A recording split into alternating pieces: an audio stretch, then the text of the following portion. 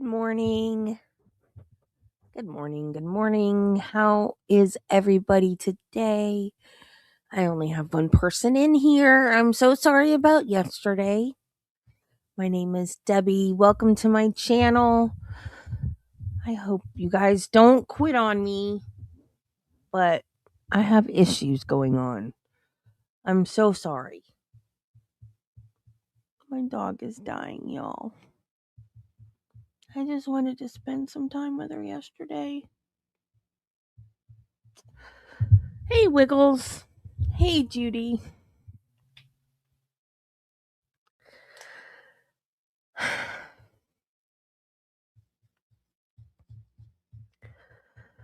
I'm sorry, y'all.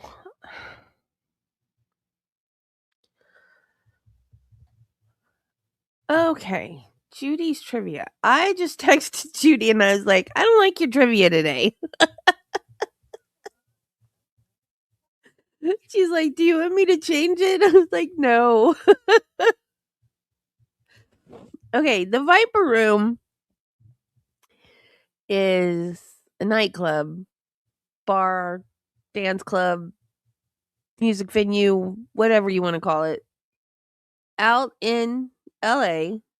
It is, I believe it's in LA. And that is where River Phoenix died, where he OD'd. Well, he actually died outside. I think he died before they got him to the hospital. He OD'd in the club, he died outside. Um, so that kind of makes it notorious. Johnny Depp owned it with some other people. I don't know the names of all the other people. But apparently, first off, I did not know this. I can't believe I didn't hear this yesterday because I was sitting there scrolling through YouTube. That's where I get my news from, is YouTube. I don't listen to mainstream media anymore. But addressing the elephant in the room, yes, Prince Andrew has been. He's not Prince Andrew anymore, though, is he? And he just Andrew now. Prince Andrew has been arrested. Yay! Yay! Yay! Anybody on the Epstein list that participated 100% should be arrested. Okay, Viper Room. In 1999, the relationship between Depp and one of his business partners, Anthony Fox, deteriorated. Fox sued Depp, alleging that the actor hid assets in another company to defraud him. He was due to testify in court in 2001 in front of Depp and 4 other business partners associated with the club. However, on December 19th, 2001, Fox mysteriously disappeared. His pickup truck turned up a few weeks later, but Fox was never found. In 2004, in a settlement agreement, Depp gave his share of the Viper Room to Fox's daughter, who sold it. So I texted Judy, I'm like, are you insinuating that Johnny Depp made his business partner disappear? And she said, no, just trying to explain the settlement. She goes, you want me to remove it? I'm like, no. It's just, there's always going to be scandals surrounding the Viper Room because that's where River Phoenix died.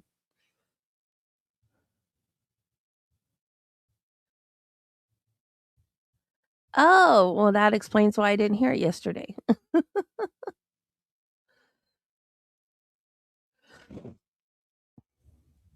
Thank you, Wiggles.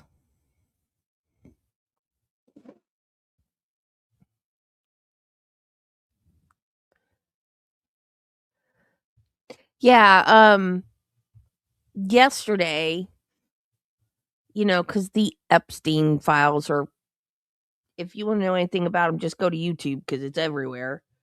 Every time they talk about Andrew, it's like former Prince Andrew or Prince Andrew. Oh, but he's not a prince anymore, so Yeah, I knew that he'd been stripped of his titles. And for the longest time, y'all, every time I saw him, I never equated him with his younger self and Sarah Ferguson. Like, because she used to be this one of the spokeswomen for Weight Watchers, and I loved her. And so I just keep thinking of young, cute Prince Andrew and her as a couple, and it never dawned on me because he's like fat, bald, and ugly now. Well, maybe not completely bald, but and yeah, yeah. And so I just put two and two together the other day that this what is our code word for the P word? That person that I keep seeing in interviews and documentaries and stuff like that about Epstein is that same good-looking guy that was married to Sarah Ferguson. Like, I just put that together the other day. I was like, "Oh my god. I'm slow, but I catch on eventually." So just a few months ago. Wow.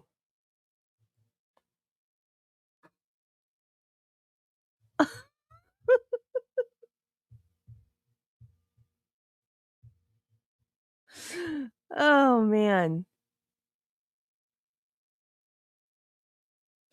I just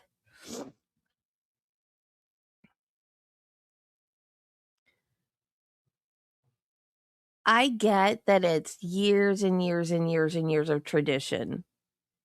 So, it would not bother me if I fell in love with someone who was a royal. I would go through all the hoops and, whatever I had to do because that's tradition. And that's why I can't stand Meghan Markle because what are you doing? That's who he is. That's his heritage. That's what he was raised. He was raised learning all of this stuff about being a royal. And now you just come in and just throw it all away. So I don't like her. I've lost respect for Harry, who I used to think was such a catch. Like, so cute and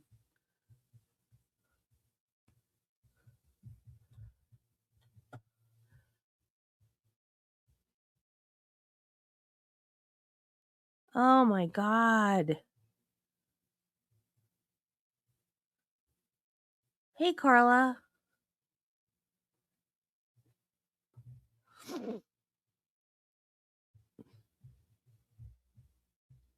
Yeah, and that was the only reason why they wanted her to marry him. That's why. Well, I think wasn't is her name Camille, who I guess is technically the queen now, or whatever title they give for the married person. Um, I used to be infatuated Camilla. Yeah. Um, Queen Camilla. Yuck. um, I now this is way back because I was obsessed as a kid with this. She was like a preschool teacher that was marrying a prince. And I just thought that was the coolest thing ever. I watched the wedding and everything. Um, and then, I watched documentaries about them. And then, of course, after her death, there were all kinds of documentaries and stuff that came out. And the one thing I remember was that the Queen wanted her to marry Charles because of her looks. She wanted to have good-looking grandchildren. But Camilla, if I remember correctly, was divorced. So that was a no-no, and that was why he wasn't allowed to marry her. But then when he divorces Diana, then it's fine. He can marry her because now he's divorced. I don't know. Like, what are the rules? Is it a Catholic rule or a royal rule? Like, I don't know. No, I haven't. I need to. Where is it streaming? Is it on Netflix? I need to watch that. Because I'm interested in, like, I'm not interested as in it's cool to be a royal, and I'm just interested, like, they're people, that are just born into this thing. But I'm interested in the things they have to learn to fulfill whatever destiny they're supposed to have. You know what I mean?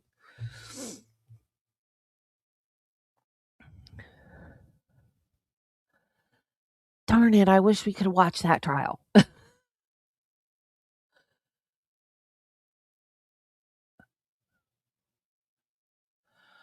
Oh. Oh, so she wasn't divorced when they were first together. Well, that sucks. I'm gonna have to watch that show. Okay. So we were still on Johnny's Cross, I believe, and it was late in the day, so I said, let's take a break. So they had a sidebar or something, or they were arguing over some type of evidence. I don't know.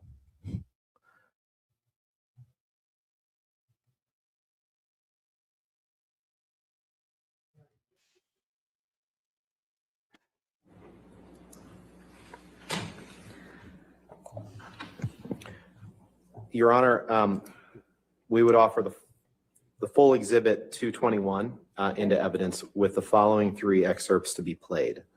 The first is the start of the audio through 1 minute, just the first full minute, and then 2:50 through 3:20, 2 minutes and 50 seconds through 3:20, and then 9:30 through 10 minutes. All right. Please. So 221 in its entirety in evidence, but you play those excerpts. Kind of.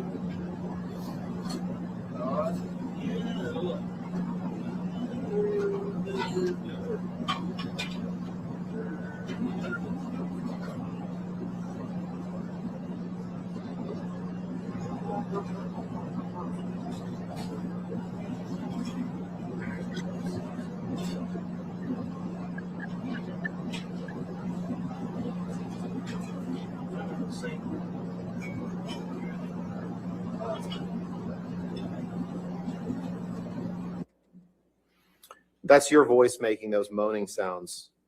Sound like an animal in pain, right, Mr. Depp? That's exactly what I said before. Yes, that is sounds like a pained animal, and Let's it go to is my voice. 250, please.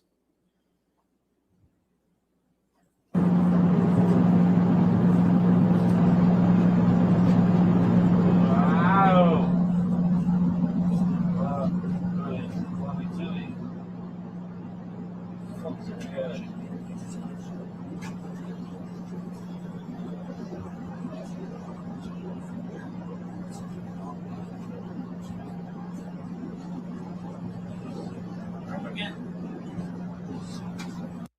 No, this is the Boston plane ride where he supposedly kicked her or whatever he did. I think this is he was supposedly kicked her. Does he sound like he's in any shape to kick anybody? He sounds like he's in terrible pain. But they're trying to say that he was drunk out of his mind and was just wreaking havoc in the plane. But to me, that sounds like somebody that is miserable in pain or I don't know what. Yeah, that's exactly what it sounds like. So I don't know how he was walking around the plane kicking people and destroying stuff if he's moaning on the floor. But whatever, Rottenborn. Whatever you think.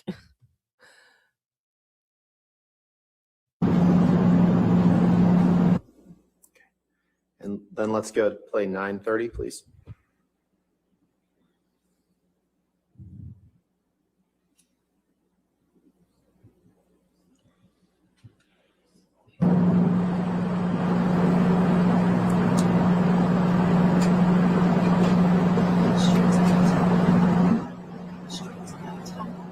No.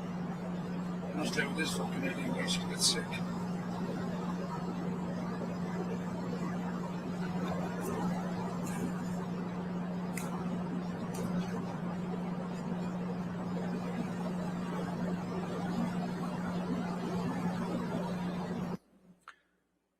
Mr. Depp, do you know who the male voice is who at around 9:41 says, "No, I'm going to stay with this fucking idiot in case he gets sick"?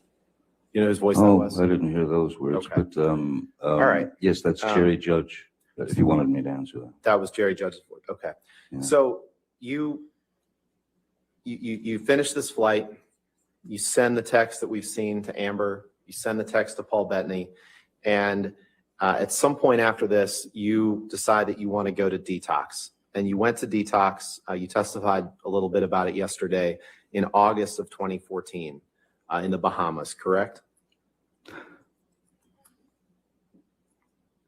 The recording of the pain noises is not from that flight, sir. Not my question. My question is, you went to detox in August 2014, right? Don't recall exactly. And you were there on the island with... Oh, on the island, yes, Yeah, of course. you were there on the island with Amber and Debbie Lloyd and Dr. Kipper, correct? That's correct, yes. You and Amber were on one side of the island, right? Yes, And Amber was effectively dedicating herself to your well-being during this detox process, correct? you could describe it as that, as. Tell the truth, at the Johnny. beginning, It yes, wasn't. certainly. She was trying to help you get through it, right? One would think. And as far as you know, she's never been in any sort of detox in her life, right? Certainly not when you were together, correct? No, I don't think so. And we all heard your testimony yesterday. Detox, it sounds painful. It sounds tough. Fair? Yes, that's.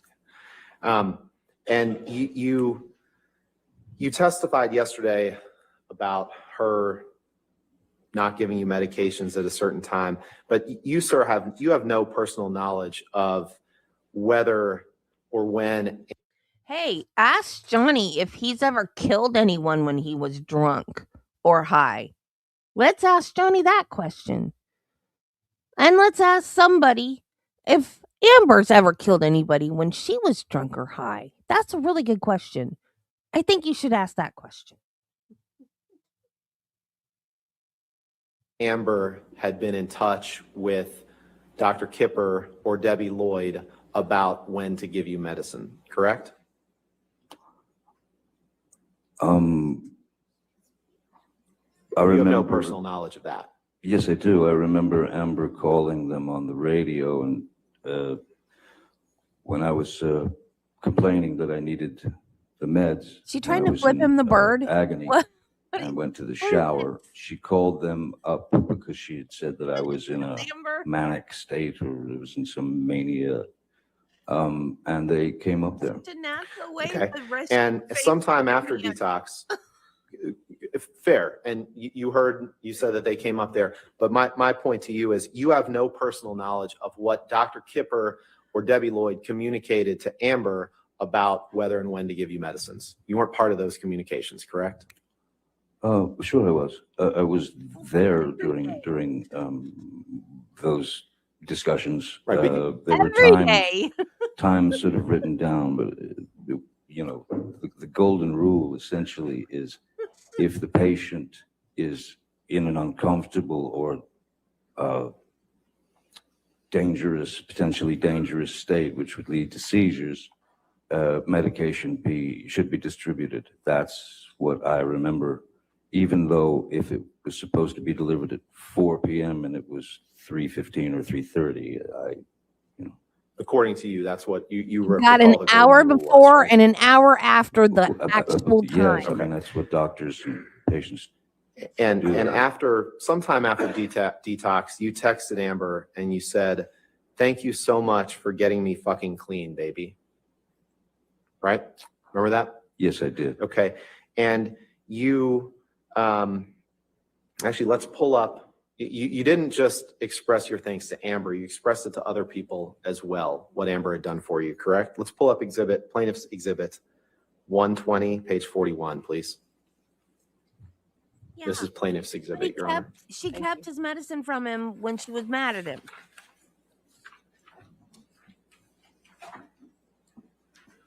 That is the actions of someone that's been abused. Is this a screen thing or am I searching for something? This is a screen thing. Okay, thank you.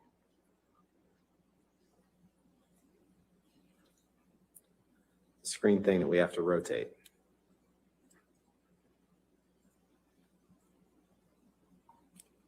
And the only question I have for you is the question on the top of the page. Yes. Sent on August 19th, 2014 from you No, to not yet, Paige. Ken. Now, Paige is Amber's mom, right? That's correct. Okay. Your Honor, I'd move for the admission of just Not this yet. page of this exhibit with just that text and the Hey, Terry. identifiers redacted. Which page of this exhibit is it? I'm sorry? Which page of the exhibit is It's it? at page 41, Page 41. So or it's listed as exhibit 120_0041. Okay. 120. Let's make it A, page 41. Is that one? That sounds good, Your Honor. Thank you. Okay, page 41. And do we want it redacted or So just to be clear, if it's just the top Just the top text text, message yeah. and the identifiers are removed, we have no objection. okay? So if we Yep. redact that way, Thank you, Your Honor. And just that page, and yes. just Yeah, sure. page 41. Okay. All right. So 120A in evidence as redacted.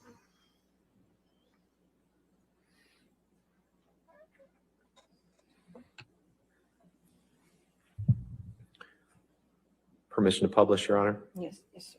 Thank you. Mr. Depp, this is in this text that you send to Paige Heard, Amber's mom, on August 19th, 2014, you say the following, and I understand that you gave certain testimony yesterday about what you perceive Ms. Heard's role in your detox to be, but on this date, you sent this text to Ms. Heard, to Paige Heard, and you say, "I couldn't have made it without her. I would have gone for a swim and swallowed a big drink of ocean without her, to be honest.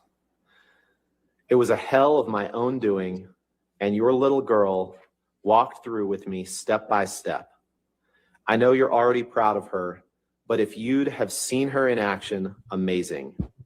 It was an exercise of monumental patience and instinct. I wouldn't be alive, sweetheart. There were more than a few times when I thought it would be more simple to take that route. It was Amber and Amber only that got me through this, and it was not easy. Thank you for her first.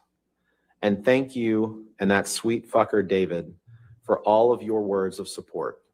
I'm through the other side now, I think. I hope. All this boys love, your son outlaw. Did I read that right? You did, sir. You can take that down. Thank you.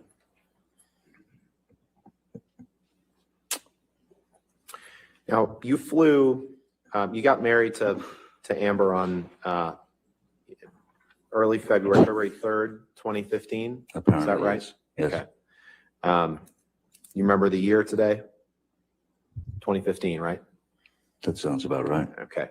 And Yep, that's what I said. That's a classic abused person thing.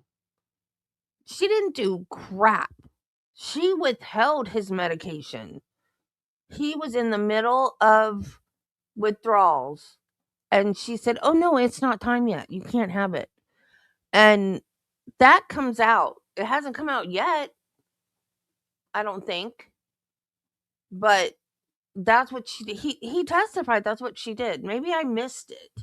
Maybe I was doing something with the dogs, or I don't know. But he did say that. So I wouldn't credit her with helping him get clean, because she didn't. Because to help somebody get clean, you give them their detox medicine. Because withdrawal, the only time I've experienced withdrawal is with prescription meds that, if I run out and I don't get them filled right away. And so it's not like the kind of withdrawals that he went through. It's very minor compared to what he went through. And even that was miserable. I'm like, I don't ever want to run out of my medicine ever. I like the ones that I've taken that I've had withdrawal symptoms from. I make sure I get those filled on time, because I don't ever want to feel that way again.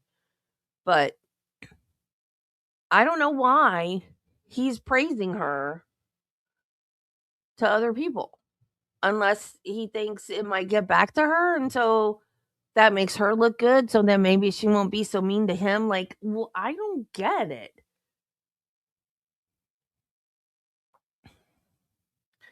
Yeah, he is, the thing about defense attorneys, or not even defense attorneys, all attorneys, it's an adversarial system, but you're just doing your job. You don't have to be rude and mean, and a lot of attorneys just come across as buttholes, and this is one of them. I do not like this man, or Elaine either. Right. It's just, you just don't feel like, I get exactly what he's saying about the opiates, how you keep taking them to feel normal. You just don't feel right in your own body. It's so hard to explain. And then when you take that pill again, it's like, okay, now I feel normal. Mine, the one that I don't want to use the word addicted, I guess dependent on, is a medication for my fibromyalgia that I've been on since my mid-20s, and now I'm mid-50s, so 30 years. And I need it for the fibromyalgia, and it's one that I already know I'm going to take for the rest of my life. So I just make sure that I don't run out of it anymore, because when I do, like even a few days, I'm just like, oh my God, I feel like crap. It's just so hard to explain. But yeah, if it was like a different drug that I was on high amounts of, then I would get, the shakes and the sweats and the seizures and the, what all else. But yeah, withdrawal's not fun. Absolutely not. And she withheld his medicine. And yeah, that's exactly what he's trying to do. That's why I said, ask her the question, or ask both of them the question. Have they ever killed anybody when they were drunk? Because I don't know how she got out of that. And I don't remember how old she was. She was still in high school. And she killed one of her friends because she was driving drunk. Oh, is that why they praise them? I knew they did. I knew that was a classic abuse thing. But I didn't know exactly why they did it. So you talk up your abuser so people don't think bad of you for staying. Okay. Yeah. You don't have to be mean and rude. Just ask questions. I like King Charles. I've always liked him. Even with the crap he did to Diana and everything, I still like him. I've always liked him.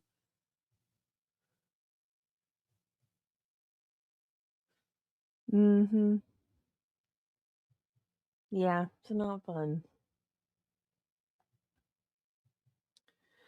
And you know, I used to be like drug addicts are just, hey Paul. Drug addicts are just, you know, they chose to take a drug and then they got addicted to it and it's all their fault. That's the way I used to be. But I'm not that way anymore because that was from a surgery that he had and he was on pain medicine.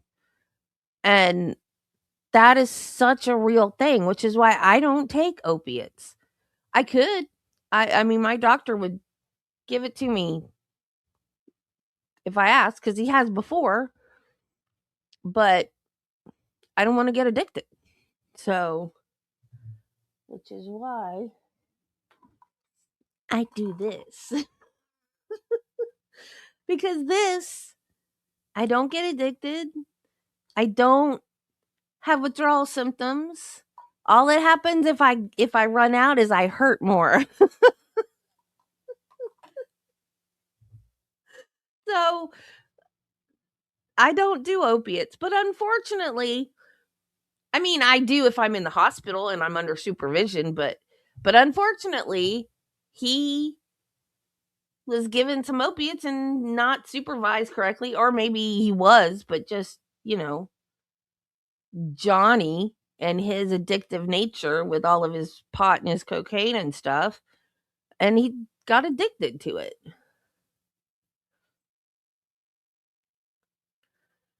Yeah. Yeah, which is why I don't take them. I would hurt before I would take them. Now, like I said, in the hospital, that's different because you're under supervision and, but yeah, she didn't help him. She withheld his medicine. A week after your wedding,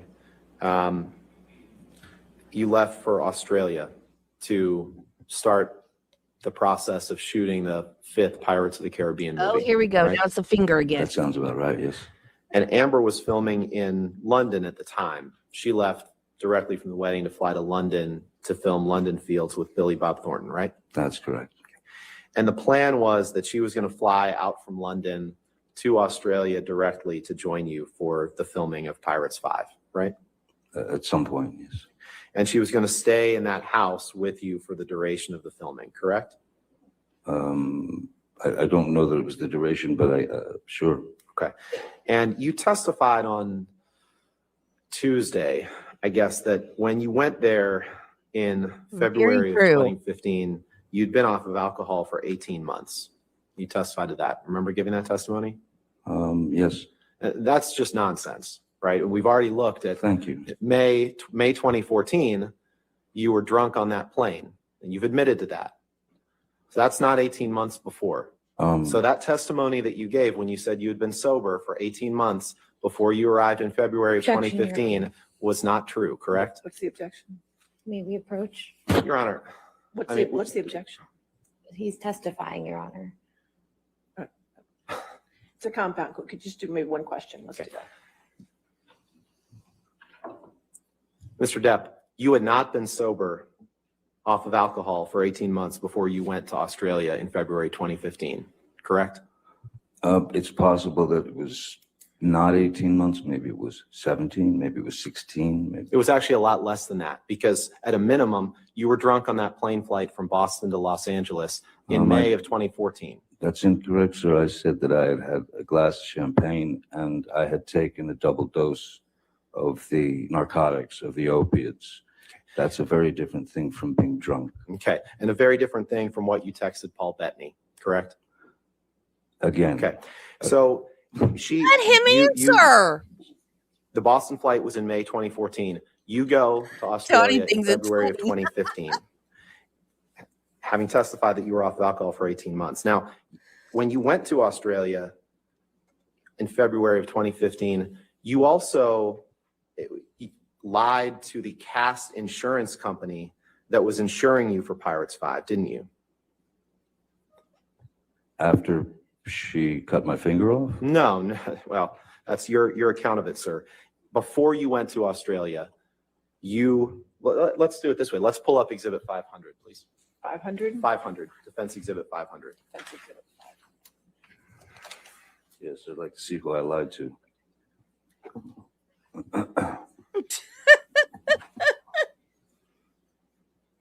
This was the best part of the trial because Johnny's just Johnny. Mr. Depp, you see this as it's called a cast insurance medical certificate, correct? Yes, I see that, yes. Okay. And it's dated, this is in, I believe it's in not the way we do dates in the US, because you can see on the lower left column, examinee's start date of filming 16/2/2015. So that means February 16th, 2015, correct? Correct. Your And Honor, the date of the exam, before we go any further, we'd ask to be able to see this entire document. I'm just asking about the top of it. I'm happy if we want, there's specific parts I'm asking about, but if they want to scroll through it, that's fine. It's unclear whether Mr. Depp has ever even seen this, so we just appreciate the courtesy of being able to see the entire document. That's fine, Your Honor. I mean, All right. I'm going to direct him to certain parts of it, but that's fine if they want to. I'm just trying to move things along here. I understand. They should have seen the whole document in discovery. Did you not give it to them?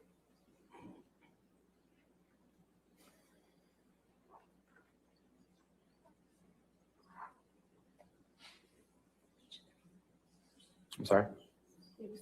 I have a hard copy if you'd like to look at that. They'd like to see page 3.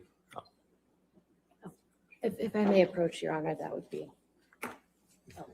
It's What, I'm confused. What, they just scrolled to the last page, so we can just view it here. Thank you. Okay. Thank you. Sorry. I appreciate that. go, Mr. Rottenborn, your question? Yes, I do. Don't be suspicious. No. Don't be suspicious. Don't be suspicious. Don't be suspicious. Don't be suspicious. Don't be suspicious. Don't be suspicious. Don't be suspicious. Don't be suspicious. Don't be suspicious. John Ralphio? Kom, je dikke stand is op! Kom eruit! Je dikke stand is op! Je dikke stand is op! Mr. Depp, this is your signature on the page of the document being displayed here, correct? That is And it's dated February 11th, 2015. correct. Your Honor, with the understanding that if the exhibit for the court will have to redact signatures, I'd move for admission of this document and permission to publish. Any objection? Your Honor, may have some medical information, so at this time, we'd like an opportunity to ensure. This is an insurance form with medical information. I just want to make sure we're not publishing anything that shouldn't be. Your Honor's made clear that anything that comes into evidence in this case will be published to the jury, whether it's Well, there may be confidential or irrelevant not. medical information that Your Honor has already ruled is not admissible. Approach, please come here.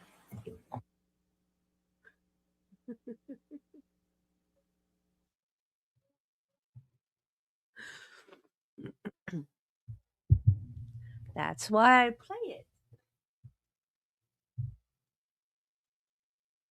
Rottenborn is so rude to everybody.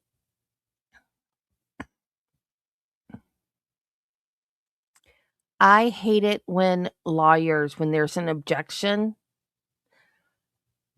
every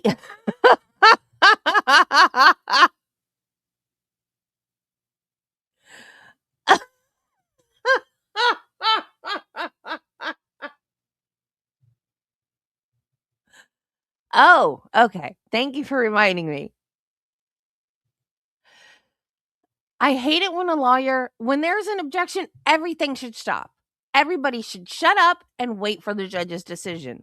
So I hate it when a lawyer keeps going, even if it's to talk to the judge. No, you don't argue until the judge says to argue. What do you say or whatever? That is when you speak. When there's an objection, everything is supposed to stop. So I don't like it when the attorney keeps going, even if they're talking to the judge. That's not how you do this. It's not a free for all. Objection means stop.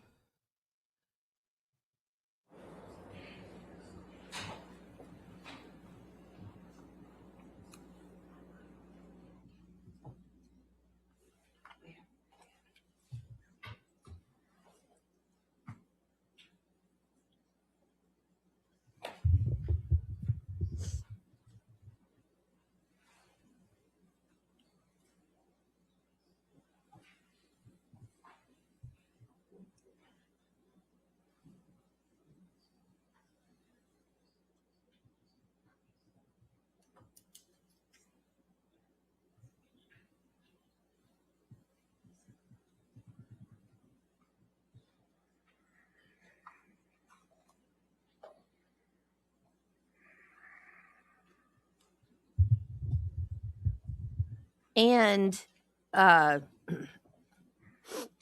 she's right.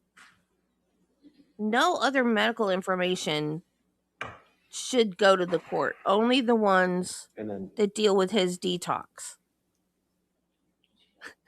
It certainly does, Judy.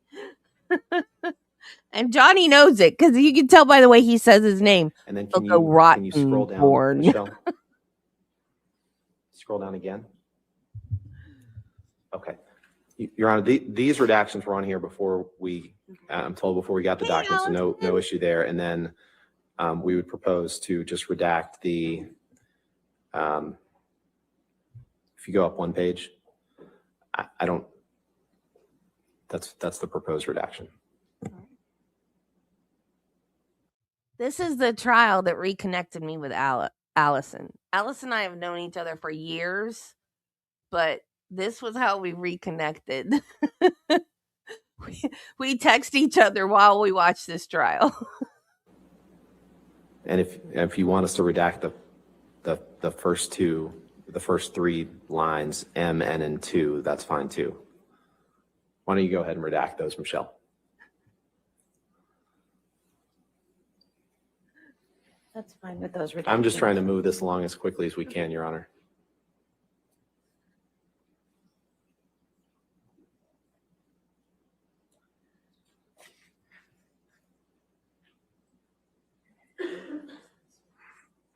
All right. 500 in evidence with the redactions. And you have agreed redactions. Okay. Yes. Thank you, Your Honor. So we looked at your signature, Mr. Depp. If scroll down, please, Michelle. 2 more pages. There's your signature, and then this is it's an insurance form for Yeah, we were just talking about that. How that the studio Disney took out for you filming Pirates 5, correct? I guess so, yes. Okay. And you see the role here. It's listed as Captain Jack Sparrow, Johnny Depp, coverage status, full coverage, effective date, February 11th, 2015, right? I see that. And you're aware it's not uncommon for studios to want to insure actors that are playing in a movie in case something happens, right? It's happened for 30 plus years for me. Correct. So if you can scroll up, please. And in order to do that, you have to provide certain information to see if you're insurable, right? Correct. Okay. And in this document, which you signed, dated, I believe, February 11th, you were asked the question, are you currently using or in the last 12 months, have you used any of the following? Michelle, let's unredact Well, there's section B is illegal substances, whether prescribed by a physician or not. Please. And you check the box to the right. Michelle, is there a way to unredact Yes, dear. I covered it. Where were you? that the headers in that column so we can see which one is yes and which one is no? Wait. Rottenborn. Hello. He lied on an insurance form? Seriously? Who doesn't? You're using that to impeach him.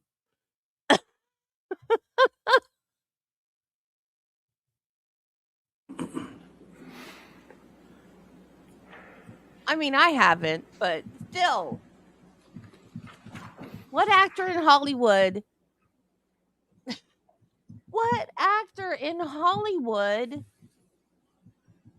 doesn't lie on their insurance forms about illegal substances?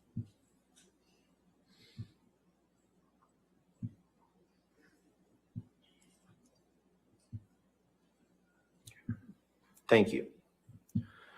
So, Mr. Depp, when you were asked the question in this CAST insurance form, are you currently using, or in the last 12 months, have you used any of the following? You say yes, that you've used some prescription drugs. And when in the question that says illegal substances, whether prescribed by a physician or not, you check no, correct? Yes, sir.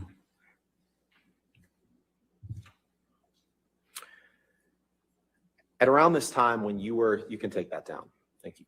At around this time when you flew to Australia in February of 2015, you were starting to feel depressed about your role in Pirates and your acting legacy generally, correct? Well, let's do it this way. Let's put up Exhibit 350, please. Why don't we go ahead and take our lunch break? Sure. Thank you, Your Honor. Okay. All right, ladies and gentlemen, let's go ahead and take our lunch break. Let's go to 2:10, okay? So don't talk to anybody, don't discuss the case, and don't do any outside research, and we'll see you back at 2:10, okay?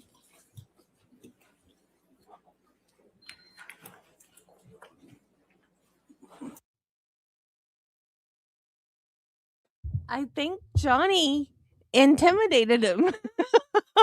He just stared at him and didn't answer the question. And Rottenborn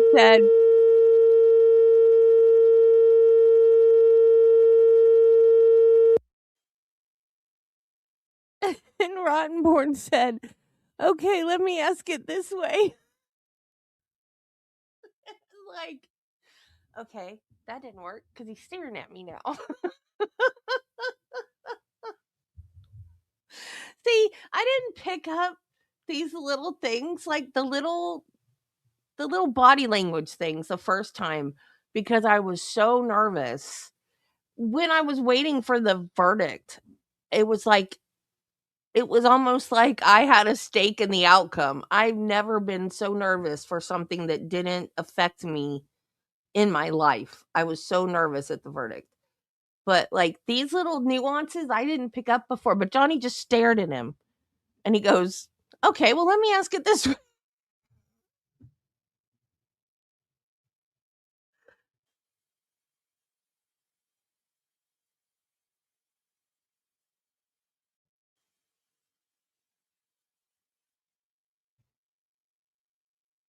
That's the way it should be in every trial. And I don't know why judges don't do that. I don't know, because the lawyers are supposed to have everything. Because discovery is supposed to be done before the trial starts. So I don't understand why. Oh my God. I thought it was paused. It's not paused. Johnny's just really sitting that still. Where? I don't see our guys, Judy. They usually sit right there. Oh wait. Is that Michael or is that I saw with long white hair.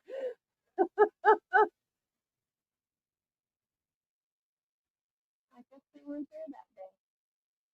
I know later in the trial they're there.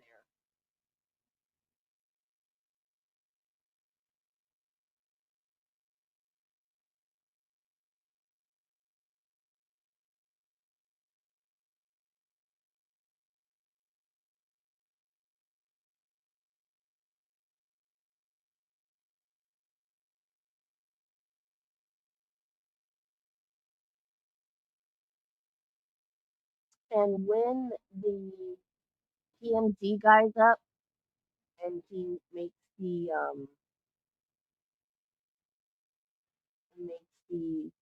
15 minutes of fame comment, I will make sure, even if I have to find another video, I will make sure we see Larry's face because that was hilarious. Paul,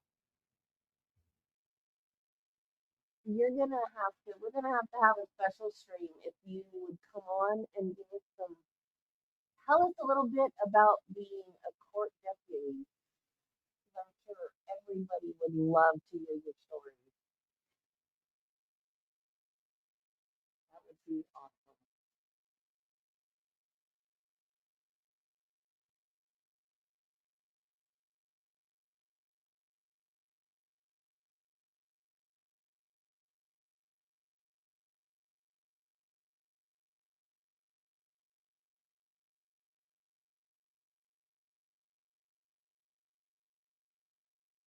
It's taking so long. Mr. Depp, is this an email exchange you had with Bruce Witkin on June 6th, June 7th, 2013? It's June 7th, 2013. Okay. And if you scroll down to the bottom, that I'm not going to read it aloud, but that email address is your email address. Is that right? I don't. Oh, yes. I don't know, but it's possible. Because he kind of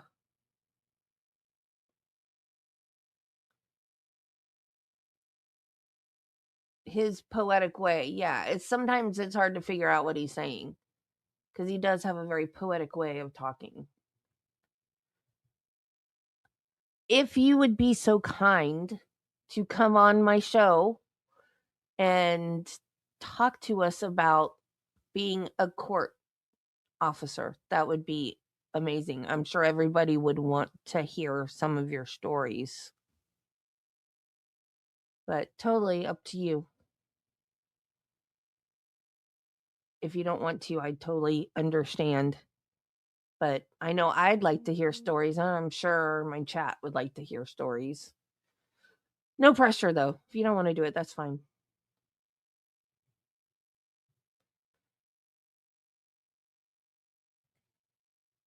Yes, sir. Yeah, okay. Thank you. So this email is an email that you sent to Mr. Witkin on June 6th, 2013 at 7:05 a.m., the one that starts with "Seriously, be woozy." Is that right? That's correct. Okay. And Bruce Witkin was a longtime friend of yours, right?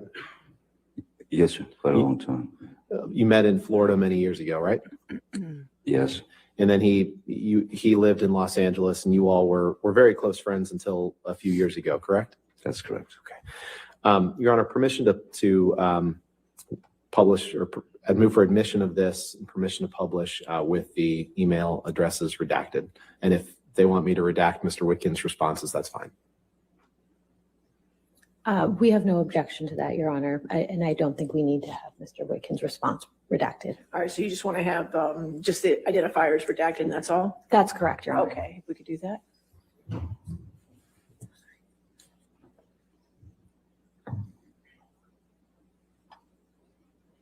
All right. Okay, now I know this is a few years before Australia in 2015, which we stopped with right before lunch. But I want to just, if you can scroll down, Michelle, please, to the paragraph that starts, "Brain is on full tilt." Maybe just blow up the first couple sentences there. Okay, yeah, perfect. So in this email to Mr. Witkin in June of 2013, you write to him, "Brain is on full tilt. The circus never stops. Feel physically fucked constantly. I'm wired up so tight that I'm barely able to deal with people on any level that is remotely enjoyable. See that? Did I read that right? Yes, I see, yeah. Now, Michelle, can you please pull up Exhibit 350, Defendant's Exhibit 350?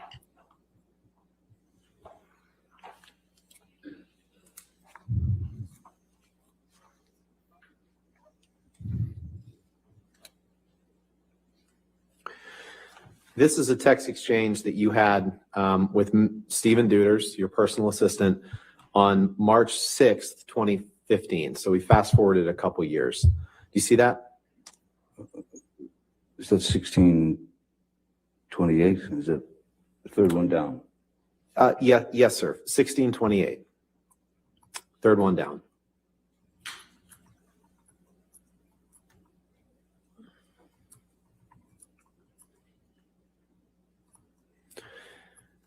And this is a text that you sent to Mr. Duders on March 6th, 2015?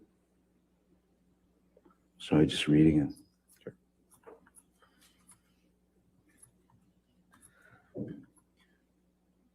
Yes. And by this point, you had been in Australia since about the week after your wedding, right? So for 3 weeks or so? Is that about right? Seems right, yes. Okay.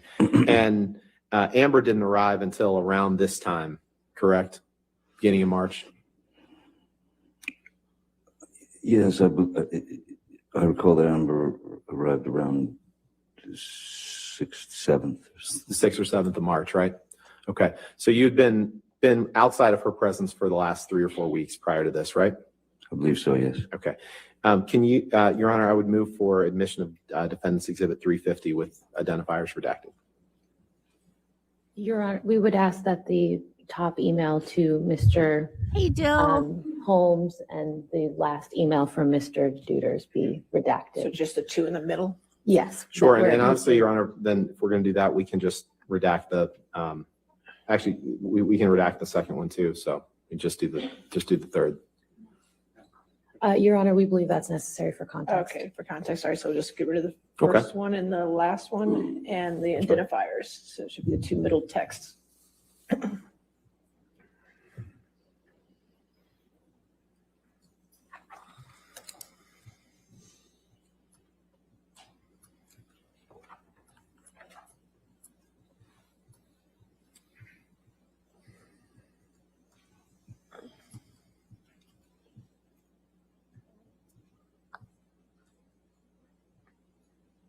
Thank you. If you could just, 350 in evidence as redacted. Okay, good. thank you, Your Honor. Michelle, if you could blow up the email starting with honestly. So this is an email. You've been in pre-production and shooting in Pirates 5 for the last couple of weeks, correct? By March 6, 2015? What was the question, sorry? By March 6, 2015, you'd been in pre-production and shooting for Pirates 5 for a couple of weeks in Australia, right? I believe so, yes. Okay. So your email to him, to Mr. Duders, your personal assistant, reads, honestly, I will not again be doing anything that involves the discussion of furthering my embarrassment of having whored for all these fucking wasted pieces of shit, nothing, years on characters that I so ignorantly started to think of as my legacy. Every cunting fight, every fucking time, I held my ugliness and rage deeper down and get in check when there was still room in my head to do such a thing.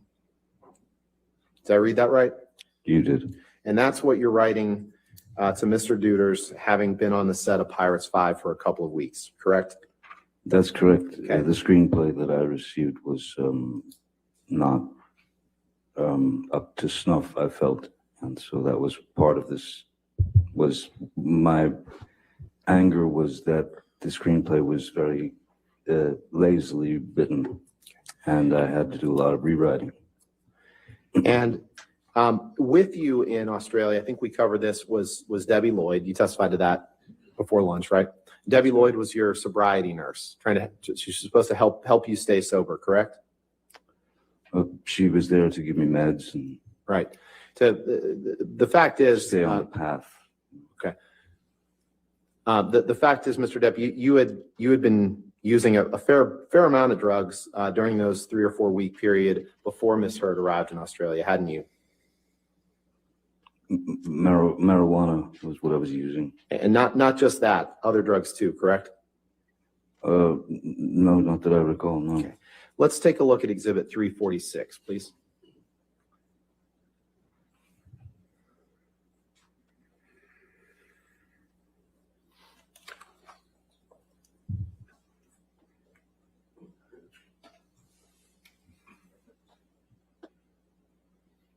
Okay.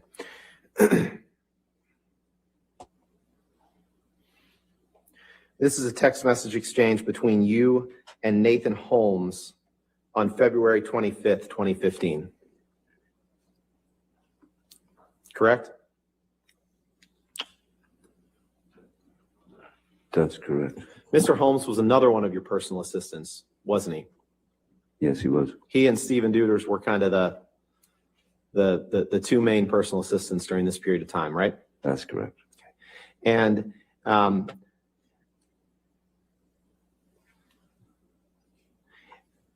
at the top of the page, the second one down, do you see where Mr. Holmes tells you Objection, hearsay.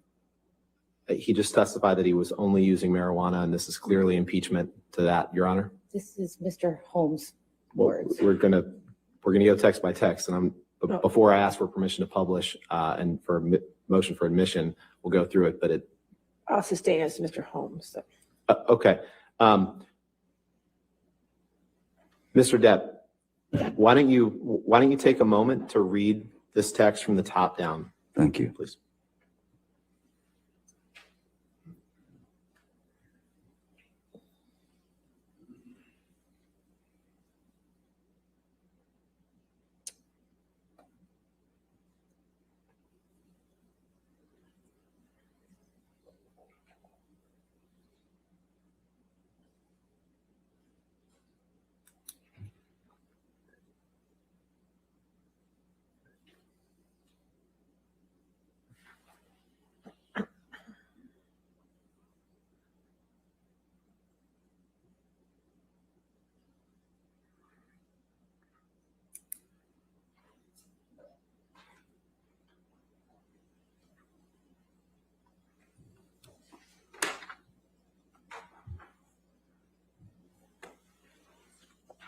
Okay, yes. Okay. So, Mr. Depp, does this refresh your recollection that, in fact, you weren't doing just marijuana in late February 2015? In fact, you were doing cocaine that Nathan Holmes was supplying to you.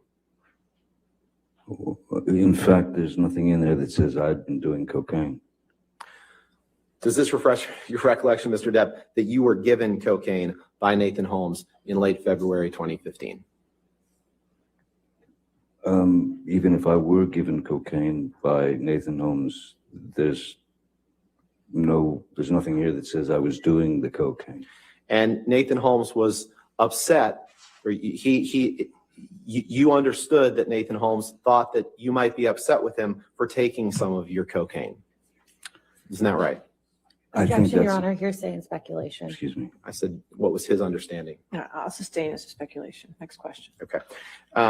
And in fact, Mr. Depp, you also were going to see Marilyn Manson in Australia around this time, correct?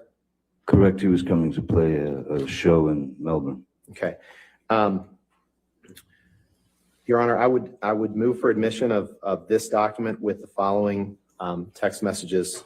We can redact whatever else they want, although I think, well, the ones that, of the witness's own words that I'd like to show are 80039, 80041, 80086.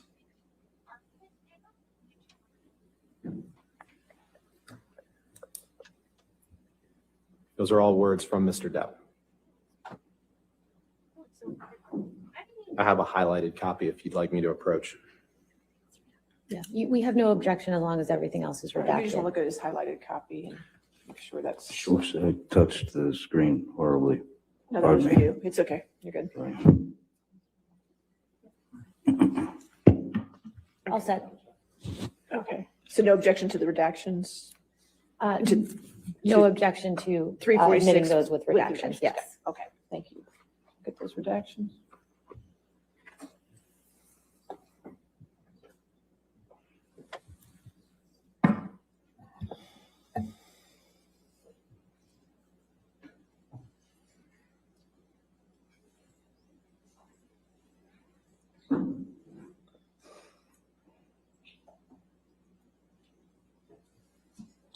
All right, 346 in evidence with the redactions. You can publish it.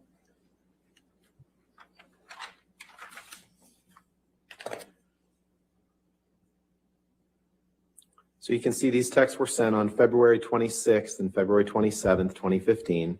And if you scroll over, Michelle, and can you just blow up the text portion of it?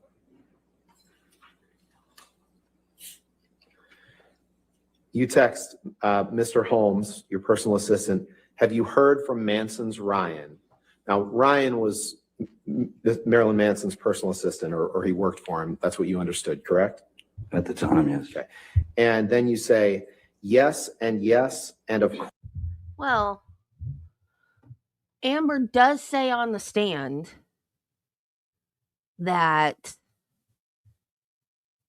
what was her sister's name, Whitney, taught him how to use a tampon applicator as a, I don't know what they're called, a thing to snort it with.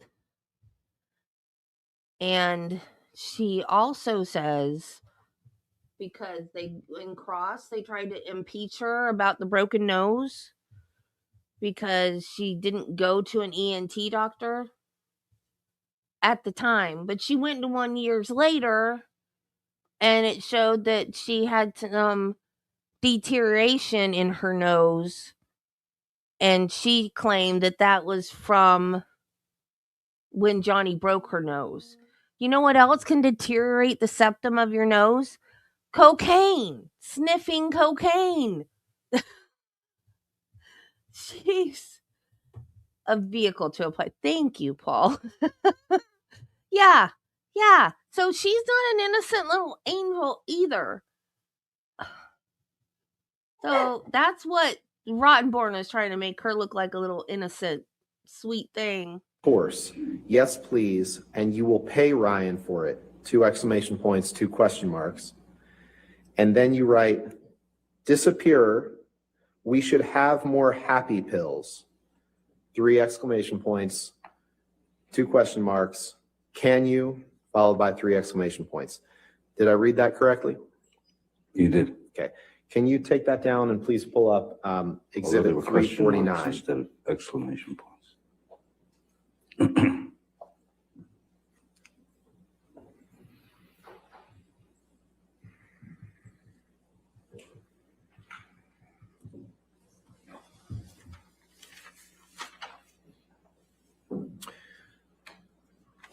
And Mr. Depp, this text exchange Not I'm a going to huge ask you one, about Nancy. is from just 2 days later, after February 26th.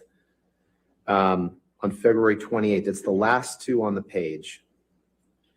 February 28th, 2015, there's a text from you to Mr. Duders. I would object to the, as hearsay with respect to the text from Mr. Duders. That's fine. Okay, you're just, so you're. So just the second to last one is all we would seek to admit. Okay, if we could do the redactions for just that. Yes, Your Honor, and we'll happy to redact Mr. Duders' response. Okay.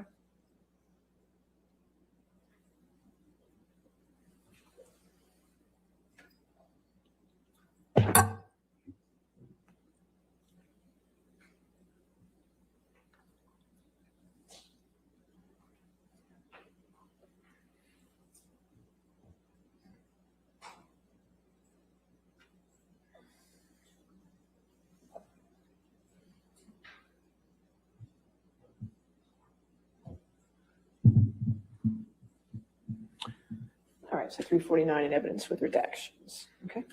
Thank you, Your Honor. So in this text message, Mr. Depp sent on February 28th, 2015, you send Mr. Deuters an email, and if you'll remember, what we had just looked at was you reaching out to Mr. Holmes, asking if he had heard from Manson's assistant Ryan, and then saying yes and yes and yes, of course, please pay Ryan for it, and then asking for more happy pills. And in this text message, you say, yay, hello, Master D. I say, I do believe that Ryan, parentheses, Munson's, gave you a wee baggage for me. Where does it reside? X. Did I read that right? You continue to read them right, yes. And the where it says Munson's, that's a typo and should have said Manson's, correct? It's a nickname. Okay. You can take that down. Thank you. So we've gone from February 26th to February 28th. I'd now like to fast forward to March 2nd of that year, 2015. Can you please pull up Exhibit 353?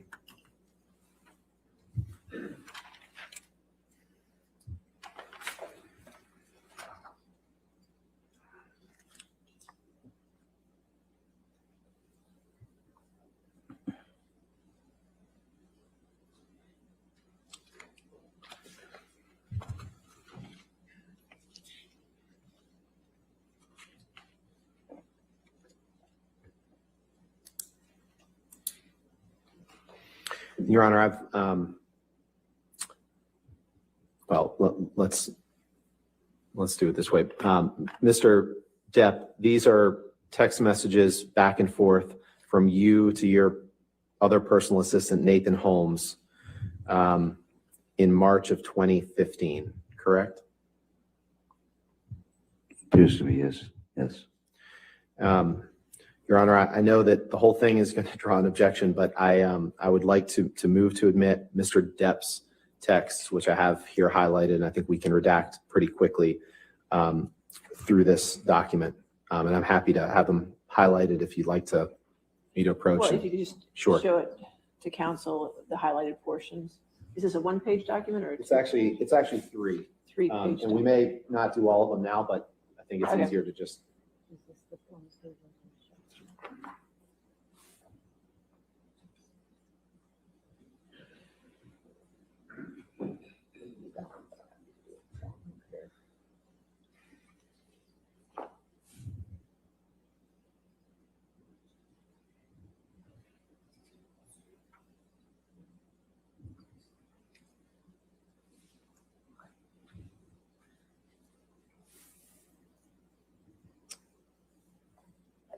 Michelle.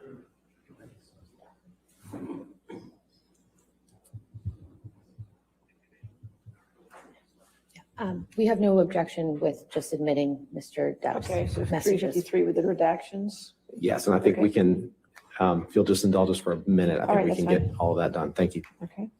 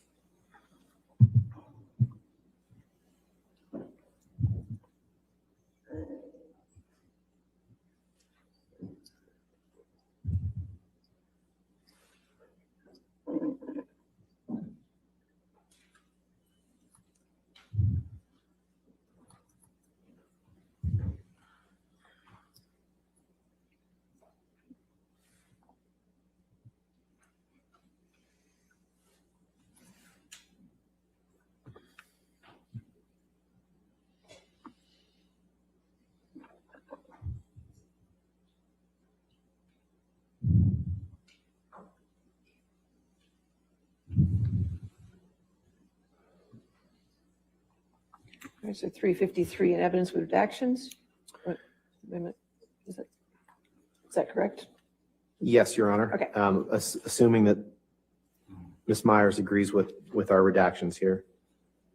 Make sure. Can we just see the other pages where the redactions were implemented? Okay.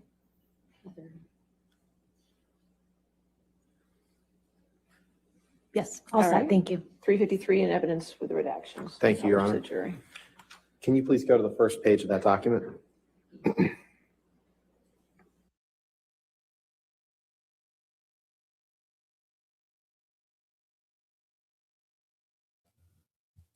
Hang on, sorry. There was a letter written by her mom. I forgot who it was written to. That said that she had frozen embryos with Elon. So biologically, they are his. Oh, well, there you go.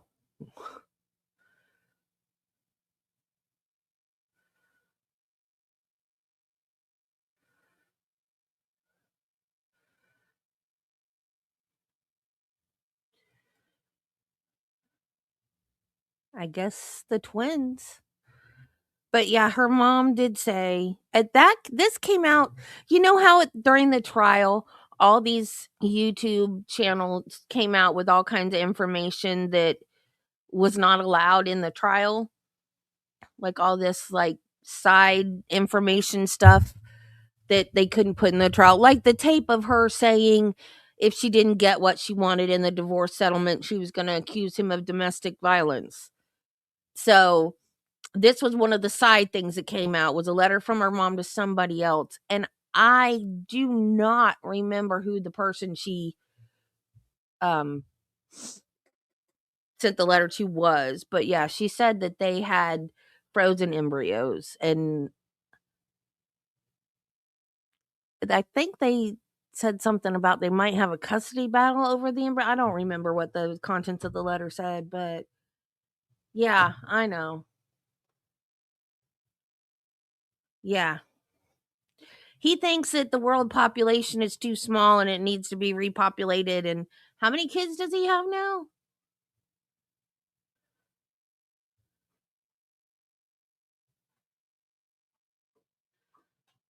No, the bio dad's is Elon. No, because now she's got something 14 kids.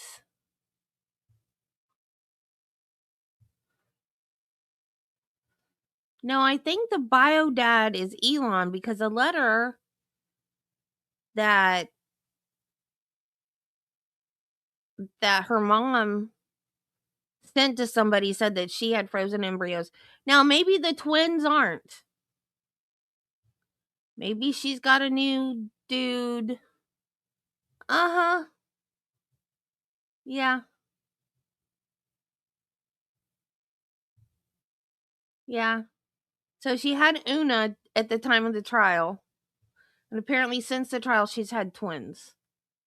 So the rumor is they're Elon's, which I have no problem believing because they actually dated. I don't know if it was after Johnny or during Johnny.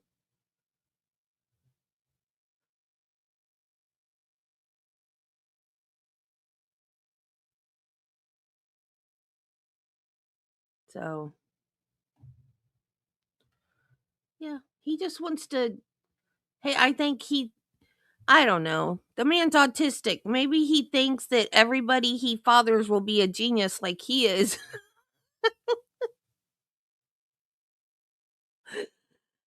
Some autistic people have a superpower.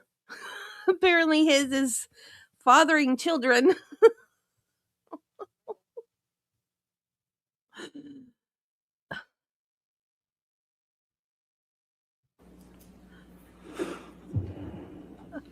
So February 26th, February 28th, now we're up to March 2nd.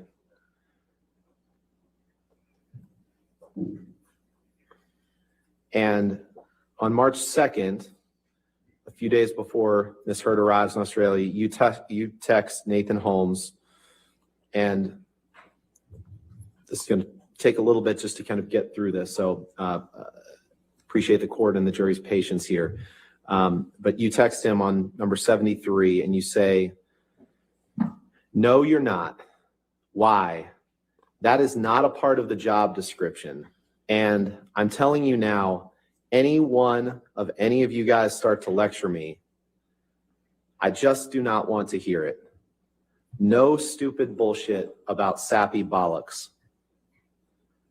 I am a grown fucking man and I will not be judged. Did I read that right? You did. Keep going, please.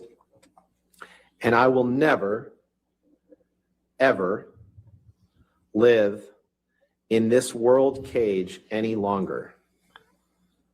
I'll do whatever I damn well please. Okay. Did I read that right? You did. Then if we go on to the next page, please. You continue and say, I don't want to depend on others for things like that. I'm not unhappy. I am insane. Big difference. Did I read that right? You did. No system. Then you say, I don't want to risk it for you or anyone. So I can get what I need. Also, may I be ecstatic again? Helps. Color me deceased. By ecstatic, you're referring to taking ecstasy, correct? It's very likely.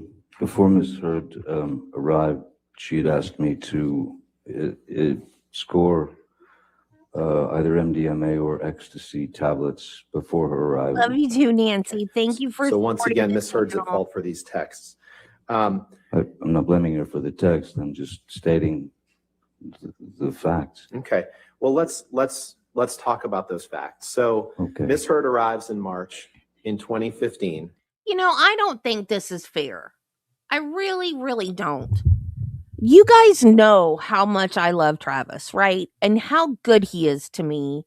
And I tell you guys stories every day about the sweet things that he does for me, right?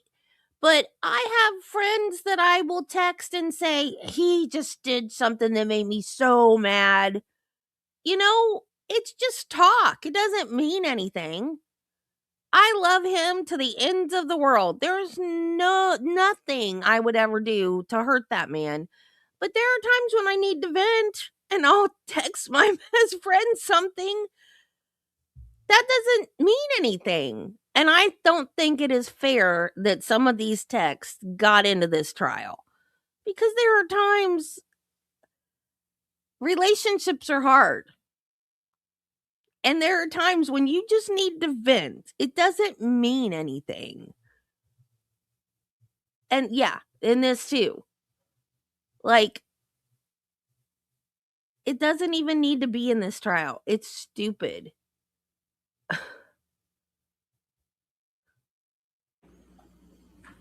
You can go ahead and actually, you know what? Let's go down one, Michelle, because we're going to fast forward a few days and we're going to come back to this. Actually, just one day. This is when you text. This is true. Mr. I don't even remember if it was Holmes or Duders at this point. Mr. Holmes, correct? And you text him and you say, This is yeah, on Mr. the Holmes. 7th. Yeah. So Yes. we fast forwarded another couple of days, I guess 5 days. You say all And kinds you of say, stuff. need more Whitey stuff ASAP, brother man, and the e-business, please. I'm in bad shape. Say nothing to nobody. Did I read that right? You did, sir. Okay. And I wanted to take a look at that, Mr. Depp, because you just testified that Ms. Heard was the one who wanted ecstasy. But in fact, when you sent this text on March 7th, 2015, this was right after you cut your finger off. No, And right after you told the doctor that you cut your finger off, you were asking for cocaine and ecstasy. That's entirely possible, correct? I'm not sure that you have the date correct about when my finger was chopped off. Okay. Okay, let's take a look. Well, I'm pretty I sure got the it. date was the 8th.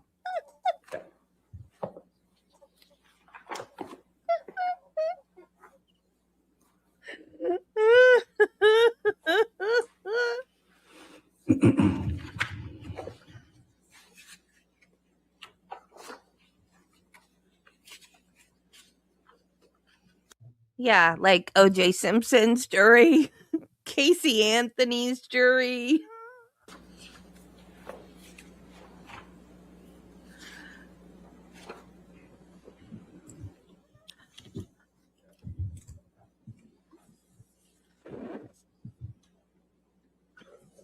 Now, Mr. Depp, you remember testifying, let's put it this way. Sometimes these texts, the dates of the text messages, you would agree that they're obviously Australia's 12 hours different from this part of the world, correct? Or something like that. Something like that. Sure, I'll agree with you on that. So the date stamps and time stamps that are reflected on these texts may be reflecting a different time than when they were actually sent. Objection foundation calls for That's messed up. speculation. You agree with that, right? No, I'll sustain the objection. Okay. Okay. Well, then let's do this. So is it your testimony that right after you cut your finger off, that you, or right after, I won't give you anything to argue with me yet. Right after you sustained an injury to your finger, Sorry. right after you sustained an injury to your finger, is it your testimony that you did not ask for cocaine and ecstasy right after you told the doctor about your finger injury? Is that your testimony?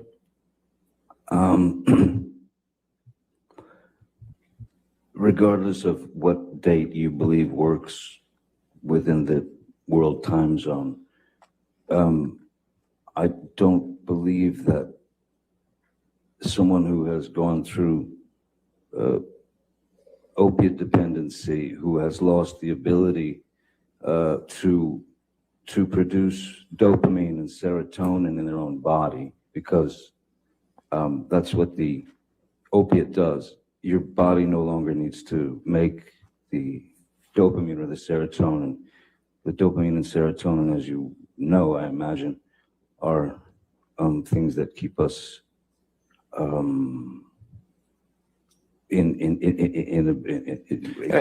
gives us our moods. It gives us. I appreciate that, but my question wasn't that. My question was, I'm just trying right to after school you you. told the doctor about your finger injury, you were asking for coke. It's entirely possible that you were asking for cocaine and ecstasy. Objection Yes calls or for no? speculation. No, I'll allow that. How does person that call for answer. speculation? He was the one asking for it. Clearly need more Whitey stuff. Yes, it's a reference to cocaine, but that doesn't. There's nothing here that says that I ingested the drug. Not saying there is, but you were asking for more Johnny, cocaine and you were asking for more ecstasy, No. correct? I wasn't asking for more ecstasy. I was asking for ecstasy because that was what I was requested by Ms. Hurt.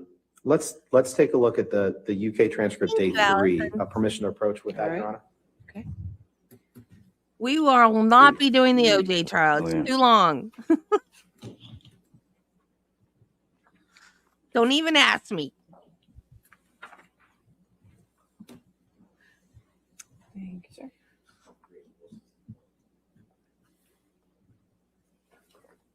Thank you. I'm sorry, I couldn't hear you. I'm sorry. I'm going to ask you to turn to page 463 and 464 of this, please. Sure thing. Yes, she is. 460. And I think she's still doing it. It is?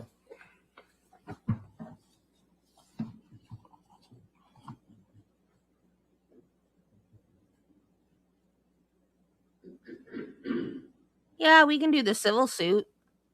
It's shorter. Are you there? I'm there, just reading it, sorry.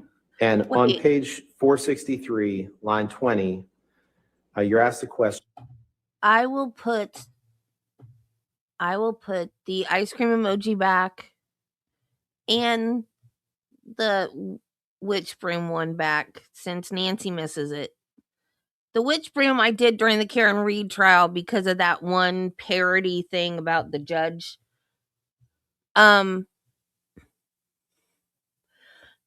I don't know if the civil suit for the wrongful death is on anything. I don't know if that was televised or streamed or whatever. No, it would have been televised back then. But there is in the Court TV archives, I think the trial that he actually did go to jail for, the one out in, was it out in Las Vegas where he was trying to steal his stuff back? I think that is on Court TV's website. So we can do that one.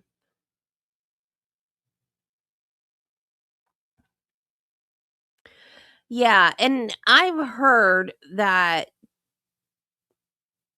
they needed, the reason why the Menendez brothers got convicted was because of the Rodney King thing and then OJ getting off, that they needed a conviction.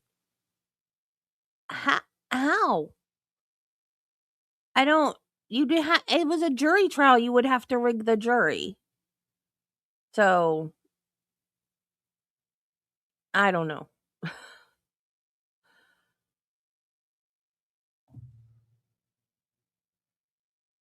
I don't know. It would have had to been rigged.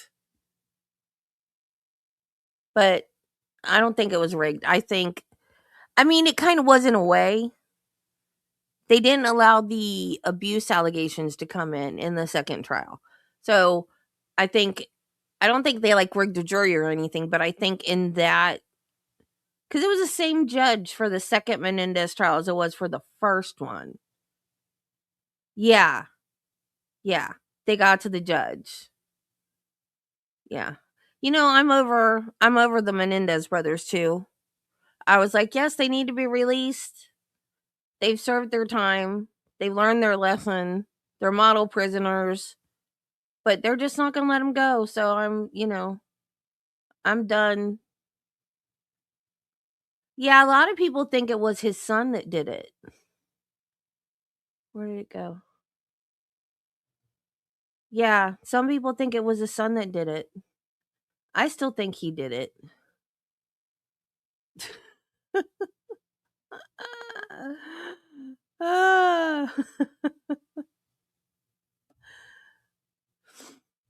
Mr. Depp, what I'm asking you about, and I think your barrister, Mr. Sherborne, agrees, the times we have to factor in, it may be we can put in an agreed local Australian time, but what is important, do you see, is the order that you have cut your finger off, and straight away, after telling your doctor that you cut your finger off, you are asking for cocaine and ecstasy. Answer, yes, that is what it, question, that is what it looks like.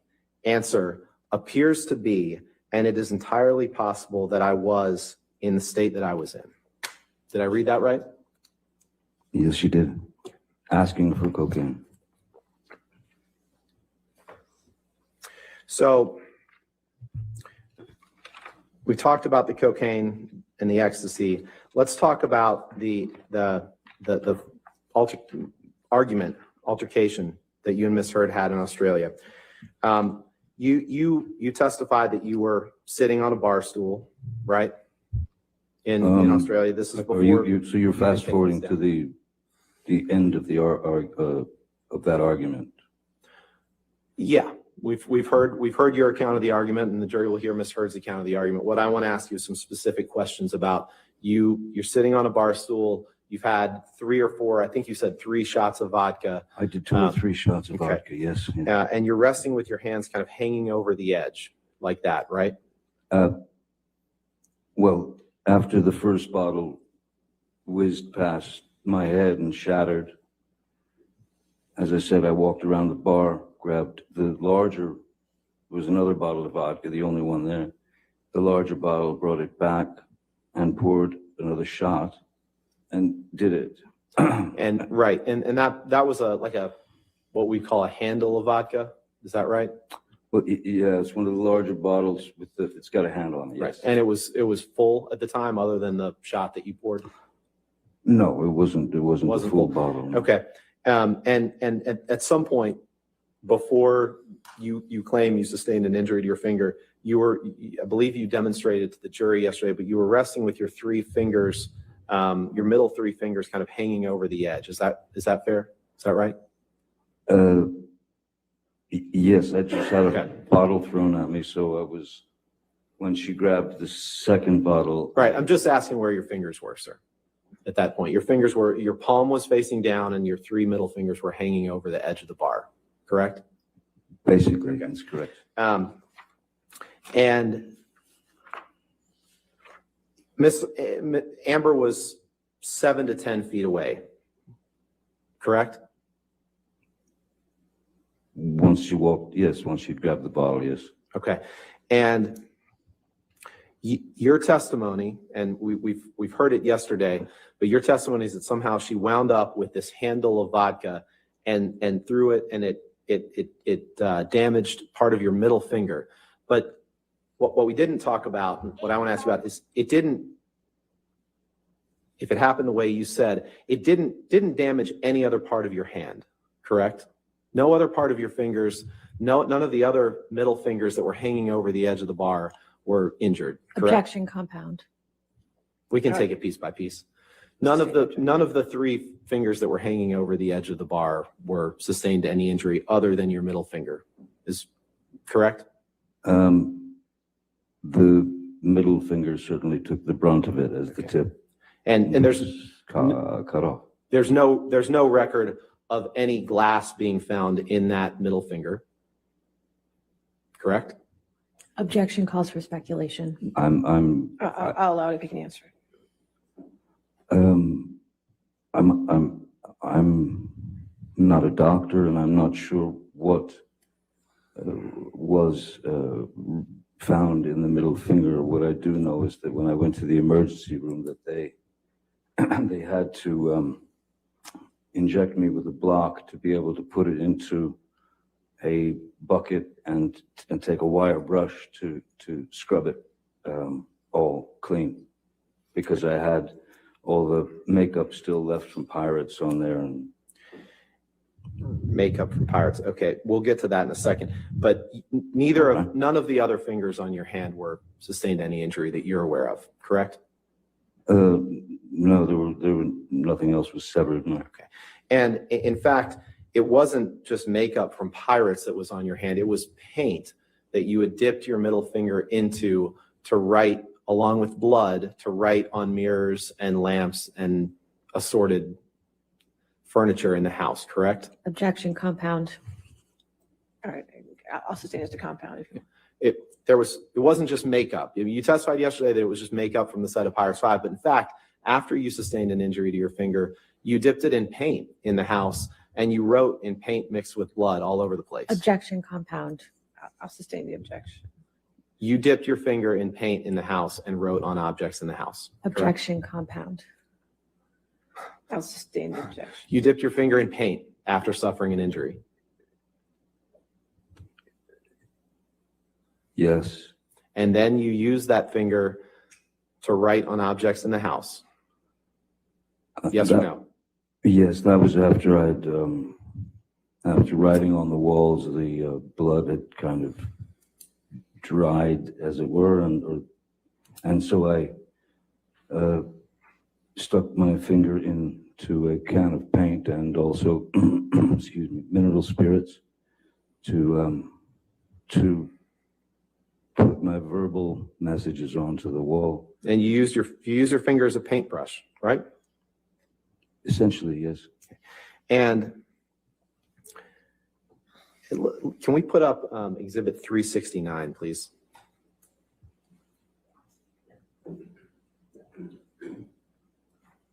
Defendants. It might be plaintiffs. Let's.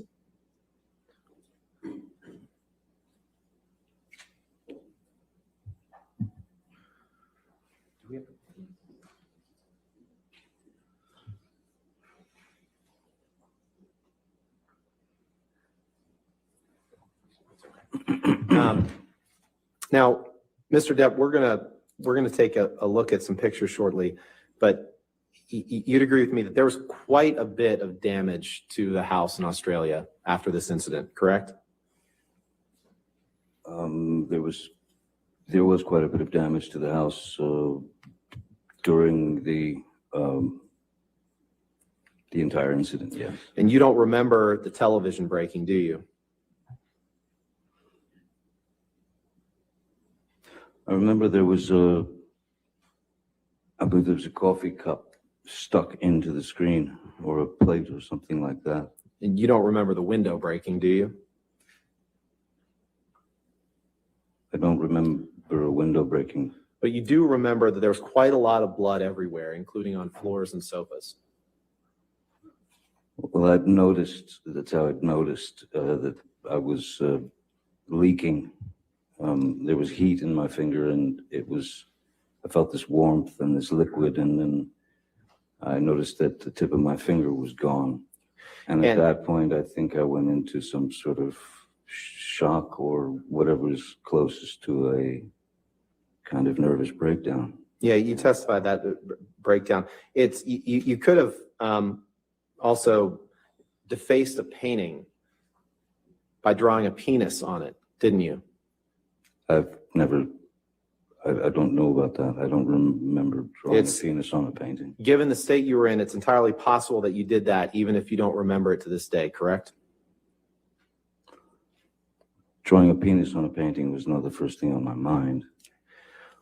I had messages to write, reminders that were for Miss Heard.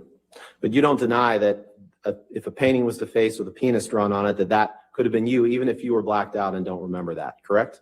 Objection, speculation. If you can. This was no blackout. I know you love the word. It was no blackout. It was shock. That wasn't my question, Mr. Depp. Respectfully, it was, you don't deny that you could have defaced the painting in the manner that I just described. Well, given that I had written some messages on the bathroom mirror and then Miss Heard added to them, it's also not impossible that Miss Heard may have drawn a penis on a painting somewhere. That's not where I was going.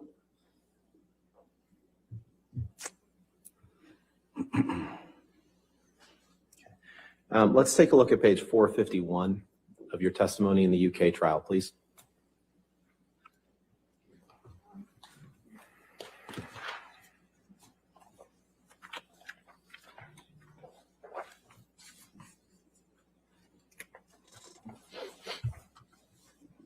Yes, sir. And if you look at page 451, line 21, please. You were asked the question, let me ask you, is defacing a painting something that you are likely to have forgotten? Answer, I recall a painting on a lampshade, on a wall, on a mirror. I remember dunking my finger into paint thinner and using paint when I had run out of blood to paint with, and I could have defaced the painting, I suppose, but I do not remember a painting specifically. Question down below on 452, line 15.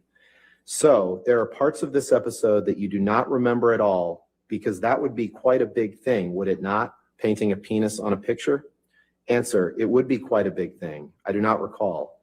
Question, it is not something you would do by accident, is it? You do not accidentally. Answer, no, I would say not.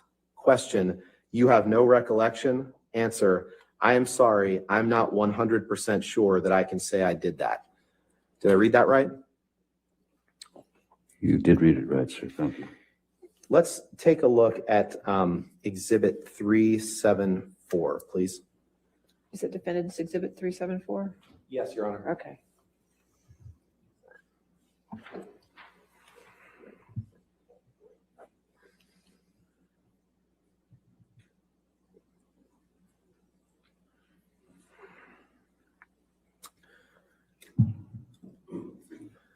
Mr. Depp, do you recognize this as one of the mirrors that you wrote on with your injured finger in March of 2015? Yes, I do. And Yesterday, you texted, I'm sorry. Thought we've seen a lot of texts today. It's all right. I did text Yeah. someone yesterday. Yesterday, you testified that you wrote on the mirror, and I don't remember exactly what you said, but you essentially said that you wrote things about your past with Miss Heard or grievances Reminders. that you had with her, correct? Reminders, yes. Okay. Your Honor, permission to move this in as an exhibit and ask for permission to publish. Any objection? No objection, All Your right, Honor. 374 in evidence. You can publish.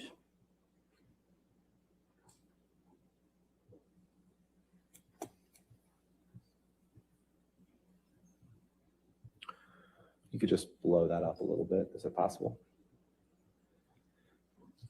So on this, which you wrote on with your severed finger, you wrote in some mix of paint or blood, starring Billy Bob and Easy Amber. Yes, sir. Miss Heard arrived directly in Australia from filming the film London Fields in England with Billy Bob Thornton, correct? That's correct. And you hadn't seen your new bride in 3 or 4 weeks, and she arrives. You're not happy about her filming with Billy Bob Thornton. And so as part of this altercation incident, after your finger is injured, you write starring Billy Bob and Easy Amber on the mirror, correct? Objection compound. I'll sustain the objection. I'll move on. Okay. Let's pull up Exhibit 375, please.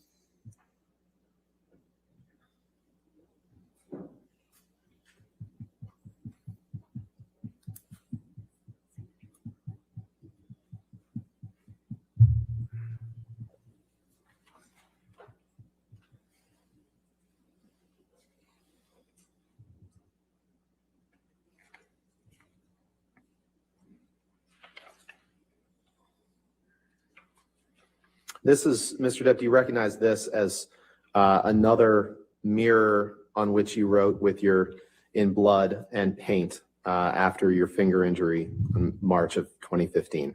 Yes, sir. That's in the same bathroom. Okay. Your Honor, move for admission of Exhibit 375 and request permission to publish. No objection, All Your right, Honor. 375 in evidence. Publish.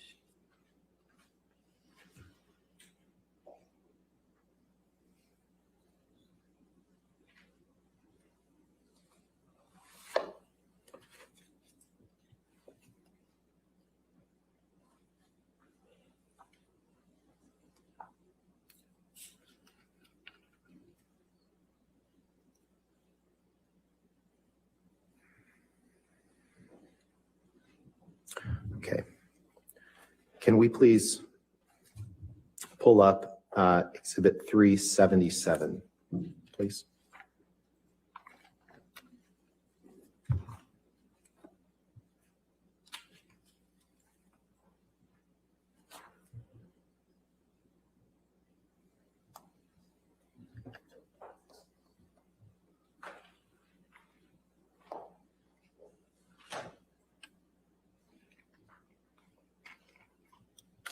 Mr. Depp, this is a picture of a lampshade that you wrote on after you sustained a finger injury on March 8th, 2015, correct? That's correct. Your Honor, move for admission of Exhibit 377.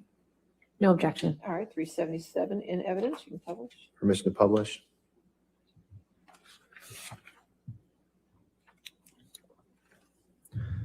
And on this lampshade, which appears to be sitting on the ground, you write some mixture of blood or paint. Good luck and be careful at top. Yes, correct. Correct? Yes. I thought it was good advice. Okay.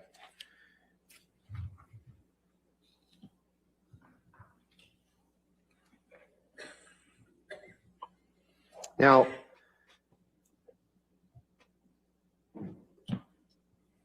you have never, and I know Ms. Heard will give her account of this incident later in the trial.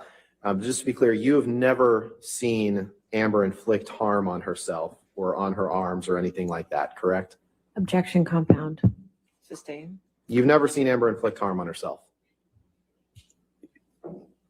And when she was younger. That depends on your definition of harm. She did when she was younger. That's quite a broad word. Can you please pull up your UK testimony at page 434? I don't think they should be allowed to use the testimony from the UK trial either. I mean, I guess legally they're allowed to, but I don't see why they should be allowed to use testimony from a trial that's already been done and over with and decided. Because to me, Objection, Your Honor. Maybe we approach. Yes. because he lost that trial and he shouldn't have lost that trial. But they do things differently in England. It was a bench trial. There was not a jury of his peers deciding that. And a UK judge sided with a UK publication against an American Hollywood star. I know why. Mr. Depp, are you there? I on get page why 434, line 25. legally it's okay. 434, okay. That's just my Yes. personal opinion. And in the UK trial, were you asked this question and did you give this answer? Question, you have never seen her inflict harm on herself, on her arms, or anything like that during the time you were with her? Answer, no, no. Did I read that right? I don't see it on page 434. Can you? You got to go to the top of page 435. So sorry if I wasn't clear. Let's go. 435, okay. Yeah, so the bottom of page Rockborn 34, people question, aren't you have perfect. never seen her inflict harm on herself, on her arms, or anything like that during the time you were with her. And then the answer at the top of page 435 is no, no. Did I read that correctly? You did.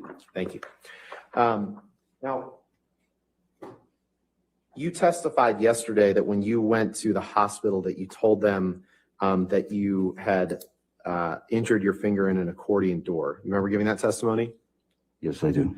That's actually not true, is it? You actually told the hospital that you had cut it off with a kitchen knife. Isn't that right?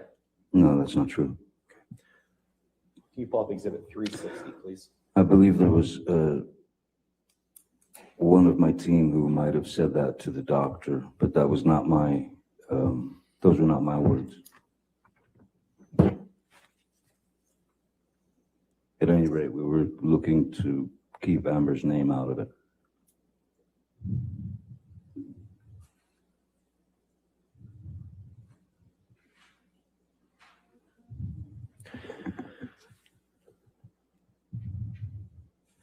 Yeah.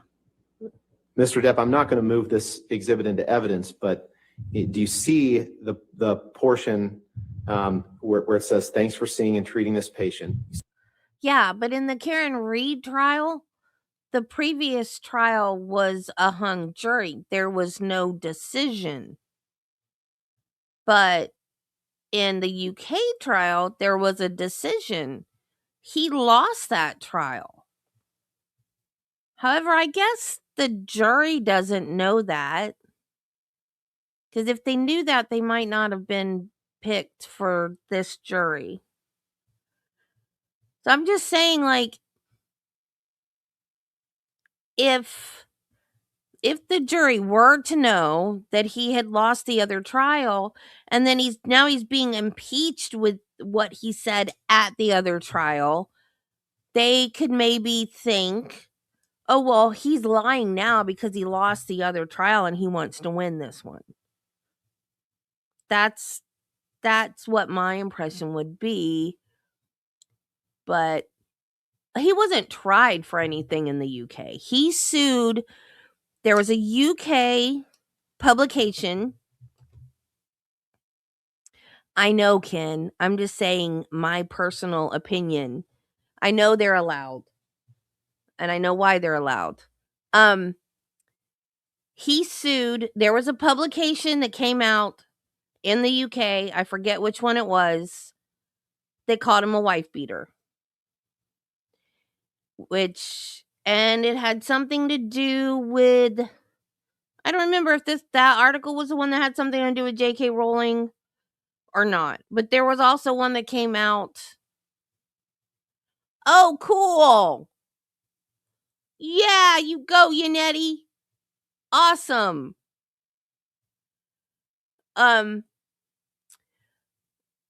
Yeah, The Sun. So I don't know if the article that included J.K. Rowling in it was the one or if it was a different one. But he sued the publication because they called him a wife beater and told all the lies that Amber told about him. So he sued them for defamation. But he lost. So he wasn't tried for anything. He was trying to sue the publication. They called him a wife beater. But I know that one of the articles that was involved in all this was targeting J.K. Rowling because he was in the Fantastic Beast movies. And it was something about how J.K. Rowling was employing a wife beater or something along those lines, trying to shame her. But, I mean, Warner Brothers is the company that did the movie. She's, a consultant on the movie because she wrote, it's her storyline. She didn't write books, but for the Fantastic Beasts, she didn't write books. There's bits and pieces about the characters in the Harry Potter books, but she mapped out this, unlike George Lucas, she mapped out this whole entire Harry Potter world. So the Fantastic Beasts movies has information that she wrote for herself or is in her head. And so when this happened, Johnny Depp was the big villain in these movies. And so there was an article in The Sun that was shaming her for hiring him. And so that was one of the articles that was written about him. And I don't know if that's the one that he sued them for or if it was a different one. But he lost. And then when he came back for the second movie, Ezra Miller was outraged. Nobody consulted us about him coming back. Well, little Mr. Kidnapper, I don't think you get a say. Like, pot, meat, kettle. Oh my God. I have no idea. But I do know that those kind of trials are just bench trials. So, yeah, I don't know. And they're bench trials. So you don't have a jury of your peers. All you have is the judge. And I'm sure rules are different in different countries, so he lost. So I'm just saying, like, if the jury knows about it, but they shouldn't know about it. If they did their due diligence in picking this jury, the jury should not even know that there was anything that happened in the UK regarding defamation or anything. But I'm just saying, if they were to know that, this looks bad for Johnny. Because it looks like, well, he said this and he lost, so now he's lying so he'll win. Which I don't think is what is happening. But I'm just saying, if the jurors do know about it, it looks bad. But they shouldn't know about it. So that's just my personal opinion, that I don't like that they brought this in. Are they really? Oh my God. Do they not have freedom of speech over there? I thought UK was, for the most part, like we are. Except for guns.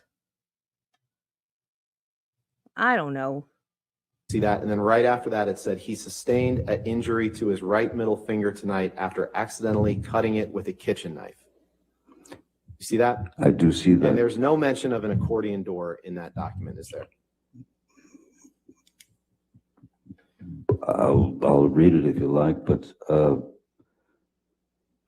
that was I didn't sign my name to this. And- That's not my statement to them. I use the accordion door. You So if they testified use yesterday another that you told, excuse, then I can't help them. you testified yesterday that you told Dr. Kipper that Miss Heard had in fact been responsible for your finger injury. Do you remember giving that testimony? Yes.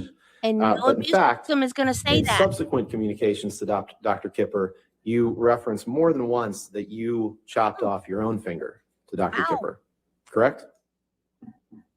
I think the key word is chopped off my own finger. When you say to someone, I've chopped my finger off, that's just going straight to the fact. You don't get into, she did this, I did that. Semantics. My finger's been chopped off. Let's take a look at Exhibit 398, please.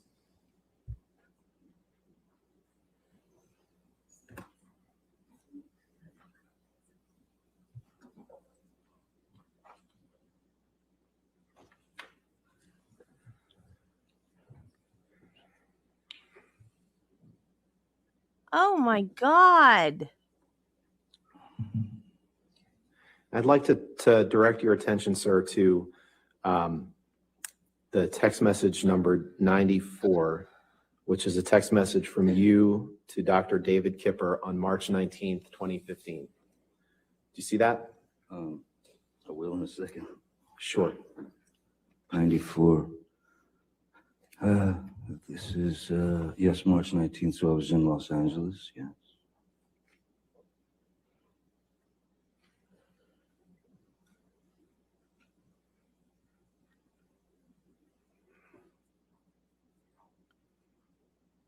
Oh yeah, back to the glasses thing. Johnny is legally blind in his, I think he said his right eye. One of his eyes. I don't know. Yes, I see the text. Your Honor, I would move for the admission of this exhibit That's with sad. just that text displayed and every identifier redacted. No objection, Your Honor. All right, if we could do that redactions, please. Thank you, Your Honor.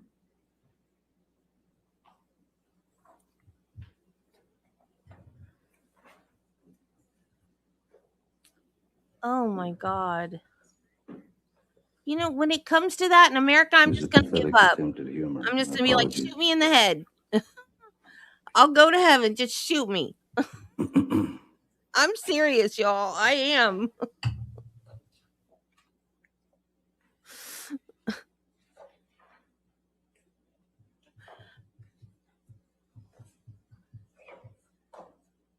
All right, 398 I and got evidence as scripture all redacted. over this house. On the walls. I got 1, 2, 3, 4, 5, 6, 7, 8 on this poster right here. My Bible's right there. Just blow that Oh, up I got Bible again a little verses bit written more. on my whiteboard. Thank you. So in this text message from you to Dr. Kipper on March 19th, 2015, you text him, "My most sincere apologies to you, Doc. I understand your decision based on my immunity to do the right thing. And I truly do thank you for your concern. I must apologize for not having had the presence of mind to respect the man who has been the most kind and who has done more for me than anyone ever. There was no call for my spineless and base behavior toward you. I honestly understand the reasons for your concerns in your letter and can say to you now, they no longer are an issue. Thank you for everything. I have chopped off my left middle finger as a reminder that I should never cut my finger off again. I love you, brother, Johnny." Did I read that right? You did. And Miss Heard was not on that text message, was she? No, she was not. Can you take that down and put up Exhibit 499, please?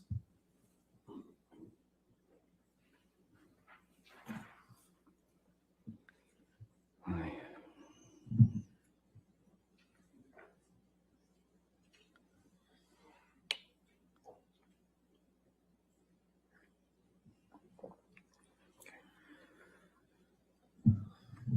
And I'd like to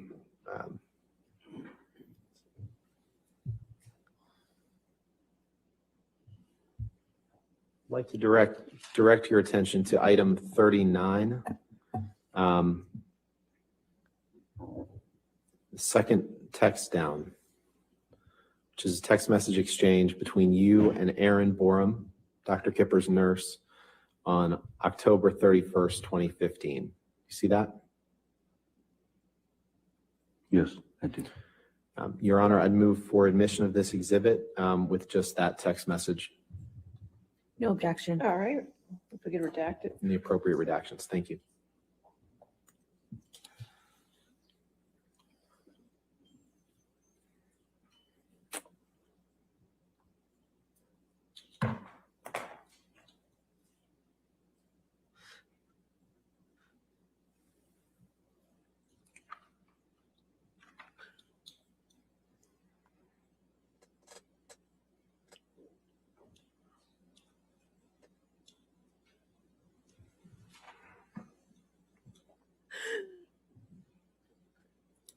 All right, 499 in evidence with the redactions.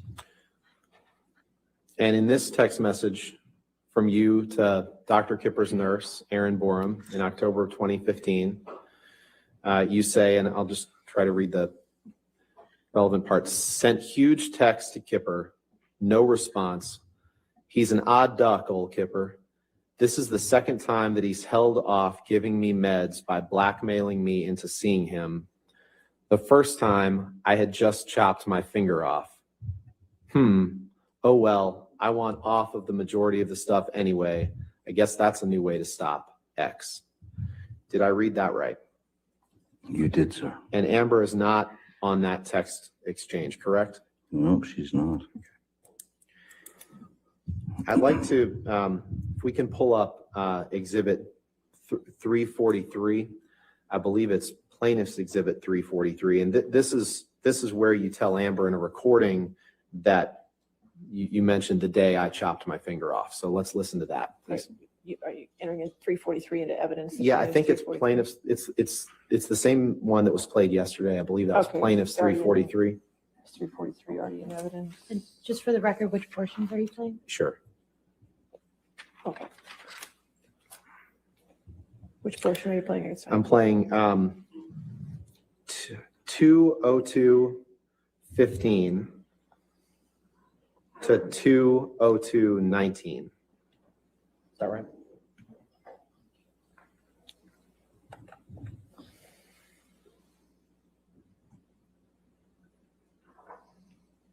I don't know if we'll be able to get it exactly right. So there's a second or two on either side, but we'll do All our right. best. That's fine.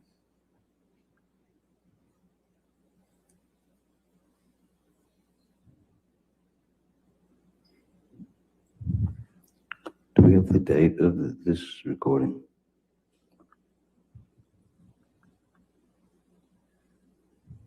Mr. Rottenborn? We asked, what's the date of the recording? I don't know. It's a plaintiff's exhibit. I'm not. I don't know the date of the recording. Okay. Oh,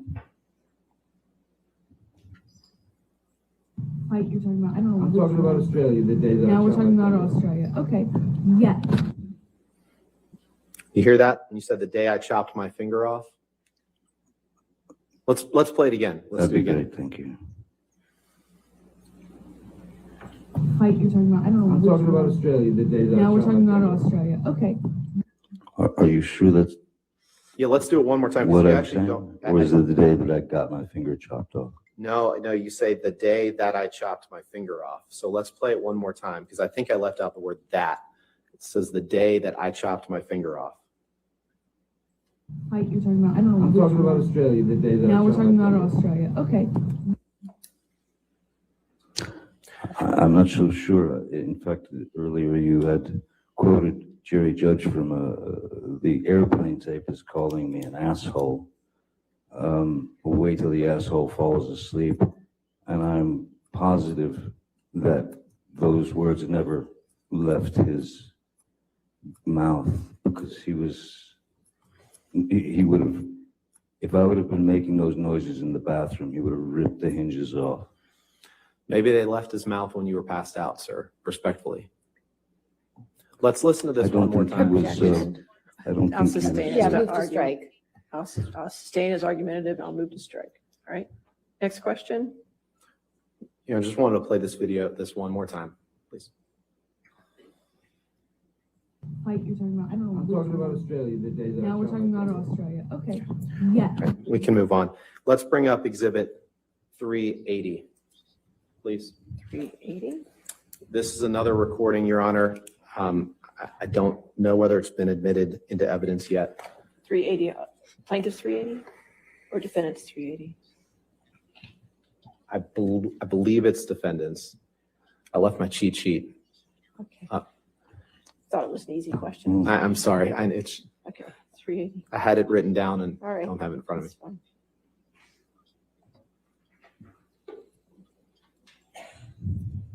That's fine. They're both 380. Plaintiff's 380. Plaintiff's 380. Okay. Yes.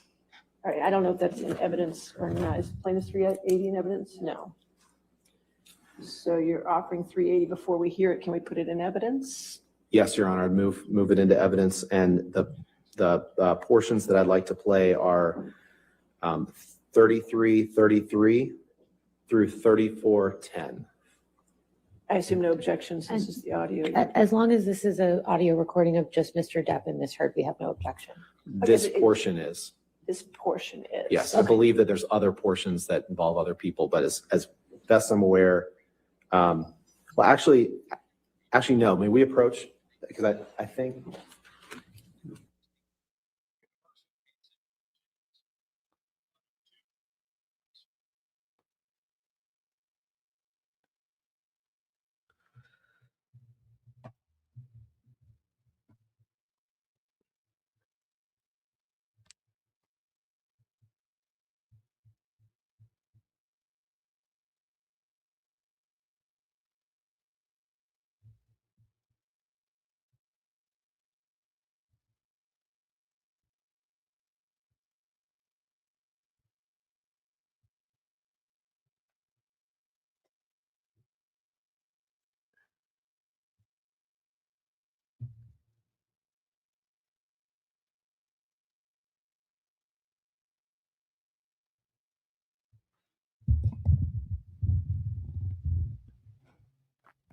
Who's going to go into an emergency room and say, I had a fight with my wife. She threw a bottle at me and it cut my finger off?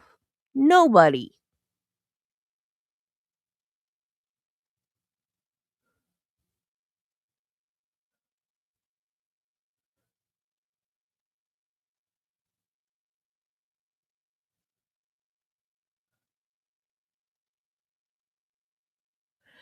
They should have had, I hate when lawyers do that. They should have had all their exhibits figured out and shown to the other Ladies and gentlemen, they're side. going to work out an issue with one of the the audio recordings. So we'll go ahead and take our 15-minute recess for the afternoon, okay? Do not discuss the case and do not do any outside research, okay?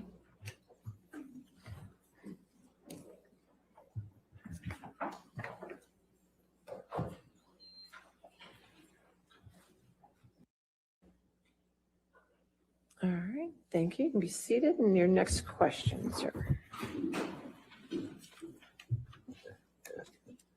Thank you, Your Honor. I think before the break, we were going to ask to play a portion of Exhibit 380, which is an audio recording. Counsel for both sides have conferred that neither side has an objection to the following excerpt being played, which is 33:33 through 34 minutes, through 34:00. So 33 minutes to 34 minutes. So you're only entering to evidence that 1 minute of this audio. Is that correct? Yes, Your Honor. There's So somebody's going to get me an audio clip of just that at some point, correct? Sure, we're happy to take care of that. Okay, so I'll make that 380A. We can fight over the rest of it later, but for It's- now, this will be It's just plaintiff's this. 380A. Plaintiff's 380A. Would you Okay. like, we're happy to take care of that if, That's fine. Somebody Jill, just gives this me is that your 1 minute. fault. I'm told it's actually defendants, so, they're both 380, so take your pick. So we'll get it to you. How about that? Oh, joy. Okay. All right. We're going to go with plaintiff's 380 right now. Okay. Try to keep the record clear. 380A and 33 to 34. Okay, go ahead. Is she still here? What you are and who you are and how you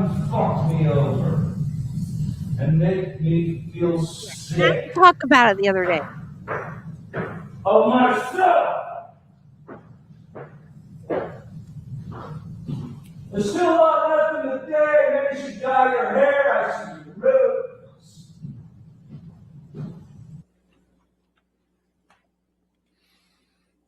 That's your voice in that audio recording, Mr. Depp, correct? It is indeed, sir. Now, we talked a little bit about what you wrote on the one mirror when you said Billy Bob Thornton and Easy Amber. Remember seeing that picture a few minutes ago? I do. And we talked about how Amber had just been in London filming a film with Billy Bob Thornton, correct? That's correct. Now, when you were apart from her, she would want to socialize with other people, and that made you feel insecure, right? Compound and speculative. All right, compound has to stay as to compound. Okay. When you were apart, she would want to socialize with other people, right? Bye, Carla. Yes, I suppose at times, yes. And that occasionally made you feel insecure, didn't it? Not necessarily, no. Let's look at page 257 of your UK transcript, please. I think that's day 2. Day 2.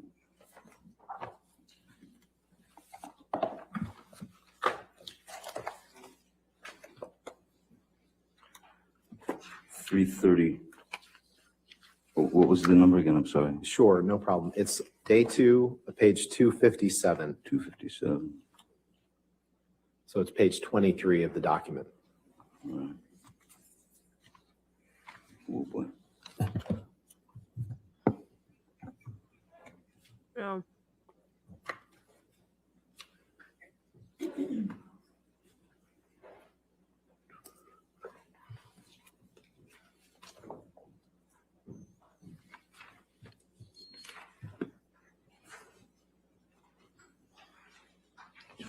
This is bad enough. I didn't eat the cheese.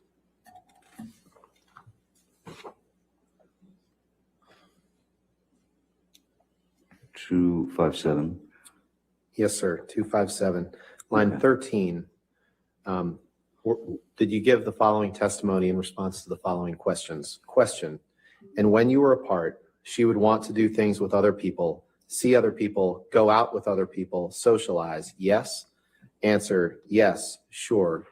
Question, and did this occasionally make you feel insecure? Answer, occasionally, yes, it did. Did I read that right? You did. Can we please pull up Plaintiff's Exhibit 343, which is a recording. It's been admitted, and we propose to play seconds 30 through 45.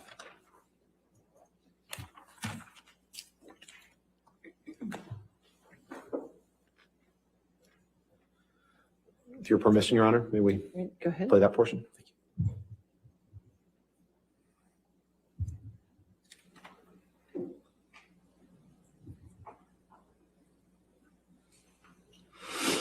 Thank you.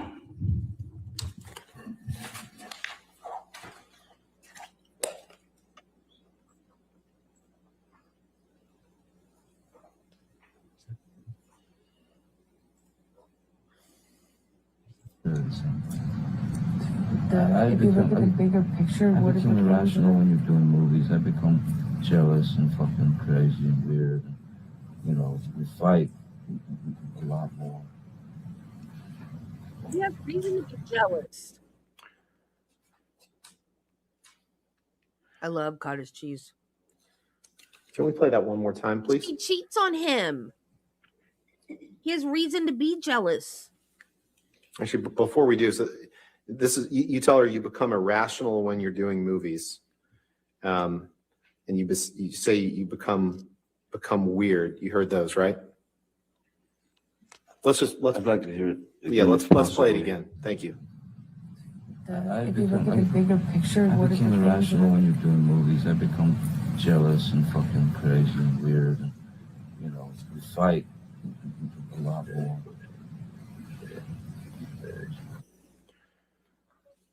So you heard yourself, Mr. Depp, say, I become irrational when we're doing movies. You heard that, right? I can play it again if you'd like. It's very difficult to tell if that's a you or I. Sure, why don't we play it again? Thank you.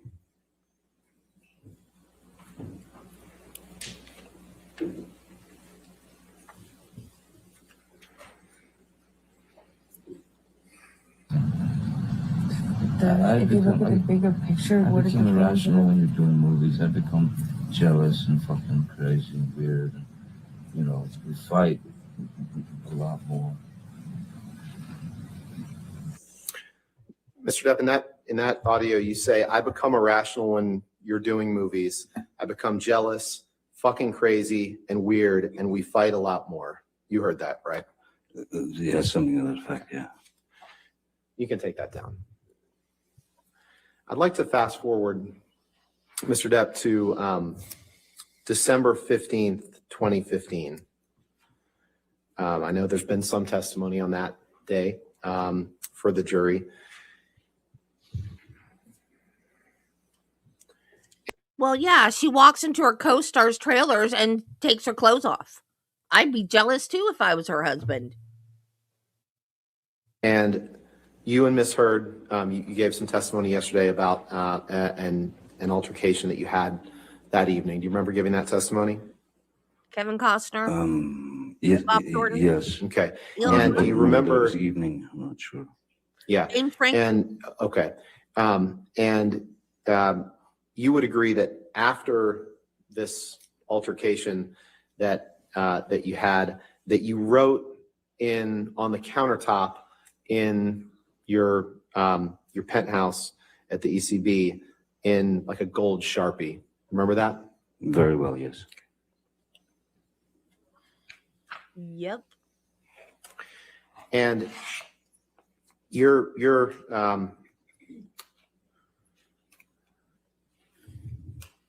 counsel has showed a picture to you that allegedly was taken that day. I'd like to pull up plaintiff's exhibit 409, which was shown to the witness yesterday, I believe, Your Honor. I don't understand why we're not seeing pictures, because we did the original.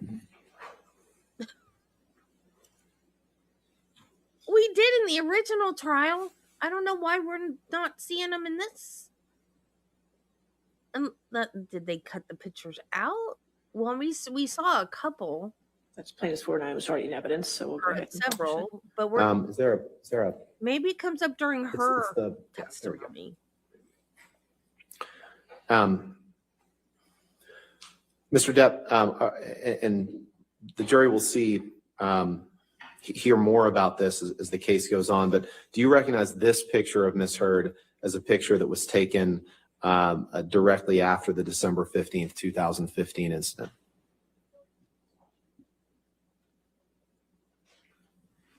Is she gonna pretend to? I don't know when it was. I don't know when the photograph was taken. I don't know much about it. Okay. I was out of the You picture. can take that down. In any event, you don't disagree that that there was a headbutt that evening. That I know that there's disagreement about the cause of it, but you would agree that that you headbutted Ms. Heard that evening, correct? No, I would vehemently disagree with that, sir. The ice cream was during the There was trial. I know a that. lot of. I was trying to restrain Ms. Heard, and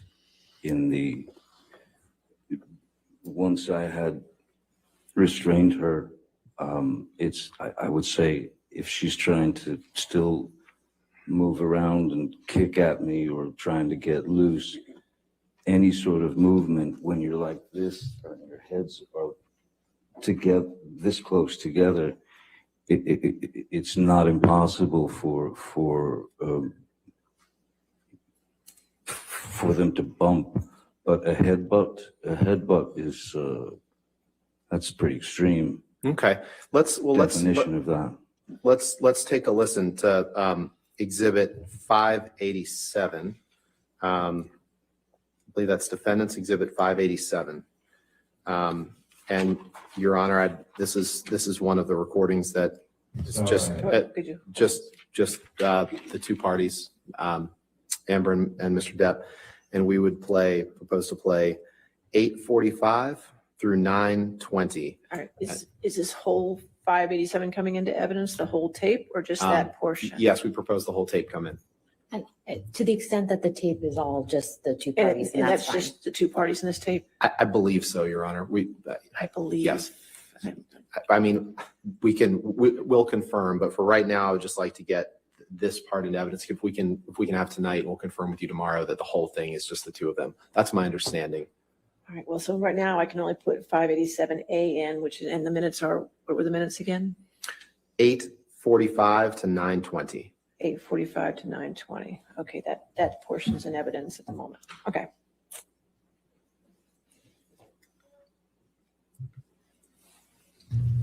What you did? Yeah, but Thanks for your song. you have been screaming and like somehow the end all be all is a sort of offensive thing. You can throw a punch, screaming is okay. You can headbutt somebody screaming, but don't scream. Headbutted you on the fucking Couldn't believe you did that. forehead. You That doesn't break me up. I don't know if you were. Why don't we play that one more time, please? Because, Mr. Depp, my question for you is, did you say I headbutted you in the forehead? That doesn't break a nose. So let's take another listen. Excuse me. But I didn't. Well, you did. Yeah, but Thanks for your song. you have been screaming and like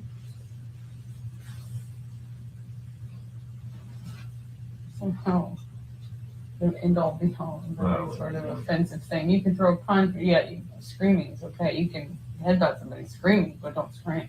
Headbutted you on the fucking Couldn't believe you did that. forehead. That doesn't break me up. I don't know if you. That's what paralegals are for, right? Mr. Depp, you said I headbutted you in the fucking forehead. That doesn't break a nose. Um, Correct? I did say those Okay, words, but all right, I didn't. I said I was using the words that Ms. Heard was using. Okay. But there was not an intentional headbutt. And if you want to have a peaceful conversation with Ms. Heard, you might have to placate just a little bit. Let's listen to Exhibit 598, please, Your Honor. This is another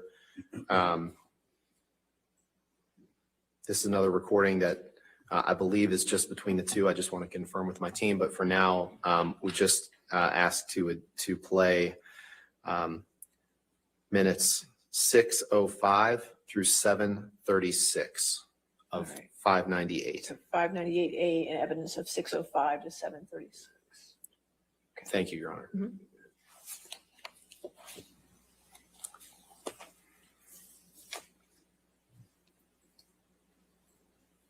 Who's loudest is most responsible. My 16-year-old daughter heard you saying shit by the way, that she would rather not hear. By the way, because I'm louder. Okay, well, By the way, my family, my friends, 'Cause you're everyone screaming. around me saw all the bruises and broken blood vessel under my eye, the bruises on my head, the missing chunks of hair, the split lip, the black eye, the swollen nose, all that shit. Because you're stronger. It does not mean because they heard me that I'm somehow more responsible. It just means they heard me because I yell in a fight. You do provoke. I yell. It doesn't mean I'm more responsible or badder. However, I am exposed via that. The distance between Cafe Cabronis and the house is significant, and I know that does not mean that they got an accurate representation of our fight. But if you told them stuff, great, cool. Thanks for exposing me. As I said to you before, don't do it again unless you want me to really also tell them my side of things. Because trust me, trust me, you know I have a different side than you. And if I show them pictures and stuff, I'm sure they'll have even more different side. And in fact, if I tell them even more stuff, they'll have an even more clear picture of what I think are both sides. Maybe I should show them this. But From if you, this, that's true. You from can the do mineral you spirits, can do whatever you want. You can do whatever. You can do whatever. By the way, do it. I promise you, do it. Do whatever you want. You don't want me to do that. No, you own it. I'll You do never whatever speak to you want. again. You do whatever you want. Let's take a look at Defendant's Exhibit 526, please.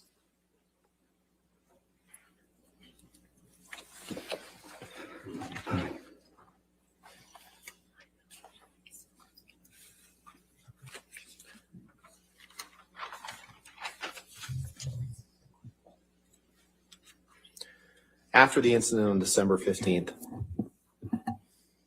you wrote these words on the countertop at ECB, the Eastern Columbia building, correct? And that is correct. And that's your handwriting on the counter, right? You wrote, I wrote it in my own handwriting, yes, sir. "Why be a fraud? All is such bullshit." You see that? Very well, yes. And that's in Penthouse 3. I meant it. Why be a fraud? Okay. Why lie? Well, let's take a look at this. Let's take a look at Exhibit 580.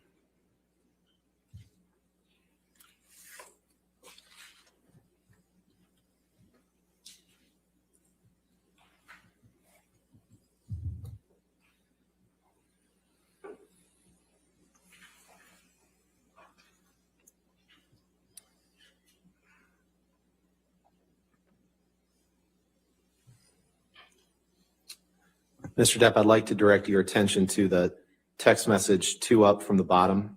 It's a text message. This is my question to you. It's a text message from you to David Hurd, Amber's father, on December 30th, 2015. Do you see that? It's Which one am I looking at? It's good question. 131. Can you scroll up, please? 131.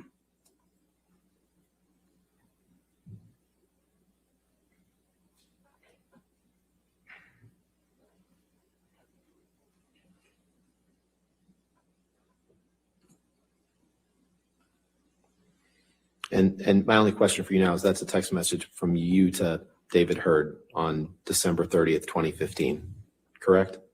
I was just reading it, sir. Sorry.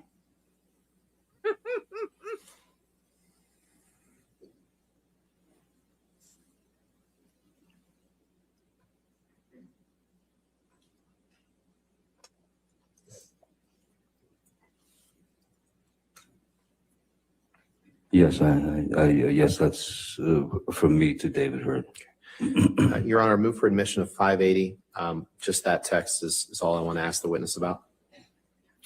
No objection, but with the redactions of the phone numbers. Of course.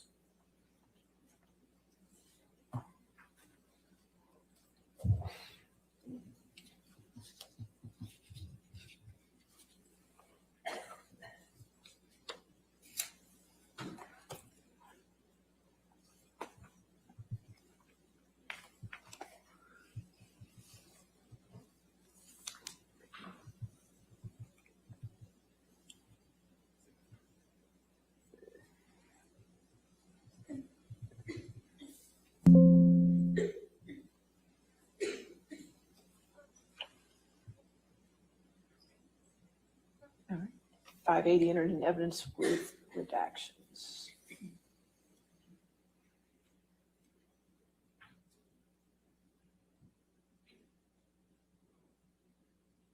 Thank you, Your Honor. So in this text message, Mr. Depp, that you sent on December 30th, 2015, you tell him, Amber's father, below is a text that I never hit send on from a week or so again. It was in response to you. Hey, brother, I love you too, more than you can ever imagine. It's rare in life when one meets a kindred spirit, a couple of madmen with their thirst for further. There have only been maybe 3 people in my entire life of your ilk. You're a rare specimen and our friendship means everything. Yes, I fucked up and went too far in our fight. I cannot and will not excuse my part inside these dramas. But I can promise you with all confidence, they will never happen again. My most sincere apologies if I've let you down. Love you, brother. Did I read that right? You did read that right, yes. And so in this text sent on December 30th, you're telling David Hurd that you messed up and went too far in a fight. And It doesn't say physical fight.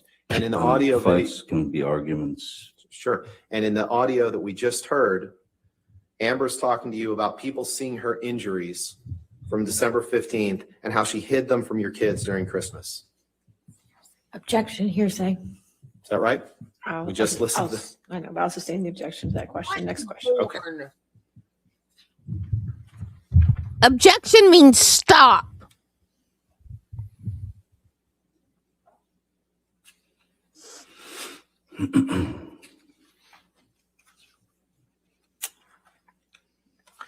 After you came back from Australia, you and Amber saw, you can take that down. You and Amber saw someone by the name of Dr. Amy Banks.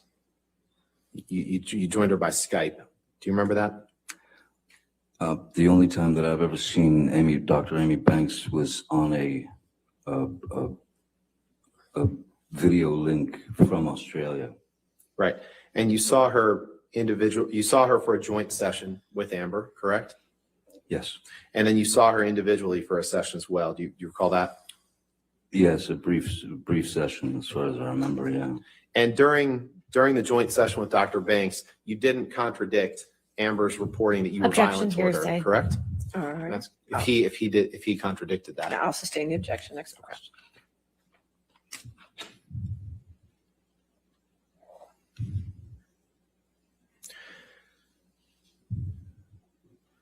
Talk about someone looking different. We're going to jump around a little bit in time here, Mr. Depp. Earlier today, you recall that we talked about March of 2013, and you saw the picture with the cocaine box that said property of JD. You remember that? Oh, yes, yes. Okay. I'd like to show you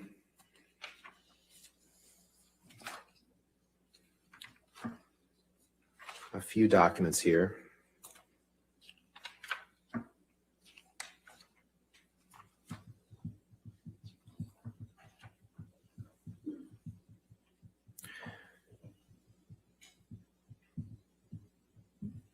Michelle, can you pull up defendant's exhibit 159, please? 159.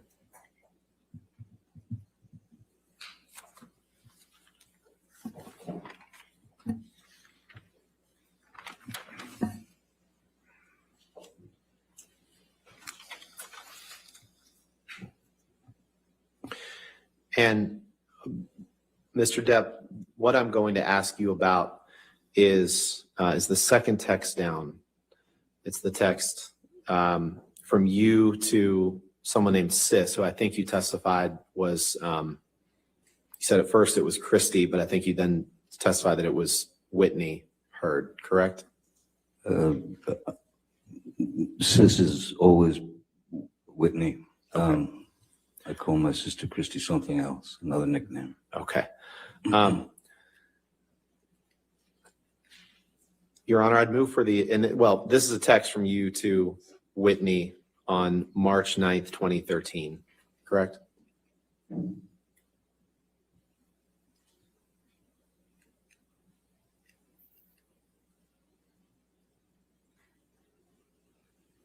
You see that? What am I supposed to see? I'm sorry.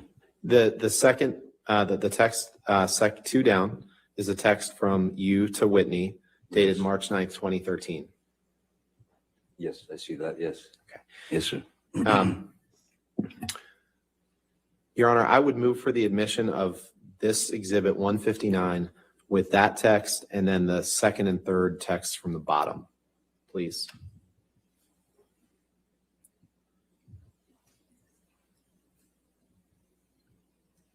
With the appropriate redactions on everything else.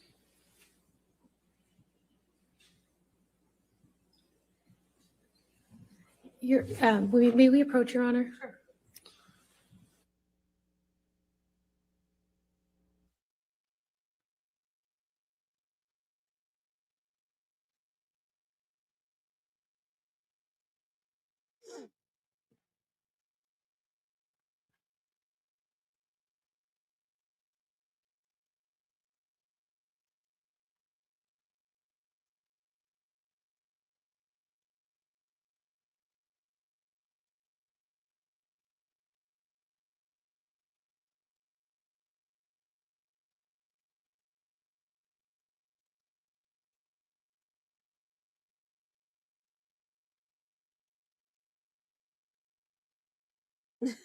Chill.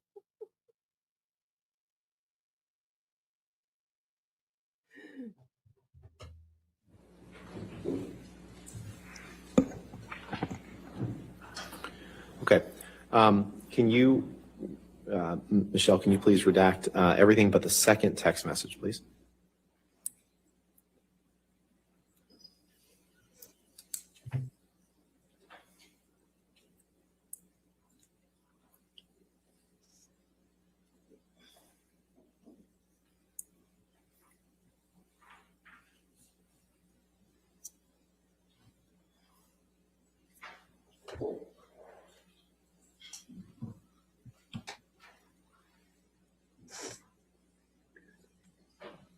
Isn't it great that the word turd We'll rhymes? just call this 159A, and Sure. that'll be admitted with redactions, okay? Thank you, Your Honor. All right, thank you. So, Mr. Depp, this is a text message you sent to Whitney Hurd on March 9th, 2013.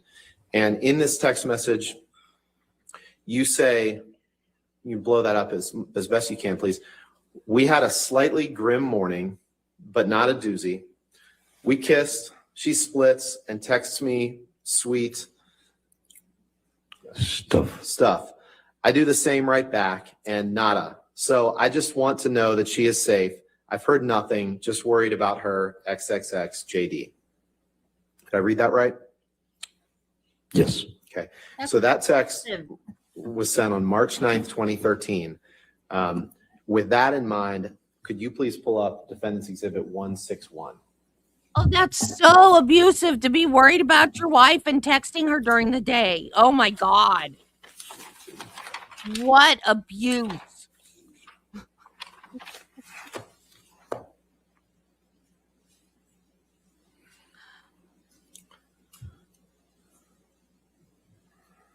So I guess that means I'm abused too, because Travis calls me during the day all the time.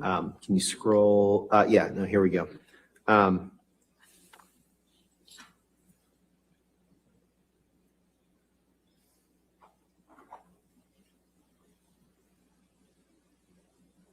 And he says things like, hey, baby, do you want me to bring something home? I'm so abused. Do you see 4 texts or 5 texts up from the bottom? There's a text exchange between you and Miss Hurd. You see that? Yes, I do. And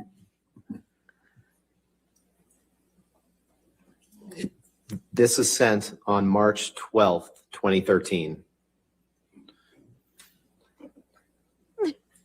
Okay, yes, sir. Which, if I'm doing my calculation right, was Tuesday, March 12th, 2013.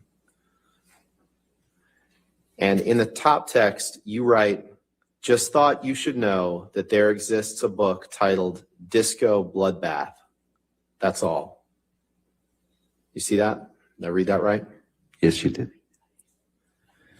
Your Honor, I'd move for the admission of this exhibit with those texts. What the heck? You say those texts, which ones? Just- Those 4. The text exchange between Mr. Depp and Miss Hurd. Okay. Any objection to that? We have no objection to the omission of the 4 text messages between Mr. Depp and Ms. Hurd on So that we can date. make those redactions? Yeah.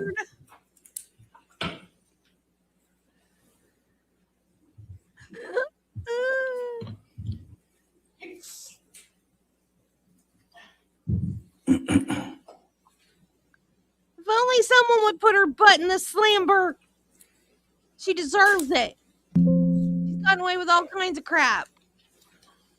Like the dogs in Australia. 61 in evidence with the redactions. You can publish. Thank you, Your Honor. Let's see you try to sneak some dogs into England. So we'll just focus on the text. So we can see the top text is from you to Miss Hurd. And you say, just thought you should know that there exists a book titled Disco Bloodbath. That's all. And Amber wrote you back and said, we need that book, exclamation point. And you wrote back and said, is it about last Friday night? By any chance? I'm sorry. I got it wrong. I think you're right, yeah. Amber writes you and says, we need that book. And then she writes you and says, is it about last Friday night by any chance? And you write, how can you make me smile about such a hideous moment? Yes, it is. Funny bitch. I fucking love you, you cunt. You wrote that on Tuesday, March 12th, 2013, referring to the previous Friday night, March 8th, 2013, correct? I believe that this subject, I sent her that text that there exists a book called Disco Bloodbath from a bookstore that I was in. She said, we need the book, asked me about if it was about last Friday. I believe that I have a very different opinion of what that Friday was than you do, and I Well, your counsel can ask you about that, and I'm sure indeed, Ms. Hurd well, I will think that's testify to when we'll that. get into that. Yes. But my question to you is, you're referring to such a hideous moment. You're responding to Ms. Hurd's text is it about last Friday night by any chance? Isn't that right?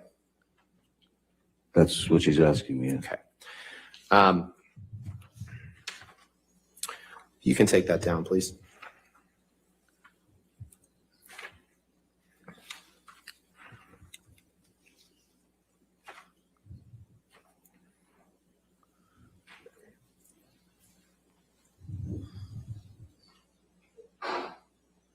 Bless you.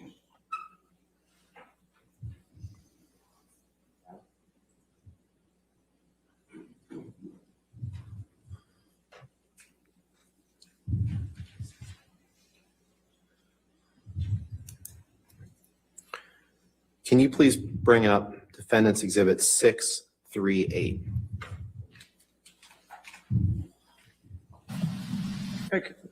All right, what is, we're going to enter this into evidence, or? Yes, Your Honor. Move for the admission of this video into evidence. We have no objection, Your Honor. All right, 638 in evidence. Thank you. Now you can publish it.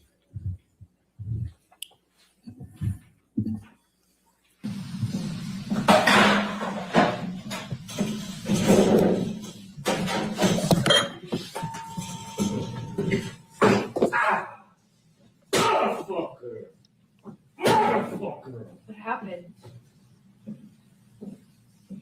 Is this the video of him beating up the kitchen cabinets? 'Cause we saw that too. What happened?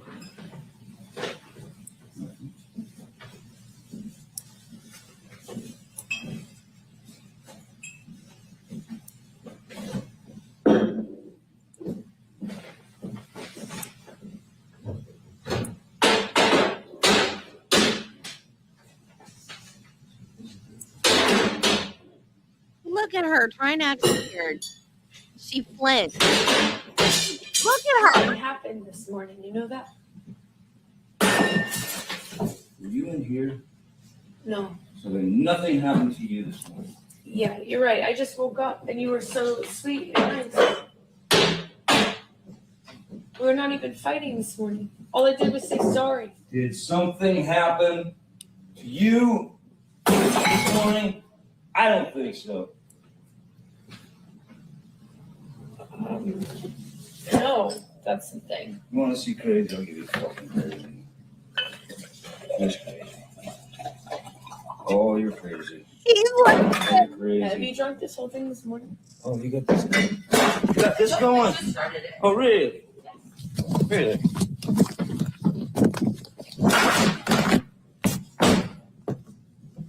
See that shit on me, motherfucker? I didn't. You were smashing shit. Bye. okay, so this is mine. I think I'm on number 3 of why she wasn't abused.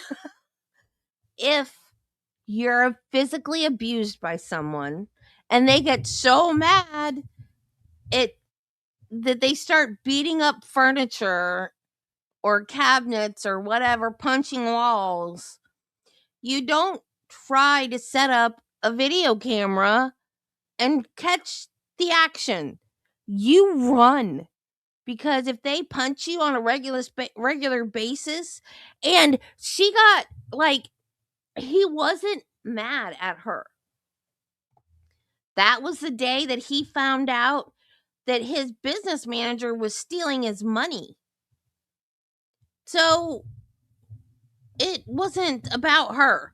But because she was in his space and trying to make it about her, What happened? All I said was, I'm sorry. She didn't do anything. This had nothing to do with her. But she wanted to play the victim and make it about her. And she set up that tape and started saying, I said I was sorry, to try to make it seem like he was mad at her. She was trying to set him up. So then he did get mad at her. If you're really abused by someone, you're not going to do that, because they're going to turn around and start hitting you. Why? If you're, I can't remember if it was during the trial or not, but there was an interview. It must have been during the trial. An interview on, because everybody was covering this. There was an interview with, I guess she was a psychologist that was, or may have even been in the trial, one of the experts. I don't remember. But they said, like, battered women, like, if their husband goes out to the bar, for instance, and comes home, and the wife says, how was your night? And even something as small as the husband saying, well, they were out of my favorite beer. Just that phrase alone would be enough to trigger a battered spouse. Because if they know that their spouse went to the bar and didn't get his favorite beer, but he still got drunk and came home, he's likely to start punching her because he's mad because they didn't have the favorite beer. So when you're abused, you don't know. If that's the way they act before they start hitting you, you're gonna get out of the way. You're not gonna start filming them. So why would she do this if she was afraid of him? And as she sits there watching this video, she's flinching. Like trying to make us think she's reliving it and reliving the fear she had at the moment. She didn't have any fear. None at all. She's standing next to the camera or phone, whatever, that she's recording him on. It's ridiculous. Absolutely ridiculous. When your abuser is in that kind of a rage, you don't stand there and film them.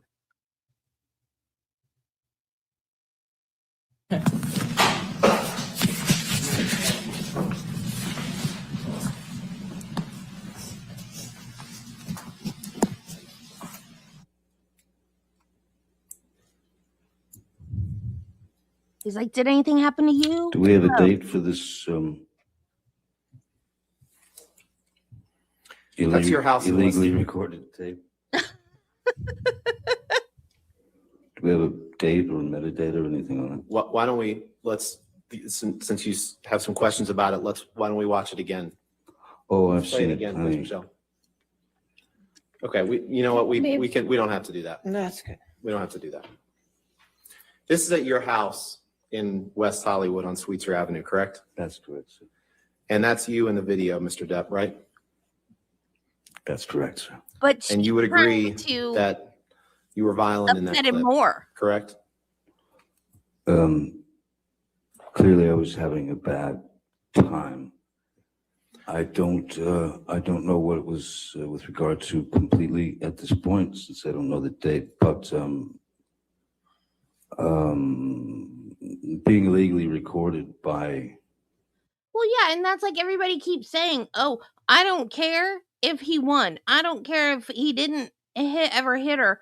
The things that he said about her on those text messages and stuff, he's an awful person. No, he's not. She goaded him into saying all those nasty things he said about her. He loved her. He would not have said those things unless he had a reason to say those things about her. I honestly believe it was a very toxic relationship, and everything that he said that was improper or inappropriate or whatever is because of the way she treated him. And then there was a text of something that he said about Vanessa, but that was after they split up. I honestly don't. I mean, and there was even one text that we just heard a minute ago where he called her the C word, but it was I effing love you C word. So he just throws around those words like they don't mean anything.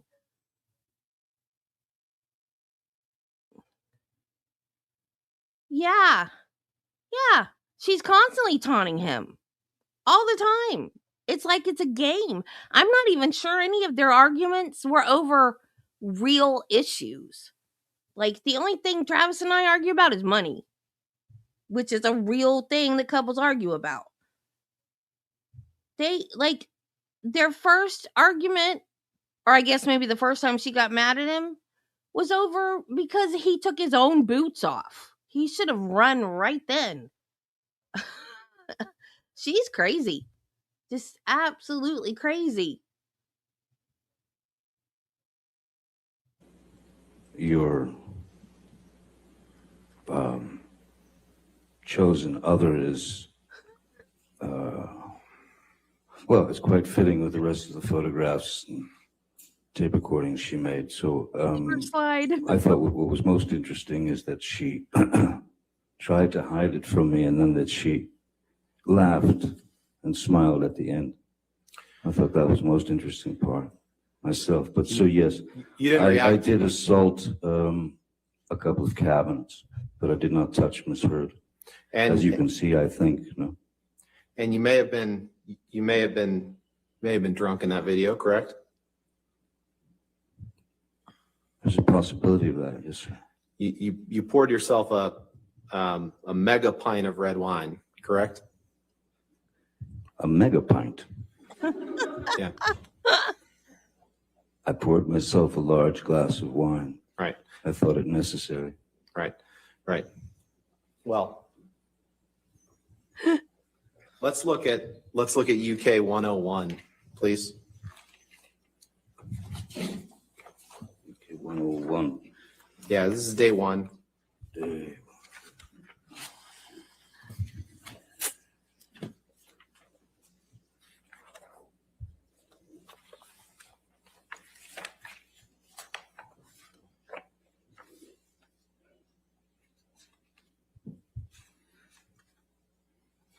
You see there at line 5, do you have the page up? I don't see 101 yet, sir. Sorry. Okay, sorry, take your time. I've got a bit of a bushel here. 101.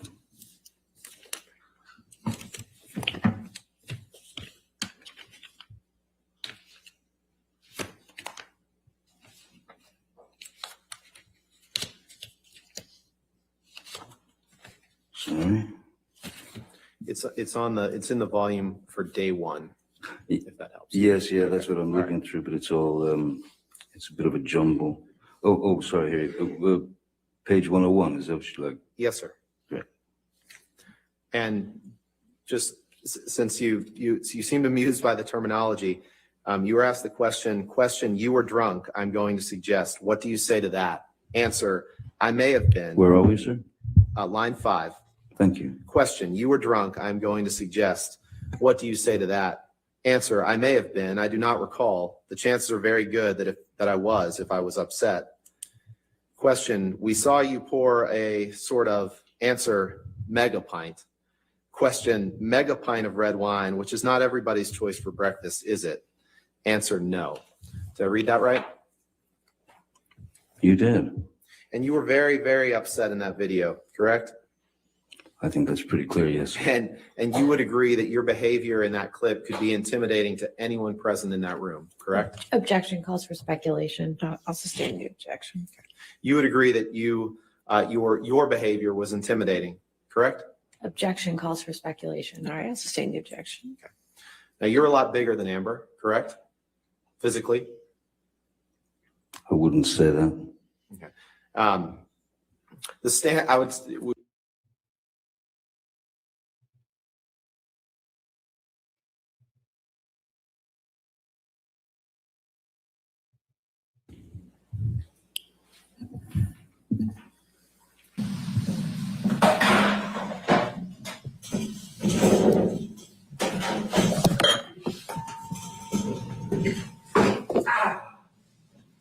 Motherfucker. Motherfucker. What happened?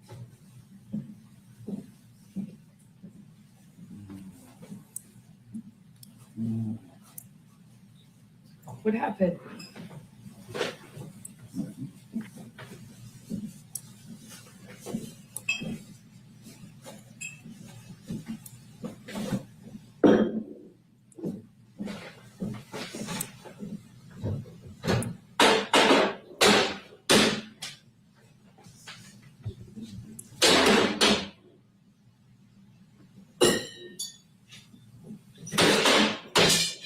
Nothing happened this morning, you know that?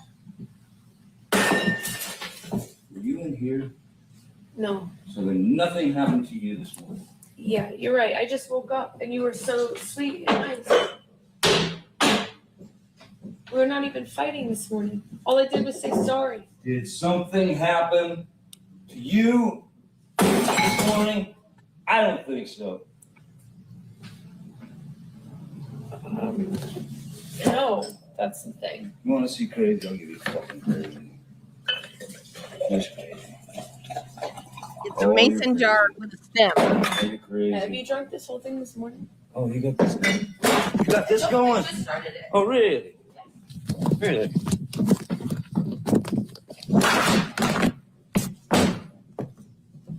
See that shit on me, motherfucker? I didn't. You were smashing shit. Oh, bye.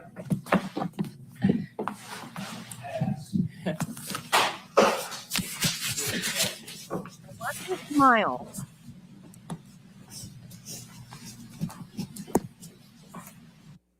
Oh, it cut off before. She looks at For this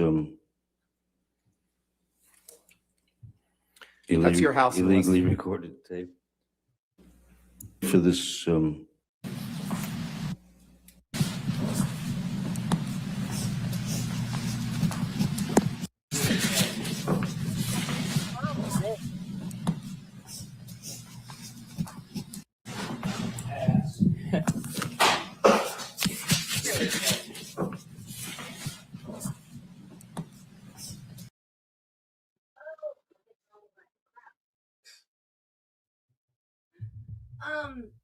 no, yeah, it wasn't, let me see, hang on. Yeah. His business manager, accountant, or whoever had been stealing money from him. I don't know why they cut it out. I might get a copyright claim for it. Some of these videos from this trial have already got copyright claims on it. One of my Rebecca Schaefer ones did.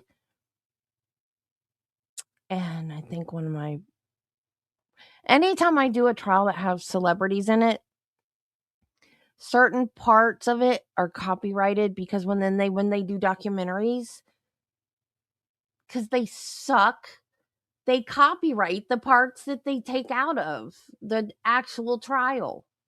It's not fair. It doesn't belong to you just because you put it in a documentary. So I'm probably going to have to go back and cut that out. But I thought rather than just listening to him beat up cabinets, it would be better if we could see it.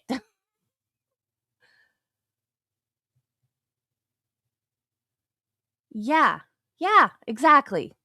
Exactly. He wasn't upset with her. Not at all. She could have just gone and sat down in the other room and done her own thing and just let him beat up cabinets to his heart's content. He was not mad at her at all.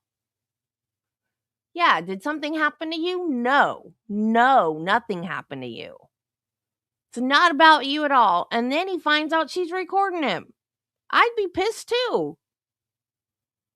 Yeah, and then she looks and smirks at the camera. Yeah.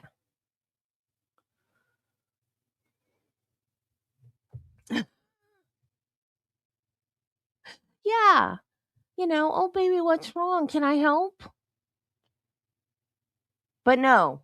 What did I do? All I did was say I was sorry. It's not about you, Amber. It's not all about you. Stupid.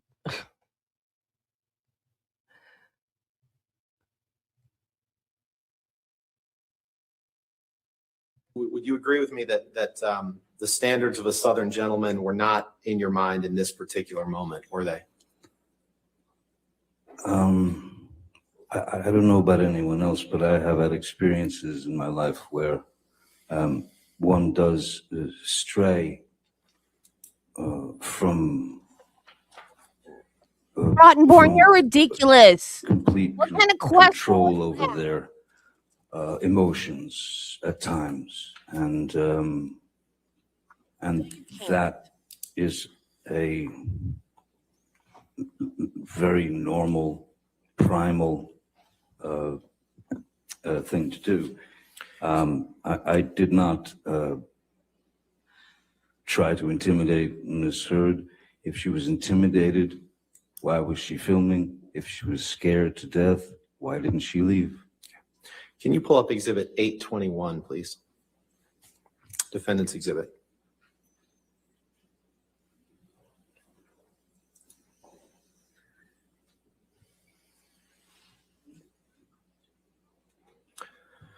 We're going to fast forward in time a little bit, Mr. Depp. Yes, I can feel it. I'd like to direct your attention to the third text down. It's a text message from you to your sister on June 4th, 2016. Yes, sir. You see that? Objection, relevance, Your Honor. What's the relevance? Or you want to converge? Sure.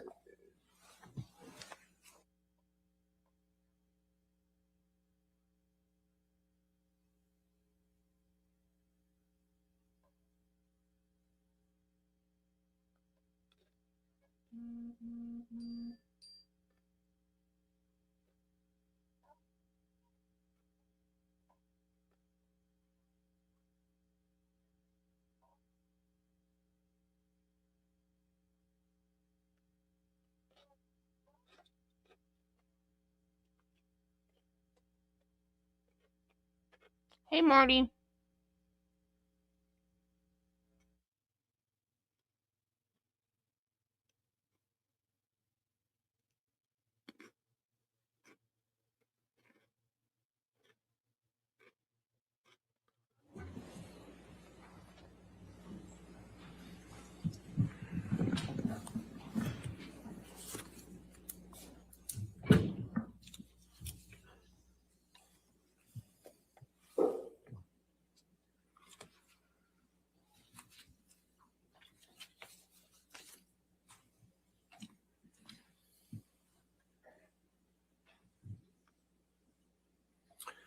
Can you pull up Exhibit 870, please?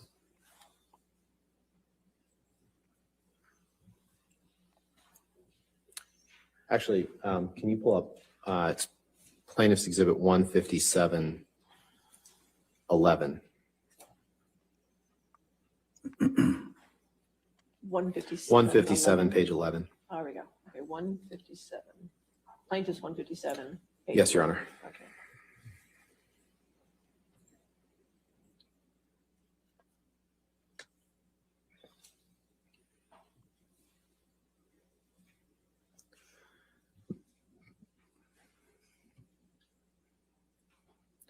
Mr. Depp, these are text messages that you sent to your friend Isaac Baruch, correct? Yes, and I'll just say that I'm not proud of any of the language that I've used in these anger. Your Honor, I move for admission of just this page of this exhibit. Your Honor, we object on relevance. All right, if you want to approach, let's. Sure.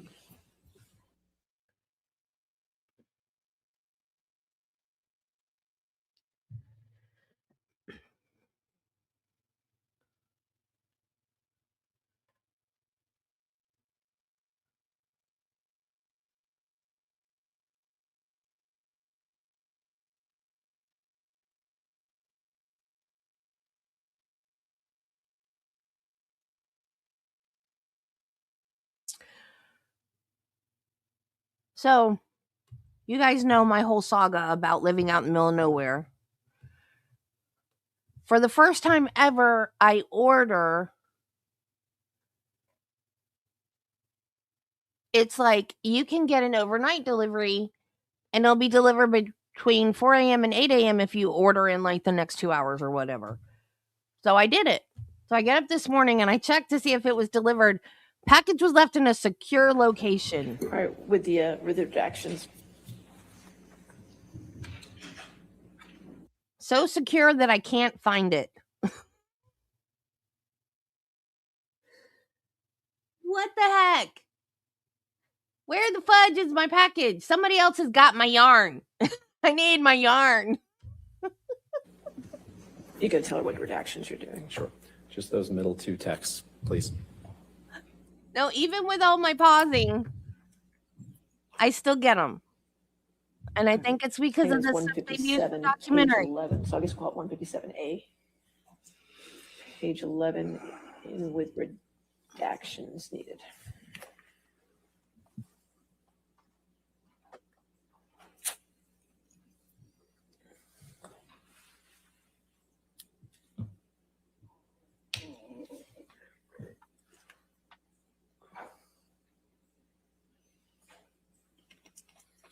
Your Honor, permission to publish this redacted exhibit. All right, yes, sir. Mr. Depp, these are two texts that you sent to Isaac Baruch, the jury's heard from on October 17th, 2016 and October 18th, 2016. Can you just read for the jury that first text?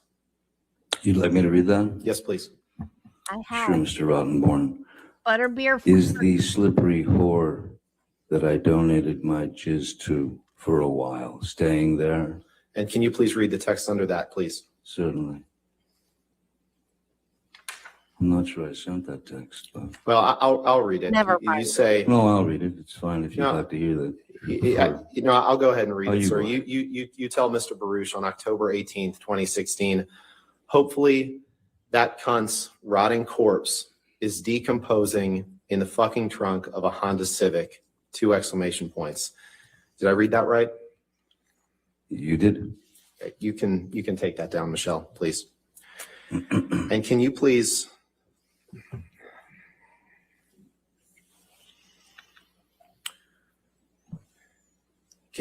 pull up exhibit 485, defendant's exhibit. Is it 485?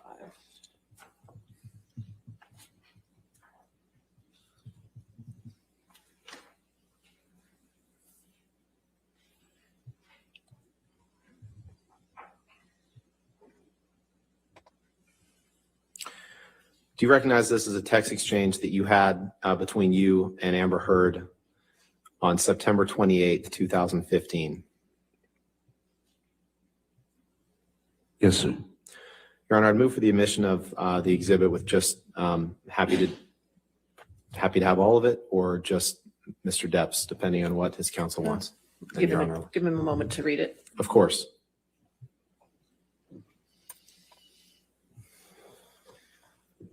We're happy to have the Mr. Depp and Ms. Heard's portions admitted, but we would ask that the phone numbers be redacted. All right. Of course. So you could redact the identifying information.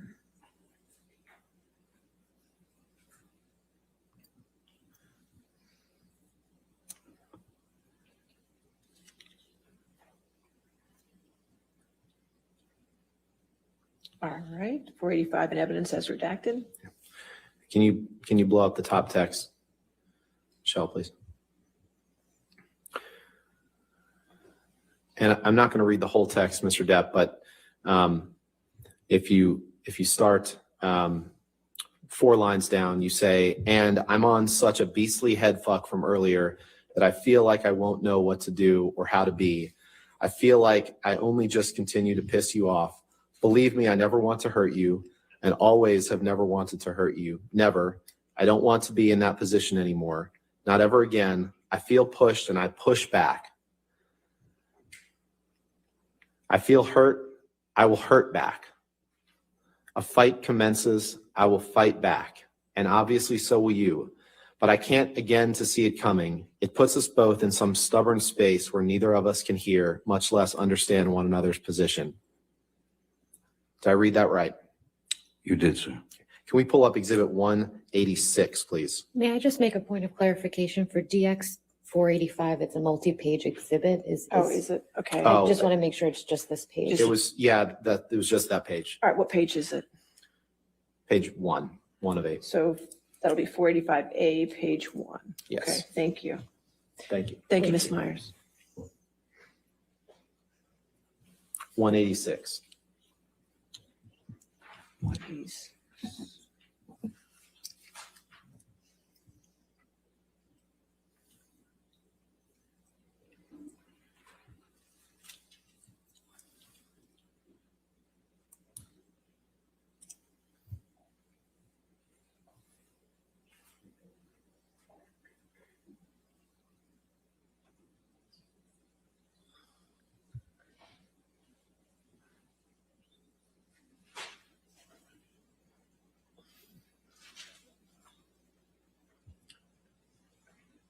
Mr. Depp, if you can go to the first page, Michelle, please.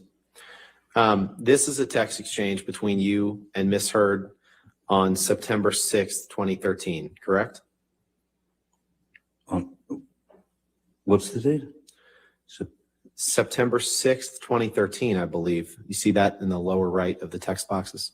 Third, well, from the second one, the top one says September 5th. Starts on the 5th, right. And then I was looking at the one that starts, thank you for your letter. That's September 6th, correct? That is September 6th, yes. Okay. And then if you, Your Honor, I'd move for admission of this document, starting with the text that says, thank you for your letter. And happy to have both texts or not, depending on what Mr. Depp's counsel argues. But thank you for your letter. And then going into the next page through the text that says, I have other uses.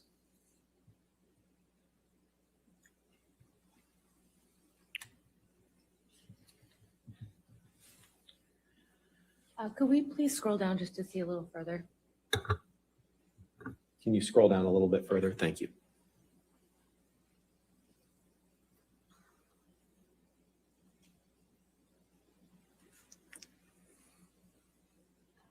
Can we please continue down further?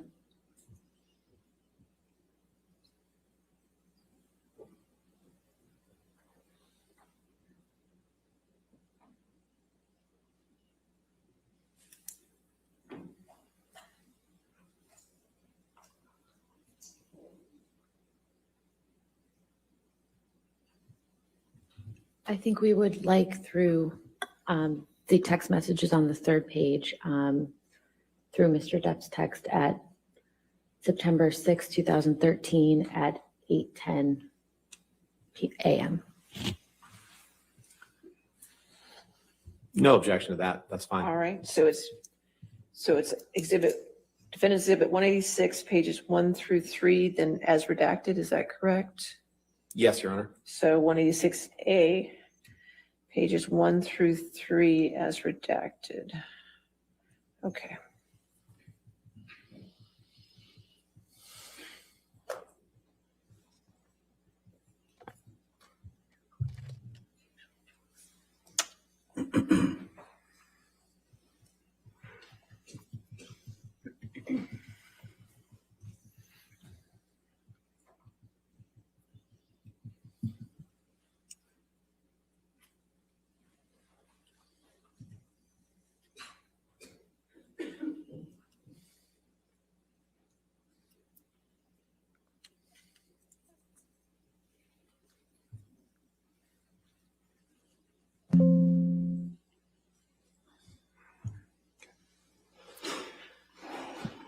Can you just scroll down so counsel can see and the court can see if the redactions are right?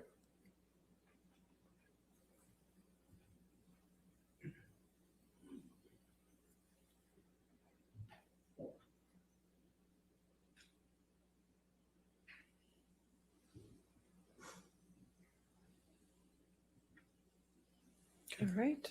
Looks correct. Thank All you. right. Entered in evidence then. 186A. All right. Permission to publish? Yes. Thank you. If you can. Yeah, there we go. So Mr. Depp, on September 6th, 2013, you send Miss Heard a text that says, "Thank you for your letter. I love you." Yes, Scroll that's down. correct. She writes, "Thank you for mine." Did I read that right? You did. And then you write, "The only reason we go for the throat is love." Did I read that right? You did. And then she writes, "My throat is yours. You're going to be the death of me, but I don't care." And then you write, "I have other uses for your throat which do not include injury." I have other uses for your throat which do not include injury. Sorry, could you read that again? These are your words, sir, right? Hmm? I read that right, correct? You did. You can take that down. That was not a threat, stupid. Can you pull up Exhibit 483, please?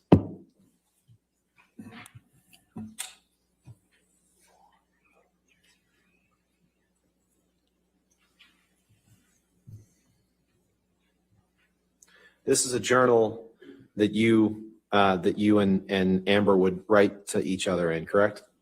It's a That's picture of a journal, right? That's correct.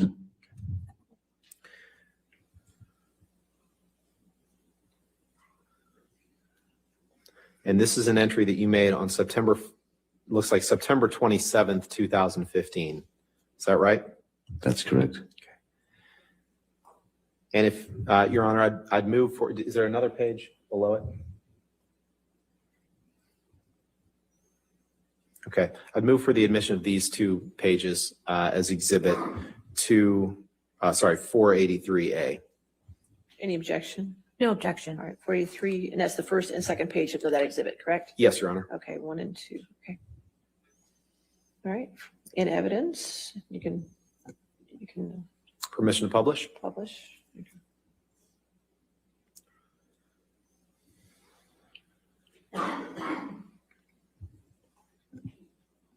And if you can scroll down, Michelle, to the bottom that starts with "I love and adore you," please.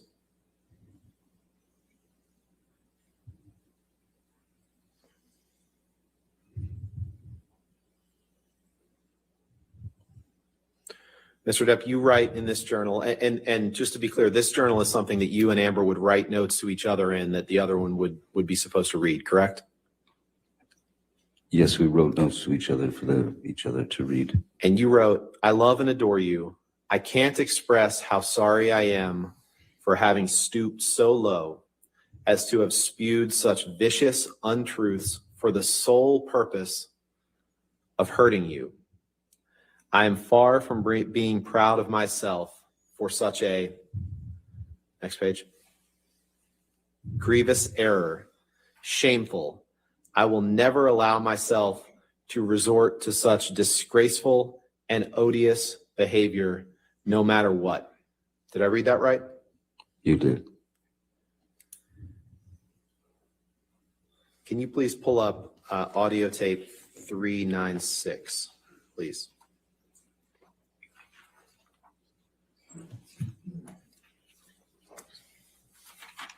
Has that already been entered in evidence? 396. 396. Is it plaintiff's or defendant's exhibit? Sorry. I'm told we think it's plaintiff's exhibit. Plaintiff's exhibit 396. Has it been in evidence? No. 396 plaintiffs. And this is another one of those, Your Honor, that I'm pretty sure is just between the two, but I'd like to confirm. All right, so 396A, which part are you playing? 709 to 719. And 2004 to 2023. And this is just the two litigants Two on it? clips. Yes, Your Honor. All right, any objection to those two clips? No, Your Honor. All right, 396A entered into evidence. Go ahead. What's the date?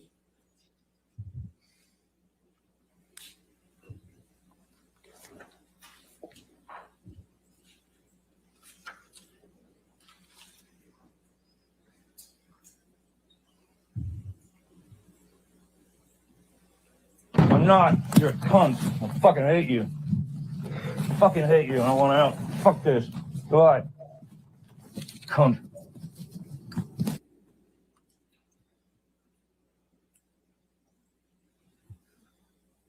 In that portion of the recording, Mr. Depp, you tell Amber you're a cunt and you fucking hate her, correct?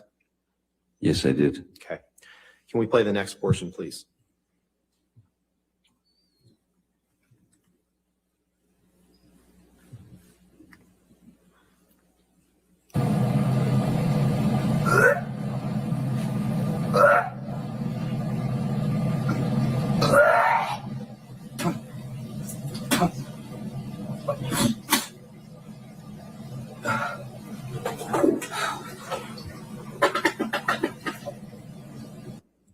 So the first clip was at about 7 minutes in. This is at 20 minutes in. So that was about 13 minutes later, correct? My math's right? I don't know. What's the date? Can you pull You've up? got time, but you don't have date. Can you pull up Exhibit 180, please? Defendants 180? Yes.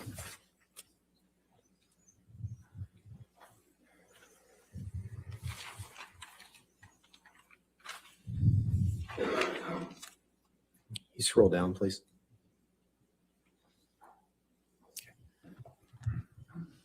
I believe you've testified, Mr. Depp, you did not like Ms. Heard expressing her disapproval of your drinking and drug habits, correct?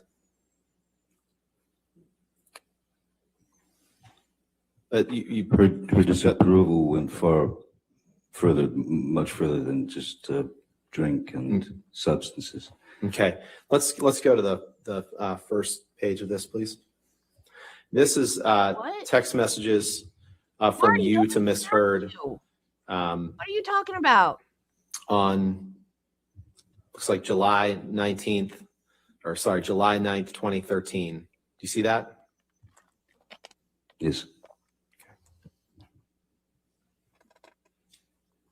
And is it just 2 pages? My yarn that Amazon lost. I'm not mad at anybody but Amazon right now. 3.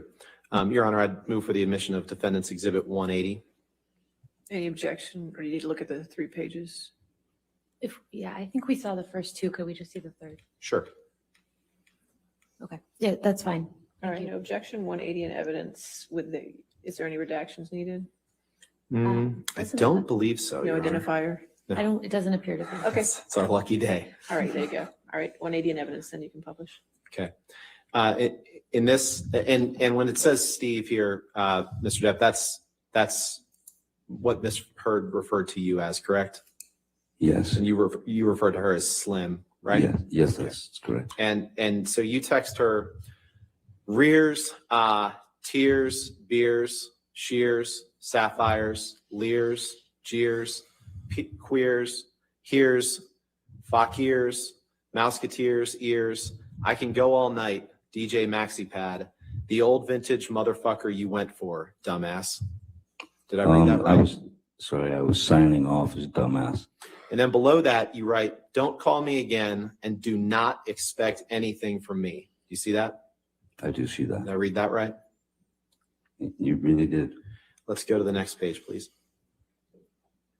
Eat salad with your equine AD bovine yerps. And thanks for the support. Have a great shoot. You sicken me. Leave me fucking be, Officer Squarehead. Your display of guilt and matronliness as a lesbian camp counselor was plenty. Your future is on display. Best of luck. Best if luck. Thank you for the correction. Best if luck. You're welcome. And thanks for the tunes. Bye, JD. Don't call again. I will begin to feel embarrassed for you. Go away, coach. Hup. Done. Did I read that right? No. Go away, coach. Done. Hup. Done. Thank you. Otherwise, did I read that right? Sure. You agree that referring to Amber as a lesbian camp counselor is a highly offensive reference to make, correct? What's the date here? 2013. It wasn't as considered as egregious. There was a bit more.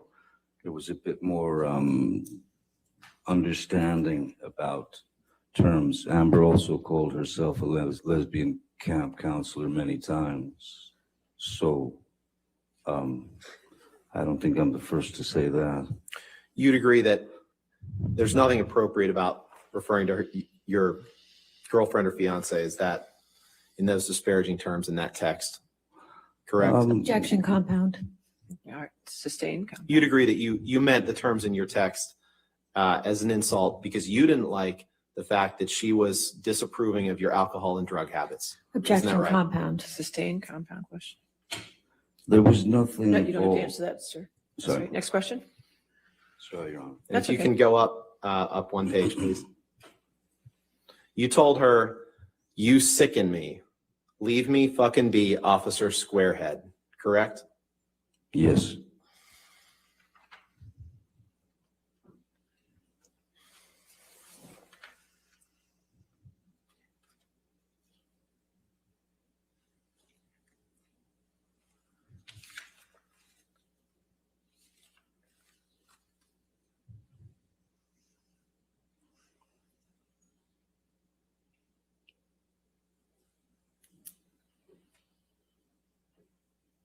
Hello. Let's go to Defendant's Exhibit 736, please.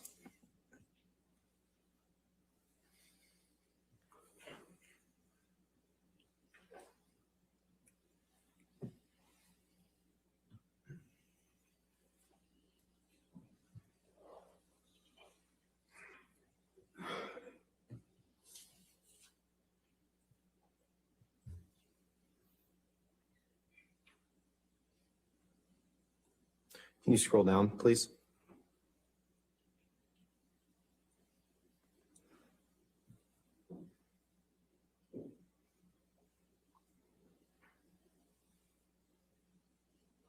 Is that the last page? Some more. Okay. Go up then, please.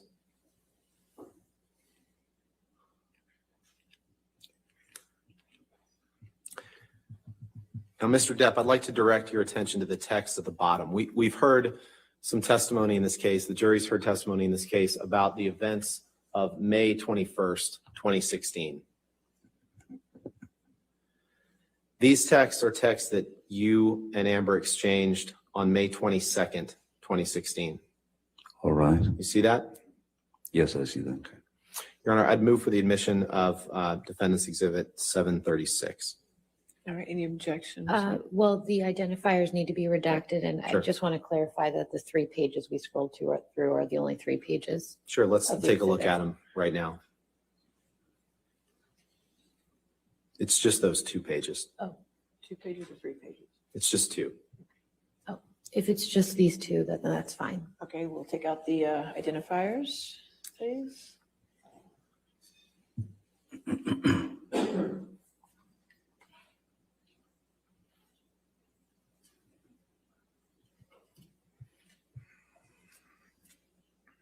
All right. Okay, 736 in evidence as redacted. thank you. Mhm.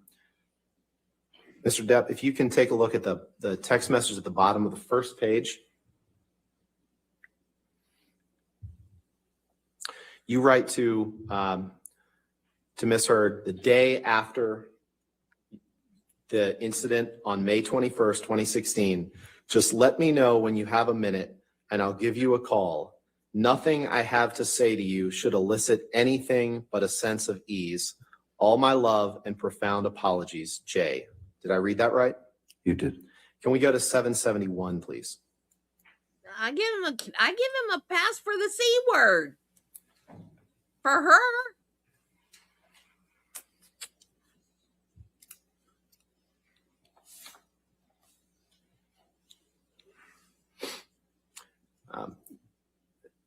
Mr. Depp, is this a text message from you to Ms. Heard on May 22nd, 2016?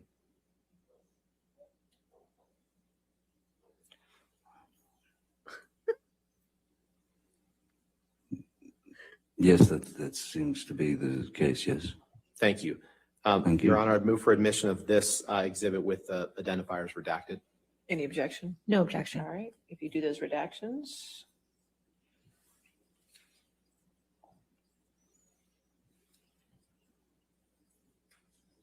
All right, 771 in evidence with redactions. And on May 22nd, 2016, you wrote the text that we just saw. You also texted Ms. Heard, sorry if was a bit. Please know that my hurt toward you is over. My apologies are eternal and belong to you. Solid X. Did I read that right? You did. Can we please pull up Exhibit 587? And Your Honor, this is an audio recording that it will take about 5 or 6 minutes, so Okay. it might take us toward the end of the day. All right, 587, and is that an audio recording that's agreed? Is this plaintiffs or defendants? It's defendants. Again, I'm 99% sure it's just them. Okay. But I'll confirm this evening. Any objections? That's fine. Can you please just let us know which portions you're playing? Of course. This will be 3210 to 3805. Okay. And Mr. Depp, before we move on, you and Ms. Heard saw each other in July of 2016, one final time, correct? You testified to that, right? You saw each other in San Francisco. Yeah, Right? yes, we Okay. did. All right. I'm still not sure if that was the final time. I believe the last time I saw her was in her divorce attorney's office when the agreement was signed, I'm sorry. I believe. I believe I misspoke, Your Honor. I'm sorry. It's 586. Sorry. It's the Same video that you're discussing, just the wrong number? yes, Okay, yes, so- Your Honor. And what I would propose to play is 3210 to 3805. So we'll make it 586A, Yes. section 3210 through 3805. All right, that's in Yes, evidence. Okay, thank you. And with your permission, I'd ask for us to play this to Okay. the jury. Go ahead. Thank you.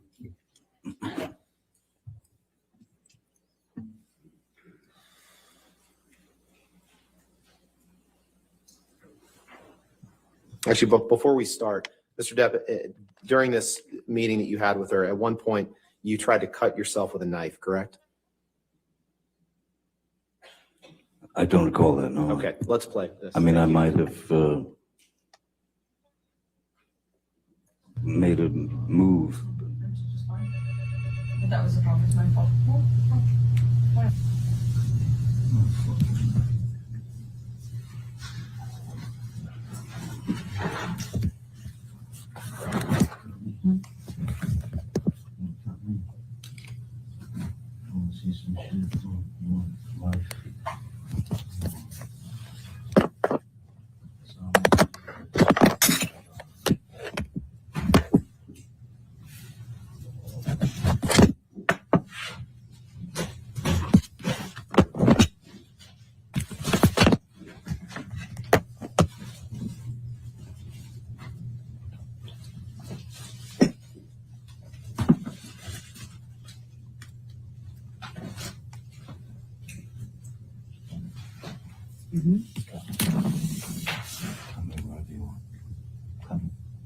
This is really pretty.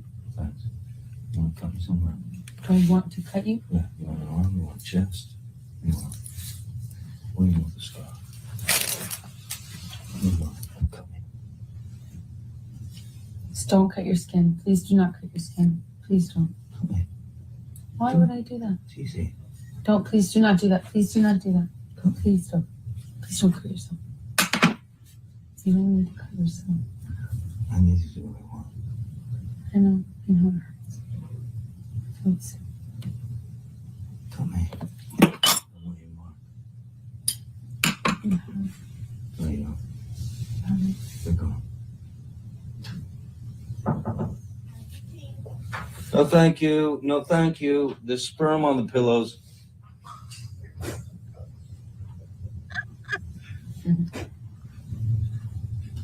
Cut me. You know I will. Cut me. fucking Switzerland for this because he's a fucking conservative prick. Don't. Please don't. Don't cut yourself. Please don't cut. Please don't cut yourself. Please, I know I You could. do it. I would never cut you. Cut me. I would never do that to you. Please don't.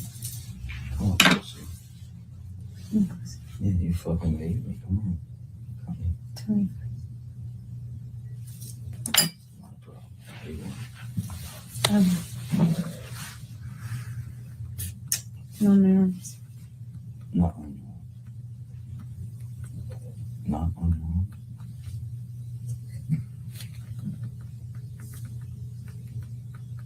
Want to be cut? Do you? Just gonna go to court?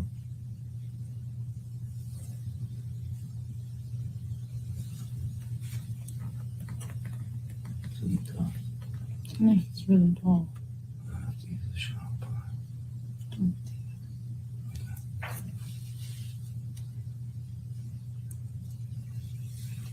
Don't. Don't you tell me. Please don't do that. Put the knife down. Just put the fucking knife down. Don't do that. Do not do that, Johnny. Please, I want to look at you. You're gonna hurt yourself. Please I want to look at you. I know you're in pain. Wait. Stop. Please There's a don't. way for the pain to go away. It's not that. It doesn't make it go away, trust me. You don't fucking know. I do know. It doesn't make it go away. Really? Did it make it go away? Yeah. It did? Please don't do that, okay? There's love here. There is love here. There's love here. I wouldn't be here. I have no other reason to be here.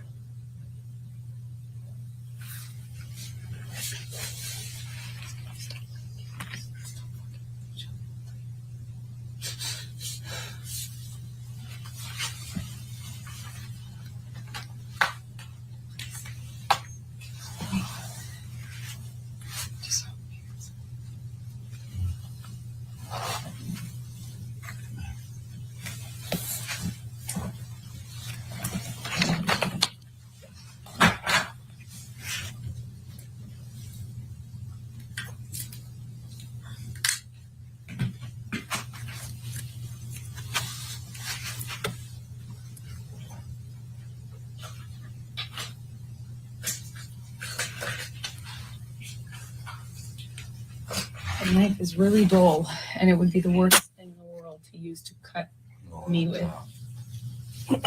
It would be too painful and dull and dirty to use. Yeah, that's the tip. Don't give him any ideas, Amber.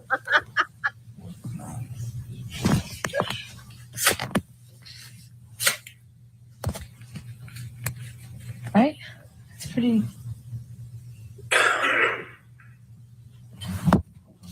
No, please do not. Don't. You're gonna hurt yourself.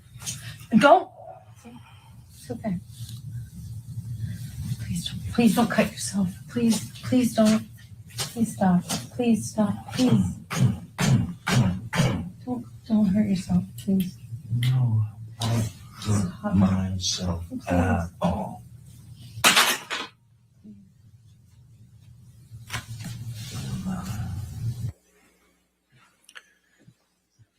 Your Honor, I think that might, if it's okay with Your Honor, I'm probably going to move on to something else. Later, next. Okay, I assume you still have quite a bit cross or. A bit. I'm not exactly sure. All right, but more than we could do. Yes. Okay, all right, that's fine.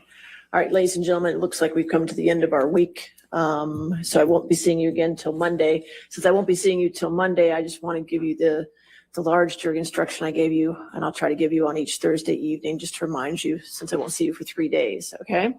So remember, it's the court's instruction.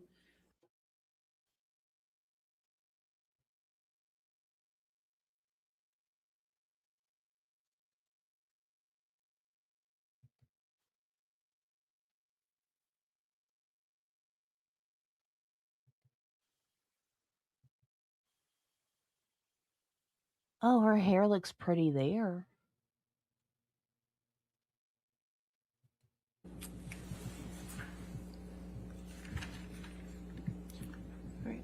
Is this another audio? It is, Your Honor. And I will give the excerpts that we propose to play. And I'll say, Your Honor, it's a lengthy recording where. Well, I already have 598A in evidence, so. Right, and I just wanted to clarify, spoke with Ms. Myers this morning. We're gonna speak at a break. We're trying to be very careful about whether there's a third party on the tape. This is one where at the very end, someone else comes in. But Ms. Myers and I will speak, and we may be, to the extent your Honor's agreeable, we may be agreeable to just entering the whole thing as evidence. But for now, since there's a very small portion at the end that we're not going to play of a third party, I'll just give you the excerpts. Her hair's been Well, then I need like she's rolled out of 598B. bed. I need Yes. to know what the time of the excerpts are, and, We'll prepare that for you, Your Honor. Thank you. well, I need it now, I mean, I have the okay, excerpts. So this would be 598B, okay. and it's seconds 1 through 20. And then it's minutes, We 30 gotta minutes class and you 2 up, girl. seconds through 31 minutes and 45 seconds. Okay. All right. Any objection to 598B then? No objection, Your Honor. Thank you. Gotta make you look classy. Cause you going down. I'm not worried. Gotta make them like you. Not being able to do, No, I meant exactly what I said. what did you say? At least I'm not doing it behind your back and telling you. Okay. You gave me shit that I was recording, and I said, yeah, I'm recording, but at least I'm telling you. Okay. And So- if you had asked me not to, I wouldn't. Well, record. Okay, so the next excerpt is 30 minutes and 2 seconds.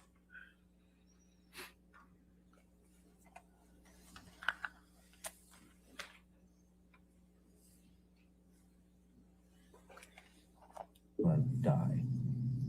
Walking away is necessary. Is necessary, especially between you and I.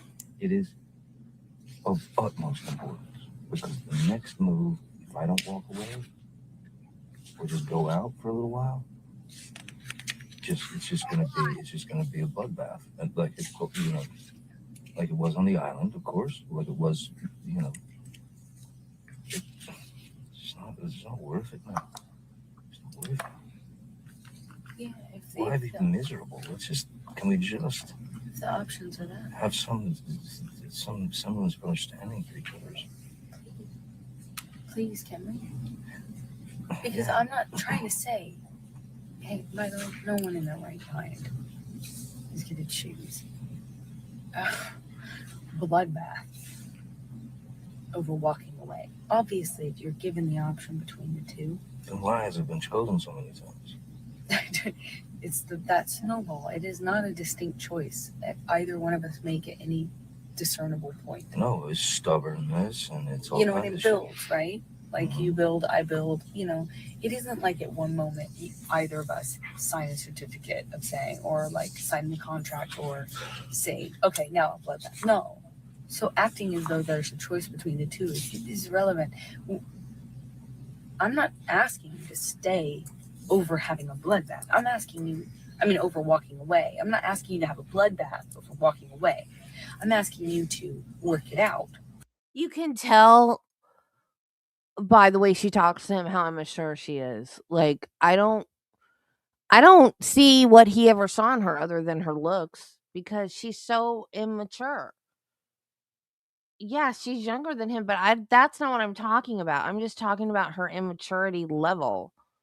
Because you can be younger than somebody and still be on their intellectual level. She's just so below him in brains. I mean, she doesn't even think on his level.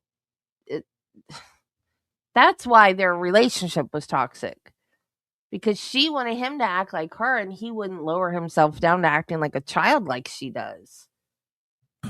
Over prolonging it and making it bigger. Exactly. Bye, Jill. Can you please pull up Defense Exhibit 161, which was admitted into evidence on Thursday, Your Honor, I believe. Okay. Yes, it was. Thank you.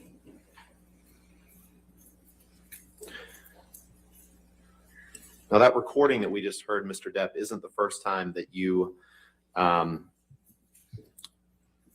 refer to an argument as a bloodbath. In fact, in this text exchange that we saw on Friday, when you inform Ms. Heard that there exists a book entitled Disco Bloodbath, and she asks you if it is about last Friday night by any chance, you say, "How can you make me smile about such a hideous moment? Yes, it is. Funny bitch." Did I read that right?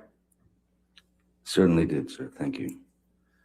Can we pull up Exhibit 586, please?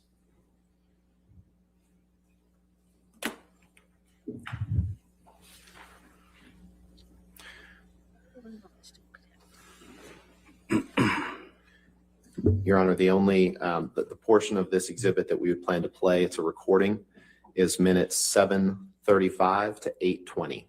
Okay, but I already have a 586A. So this would be 586B, if 7:35 to what? 8:20. Thank you. No objection to 586B? No objection. All right, 586B. Oh, yes, you do, because you wouldn't have used that as a way to hit me. I was pouring my heart out to you. What do you do? Let me get it. Let me get it. Stab in here. That's what you saw, huh? You listen to me cry, and you're like, now I get her. Is that what you think? You just do it without thinking. You do it without thinking, huh? You don't. Get him. Stab him when you can. You throw a swing when you can. And what win better than to win them on the floor? Because that's when it's really good to hit someone.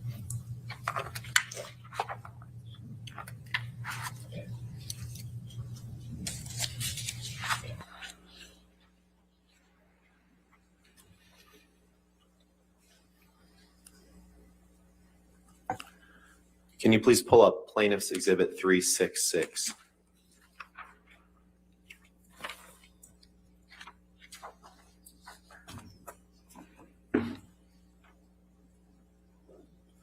This is another recording, Your Honor, that we would propose to admit all of, although we will only be playing minute 320 through 338. All right, so no objection to 366 in its entirety, is that correct? That's correct, Your All Honor. right, 366 in evidence. He's only playing part. Oh, plaintiffs, I'm sorry.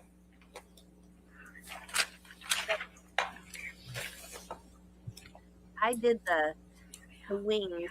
I took off with it.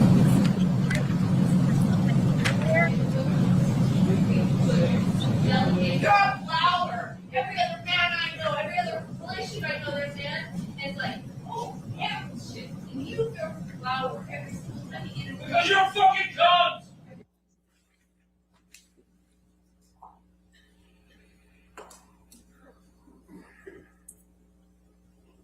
Can you please pull up Plaintiff's Exhibit 396? Your Honor, portions of this were used on Thursday, so with your leave, we'd like to introduce this as 396B with the following excerpts. 2:44 and 0 seconds through 2:44 and 16 seconds. And then 2:49 and 30 seconds through 2:49 and 55 seconds. All right, any objection to 396B? No objection, Your All Honor. right, 396B.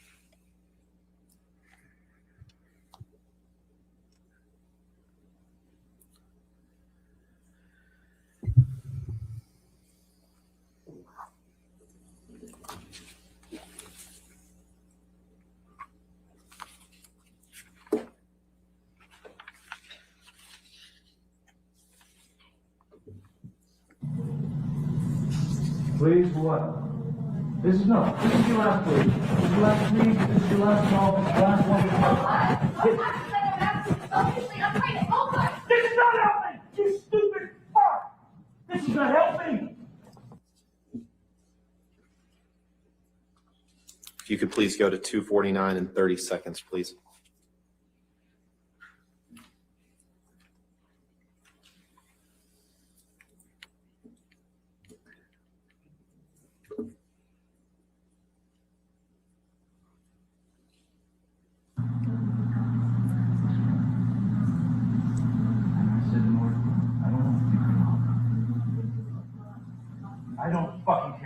shut up with that.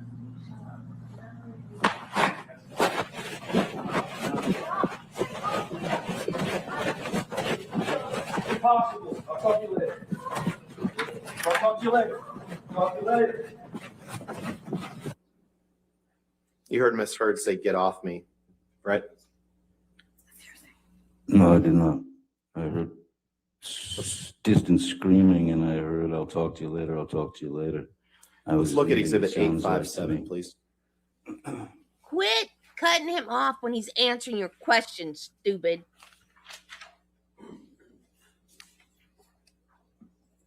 I didn't hear her say, "Johnny, That's get defendant's off me." 857. Yes, Your Honor. I heard him say that he was leaving. This is another audio file. Hold on. It's not, no. Okay, is there any?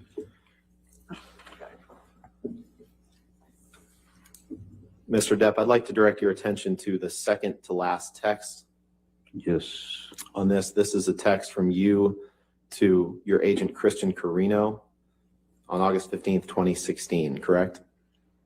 that's correct. That's what it looks like, yes. Objection, Your Honor. Relevance and prejudice. If you could approach from almost. You make it. I still don't think that he should have lost the thing, the part where his lawyer said something to the press about Amber. Because, yeah, he was Johnny's lawyer, but so what? Johnny didn't tell him to say that. He did all that on his own. I don't feel like that was Johnny's fault, but okay, whatever. But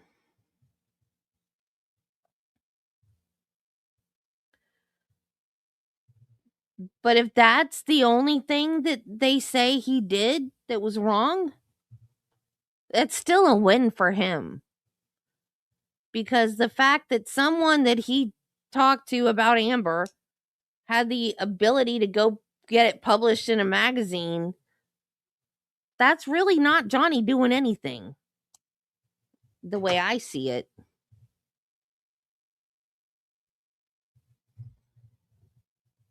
But every time they had a fight, he didn't want to fight. He wanted to leave. How does that make him the abuser? It's plain, it's obvious in almost every tape where they're fighting. He's trying to leave, even if it's just to go to the bathroom. And she follows him in the bathroom. Because they had two totally different styles of confrontation. His was to flee. Hers was to continue to talk and yell and scream over and over and over.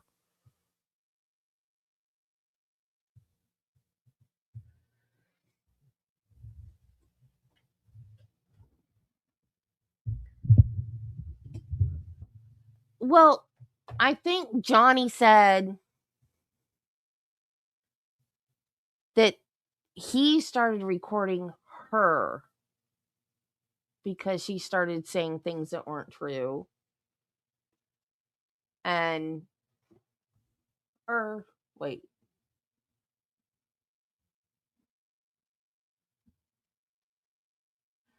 Wait, I can't remember who said they started recording her.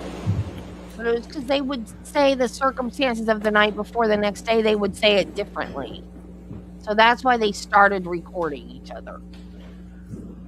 I can't remember who started it, though. But anyways, one of them was lying about things that happened when they fought. So that's why they started recording each other.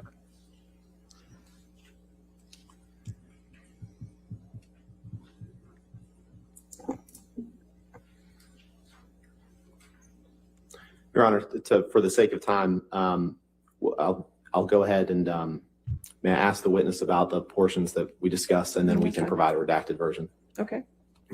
Mr. Depp, in this text message from you to Christian Carino, your agent, on August 15th, 2016, you tell him, you go on at some length about Amber, but you say she will hit the wall hard, 4 exclamation points. And then later down you say, I can only hope that karma kicks in and takes the gift of breath from her. Did I read that right? Objection compound. I'll allow it. Mr. Friedman. You read that correctly. And this wasn't the first time that you talked about Amber hitting the wall hard. Let's pull up Exhibit 213, please. I do agree he has his Hitting the demons, wall hard based on the But I- accusations that she brought. I'm sorry, I was talking. Is that all right? You would answer my question. We'll take a look at the next exhibit. Thank you. As long as you're happy, sir.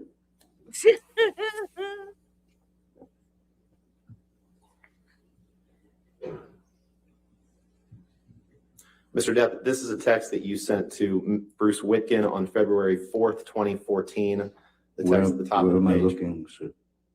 On your screen, please. I sorry. figured that out. The top Thanks. text on the screen. Okay, I didn't know if there was a specific, if it was third from the bottom or somewhere around the corner. What would you like me to do? This is a text that you sent to Bruce Whitkin on February 4th, 2014, correct? 2014, yes. Okay. Yes. Your Honor, I move for admission of this exhibit with just that text displayed. With the redactions applied and also the identifiers. That's Okay, Yep. redactions and We have that. fires. We have that ready. All right, 213. I have a evidence for problem with his redaction. political views, but doesn't keep me from loving his movies. And his substance abuse and his language. But I don't think he did anything to Amber.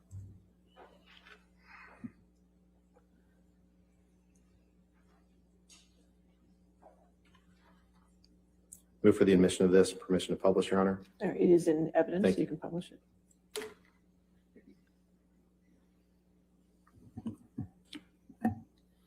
Mr. Depp, on February 4th, 2014, you tell Mr. Whitkin, Amber and I hit the wall hard. You see that? I do, sir. And that's the same phrase that you used in your text to Mr. Carino from 2016 that we just read, correct? They are similar words, but they have different meanings. If Can we I pull don't know up if that makes exhibit sense to you, but Exhibit 498, please?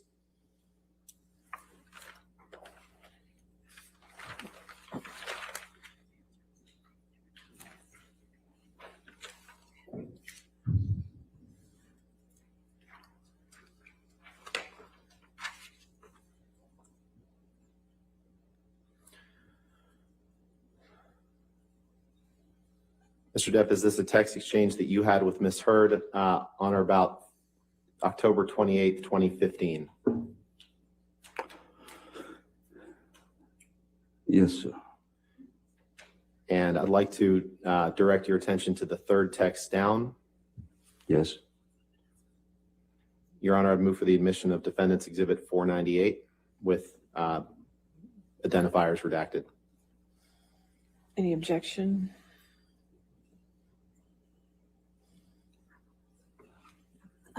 Relevance, Your Honor. All right, let's, May we approach? okay, sure.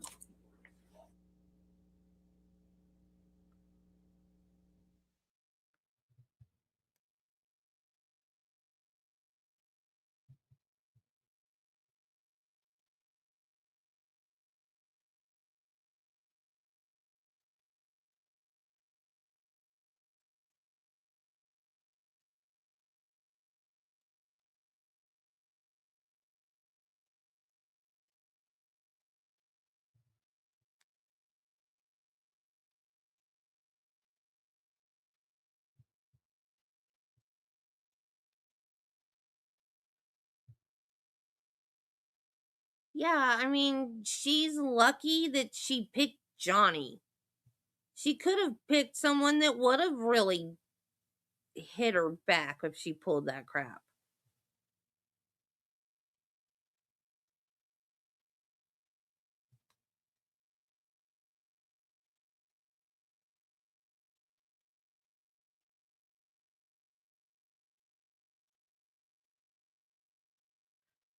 But she's definitely a gaslighter and a manipulator.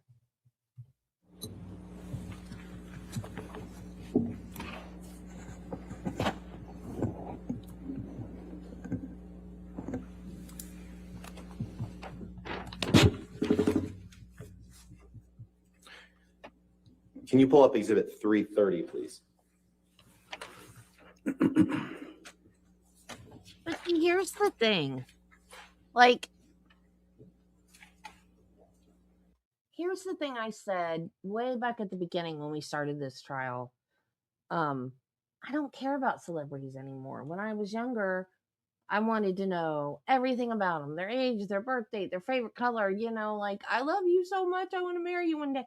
Like, and I think probably when we were all younger and it was a good looking actor or actress we had a crush on, but that's their job. He's a good actor. Who cares about his personal? Why do we care about their personal lives? Why should we? It's like when I was a nurse, my patients loved me. Oh, she's such a good nurse. I've heard in the nursing home, I've heard my old ladies sit around and talk about me, and I pretend like I don't hear them, but I hear around I'm doing my work and I hear, she is so sweet. So sweet. She always calls me by my first name. It's never Mrs. It's always, hey, how you doing? She just always gives me everything I want. And she's so sweet. And I know, I just love her. Don't you love her? She's the best nurse I've, they don't come and say, oh, well, who do you want to be president? Or what religion are you? Or like, they don't care. I'm a nurse and I'm a good nurse and they like me because I'm a good, they don't care. They don't care about my kids or my family or when my birthday is, or why are we like that with celebrities? If you get robbed and a cop comes to your house to take a report, do you want to know everything there is to know about him? No. Why are we like that with celebrities? I don't get it. Why do celebrities stand up and want to say stupid crap like no one is illegal on stolen land? I'm sorry, y'all, I had to.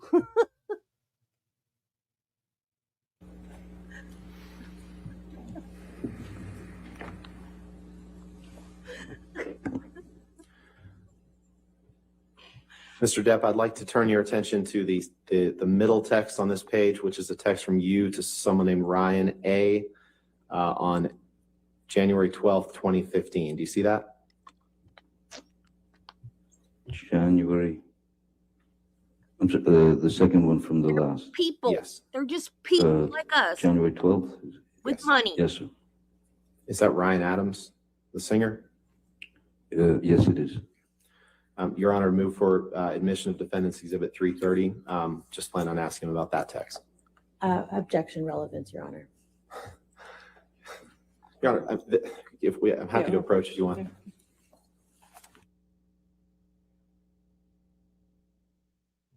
No, because when they cut pieces out for documentaries, they copyright it. So it is copywritten.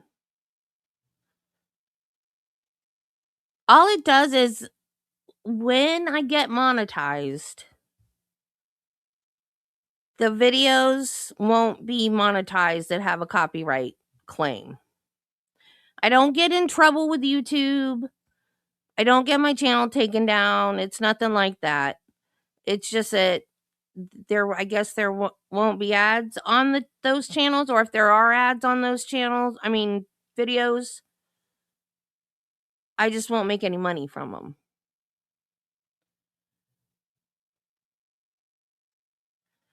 And it's because whoever in their infinite wisdom decided to use that portion for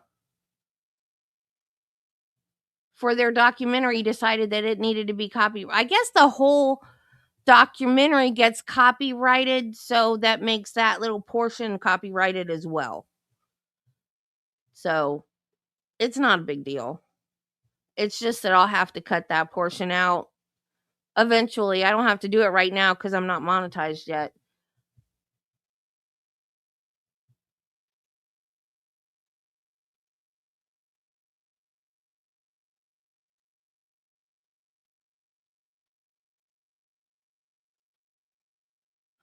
I don't know. I usually stop between 3 and 5. Or when the numbers get really low. Like, I think when I stopped, say before yesterday, I think I had like 2 people in here when I stopped. Can you pull up exhibit 620, please? If there's still a lot of people in here, I'll go till 5:30.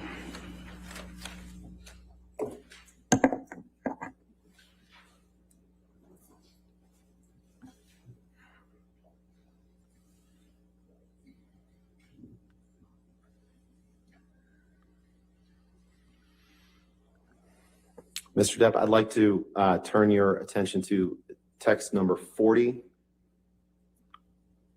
Okay. It's the third one down. Yes, This is a text from you to Malcolm Connolly. Is that right? that's correct. Your Honor, I'd move for admission of this document with the third text down. If I just, I'm happy to approach to discuss if Your Honor would like. The stuff with his friends, I don't feel like should be coming in at all. Because like I said, relevance objection again, Your Honor. Okay, if you want to approach. because like I said, I love my husband so much. He's amazing and he treats me like a princess. But there are days that I get aggravated with him and I might say something to one of my friends. It doesn't mean that I hate him or I want to divorce him or anything like that. It just means I'm frustrated one day. I would not ever want something I've said in a text to a friend end up in court. Because it doesn't mean anything. It's just me venting. So I don't think anything he said to a friend about her needs to be in this trust.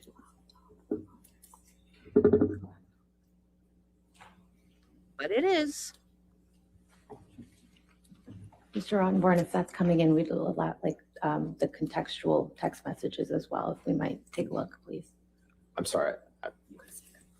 We would like to take a look and just make sure the contextual text messages are coming in with the one that you're directing Mr. Depp to.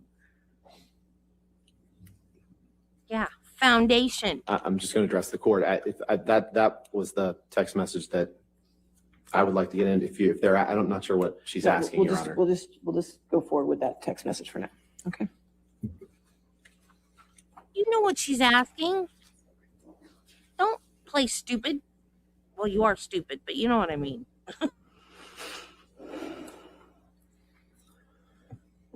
What he said to his friends about her is irrelevant.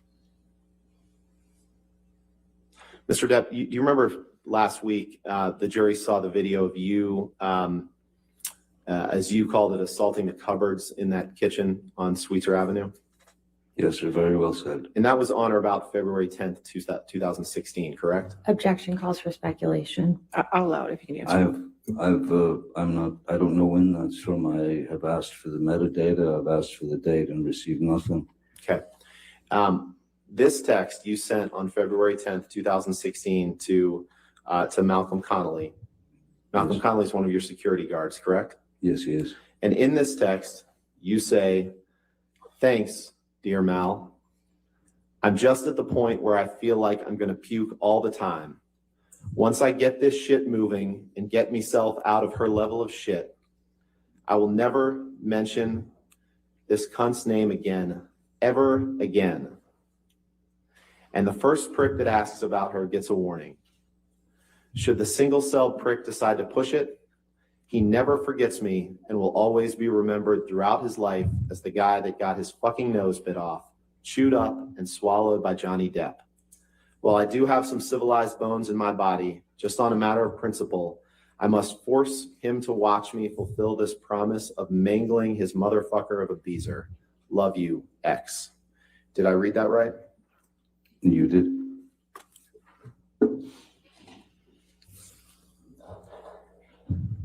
I'd like to turn to your views on Ms. Heard's career. Can you please pull up Exhibit 195?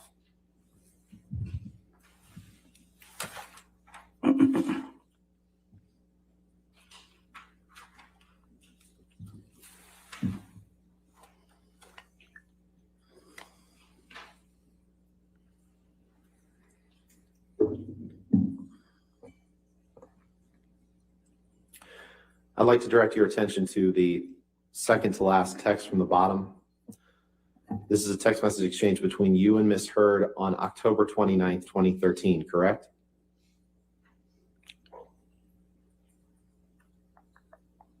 It looks like it is, yes.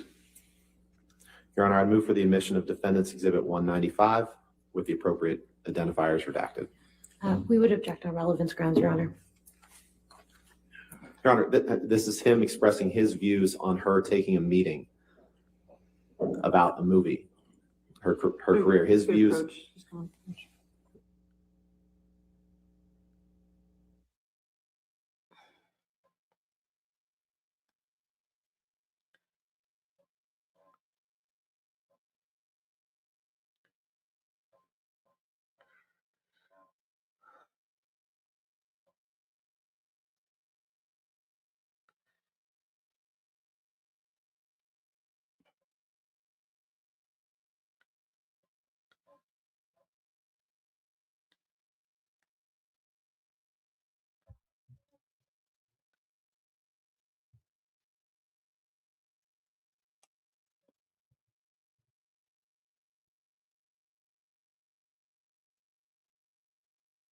So 195 will be in evidence with Hey, John.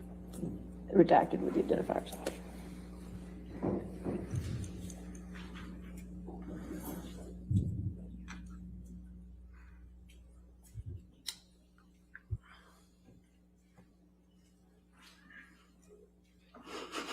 Mr. Depp, you see the text that from Amber that says, I'm at a coffee meeting now. You see that? I do, It's right there. So she tells you at 12:41 p.m., I'm at a coffee meeting now. We'll be home soon. And then you respond, holy crap, whores. No goddamn meetings. No movies. Why? Why do you deviate from our agreement? What species of meeting? Fuck it. Just tell me when you get home. Did I read that right? You did, but a coffee meeting. You didn't want her to take the meeting that she was taking that day, correct? It seems as though we had an agreement. What seems like we had an agreement to do something together. I'm actually asking what species of meeting. So this is not necessarily an angry text. It's just, why do you deviate from our agreement? It's not about her doing films. How do you think she got Aquaman, sir? You tell her no goddamn meetings, no movies, because you didn't want her acting. You wanted to control her career, correct? Objection compound. That's patently Hold on, untrue, and it's a Mr. great Depp, guess. sir. All right, Sorry. yes, I'll sustain the objection. Next question. Sorry. We can move on. Exhibit 394, please. Defendant's exhibit. Thank you.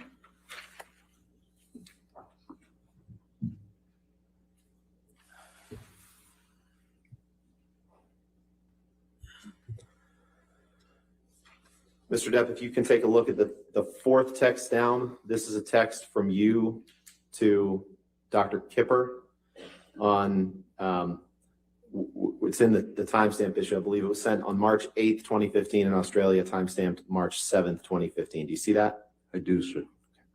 Your Honor, I'd move for the admission of 394.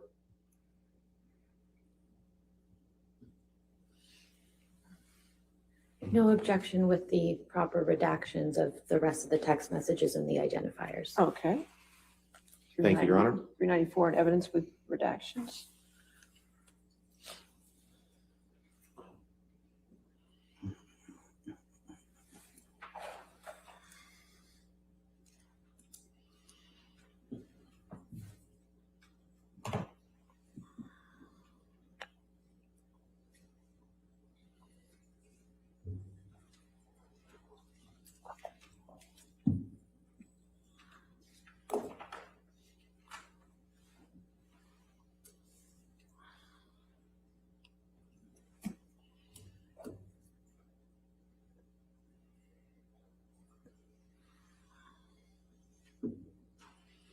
Permission to publish?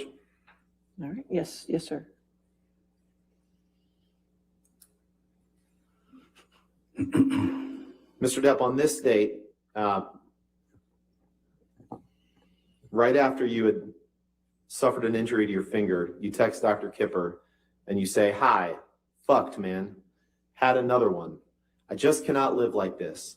She is as full of shit as a Christmas goose. I'm done. No more. The constant insults, the demeaning, belittling, most heartbreaking spew that is only released from a malicious, evil, and vindictive cunt. But you know what? Far more hurtful than her venomous and degrading, endless educational ranting is her hideously and purposely hurtful tirades and her goddamn shocking treatment of the man she was meant to love, above all. Here's the real deal, mate. Her obsession with herself is far more important. She is so fucking ambitious. She's so desperate for success and fame. That's probably why I was acquired, mate. Although she has hammered me with what a sad old man has been I am, Cowan has done me the most cruel of favors. I'm so very sad. I cut the top of my middle finger off. What should I do? Except, of course, go to a hospital. I'm so embarrassed for jumping into anything with her. Fuck the world." Did I read that right? Yes, Mr. Rottenborn. So even as you are ranting about Miss Heard to Dr. Kipper, even as you were talking about her ambition and expressing your objections to that, you still admit to him that you cut the top of your middle finger off, correct? Objection, compound. All right, sustained as compound. You're complaining about her ambition in this text to her, to Dr. Kipper, correct? I'm realizing that her ambition is far stronger than her supposed feelings for me, yes. And there's nothing about this text that's trying to protect her. Protect her? From what? And you tell Dr. Kipper, I cut the top of my middle finger off in this text, correct? It's just the way it was worded. It doesn't mean that I actually literally cut my finger off after, at the age of 12, finding the only thing that gave me peace, which is playing the guitar. Very unlikely. Why didn't I start lopping off digits when I was 13 then? Just the way it was worded. Now, Miss Heard wasn't the only one who had a problem with you can take that down. Miss Heard wasn't the only one who had a problem with your drinking and abuse of alcohol, correct? Objection, compound. All right, I'll sustain the objection if you want. Miss Heard wasn't the only one who had a problem with your drinking, correct? Sir, if anyone had a problem with my drinking at any time in my life, it was me. The only person that I have ever abused in my life is myself. In fact, you tried to hide your drinking from your daughter, Lily Rose, didn't you? Objection, relevance. What's the relevance? He just said. When your nerves are pushed. Sure, Can we approach, Your Honor? Okay. Pardon.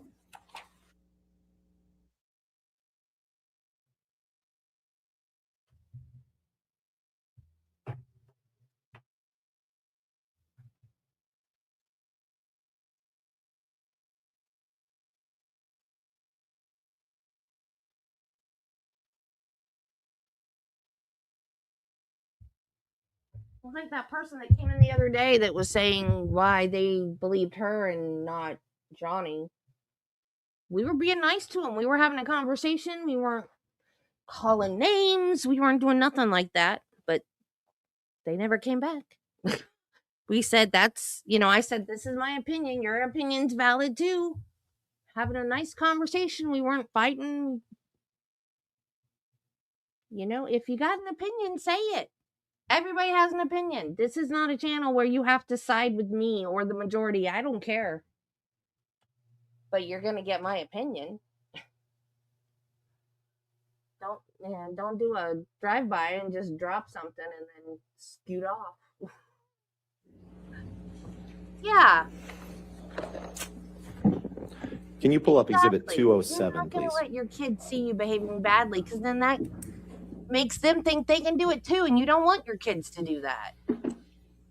That's normal. That's good parenting. I started to say that's normal parenting, but that's good parenting. Can you scroll down, please?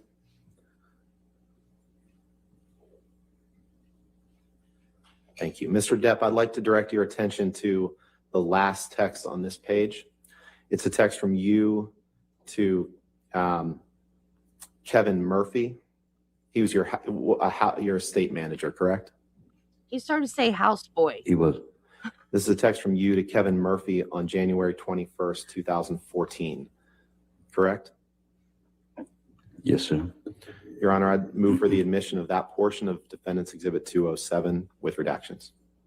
With the identifiers redacted, that's fine. Thank you. 207.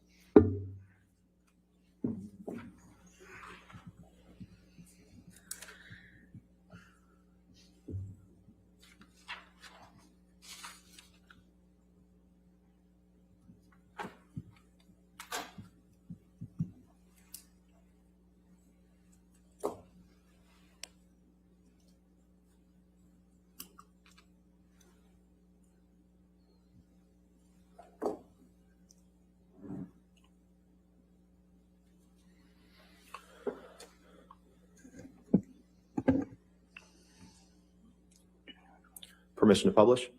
Yes, sir.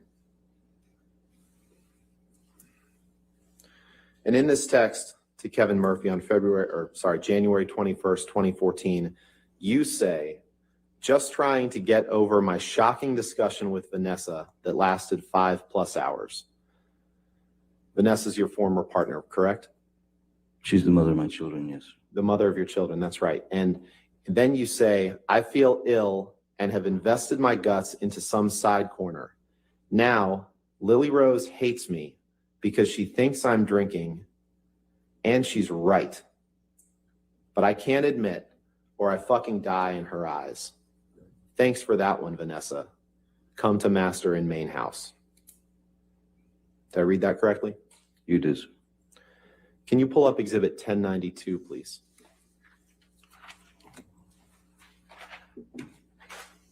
What is the relevance? What does that have to do with Amber? None of that has to do with Amber.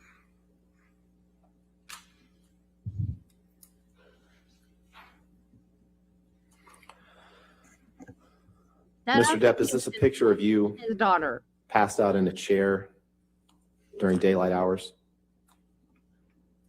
Well, you can't. Again, isn't passed out. That's a very specific term. Sleep could be one. Passed out. Let's try it this way. This is a picture of you in a chair, correct? That is correct. Move for the admission of 1092, Your Honor. Any objection? I'm relevance, Your Honor. Your Honor, I'm trying to move this along, and when we stop with Well, relevance, you want to lay a foundation? I just don't. this is a picture of Mr. Depp. We've introduced another on Thursday, another picture of that. What is the date of this photograph? I'm sorry.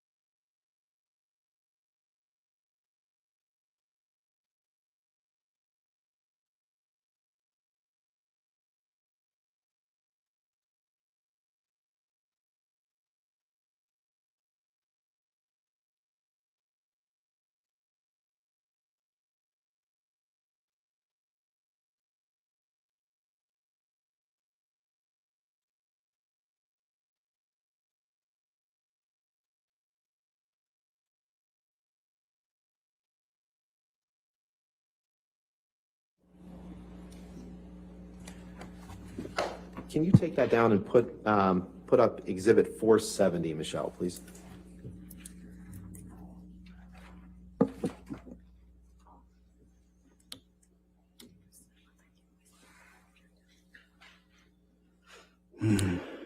Mr. Depp, is the bottom text on this page a text exchange or a text message from you to your personal assistant, Stephen Duders, on September 3rd, 2015? That's what it looks like, yes, sir. Your Honor, I'd move for the admission of this exhibit. with just that text and the appropriate redactions. Exhibit 470.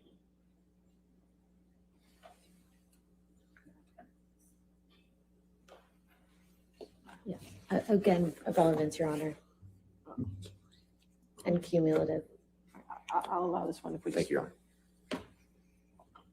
with the redactions.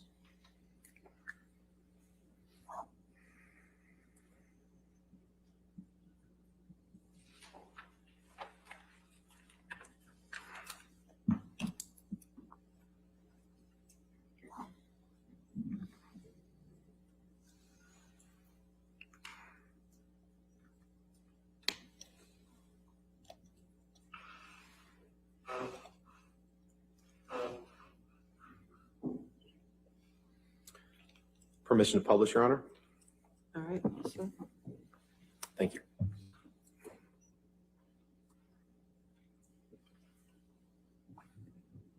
Mr. Depp, in the effort to move this along, I'm not going to read the whole thing, but I'm going to start with the word main bits, which is 5 lines down. You write to Mr. Deuters on September 3rd, 2015, main bits needed are Xanax and Adderall, and I want no judgment from Kipper or Debbie. Kipper means Dr. David Kipper, correct? That's correct. And Debbie means Debbie Lloyd, your sobriety nurse, correct? That is correct. Just found out from Joel last night how much I spent on having Kipper and Debbie around. Millions and fucking millions, mate. All the while, Debbie just hung around Broad, BCH, and gave me new meds like every 2 weeks. She was on set maybe 4 times. Wow. And 5 money symbols. Sorry, just how it is. Did I read that right? You did. Can we pull up exhibit 587, please? This is a recording, Your Honor. and I already have 5787A, so this is 587B. 587B, Your Honor. The excerpts to be played are 1940 through 1953 and 2304 through 2329. Any objection? Why can't I spell? No objection, Your Honor. 587B in evidence.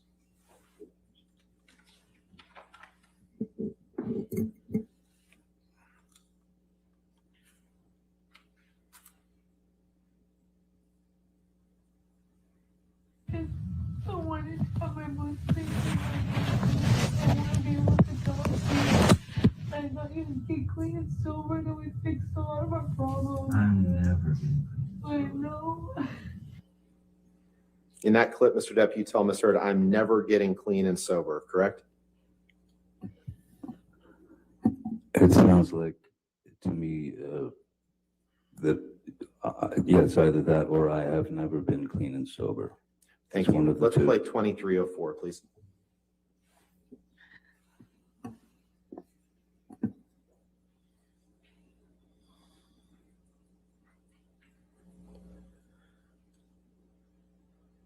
In the big picture, the big scheme of things, it does nothing but hurt us. And why? Because the coke and booze doesn't make it easier for you to see how clearly that is.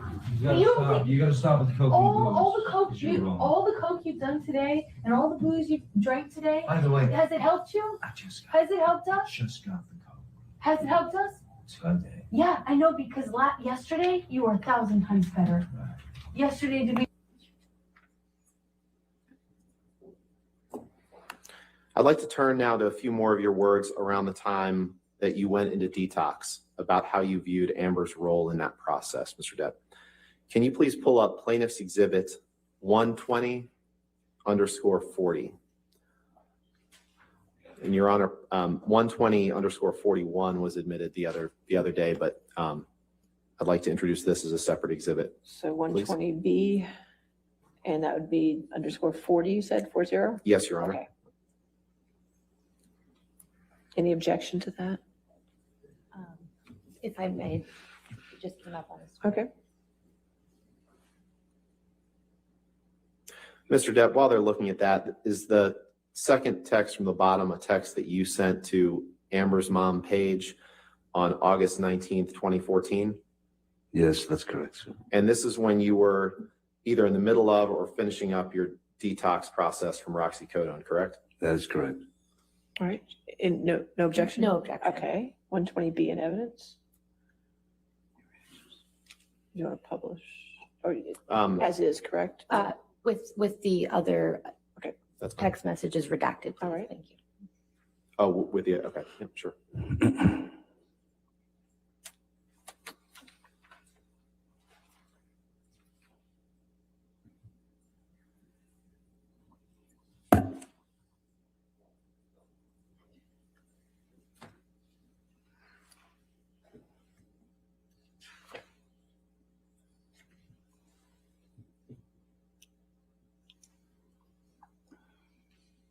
Okay, you publish.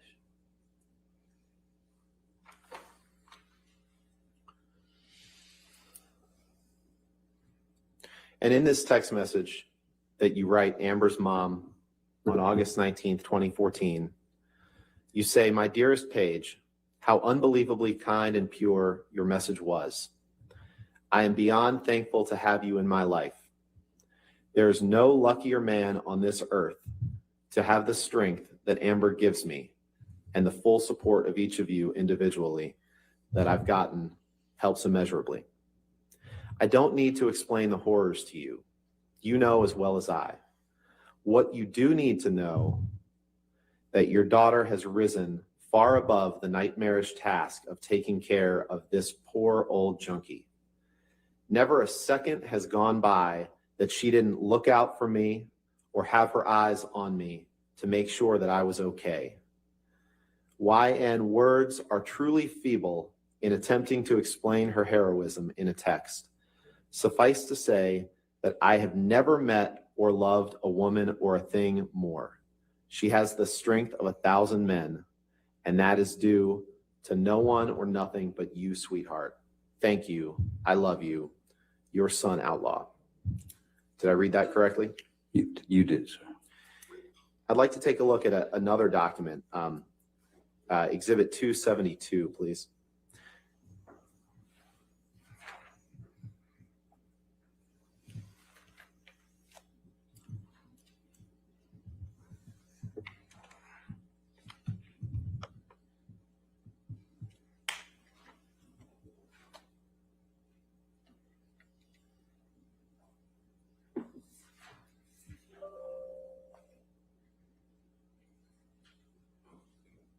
Is this a text message that you shared, a text message exchange between you and Amber the following day on April 20th, 2014?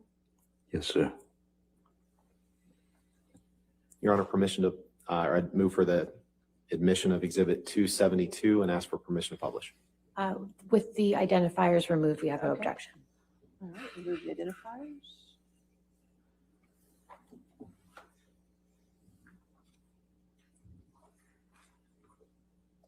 All right, 272 in evidence as redacted.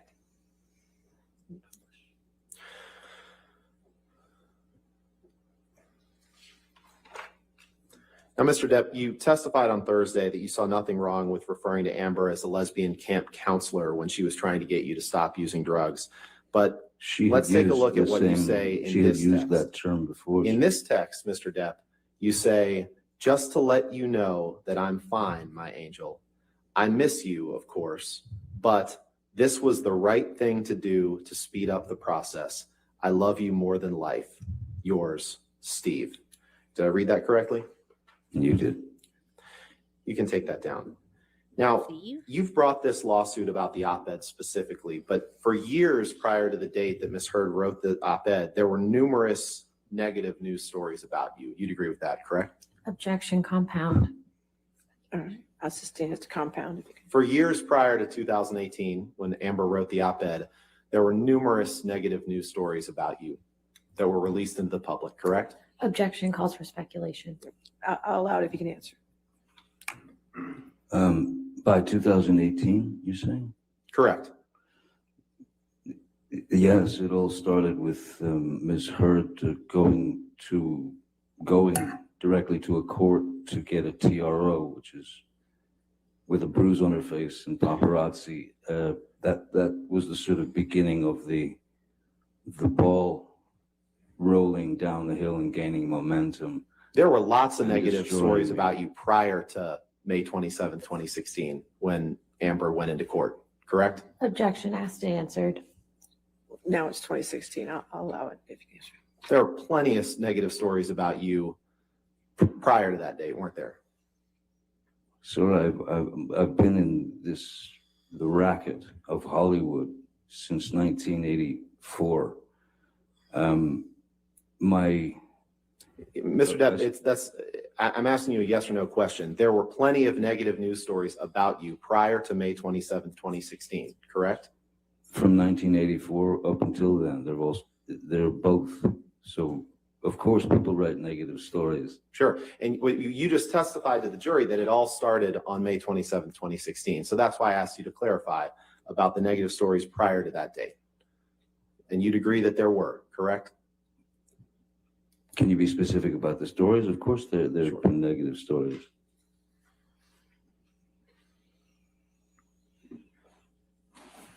Celebrities always have negative Permission to approach, stories. Your All right. Oh, she Your called Honor, I him have Steve. here numerous exhibits in one sort of compendium, all press articles about Mr. Depp, if I may approach. Okay, I thought I missed this part. I kept waiting for it and waiting for it. I thought I missed it. Thank you so much.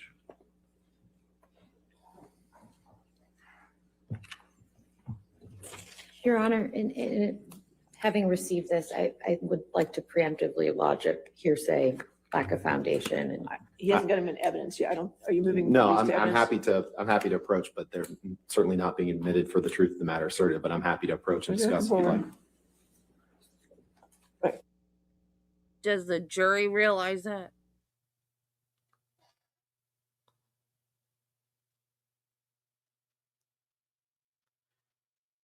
Oh, it was just he showed up on set drunk. Or he was late. Or whatever. Probably because of Amber.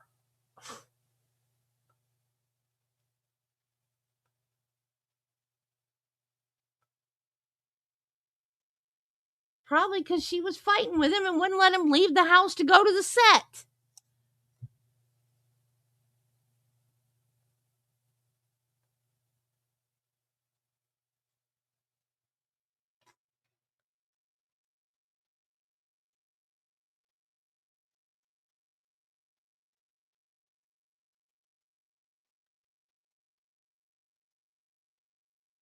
And he had the finger thing going on.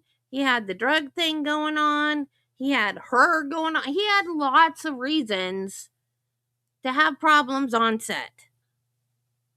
If your personal life is that screwed up, it's going to affect your professional life. I totally discount all these articles as either fake news or stemming from his relationship with her. I mean, maybe not all of them, but certainly the majority of them.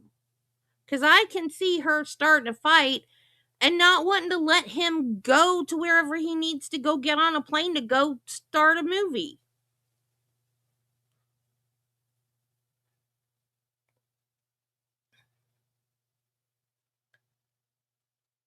And from what I understand, a lot of people do drugs while they're doing a movie. So why would they even care?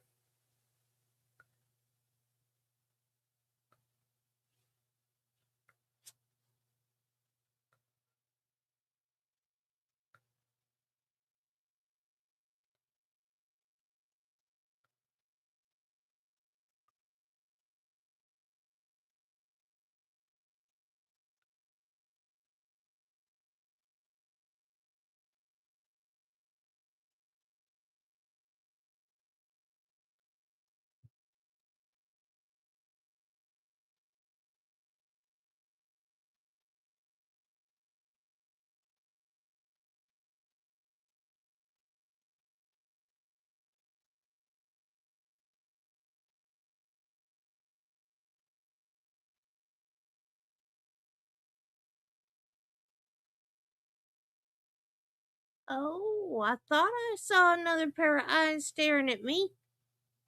What? He snuck around behind me, and then he went,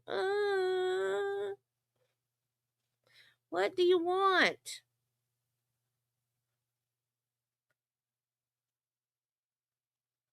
I can't even see you because you're behind me. Why are you behind me?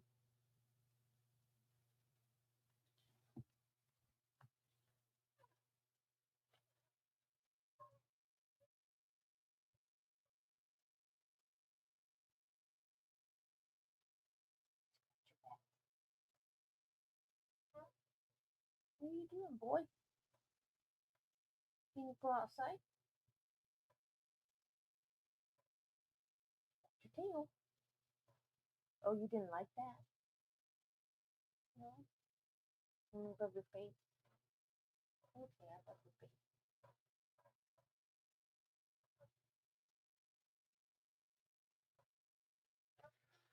What is taking so long?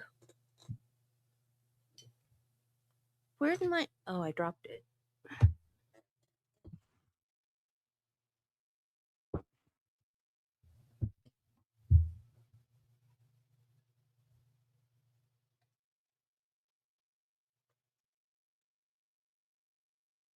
Yeah, I think that is pretty normal.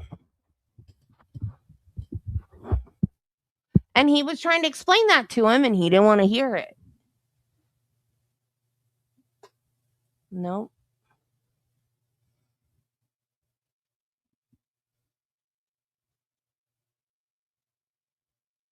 Mm-hmm. Yeah. It's a normal thing in Hollywood. Why is this taking so long?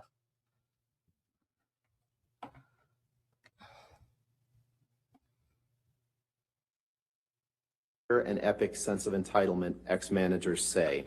Yes. Published in the Hollywood Reporter, correct? I was in a lawsuit with him, sir.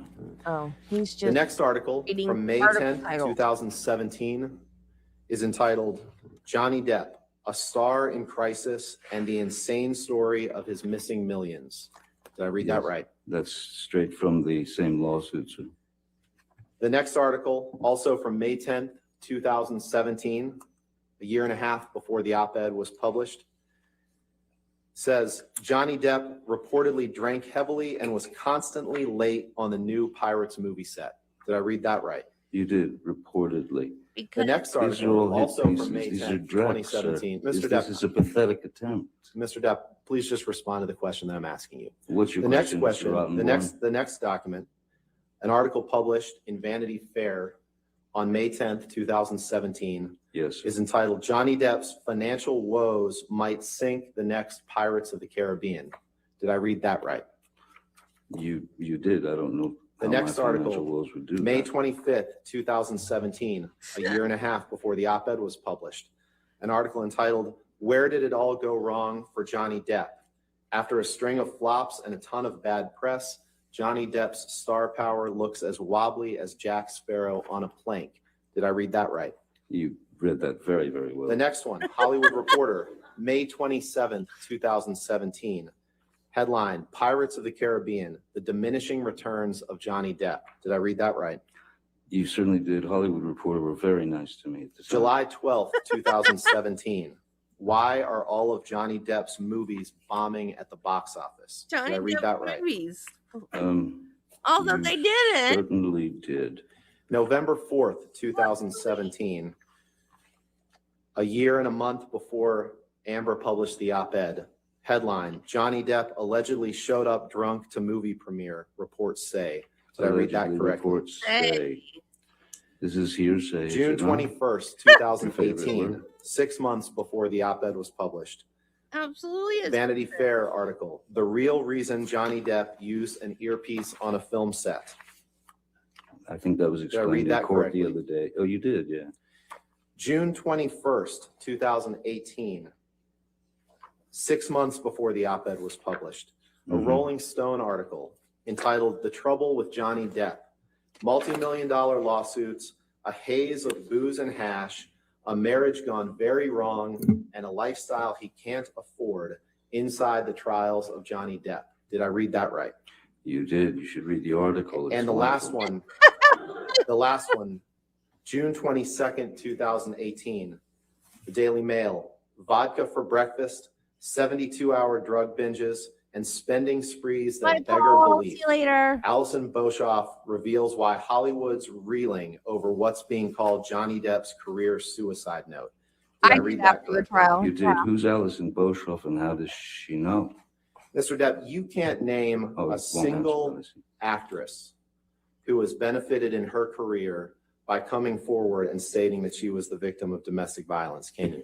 I'm sorry, what was Objection that? calls for I'll speculation. sustain the objection. Rose McGowan. Everybody loves When Amber made abuse accusations against you in May Harvey 2016, fair to say it got a lot of press attention, right? Objection calls for speculation. All right, I'll sustain the objection. Next question. I When know. Amber made abuse accusations it, against Sarah. you in May 2016, you became aware that it got a lot of press attention, correct? Very quickly, I became aware. And she became associated with those abuse accusations that she made against you in May 2016, correct? To your knowledge. Objection calls for speculation. I'll sustain the objection. Next question. You became associated with those domestic abuse accusations that she made against you, correct? I think that's clear. And yes. you understood that she became associated with those same accusations that she made, correct? You testified to that. Well, she had a choice. I didn't. And you've talked about the immediate impact that those accusations on May 27th, 2016 allegedly had on your career, correct? Yes. You testified earlier in your examination on direct that when Amber made those accusations in 2016, you said you lost, quote, nothing less than everything, correct? That's correct, sir. But you didn't try to get the restraining order lifted in 2016, did you? I don't. If she wanted a It's a restraining yes or order. no question. You didn't try to get the restraining No, order why lifted, would did you? I? And you didn't have a divorce trial where you could respond to Amber's accusations of abuse in 2016, did you? Objection calls for a legal conclusion. I'm asking him if he had a trial. That's All a right, fact. I'll allow. You didn't have a divorce trial where you could respond to Amber's accusations of abuse, did you? No, there were no charges pressed against You me. chose She didn't not tell to- the police that I had done anything. She didn't mention my name. And you didn't have a California divorce judge decide these facts, did you? Objection Just- asked and answered. I'll sustain the chose- objection. You Next chose not to try to clear your name at that time through any sort of legal proceeding, correct? Objection asked and answered. I'll sustain the objection. Next And you chose to sign a divorce agreement in which you stated that Amber had not made any false statements about you for financial gain. We looked at that, correct? Objection asked and answered. Asked and answered. I'll sustain the objection. Next In question. fact, you waited until Amber wrote the op-ed in the Washington Post in December of 2018 to file a lawsuit against her, correct? That is correct. Can you pull up Plaintiff's Exhibit 2, please? It was the only time that I Permission was to able publish, to Your Honor? speak and use my own voice. You chose not to sue the Washington Post in this lawsuit, correct? Objection relevance asked and answered. It's not been asked and answered. Hasn't been asked and answered, but I'm not sure what the relevance is. You chose to sue only Ms. Heard and not the newspaper that published this article, correct? Objection compound. All right, I'll sustain as to compound. You chose not to sue the Washington Post, correct? Objection relevance. I'll sustain the objection. You only sued the author of this article, Amber Heard, correct? Which seems she was the one making the statements. Yes, I had the opportunity to fight back. Permission to publish Exhibit 2, Your Honor. All right, Exhibit 2 is already in evidence. So we'll. Mr. Depp, you realize that the only job for this jury to decide, Yes, sir. its only job is to determine whether this op-ed and this op-ed alone is defamatory. Objection calls for a legal conclusion. I'll sustain the objection.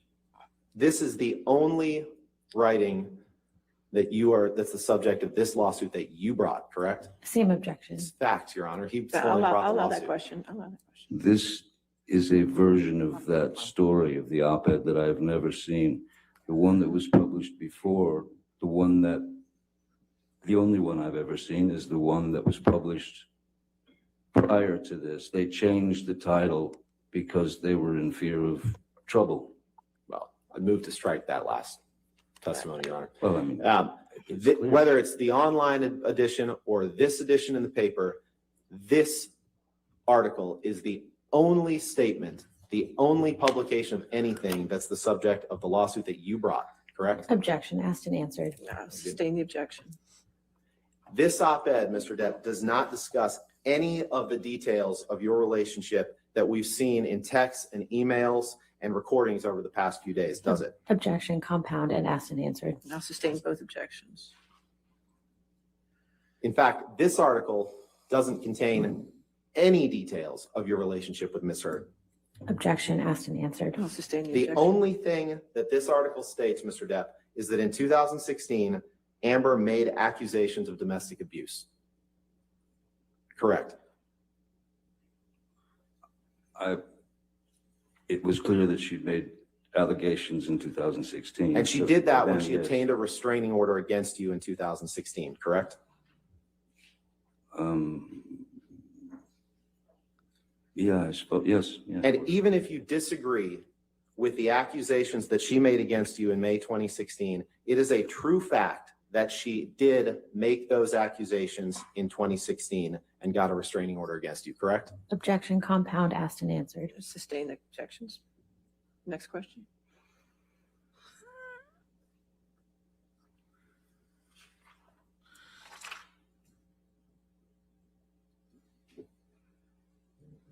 To your knowledge, the words that Ms. Heard used in this article about getting a restraining order against you in 2016, those are true, correct? I'm sorry? The words Objection, that Nick Ms. states Heard the used. document. All right, I'll sustain the objection. Can you go to the third paragraph? Pull up the third paragraph, please.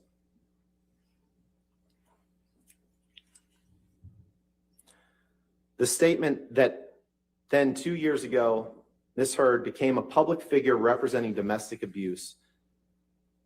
That is true, isn't it?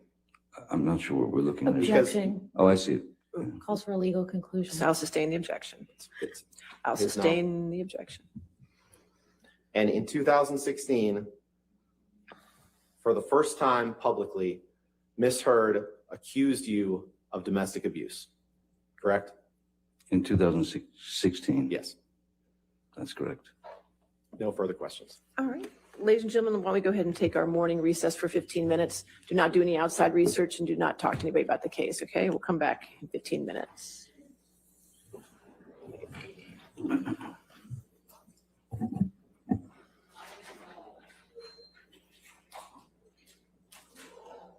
I gotta read this to you guys. I didn't mean you. I somebody threw me a squirrel. Sorry. Somebody put this on Threads. So I have to get another mammogram since my one last week was my first and my baseline. I expected and knew this was coming. What I was not expecting when being transferred over to scheduling was them asking if I was going to do my next visit virtual. Me.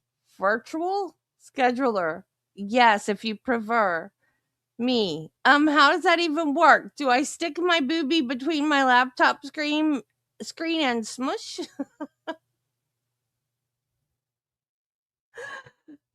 Okay, virtual mammogram. How is that possible?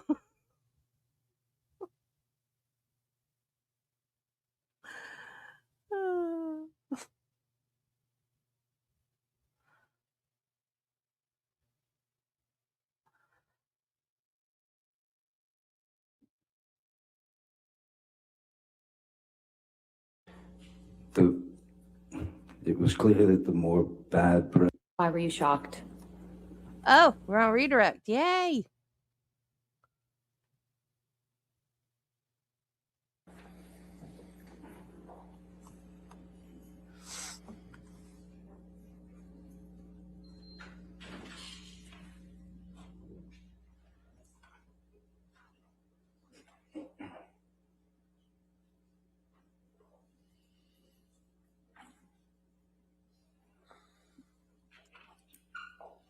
Yeah, and this is a civil trial, so it really makes it look like he's trying to hide something. I think that is why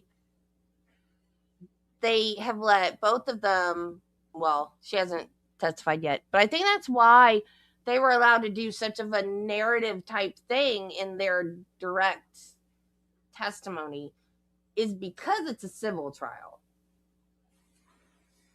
Because in a criminal trial, I don't think they would have let them go on and on and on and on like that. It would have been more of a question and I mean, it was question and answer, but they like really gave them lots of room to just do a narrative and redirect. Yeah, I hope she did. Because I don't know how you do a virtual mammogram. Good afternoon, Mr. Depp. Hi. Could we please pull up Plaintiff's Exhibit 1?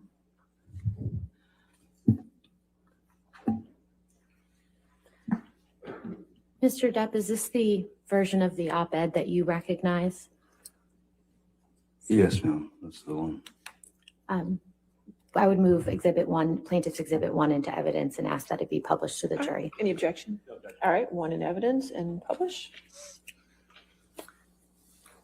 Mr. Depp, when did you see Ms. Heard's December 18th, 2018 op-ed for the first time? It was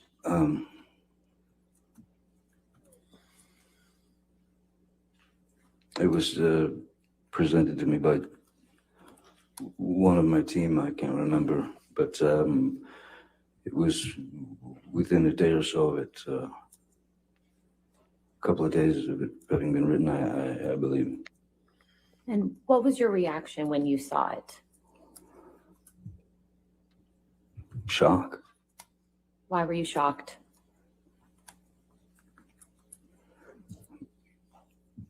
Because at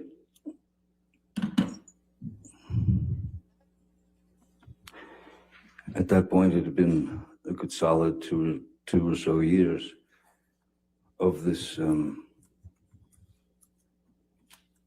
the accusations, of the allegations, planted firmly on my back. So something that I had to carry with me.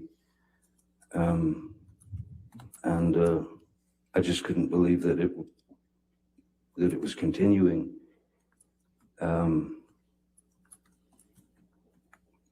That it was continuing in such a way that it was clear that the more bad press, the more hit pieces that came out on me, the more of these stories of Ms. Heard and her righteous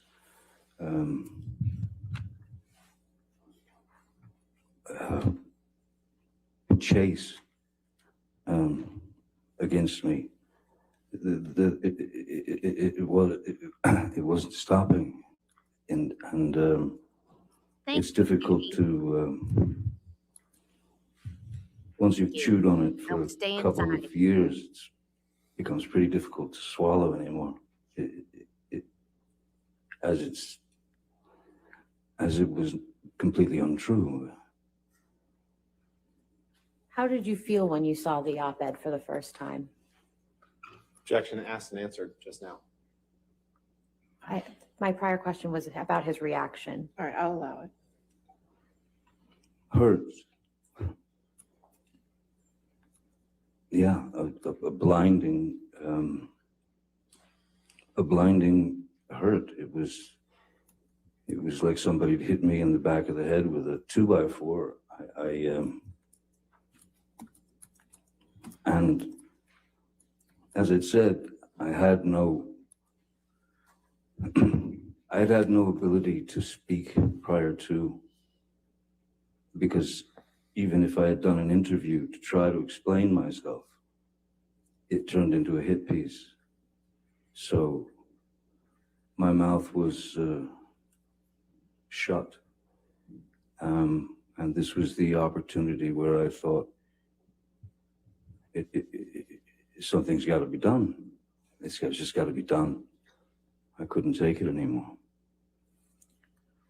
When did you first learn that Disney was not going to recast you in the Pirates franchise? It was probably 2 or 3 days after this op-ed appeared. One of my crew, again, I don't remember who had sent me, excuse me, had sent me a piece that was in some magazine, and Sean Bailey, who was the number 3. Objection, hearsay. I don't know yet. I'll overrule it at this point. Thank you. May I continue, Your Honor? Yes, sir. Thank you. Sean Bailey, who was the third in line, as I suppose, in the upper echelon of Disney,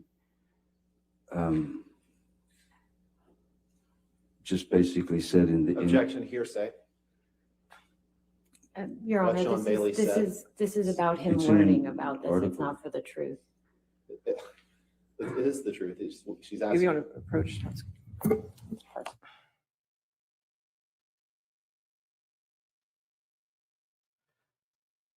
She asked how he found out. It's directly related to why he's suing her, and it's not for the truth of the matter asserted. So it should be allowed. Mr. Depp, could you please explain to the jury who Sean Bailey is?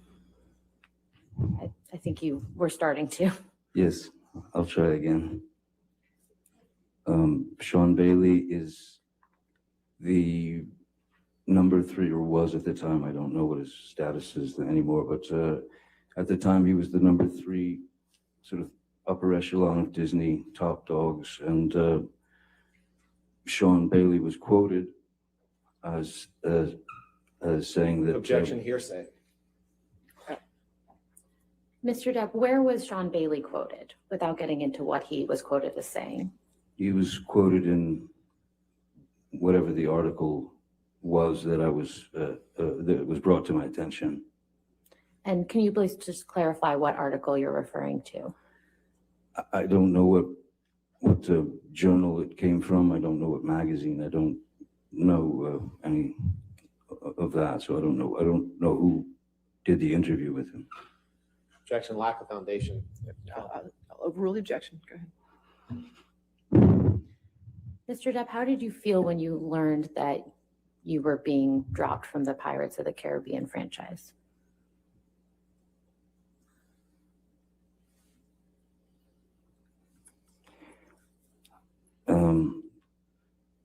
Well, it was the Pirates of the Caribbean franchise.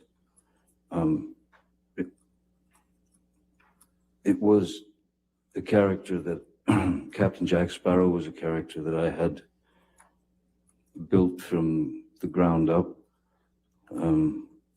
and was something that I of course put a lot of as you do with all characters, but you put a lot of yourself into the character. So, and also having worked on these films with these people and having added much of myself, much of my own rewriting of the dialogue and scenes and the jokes and whatever they are, I didn't quite understand how that after that long relationship and quite a successful relationship, certainly for Disney, that suddenly I was guilty until proven innocent. Up until the point that you learned that you were not going to be in the Pirates of the Caribbean franchise any longer, what was your intention with respect to future Pirates movies? The last thing that I knew from the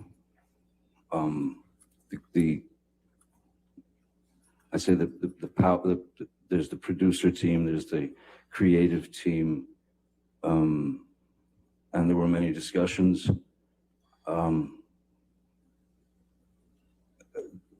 I, in fact, had been approached to take part in writing Objection, Pirate hearsay. 6. Mr. Depp, what was your intention with respect to future Pirates movies, aside from what you'd been asked to do? My feeling was that these characters should be able to have their proper goodbye, as it were. A franchise can only last for so long.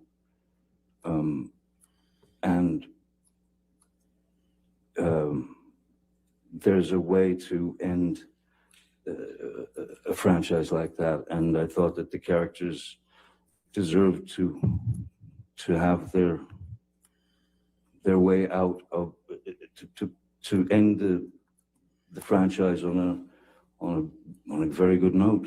I planned on continuing until it was time to stop. Mr. Depp, last week, Mr. Rottenborn asked you about a quote where you said you wouldn't come back to the Pirates franchise for $300 million and a million alpacas. Do you remember that? I do. When relative to learning that you would no longer be a part of the Pirates franchise, did you make that statement? I think long before I made the statement, there was a very deep and distinct sense of having been betrayed by the people that I had been working with, the people that I had worked hard for, the people that I had delivered a character to that they initially despised, but somehow, even I stuck to my guns with the character and it seemed to work. So, do you recall when specifically you made that statement about the $300 million and the 100 alpacas? Objection, asked and answered. Overruled, I'll allow it.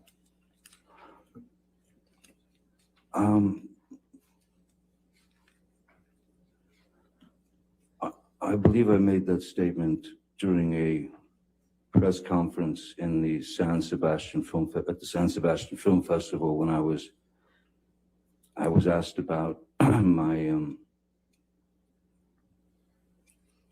situation. And what year would that have been, if you can recall? I believe it was last year or so.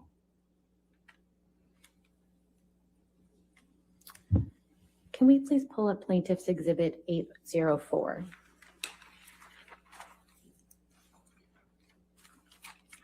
Mr. Depp, do you recognize this document?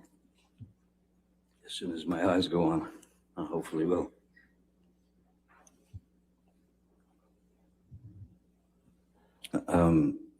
Scaramanga Brothers, yes.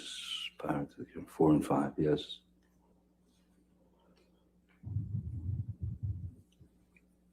What is this document?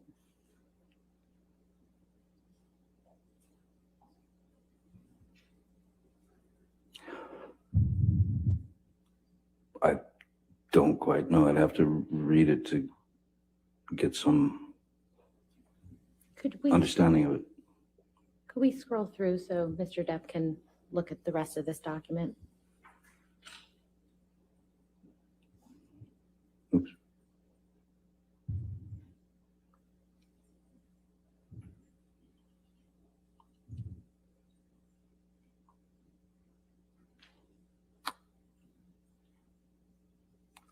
Oh, there it goes.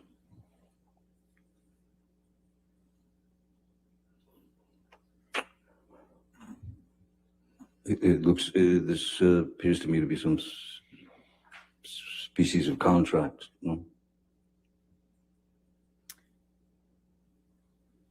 Is this a contract that you entered into? With Disney. Your Honor, I'd ask that Plaintiff's Exhibit 804 be moved into evidence and published. Any objection? I think it's outside the scope of direct or cross-examination. I'll overrule on that objection. Okay, and I'll reserve other objections to portions of the document, depending on what she's going to ask about. Could be hearsay. But she's asking to put it all into evidence right now. Well, then I would object to that at this point. Are you going to come forward? Let's see.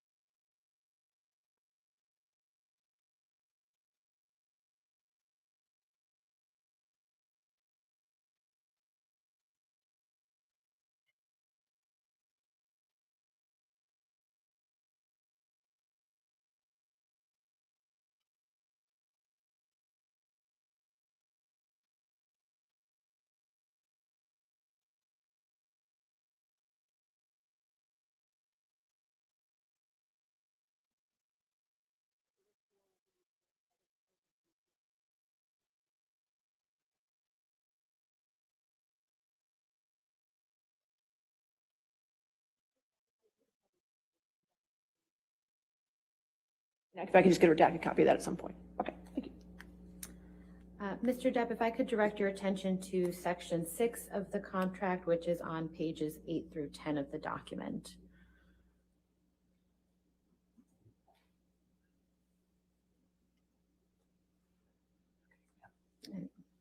Mr. Depp, what does this reflect?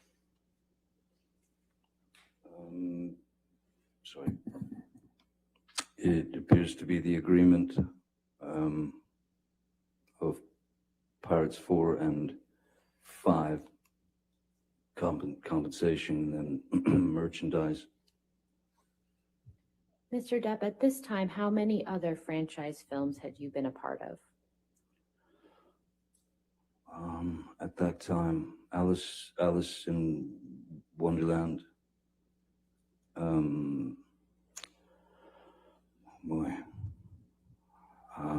Alice in Wonderland.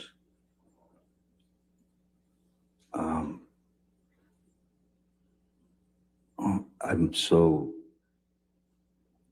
pathetic when it comes to knowing what movies I've done. I'm sorry. I just, I don't watch them. I feel better not watching them.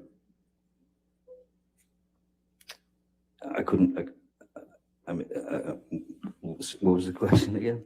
How many? I have order other in the court, or I will have you removed. Understood? Thank you. How many other franchise films had you been a part of at the time of this contract? There was a third. There was Pirates. There was with Warner Brothers, Fantastic Beasts and Where to Find Them, and then Crimes of Grindelwald. And how does the compensation reflected in this contract compare to that what you receive for the other franchises that you've been a part of? Objection, foundation. He just established that he was a member of other franchise films at this point. And he hasn't established a foundation that he knows how he was compensated. I'll overrule the objection if you can answer.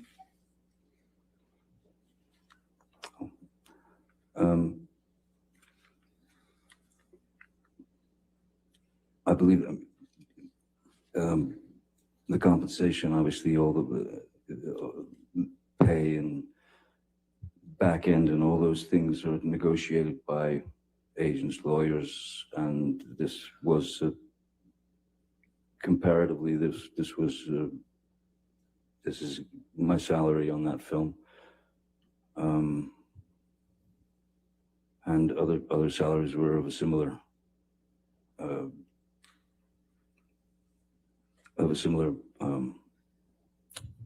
status, I suppose. If I could direct your attention to the 12th page of the document.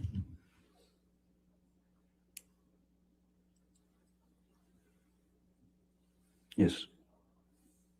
Who? Is this your signature, Mr. Depp? Yes, it is. Okay. We can take this down. Thank you.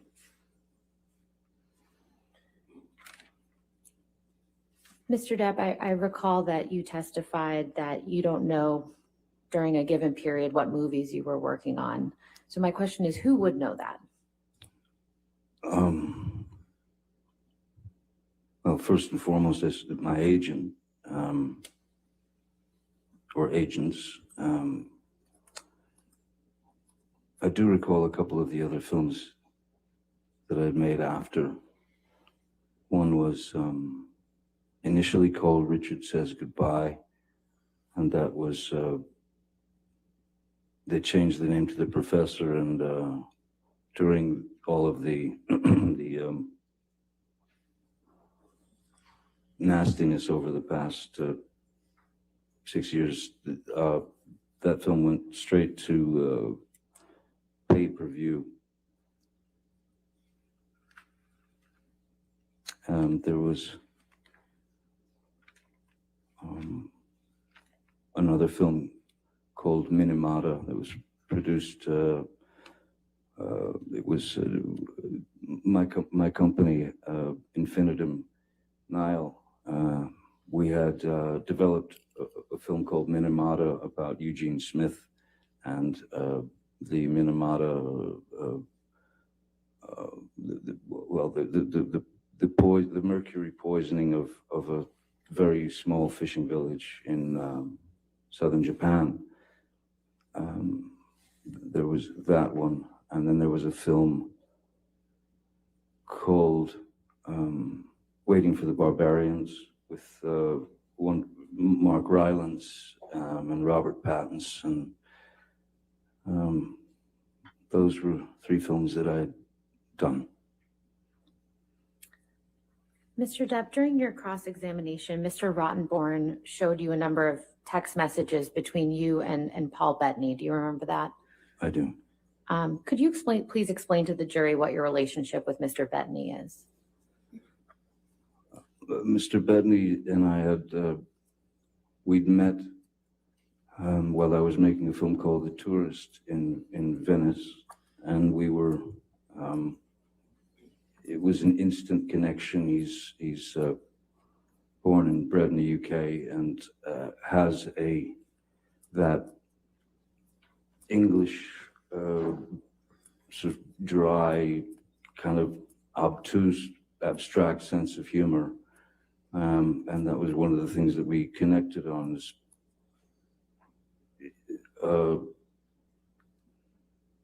taking, even if it was a difficult or unpleasant situation, we would, do our best to deal with it with humor, as opposed to just a constant complaint or whining or anything of that nature. We dealt with it with humor, albeit sometimes as these are private texts that have been, there was a lot of in context. It's important to know that none of it was ever intended to be real, and the language that's used, which I am ashamed that that has to be spread on the world like peanut butter.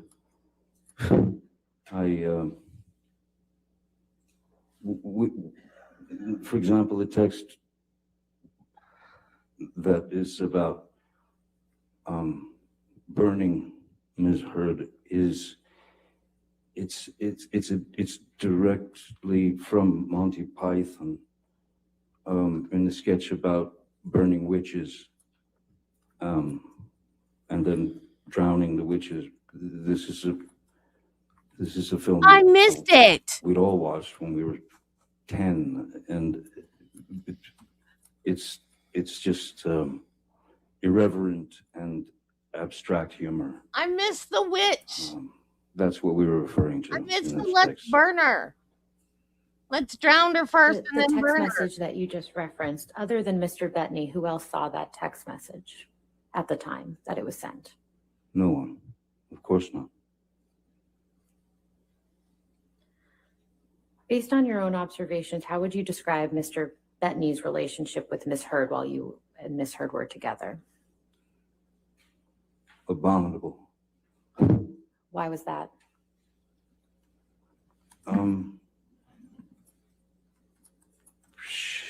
Ms. Heard despised Mr. Bettany I love Paul Bettany. mainly because we had become such close friends, and for her he was a threat, Jealous. and would take me away from her with regard to if Paul Bettany was getting the attention from me. Like my doctor said to me. That was a showstopper. It would cause all kinds of unpleasantries, to the point of where when we were on the island with Mr. Bettany, his wife, and his 4 children. Doors open, doofus. Ms. Heard and Mr. Bettany got into some debate over lunch, and I just remember that whenever Mr. Bettany tried to make a point, she would talk over him, and then it started to get quite rude. She got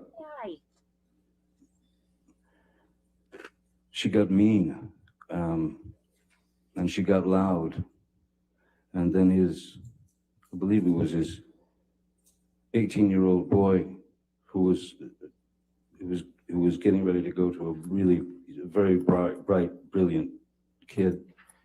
He entered the conversation because this was something to do with what he'd studied in school, and he knew quite a lot about it, and he voiced his opinion. I didn't even know he was in that. And Ms. Heard demeaned that young man to the point of where he burst into tears and walked away. And it was at that point that I had spoken to Ms. Heard and said, that's just unacceptable. That behavior is unacceptable. You have no right to demean that boy. You cannot always be right. You should try being wrong sometime, because you might learn something. And then I asked her. That's maturity. I thought it was best that she leave the island. Could we please pull up Defendant's Exhibit 245? And Mr. Depp, I believe this is another text message with Mr. Bettany that you were shown on your cross-examination. Oh, yay.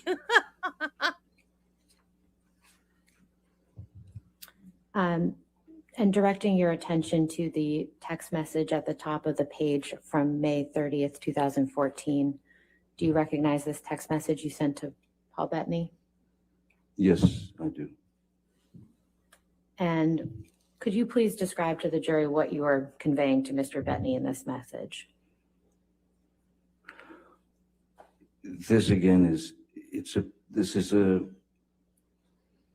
I suppose, an example of the way that I write and express myself.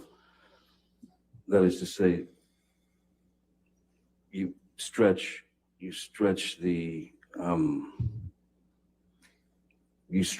situation out to give him the understanding that you're drowning, essentially. So everything that I say here is, in fact, an impossibility for the human body. I would have certainly at least had to be rushed to the hospital for a stomach pump. There's a line here that if you don't mind, I say that when I say I'm done, I am admittedly too fucked in the head to spray my rage at the one I love, for little reason as well. I'm too old to be that guy, but pills are fine. The pills that were referenced were the pills that that I was coming off of, and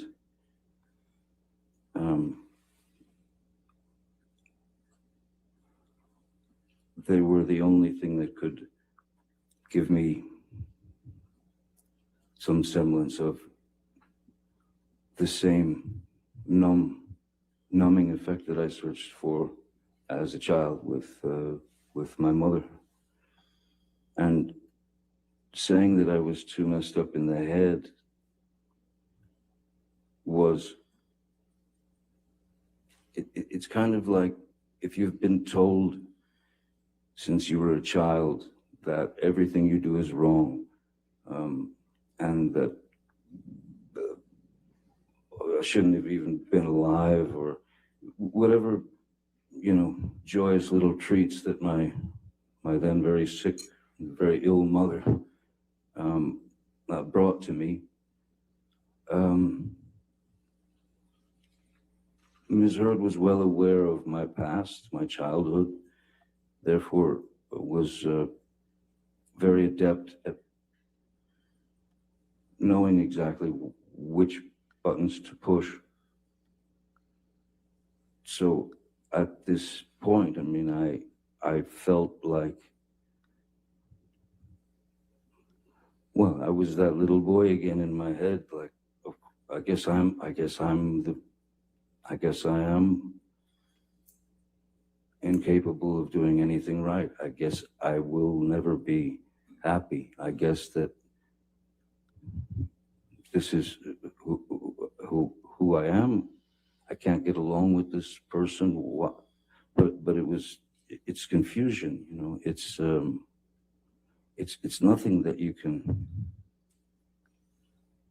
it's nothing that anyone could sustain for any length of time. It's nothing that anyone should have to sustain for any length of time when you're being demeaned, berated, judged, and treated like a lesser animal, and treated as if I'm only surrounded by yes men, and that I'm a bad father, and that these things were endless. They were endless, and there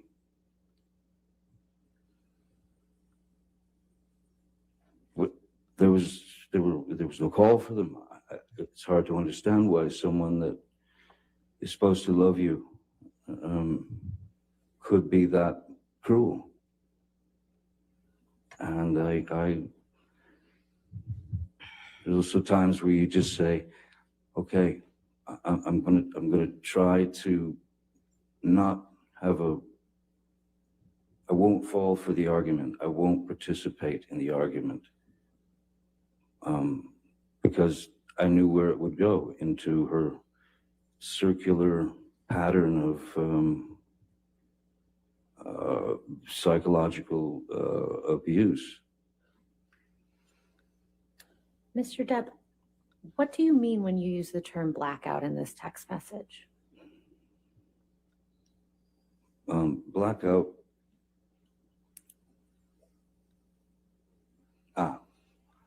Yes, because I'm talking about 1,000 Red Bulls and vodkas, 1,000 of them, 2 bottles of champagne, no food for days, half a bottle of whiskey. Those things, had that been all absolutely true, would have not only caused a blackout, but it would have caused a severe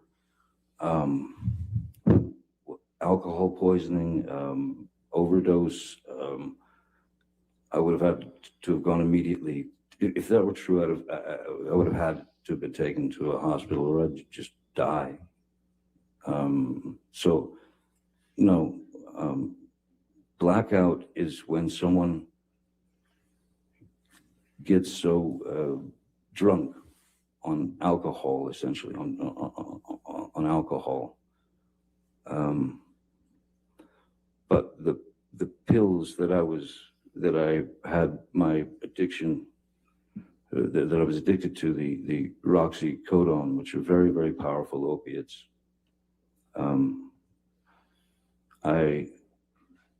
Two of those would knock me out. That is to say, so there's blackout, which is you can be, a person could be wide awake and wreaking havoc or having a giggle in a blackout and never remember it. But when you are, when you've taken the prescription medication, it knocks you out. You are certainly not, well, you're not in any condition to, first of all, swing at anyone. You are out. You go on what's called the nod, and then it takes you away into sleep. It's just very deep sleep. And I found that much more accepting than having to hear constant badgering and insults. Mr. Depp, I'd like to show you Defendant's Exhibit 153, which I believe Mr. Rottenborn also showed you last week. Yes. Do you remember seeing this during Mr. Rottenborn's examination of you last week? Yeah, yes, I do. Okay. Now, I'd like to show you the full text exchange, which is in Plaintiff's Exhibit 120. And since there's been a number of text messages drawn from this document, this would be Plaintiff's Exhibit 120C. Which page would that be, or underscore? This would be 4 and 5, Your Honor. 4 and 5, thank you.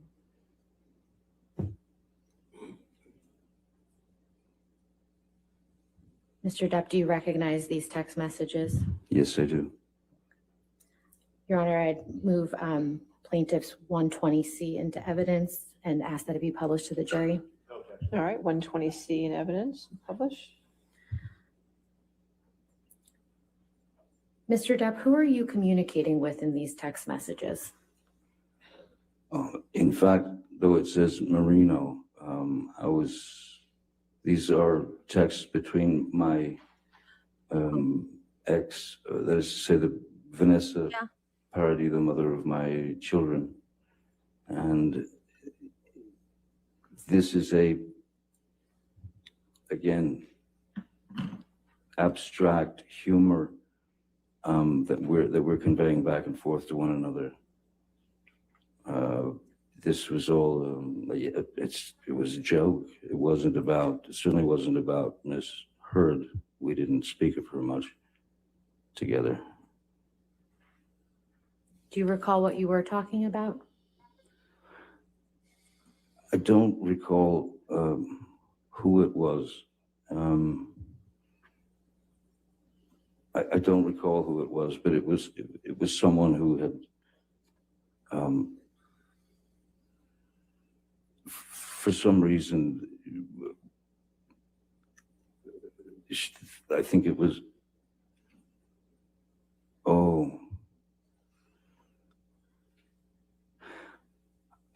I think that the possibility is that 2013, it might have been, we had a nanny at one point, who we, in fact, we had, we found her, she was caught stealing even from my, at the time, my maybe 10, 11-year-old boy, Jack, who was bright enough because he knew it. He was bright enough. He had a $5 bill that he wadded up and put on his desk in his bedroom. And when he came home from school. Your Honor, I'm just going to object on relevance. The question was, who was this about? Yeah, we can move on. Okay. Okay. Mr. Depp, I'd also like to show you Defendant's Exhibit 143, which I believe Mr. Rottenborn also showed you last week. Do you remember seeing this email exchange?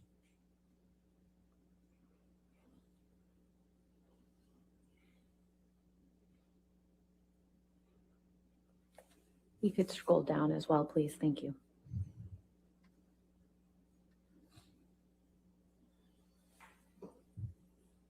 Oh, yes.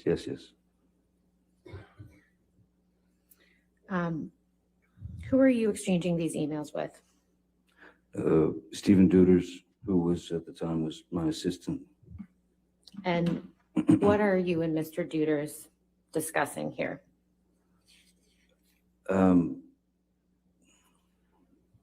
Gobbledygook, essentially. It was as I remember, it was a day of work, and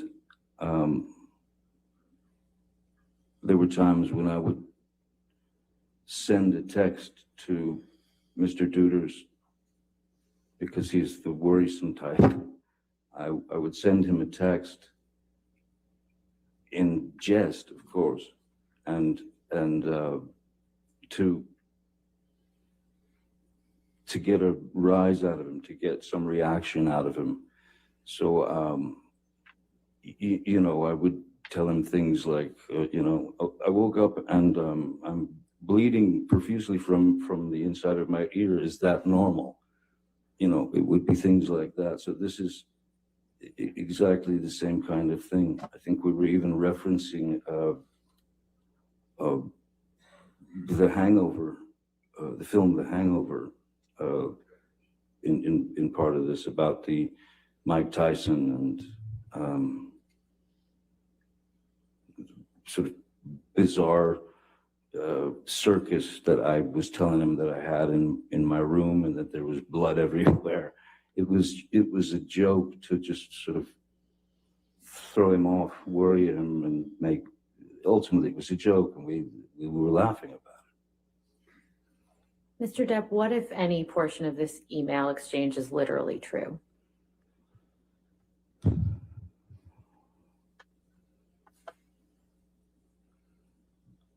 We're all set to leave here at approximately 1:30 p.m. Hope you rested well.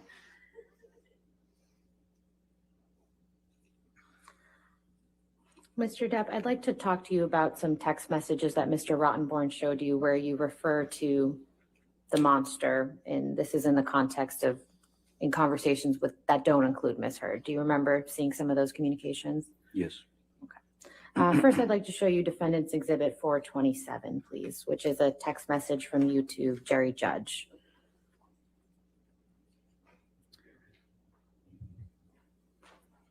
How are you using the term monster in this context when you're communicating with Mr. Judge?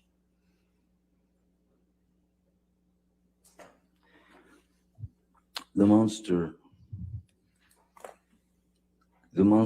could essentially, it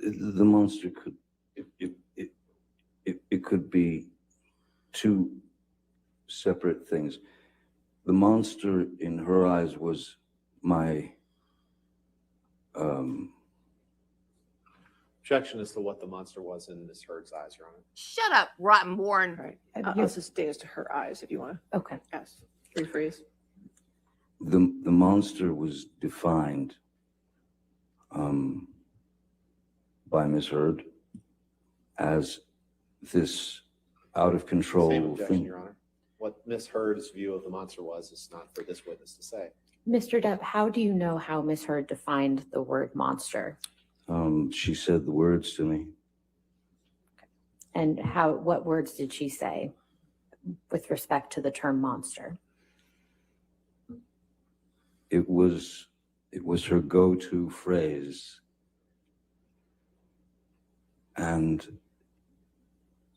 it was the go-to phrase for me being, again, you know, as has been embellished and elaborated, the drug use or the drink or the whatever. But the monster was, for me, and again, you start to think about these things and you put it in your own head in what the real context is. The monster was sobriety. The monster was trying to be sober because I was plagued by these requests to stop drinking. But the monster could also be if a conversation, if something starts as a conversation, which would quickly ramp up to quite an antagonizing argument, if I responded to her, if I took part in the verbal back and forth where people do in life end up saying obscenities, screaming obscenities at one another, or calling them names, or when it gets to that point, I mean, the monster was just for me, was just the guy who actually was dumb enough to continue to take part in arguments that would ultimately get nowhere. So that is one of the reasons why I would try to get away from Ms. Heard and not participate in her debates and the knowledge that she wanted to express to me, and circular and painful insults that were constant. It was rapid fire. So I stopped participating in those. I tried to walk away. I tried to go to another room, even to the point of locking myself in rooms so that she just could pound on the door and scream. That was clearly a mistake. I should have never fallen for that or taken the bait to allow myself to get into a conversation which led to an argument, which led to physical violence. It was not going to be good, so I would just walk away, which drove her through the roof. So, Mr. Depp, why would you use the term monster when communicating with people other than Ms. Heard? Well, because I heard it all the time. I mean, it was, as I said, that was her go-to. The monster's here, the monster's back, monster. So I would refer to the monster again in terms of You take on things your partner said. Elton, I've heard or the with expressions friends of everything Patti before in Smith. Travis. The monster was like with Elton. I believe it was just the monster was I let the monster creep back in or something. That is sobriety. That's what I'm telling him is I have failed, and I've had a drink, or I've been drinking. But my drinking again was not to excess. I would never went into blackouts or anything of that nature. I was disappointed in myself for not staying there. Although when you are constantly in a position to be harassed by your beloved other,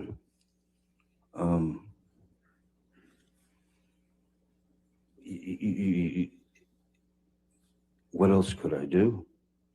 I wanted to be numb. I didn't want to hear that. I didn't want to feel that, especially from one who had professed such love for me, but gave me mostly hatred. Your Honor, I'm about to switch subjects, so if this would be a good time for the lunch break. All right. We started a little later, so I don't mind going a little further. Okay. If you want to do that, go ahead. Mr. Depp, I'd like to show you Defendant's Exhibit 161. I believe Mr. Rottenborn showed you this last week and again today. Yes, yes, Do you recognize these text messages as between you and Miss Heard? yes, I do. Yes, I do. Why are you informing Miss Heard that there's a book called Disco Bloodbath? When I texted her, 2:30 in the afternoon, I was in a bookstore, a used bookstore, or a bookstore that had a lot of first editions and things like that, which was sort of a passion. And I saw a book called Disco Bloodbath, and I thought it was a funny title. I can't say that I was necessarily referencing anything other than I thought it was a funny title, Disco Bloodbath. It sounded like a sort of a bad slasher movie to me. So I said, just thought you should know that there exists a book titled Disco Bloodbath. That's all. And then she turned said, it into we something need that about book. her. And then she asked me, is it about last Friday night by any chance? No.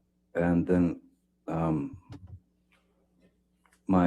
my answer to her, how can you make me smile about such a hideous moment?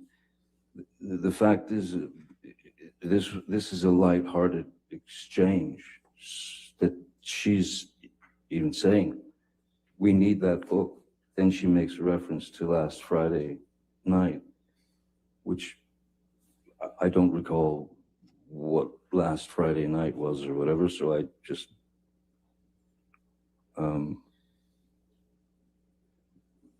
how can you make me smile about such a hideous moment? A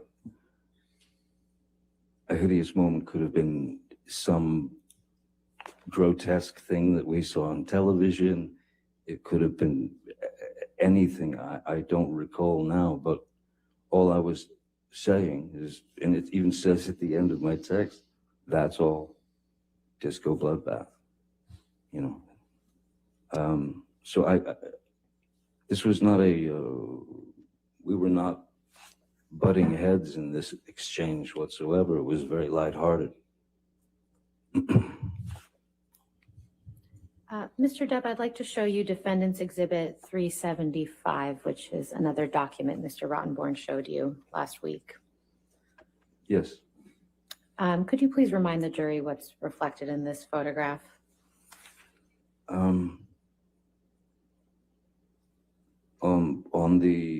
This is from Australia. On March 8th, I believe it was, where after my finger had been, the tip of my finger had been taken off, I began to, I was in such shock, I just started writing on the mirror, on walls, and basically what these were for me, to Ms. Heard, were reminders of moments in our past where I had caught her, where it was revealed to me, even by her, that she had been caught in lies that she had told me. So that's what these are in reference to. The red, the lipstick that says, call Carly Simon, call Carly Simon, she said it better, babe. In reference to You're So Vain, I am imagining. But that's not, I didn't, the Carly Simon message is not mine, that's Miss Heard's. So let's just break this down a little bit. Who wrote the text that's in black on the mirror? That would be me. And what does that say? She loves, I don't know, like naked Hollywood or something. An artist of, I don't know what the rest says, but what that is Ms. Heard had come to me and she was seemed to be seriously concerned about how she was being portrayed in Hollywood. She was concerned that because she had done films where there was kind of arbitrary nudity and things of that nature, she had voiced to me that she did not want to be, she didn't want to be looked upon that way in the industry. She wanted to be able to escape the chains of being objectified by the Hollywood system, which is a difficult thing for any woman, certainly, unfortunately. But she asked me how can I avoid being stereotyped as the beautiful blonde who gets her breasts out or goes naked and has to shtuck people in movies. And I gave her my advice on it, on how to avoid it, which I thought was pretty accurate. And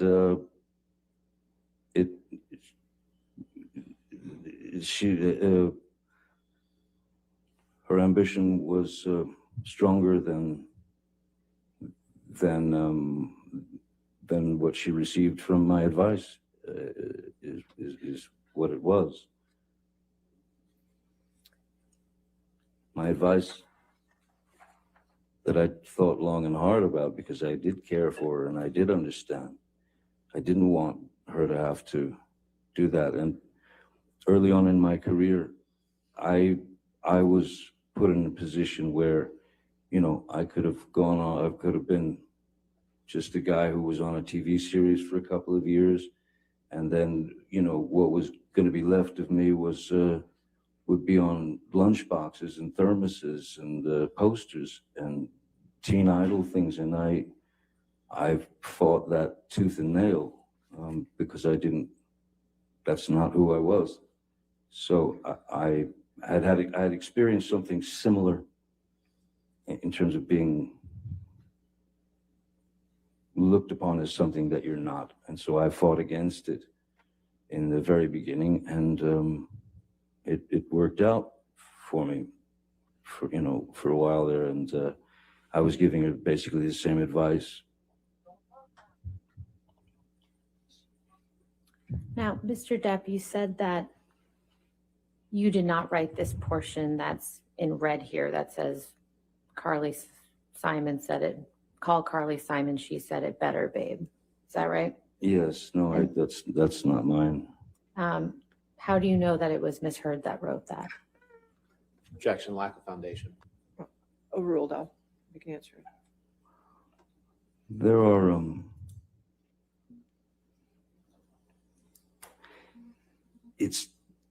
first it looks like it's trying to match my handwriting, but my handwriting is a lot more of a scribble. And also there's another photograph of this where she went in to make sure that there were, that the red was more prominent. I believe there's also a napkin down there where Objection, Your Honor, someone lack of wiped. foundation. He's referring to exhibits that aren't in evidence and All right, have no idea whether they even exist. I'll sustain the objection now. Next question. Do you recall whether the lipstick writing was on the mirror when you wrote in the black paint? No, of course not. No.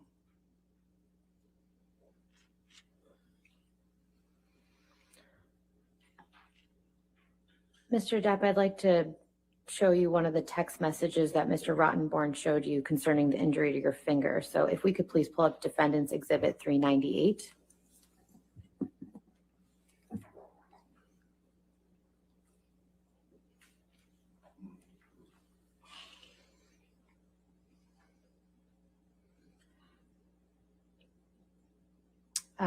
This is a text message from you to Dr. Kipper that I believe Mr. Rottenborn showed you on cross-examination. Do you remember that? Yes. Okay. And why are you apologizing to Dr. Kipper in this message?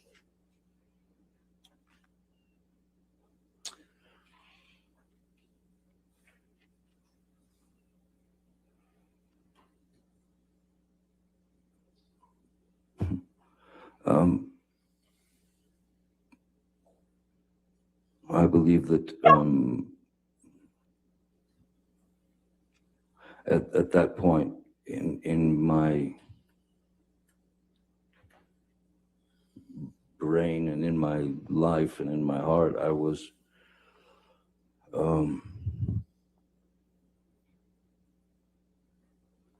completely and utterly frustrated with how I was living my life, and I had some disagreement with Dr. Kipper, and I was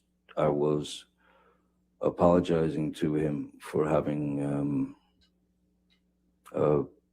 gone against his wishes, or gone against his advice, let's say. What did you mean when you said, I have chopped off my left middle finger as a reminder that I should never cut my right finger off again? It's my way of dealing with a painful situation. It's my way of dealing with a painful situation where I resort to humor. So I had lost the tip of my right finger, and so I'm saying to him, I've now cut off my left finger to remind me never to cut my right finger off again. That's not, I mean, when you say I got my finger cut off, or I cut my finger off, or this or that, it doesn't necessarily mean that you did it yourself. And again, I'm a guitarist and have been since I was 12, and that was the only piece that I found in my life at the age of 12 where I knew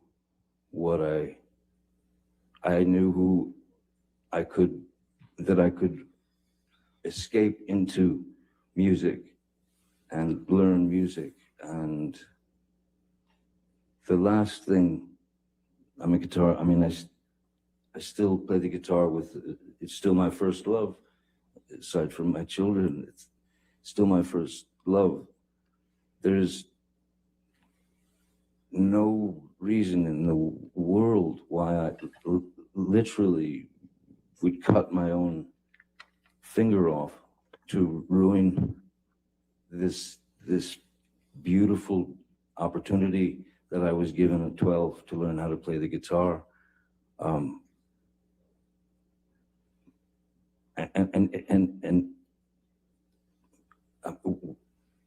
Again, why would I start lopping off digits in my 50s if I as Mr. Rottenborn suggests, am a kind of, walking tantrum?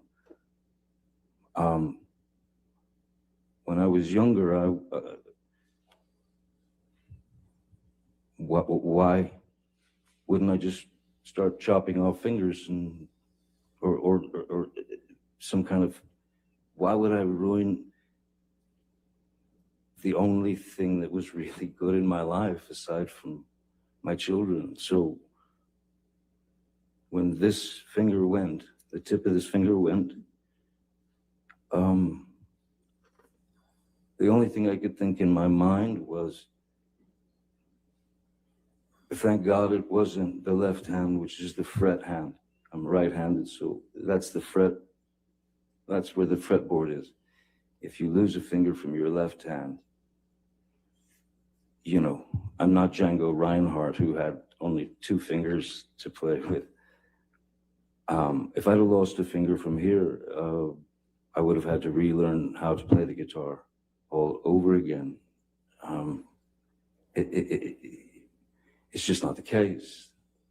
Even though I say I've chopped my finger off, it's like saying, you know, I bumped into a knife or something. You know, it's not. I'm not admitting to. I think if I was going to admit to someone that I actually chopped my finger off, this text wouldn't be as it is. I think it would have been a long explanation as to why I got to that point. But no, I can't take responsibility for what I now call Little Richard, my chopped finger.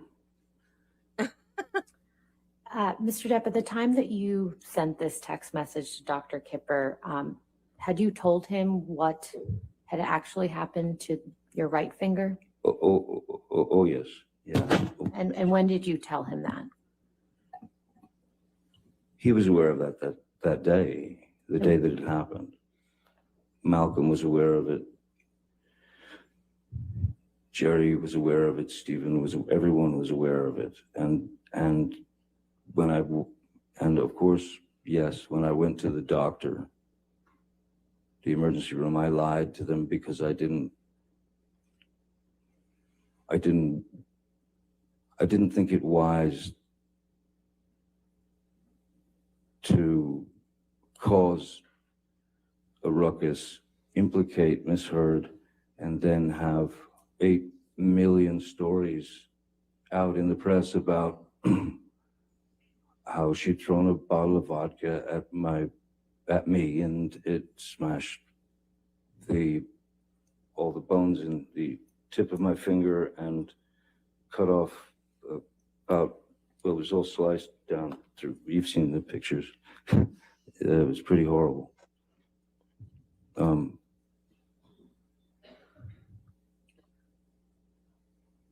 It was, and I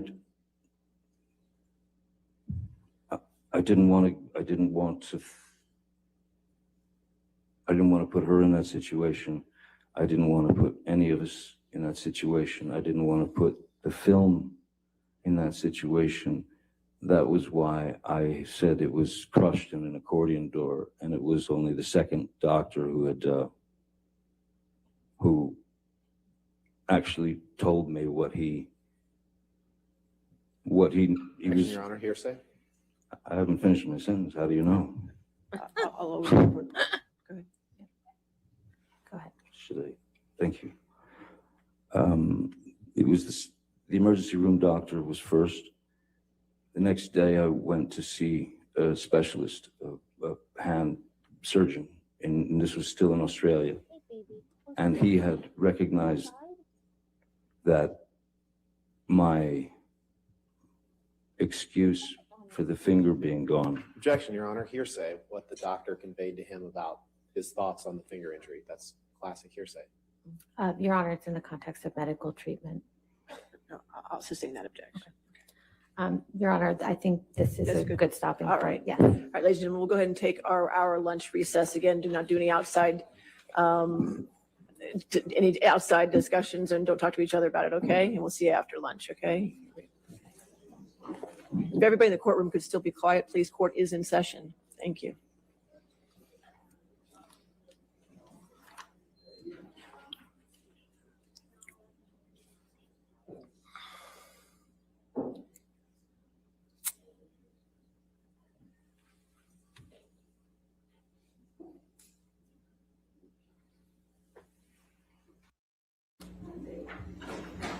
right, we ready for the jury? Sure, yes, ma'am.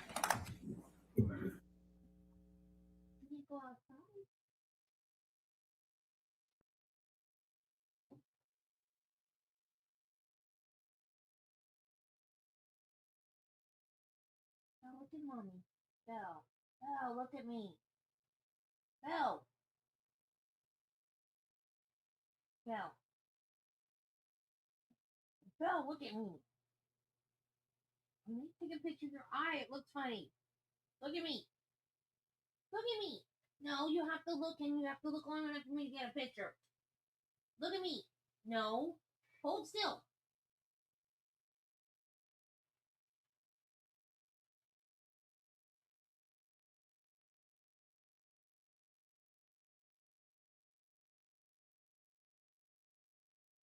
You need to go outside, baby? Come on.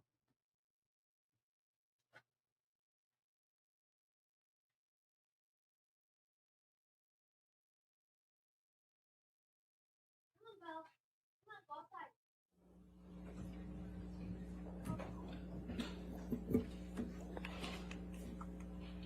All right, we ready for the jury then? Okay.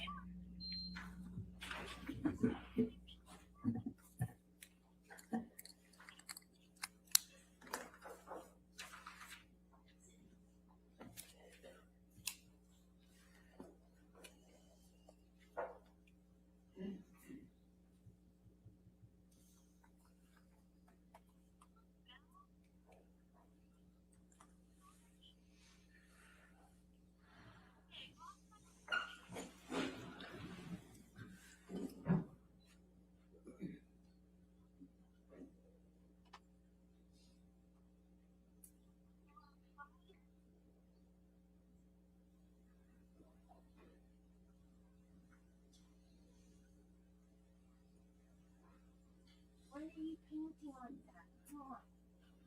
Come on. Come on. Come on. You went all this for? What is wrong with you? All right, thank you. You be seated. Your next question.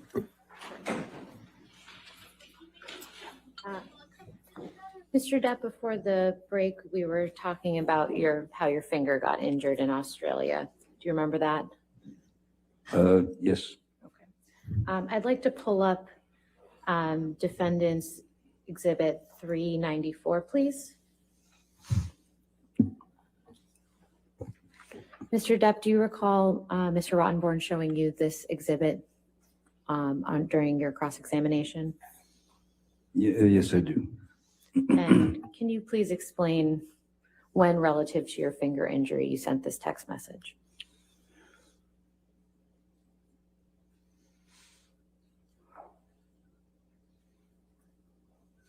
That's the day before. Am I correct? At the bottom, it says, I cut the top of my finger off. What should I do? Except, of course, go to a hospital. Australia, exactly. The time difference, sorry. Yes. That's what I said.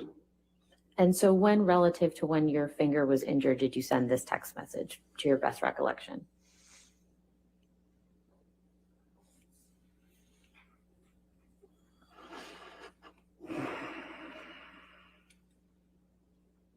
This looks like it's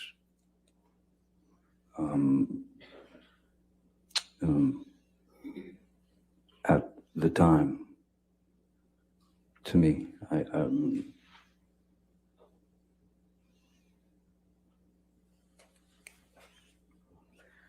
And in the middle here, it says, her obsession with herself is far more important. She's so fucking ambitious. She's so desperate for success and fame. That's probably why I was acquired, mate. What did you mean by that? Just what it says.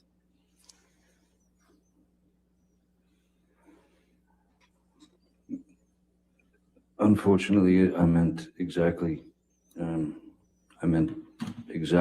what I said in this text. It seems it had become clear that there were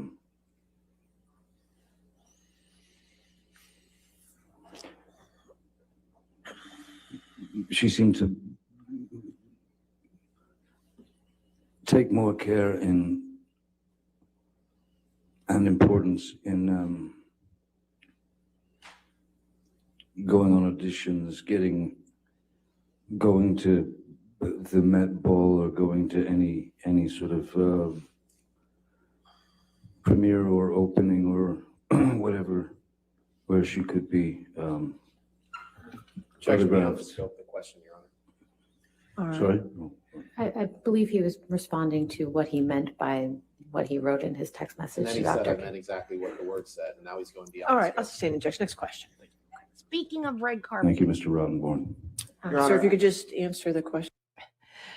if you ever watch red carpet after they've been together for a while and he gets questioned on the red carpet, he will look at her first before he opens his mouth and says a word. That's classic abuse behavior, because they want to make sure that it's okay for them to speak, that they're not going to get in trouble later from their abuser, that they spoke and answered the question. And it breaks my heart. And of course, I didn't notice it before. Well, I didn't watch stuff like that, really. But to see it now after everything we know, it's very, very obvious that he deferred to her in public before he did things when they were together. Because she was a loose cannon. He never knew what she was going to come up with when they were alone. You know, why did you do such and such, and then start a stupid fight? She kept him on his toes because he had no idea what was going to piss her off next. Come on, mouse. I rearranged my desk so I'd have more room, and I don't have more room. I have a little bit more room. Mr. Depp, please Sir, direct your sorry. attention just to your attorney, okay? Sorry, Your Honor. Mr. Depp, last week, Mr. Rottenborn showed you an audio recording where you referenced your finger getting cut off in Australia. Do you recall that? Yes. Okay. I'd like to play a different portion of that recording that came before the portion that Mr. Rottenborn played. So if we could please pull up Plaintiff's Exhibit 343, and we will be playing the portion from at 1 hour, 54 minutes, 11 seconds to 1 hour, 56 minutes, 10 seconds.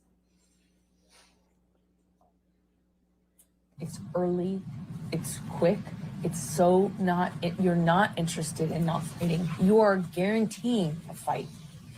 When you do that, and I've told you this so many times, you guarantee, if you were interested in not fighting, you would be respectful if you needed the space to make, you would be careful not to perpetuate the fight longer by saying, I need a few minutes, and then actually honoring that. How can I trust you that it will be a few minutes when you've done this in the past and disappeared for hours? You know, I got mad at you in Australia about this. I said, baby, I want to trust you. It's hard for me not to try and work it out. If you want to be the person that's like, I need to cool down, help me do that, give that to you. But I can't give it to you if you always let me down and fuck up and forget. Because I gave you a time limit, because I said I'll be back in 3 minutes. So I'm just, No, it's if that different. happens, if it happens, It's different. You never. if it happens, I'm just gonna say, look, I need some time. That's it.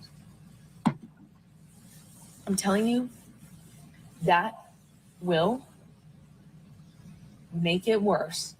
No, I guarantee you it will. if you're stuck in throwing punches, I'm not talking about throwing punches. I'm talking about an argument. right? In arguments, you tend to throw punches. I'm talking about arguments. I'm not talking about the times when it's got physical. I'm talking about arguments. I'm talking about arguments. I'm talking about arguments. Yes, Talking and our about argument. fights. Earlier and earlier and earlier. Now you split. You take off right away. You don't deal with the issue. You don't deal with the confrontation, and you split. Whether it is, and then you do it for an undeterminate amount of time. You do it without actually respecting. When you do give me a time, like say I need a few minutes, you never. How does he know how long it's going to take him to cool down? Mr. Depp, whose voices can you hear in that audio recording? Ms. Hertz and myself. And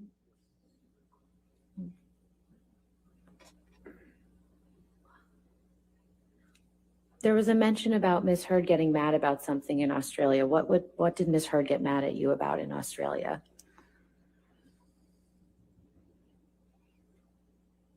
There were many instances where Ms. Heard would get upset, angry, and argumentative and violent in Australia. There were many times. No, I don't want to die. The one that was the day when my finger. Why would I do that? When my finger disappeared. That had to do with a phone call. I like when she arrived in Australia, she complained that an attorney who was explaining to her Objection, Your Honor, is hearsay as to what he alleges her attorney was explaining to her. That's clearly We can move on, Your Okay, Honor. yes, ma'am. In the context of this audio recording that we just heard, what to your understanding is Ms. Heard referencing when she says you split? I would excuse myself from the situation. I would try to get away so that nothing escalated.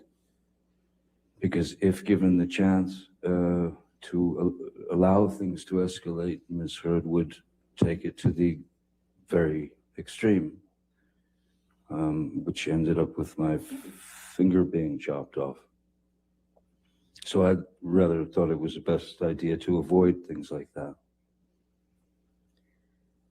Mr. Depp, I'd like to show you what's been marked as Defendant's Exhibit 272. I believe this is another document that you saw during your cross-examination. Do you recognize these text messages?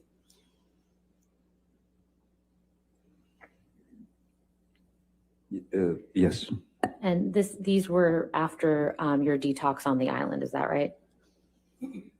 That's correct. Now, where it says here, this was the right thing to do to speed up the process, what are you referring to there?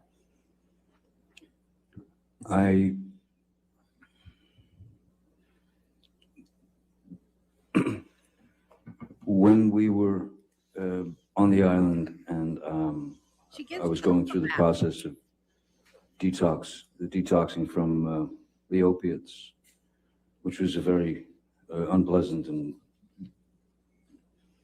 powerful, painful process.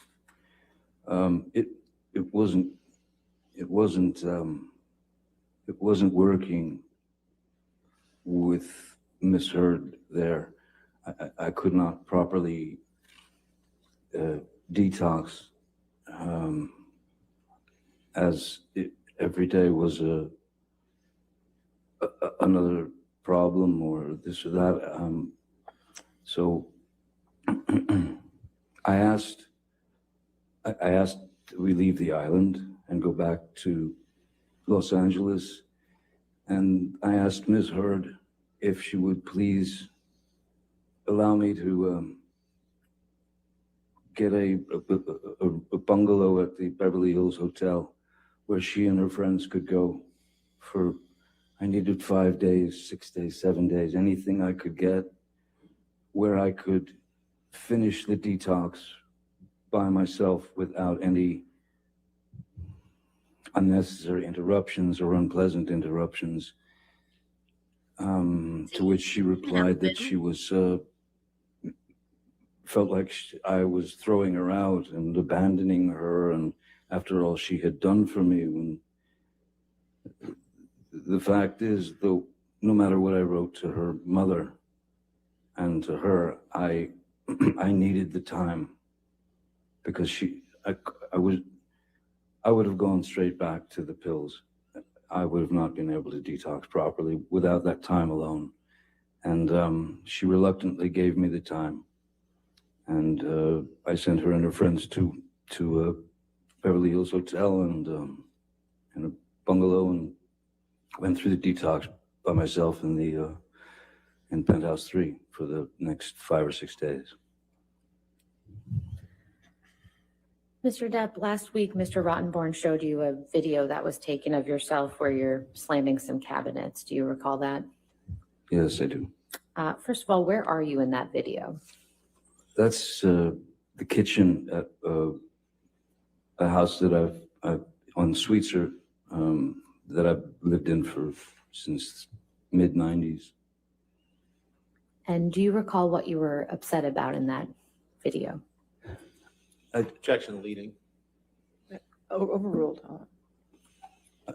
I don't recall, as I don't know the date of, there's no metadata that I'm aware of for that tape. Also, apparently looking for any metadata is impossible as it is Your now Honor, owned beyond the by. scope of the I'll question. sustain the objection. You want to ask the question again? Mr. Depp, what do you remember, what, if anything, do you remember being upset about that resulted in what was seen in that video? I can't recall if it was bad news about my mother's health. I can't recall if it was something to do with my former business managers, finding out that they'd taken me for a very nasty ride. I don't recall exactly what it was about. What I do know is that it didn't have anything to do with her. Objection beyond the scope of the question. Overruled, I'll allow it. It's fine.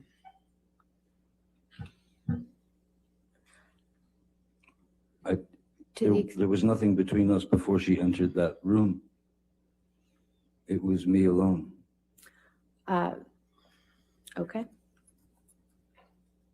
Do you know where Ms. Heard was before she entered the room?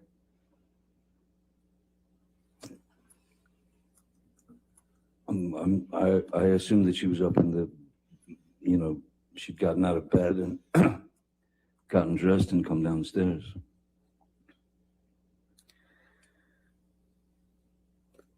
Mr. Depp, earlier today, Mr. Rottenborn played a recording where you can hear Ms. Heard seeming to claim that you put a cigarette out on her. Do you remember that? I remember hearing that, yes. I'd like to play you another recording, which is Plaintiff's Exhibit 365. Okay.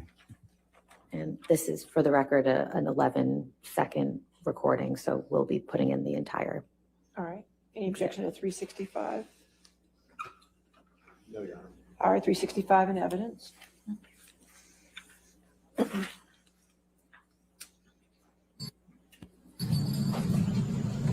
Couch. Couch. Couch. You give me one couch. I gave you 3 other couches. Two couches. Give me one, please. Please, give me a couch. What do you want? Couch. Couch, what do you want? I want couch. You don't have to shake one. I want couch. Couch. Agree, please, though. You said you agreed Couch, before we agreed. started talking.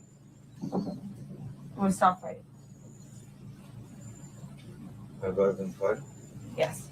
Your Honor, she said this was Everything 11 you said has seconds. been nasty and provoking and mean-spirited. Not you. And no, I'm not saying It's that. 45. You asked.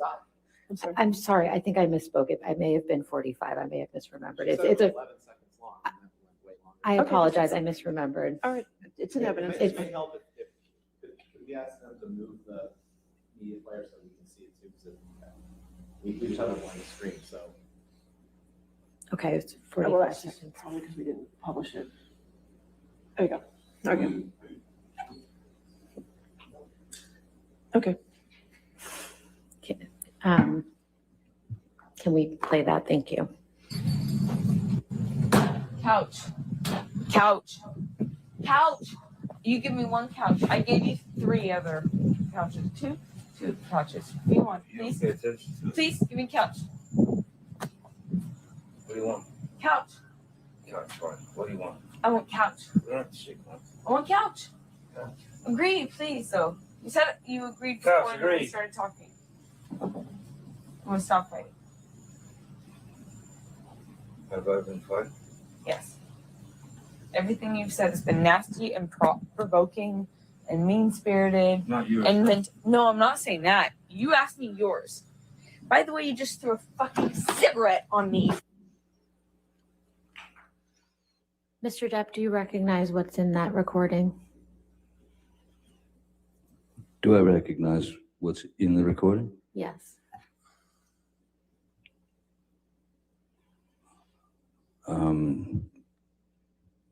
Seems pretty clear that she's ordering me to the couch.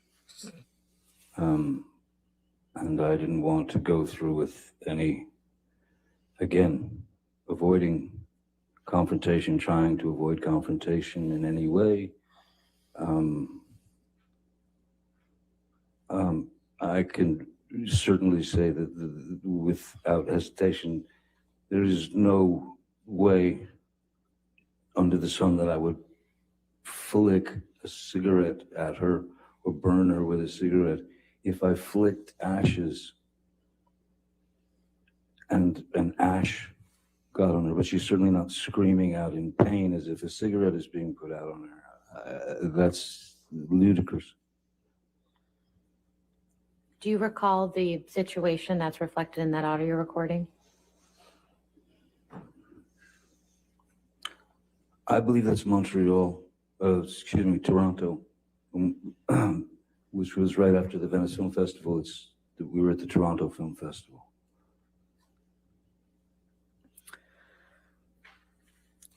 Mr. Depp, I'd like to ask you about a couple text messages from May 22nd, 2016 that Mr. Rottenborn asked you about earlier. Yes. And before I do, could you please remind the jury what was going on between you and Ms. Heard on May 22nd, 2016? On May 22nd,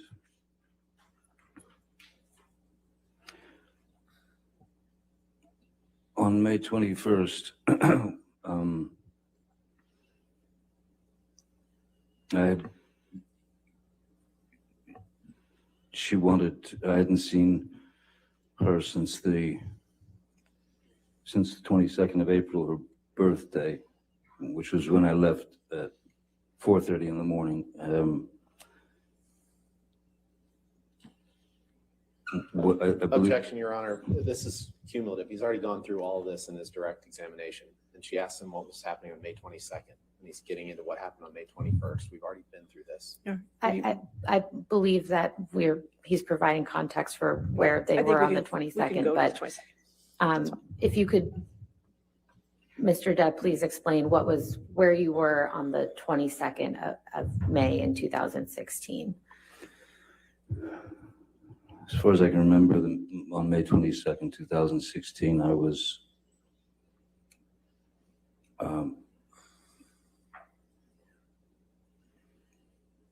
preparing to leave for New York for rehearsals and then a tour with the Hollywood Vampires. I was either preparing to leave or I was had left. Could we please pull up Defendant's Exhibit 736, please? And do you recall sending this text message to Ms. Heard on May 22nd, 2016 at 6:19 p.m.?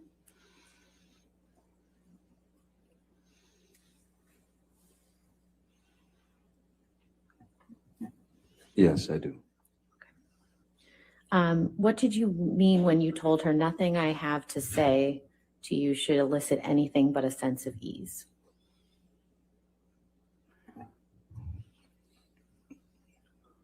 It was essentially, for me, I was bringing up what I'd spoken to her about before, which was a peaceful resolution to the problems, a peaceful resolution in terms of a peaceful and private and quiet and calm divorce. And so that's why I say it shouldn't elicit anything but a sense of ease, because it was not about, I didn't want to argue. I didn't want anything but to end the marriage in the kindest way possible for all, her family, my family, her, myself, etc. And what did you mean when you said all my love and profound apologies? Profound apologies is that it just didn't work. We just could not work. There was no way. And I had to try to put a peaceful end, a peaceful stop to the endless opportunities for these constant arguments. If I didn't put a stop to it, then, I mean, if I didn't try to put a peaceful stop to it, peaceful end to it, then if you don't stop it yourself, it'll stop you. It'll stop you, and you don't know what that could be, but it was horrific, and I wanted her out of it, and I wanted out of it. No one deserves to live like that. No one deserves to live like that. Not her, not me, not anyone. So I just wanted a smooth exit for both of us. That's all I was looking for. Mr. Depp, yes, or last week, Mr. Rottenborn played a clip from an audio recording where Miss Heard told you that you vomit in your sleep a lot. Do you remember that recording? Yes, I do. And what's your response to that?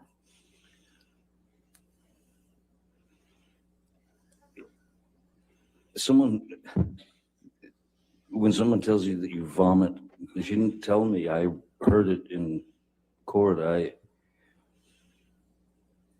When someone brings up the fact that you vomit in your sleep every night, and, well, at first I think you'd be aware of it.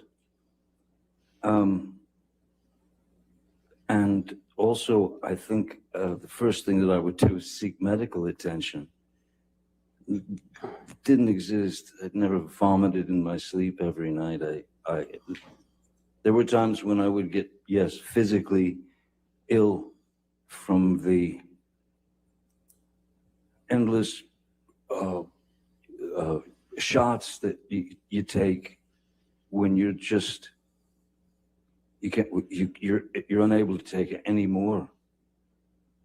And it does affect you physically after a while.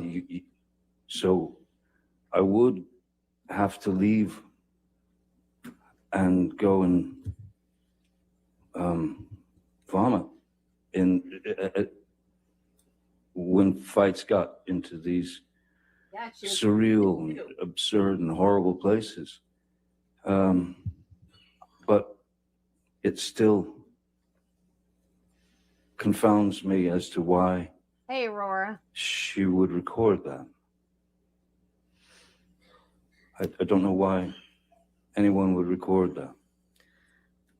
Mr. Depp, the portion, the clip that Mr. Rottenborn played was from Defendant's Exhibit 839. And just for the record, this is a portion of a larger recording, which is reflected in Plaintiff's Exhibit 342. So with the court's permission, I'd like to play a clip from Plaintiff's Exhibit 342. And the portion I'd like to play is at 19 minutes, 40 seconds to 25 minutes, 25 seconds. Right. Do we have 342 already in evidence, or? I don't believe so, Your Honor. No. So you want to put 342, which is the entire audio in?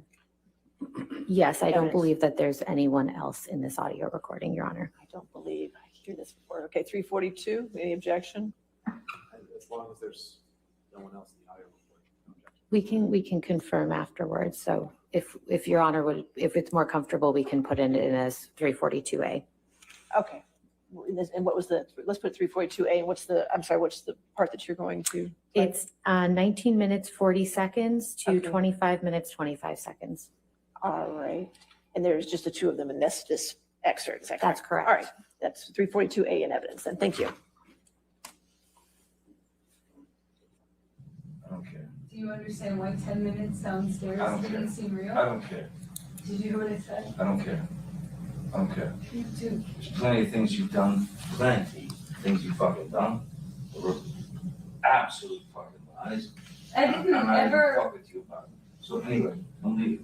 So I'll see you in a bit. Okay? Is that what matters? Your lies? Is this what matters to you, your party? Your lies, honey. I never led you. And what we're talking about tonight is what? Who are you? Why? Why are you doing this? I'm leaving. Goodbye. Why? What is it that is so important always to run away to? Why? It's a run. Yeah. I run because I'm a cop. Why don't you stay? You asked me once not to leave, and I'm asking you. So why every 5 seconds do I get I'm leaving because there's a fucking movie party I gotta go to? I have never prioritized you behind that. And you, of all people, all this talk about not being that guy, you have done nothing but over the last 2 days but tell me that your movie parties were more important, including the night before last. When I said to you the same thing, stay. And today you apologized, said I love you, I'm so sorry. And then today it takes you 2 seconds. It takes you 20 seconds at most to go, fuck that, I hate you, I don't want to be with you, goodbye, I'm leaving, I'm running away. But I'm not running, I'm walking away. Well, one thing is for sure, I don't want to be with you. I don't. I really don't. Then if you don't want to be with me in life, Goodbye. then you need to actually do it. You need to actually take off your brain and forget that 5 hours ago you said the opposite. Otherwise, you can't keep throwing that around. You can't keep saying to me that this is something you care about. Sounds like a little How high does this work schooler. to you? Yeah. You know what? His work For puts you, your expensive I'm over mind bitching in your belly. rules. These Let him go to rules work, are- woman. Rules? Because I asked you to stay. Because Because I asked you to stay. No, because you're fucking What was hard. it? What was it when you asked me to Because you're a stay? pain in the ass. What was it when you asked I me to can't stay? stand it. No. What was it when you asked me to stay? In Australia, you said you promised me not to leave. You said you promised me not to leave. What did I do? I thought you would change. What did I do?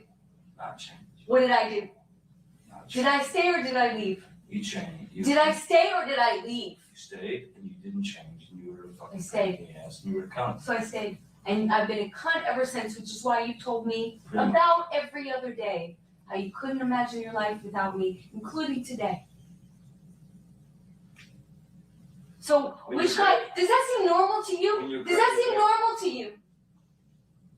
The guy, you told me tonight that you couldn't imagine your life without me, and now you're throwing your ring on the ground. Does that seem normal? Let's have you tell me That seems sober? You seem normal? The definition of normal. Does that seem normal? You. Does that seem normal to you? Borderline personality disorder. I'm borderline personality disorder now. Without question. When I've been Without consistent all night question. saying, don't go, don't fuck this all up. I'm not fighting with you anymore. I've been saying this to you the whole night. I'm really sorry we disagreed. You're not perfect. I said this 2 hours ago. I'm not perfect. You're not perfect. I love you. But we put don't- First. Have to do this every time we disagree. No, we don't. But we do. Please, We do. please, come here. And you have Please come here. every insult. Please come here. I'm not insulting you. I have not been insulting you. Back. I love you. Johnny, what do you need me to do? I love you. Stop. Smack me on the ear again. I love I'm gonna smack my ear again. fucking resoundance in my fucking cranium. You like that? Huh? Sorry. What you said? No. I don't love you that much. No, I don't. I do not love you that much. To give up myself? No. Do not. I will not give up myself. And you want me to fucking be some kind of cursed goddamn parrot or a fucking weird frenzied dog? No, I won't be it. You know? Frenzied dog, I'm trying to talk to or your goddamn fucking lover, Calm Tasia down. Fantasia. Calm I'm not gonna be that shit. Baby, stop. No, I don't want to be with you. Baby, These are the fucking stop. rules? Fuck that. Rules, you're making this whole thing. You're doing this whole Oh, thing. No one's fighting with you. I'm making this up. That, above all else, is an insult.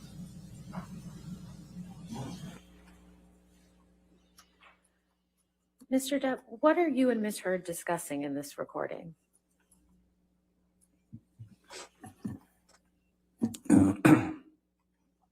It is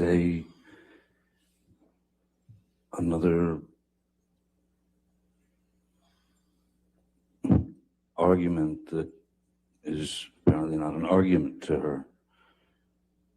The screeching of her voice, the demand that things go her way and only her way.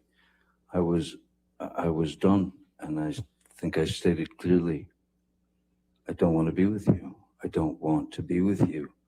I'm not going to be a parrot on a, or some, little dog that runs through hoops for you. I ain't going to do that. And I wanted out. She said, take your ring off. She still wouldn't let me leave. I did, and she still wouldn't let me leave. So it's just another example of kind of being nailed in one spot and not allowed to do anything but react to her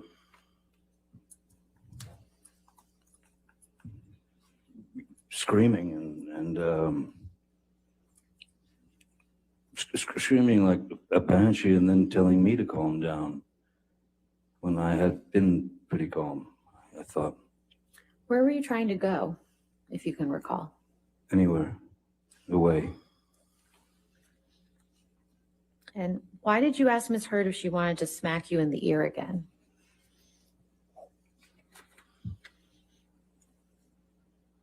She had given me a good chop in the ear, one of those where leaves you ringing, and it was not long before that, and so I thought, maybe this will make you happy. Will it make you happy would you like to hit me in the ear again? Would that make you feel better? Will that make you stop this? Would have done anything to have stopped. Outside of taking anything to some physical level. I disagreed with that wholeheartedly. That's not me. It's not who I've ever been. It's not who I'll ever be.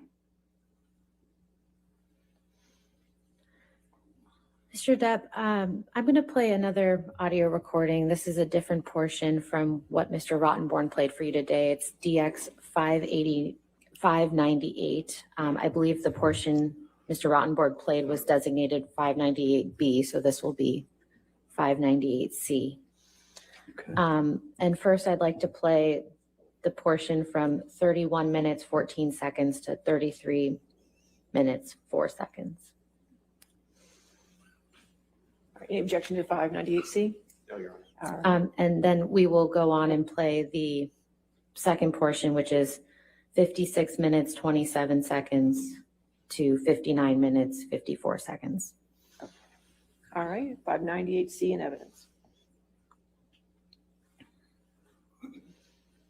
I told you know, and it issue. builds, right? Like you build, I build, you know, it isn't like at one moment either of us sign a certificate of saying, or like sign the contract or say, okay, now I'll bloodbath. No. So acting as though there's a choice between the two is irrelevant. I'm not asking you to stay over having a bloodbath. I'm asking you, over walking away. I'm not asking you to have a bloodbath over walking away. I'm asking you to work it out over prolonging it and making it bigger. Right, but at least that's how I see it. Indeed, You know? but if things get heated, Yeah. and it looks like it's going somewhere nasty, and the name calling begins, and all that stuff, I've got to get away. Because I don't want to be ever in a situation again like that. Never. Me too. Me too. Never. So Me too. that's don't freak out if we do have a fight and I walk away. I'm not going to do that. I'm asking you to stay when you feel you are also in the interest of working it out. I think it's a good idea for us to take a moment or two, or a moment, take some time. Take some time to think by ourselves without being, barraged by each other's fucking bullshit whatevers. Let's take a break from it, and then come back, try and be calm. Okay, I don't know if I'm qualified to talk about marriage strategies or not. I've been married for 18 years. I'm very happily married. I can understand a little bit where she's coming from. I'm not taking her side, y'all. I'm not. Because she's a witch. But I can understand if you're having an argument, wanting to talk everything out and resolve whatever the issue is at the time. But that's not what she does.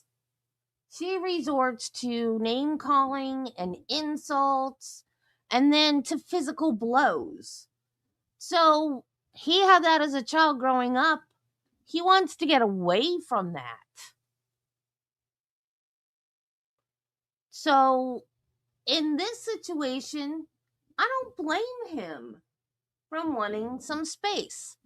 She's not mature enough to let him have that space and then them both come back and sit down and discuss rationally and calmly whatever the situation was.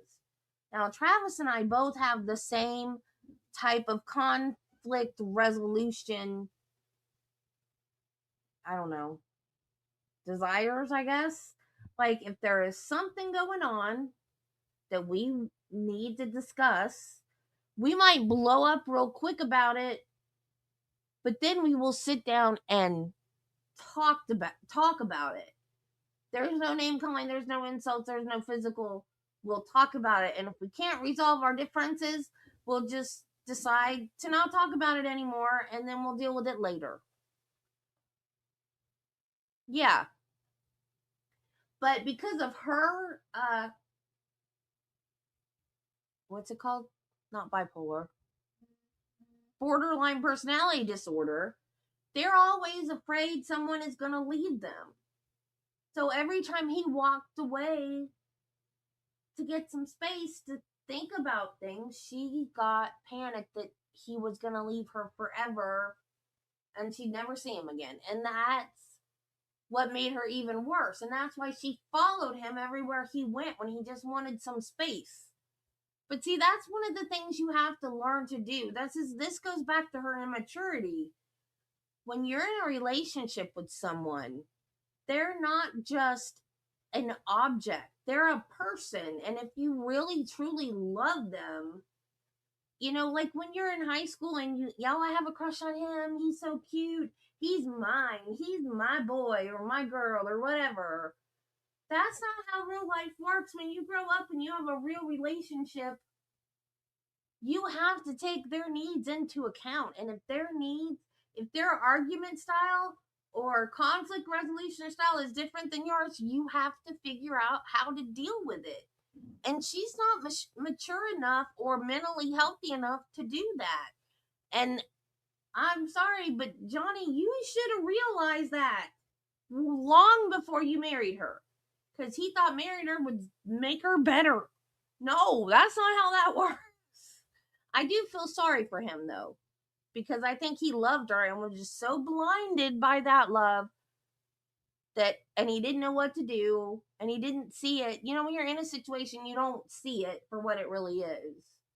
But yeah, if she had just let him have his space and not chased him, they might still be married today. And walk through the thing. But I'm not gonna stand and fight with you. I will not. You can call me a coward. I don't You can want call that. me anything you want. All those names, do it. But I will not do it again. Please stop asking. I mean, please, can you stop for the sake Please of this come back. conversation? I'm just saying I won't do it again. That's all.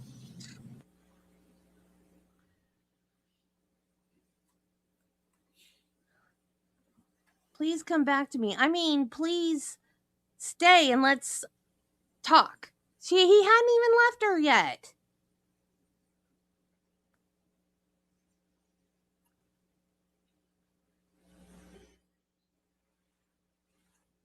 Okay, great. Then let's take our space and let's not do this anymore because I'm really getting frustrated.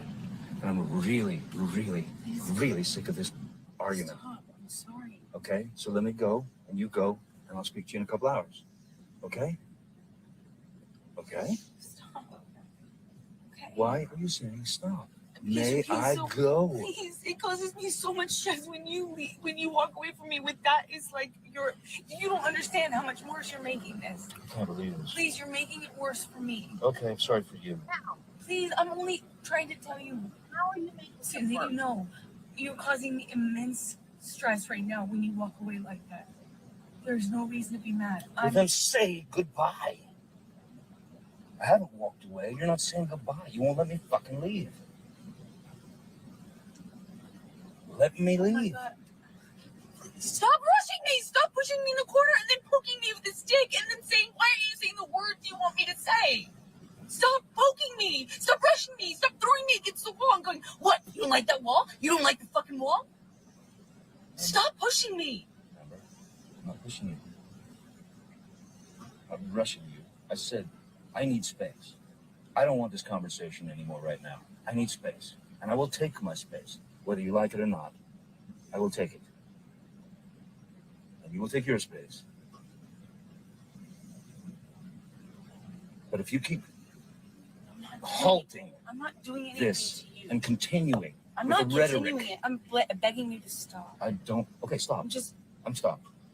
Stop. Now I have to go. Okay? So we will speak to each other in a couple of hours. Okay? I hope you have some kind of revelation that makes you feel better. You know? I hope I do too. But we'll just see when I get home. We'll just talk, or we won't talk, or we'll finish this, or we won't finish it.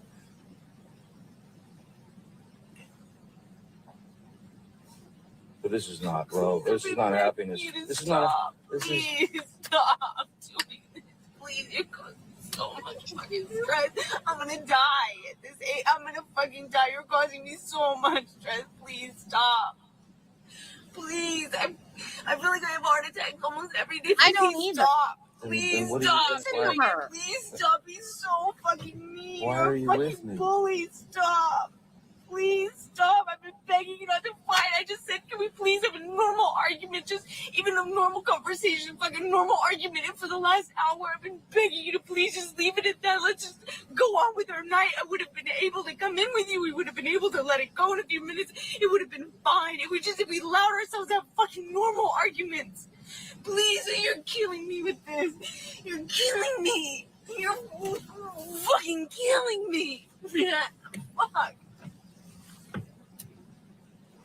Sean, could you, please, I want you to just go. I want you to take your medicine or whatever. I'm sorry that I've upset you. Yeah, I think.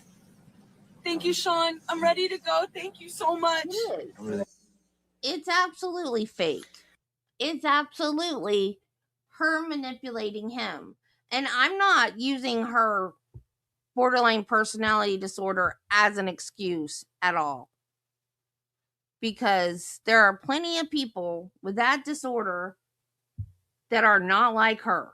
She's a manipulative bitch. Excuse my bad language. Because there is a tape that was not allowed in the trial where she actually said if she didn't get what she wanted in the divorce settlement, that she was going to do this to him. So that's not borderline personality disorder. That's just plain evil. So I'm not blaming. I'm just saying that that's where the fear of abandonment stems from. I'm not saying the degree to which she went.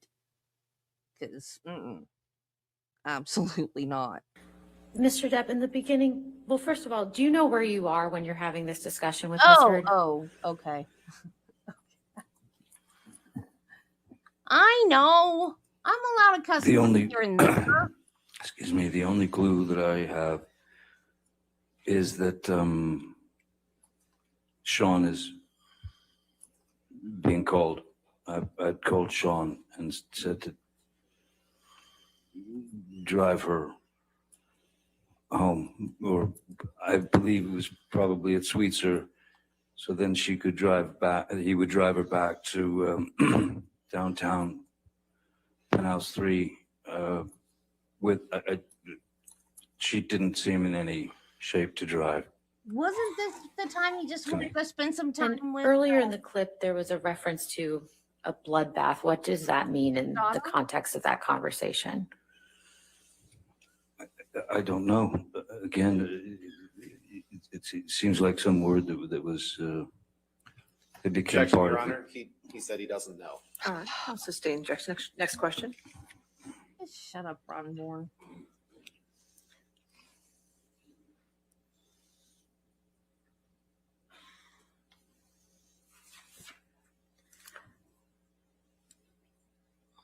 Mr. Depp, at the end of the day on Thursday, Mr. Rottenborn played an audio recording for you where you were heard saying you were going to hurt yourself. Do you remember that? Yes, I do. Okay. And I'm not going to play that audio recording again. It seemed upsetting to you, but I do want to ask you a couple questions about that, okay? Sure. Could you please tell the jury when that recording is from? The recording is from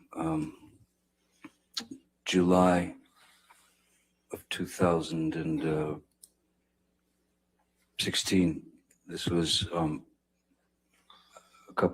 few months after the restraining order had been put on me. I had been on tour through Europe, and then coming through the States, I got messages from Christian Carino, who was both of our former agent, saying that Ms. Heard wanted to meet with me in San Francisco because we had one of our last dates on the tour was San Francisco.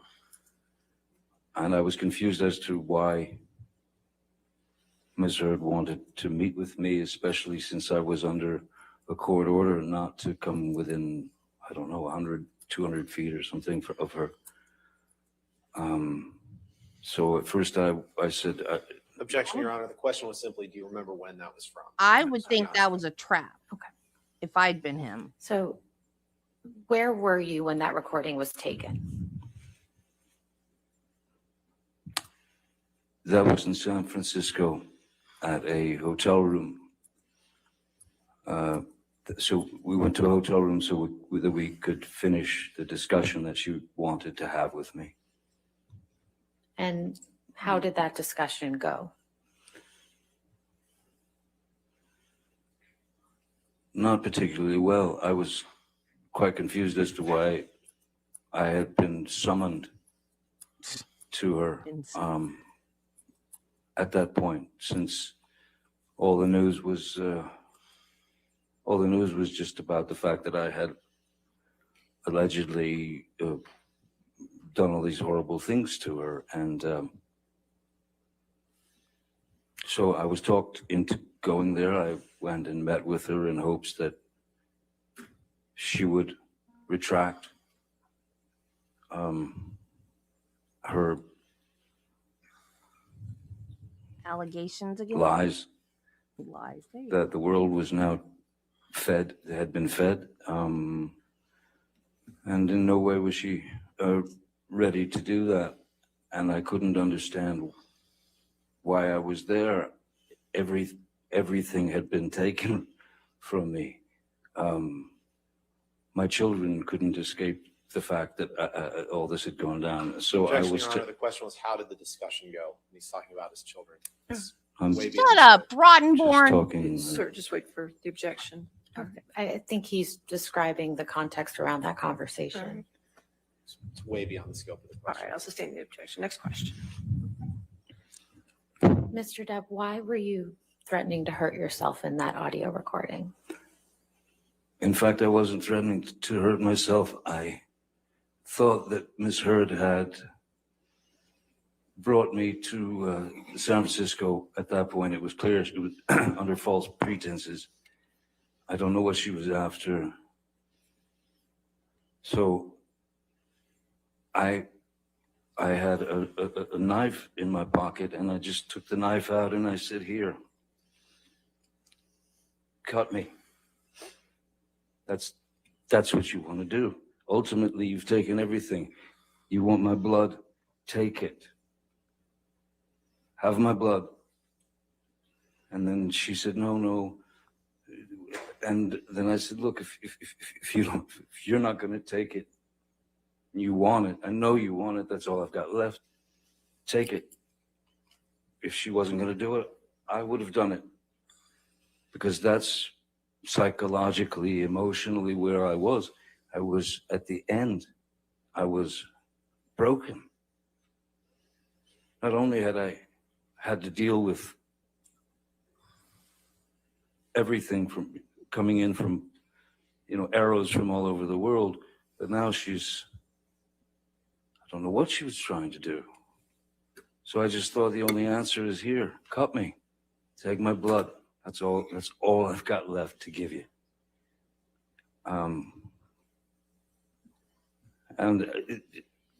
Obviously, there was no threat to Ms. Heard with that knife. It was about spilling my blood, because I thought that's what the only thing she didn't have at that point. And I was broken and really just at the end. I couldn't take it anymore. I thought, everybody, I know that that's his job, but that was quite a cruel. Objection, Your Honor, we're well beyond the All right, scope. I'll sustain the objection. Next question. Finally, I'd like to play a portion from Plaintiff's Exhibit 357, specifically the portions at 18 minutes, 43 seconds through 21 minutes, 46 seconds. 357, is that correct? 357, yes. All right, so is this going to be another one where it's going to be an A, or is this going to be all that's going to be offered? Why don't we go with A to We're be going safe? with A. Okay, could you give me the numbers again, just so I have them for the record? What are you going to play? It is 357, beginning at 18 minutes, Yeah, that 43 made me seconds sad too. through 21 minutes, 46 seconds. All right, any objection to 357A? No, Your Honor. All right, 357A in evidence. It's been going on too long, Amber. Maybe we just gotta stop this. Just gotta stop it. I don't know how to get my reputation back. We write a letter together. Your reputation. Saying that we're going to take this out of the public eye, saying that we're going to try and work this out on our own, saying that the media has created such a fucking hateful storm that it's sickening, that we love each other, and that we want to make sure each other is okay.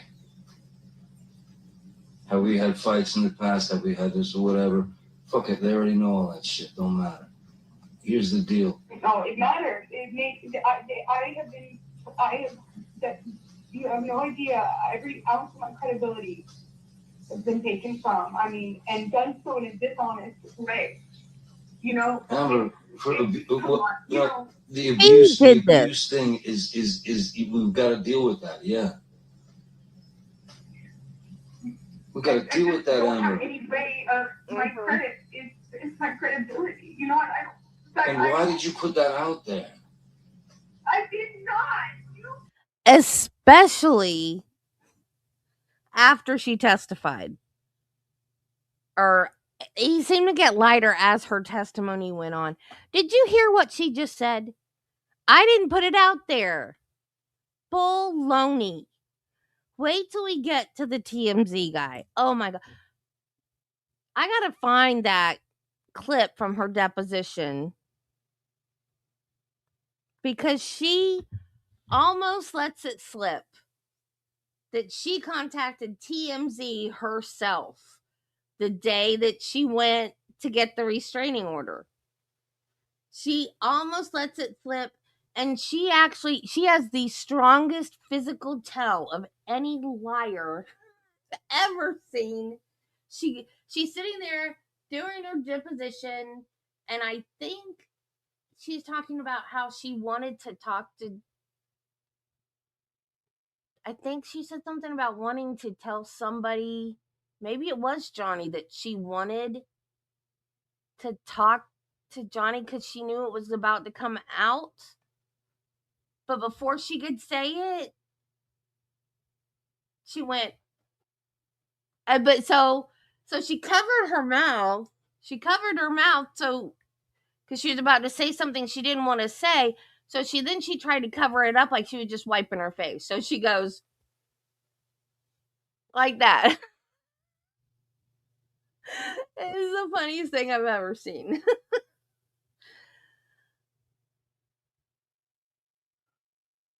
Yeah, Judge A does not like in the Brendan Banfield trial. She got very upset with the defense attorney in that trial too, because he was worse than this team, I think.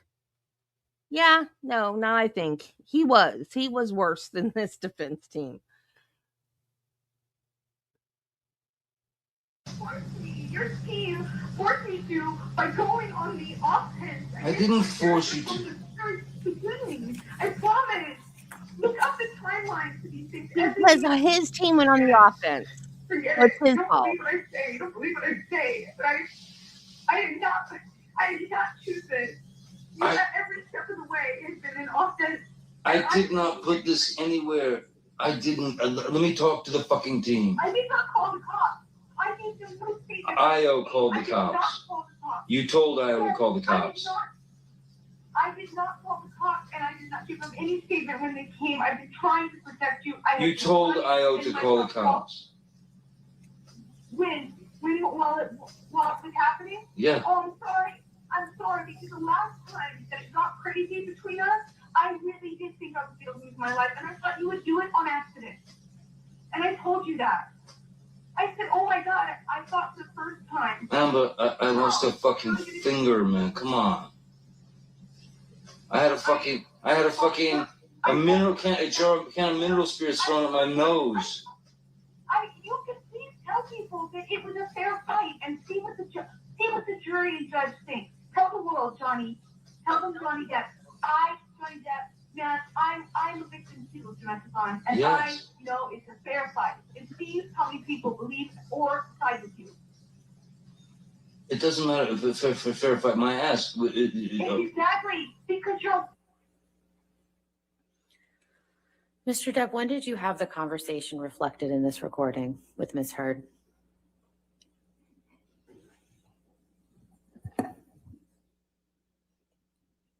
Hey, you sucked at Two Truths and a Lie, and you know a lot about me. What's your best estimate?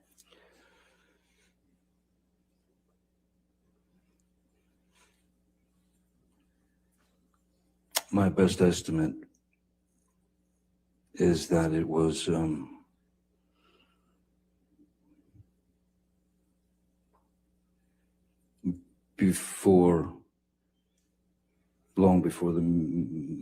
quite a while before the meeting in San Francisco in July. Excuse me. How far after May 21st, 2016 do you think that conversation was? Objection, calls for speculation. Sorry, he said he doesn't remember when it was. I'm asking for his best estimate. I'll allow it if you can answer it this way. She's been doing So that could the whole you time ask he's it on the again? I stand. was distracted. How long after May 21st, 2016 do you believe that conversation took place?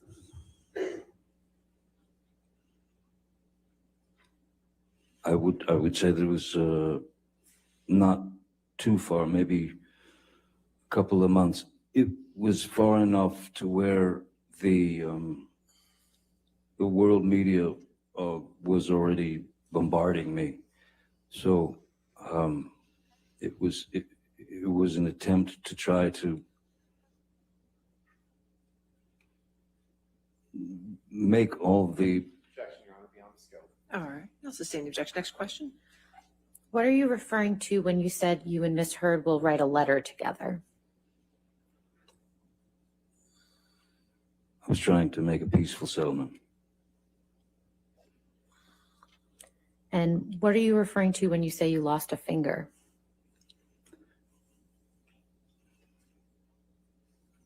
A very large bottle of vodka severing my my middle finger in Australia. And what were you referring to when you said a can of mineral spirits was thrown at your nose?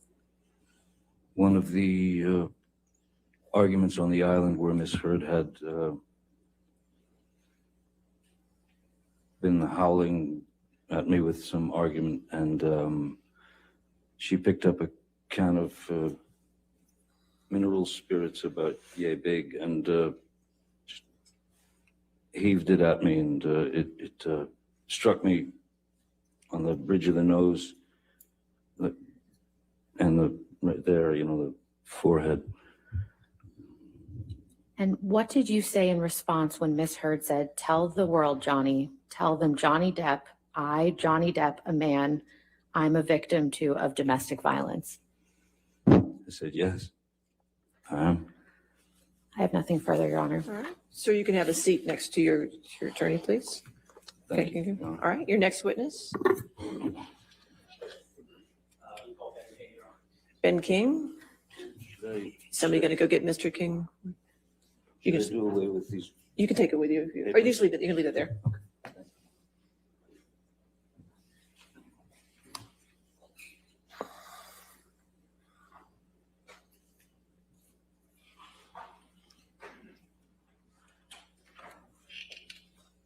I bet he really wants a cigarette right now.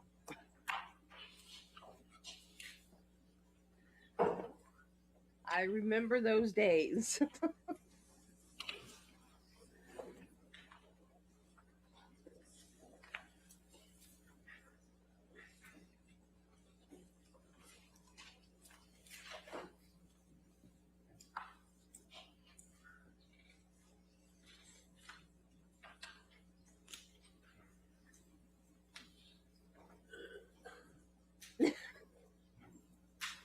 Welcome back, Carla.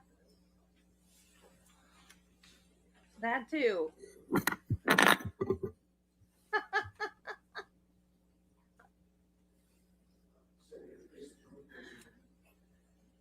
Do you solemnly swear or affirm to testify truthfully in this case in the penalty of law?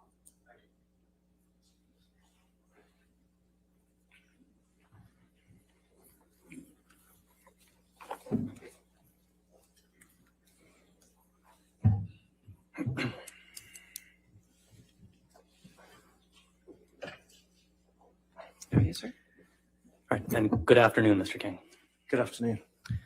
Would you please state your full name for the record? Ben King, And Mr. King, can you briefly tell us where you're from? London, central London. And can you tell us a little bit about your background? What's your occupation? I'm a house manager, personal assistant presently with an individual who also lives in central London. Okay. Can you lean into the microphone a little bit Yeah, more? sure. Sorry, here we go. Now, did you say you're a house manager? That's right, personal assistant, house manager. And can you just tell those of us in the courtroom who aren't familiar, what does that mean? I work presently for a gentleman who's in the entertainment industry, who and I manage his property, a large apartment in central London, take care of the daily needs and running of that, oversight of the staff, and traveling with him when needed and things like that. And how long have you been in this occupation? Since about 1991, I started in private services, if you like, in house management, in butlering, in all that stuff. Typically based around London? Correct. I started work in London. Was my first big job at Buckingham Palace, funnily enough, for 4 years, and then I continued in different positions, full-time and self-employed, freelance capacity for many years as well. Okay. Just generally, can you tell us, and without getting into any specifics, but what type of people would you say you typically provide these services for? Generally high net worth people, individuals or families, residences. Okay. Are you familiar with the plaintiff in this case, Johnny Depp? Yes, I am. Yeah. And how are you familiar with Mr. Depp? I met and worked for Mr. Depp in 2014 and subsequently a couple of times after that. Okay, and can you briefly just explain to the jury how it came to be that you were working for Mr. Depp? Sure. Yes, at that point I was working in a freelance self-employed capacity. A lot of my jobs came through friends of friends, personal recommendations, etc. And I was asked by a friend of a friend on this occasion, would I be available, to go and manage a property where Mr. Depp was going to be staying for about a month in central London. Was I available? Would I be willing to do it? And I was available at that point. And so I said, yes, yeah, absolutely. And just to make sure we're on the same page, what time frame are we talking about here? That was August 2014. Okay. And did you in fact end up working for Mr. Depp in that time frame? I did, yes. Now, just to clarify, were you employed by Mr. Depp? No. So who was your employer? I remember I was paid through him. a large hotel which was close by to the house, who also I don't remember that attorney though. they provided the housekeeper who was working with us for that month as well. So I was paid through them. Okay. Can you just generally explain to us what kind of work you were doing for Mr. Depp and Ms. Heard in this time frame? Sure. Yeah, it was the setup of the house, basically. Setting up the house initially, which meant ahead of the principals arriving, which meant making sure all the linens were in place for the bedrooms. It was a sizable property, and just organizing everything ahead of their arrival. Once they arrived, it was the management of that property, the oversight of it, and the day-to-day running, some service, like butler service, and managing the housekeeper day-to-day through that whole month. And when you refer to the principals, who are you referring to? Mr. Depp and Ms. Heard. Okay. Where exactly were you working in London at this point? Just kind of describe for us the house, I guess. This was in Mayfair. It was a large townhouse in an old building, but it was very contemporary inside, modern, furnished, very modern sort of way. Quite spacious, maybe 4 or 5 bedrooms, I think. A small indoor pool, a small gym. Quite an open plan layout throughout the house. Okay. And how long were they there? For the month, essentially, yes. Okay. Can you tell us just generally what hours you would typically work in a day while you were working for them in London in this time frame? Yeah, approximately. It depended on what was going on, but I mean, generally 7 or 8 in the morning till 7 or 8 in the evening. Typically, there was a chef employed as well. Russell, brilliant chef. He tended to stay after I left in the evening. He would cook dinner, serve dinner, and thankfully cleaned up after dinner, so I could leave sort of early to mid-evening, usually most days. Unless we had guests, unless there were guests or other things going on. During your time managing the house for Mr. Depp and Ms. Heard in 2014, did you have occasion to observe the interactions between Mr. Depp and Ms. Heard? Yes, absolutely. Yeah. How often? Most daily, I would say. Pretty much most days through that period. And did you yourself interact with Mr. Depp and Ms. Heard?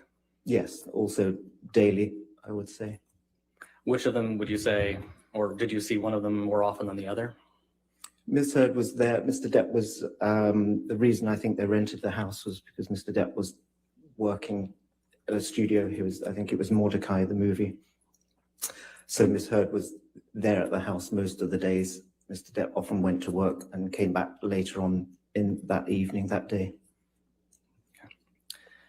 How would you generally describe the interactions that you observed between Mr. Depp and Ms. Heard? Initially, very sort of loving towards each other, nice couple. Mr. Depp was always a gentleman and keen to make sure Miss Heard was taken care of, anything she needed, often pour a glass of wine for her. Just nice, pleasant. How about your own interactions with the couple? How did you get along with them both? I think very well. They were really open to me, and I mean, my background's quite formal, so it was quite an informal setting. I was able to ask questions to either of them. Like it. Ms. Heard especially, it was really helpful to get information about what time they wanted dinner, basic stuff like that, or anything. It was good interaction all the time with the both of them. Okay. Now you mentioned wine. Can you tell us to what extent did you observe either of them consume alcohol over the course of these 4 weeks? Sure. When I started that job, or when I was taking that job on, I was told, I think by Mr. Depp's assistant, that he was. Oh, sorry. Can you answer without telling what you were told? I was made aware that Mr. Depp was. Could you put your microphone on? Okay. Same objection. He's explaining what he was been told. Now he just said I was informed. I don't think it's offered for the truth, Your Honor. I think it's just offered to explain his own behavior towards the couple. No, can we approach? Okay.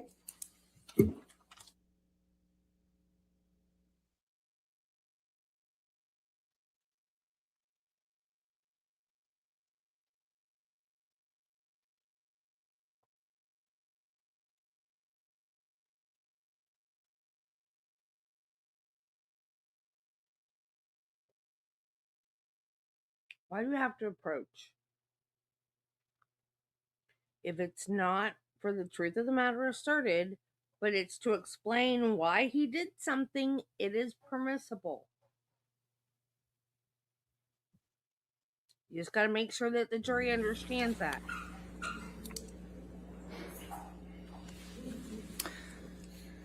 All right, so Mr. King, moving past the conversation, let's not touch on that. But just in general, can you describe the alcohol consumption that you personally observed and what you personally witnessed? Sure. I didn't see Mr. Depp consume any alcohol during that time in London. There was a large consignment of wine that had been delivered to the house at the start of the visit. Many cases that I had to find a place to store.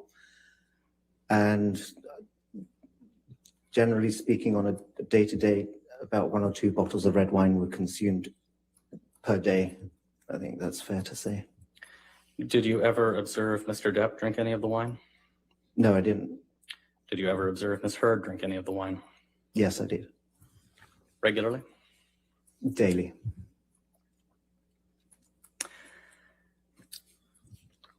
Now, I think you already testified that you observed interactions with Mr. Depp and Ms. Heard, and you generally found them to be friendly. Is that fair? Very much so, yes.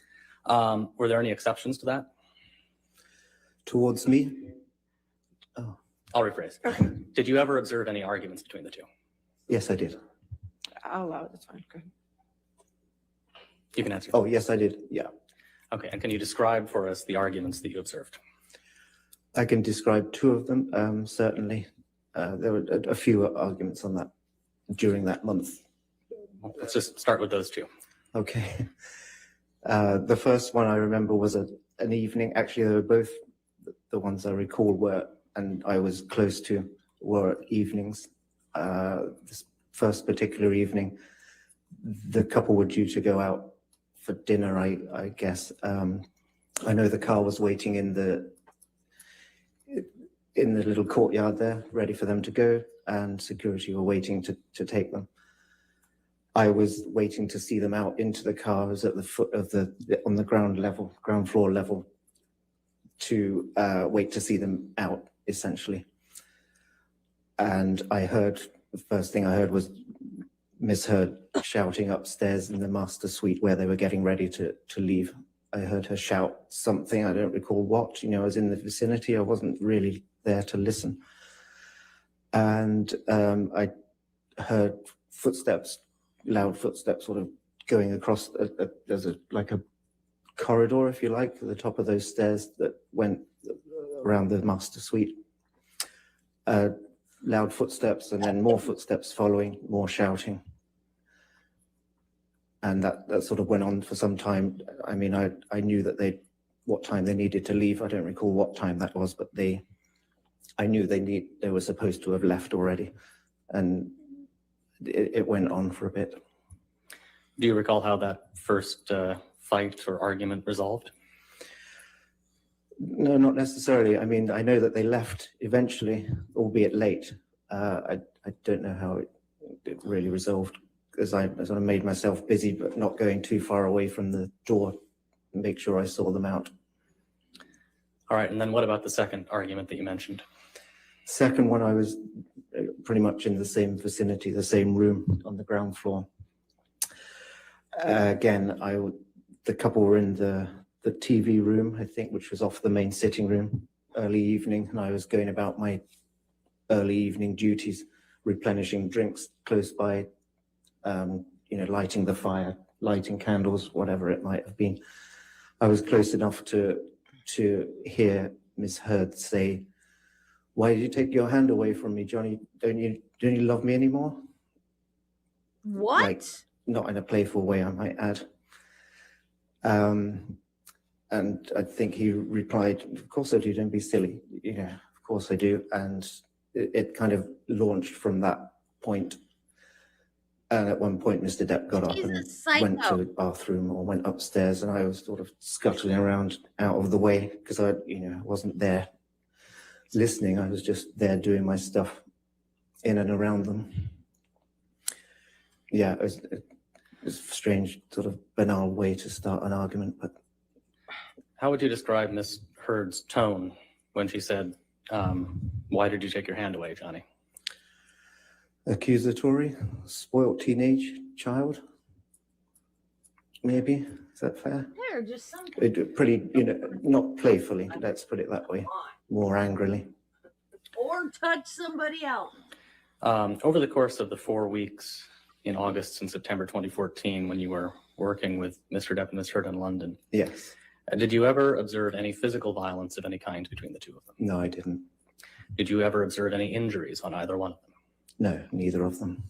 Okay. After those 4 weeks, did you ever work for Mr. Depp or Ms. Heard again?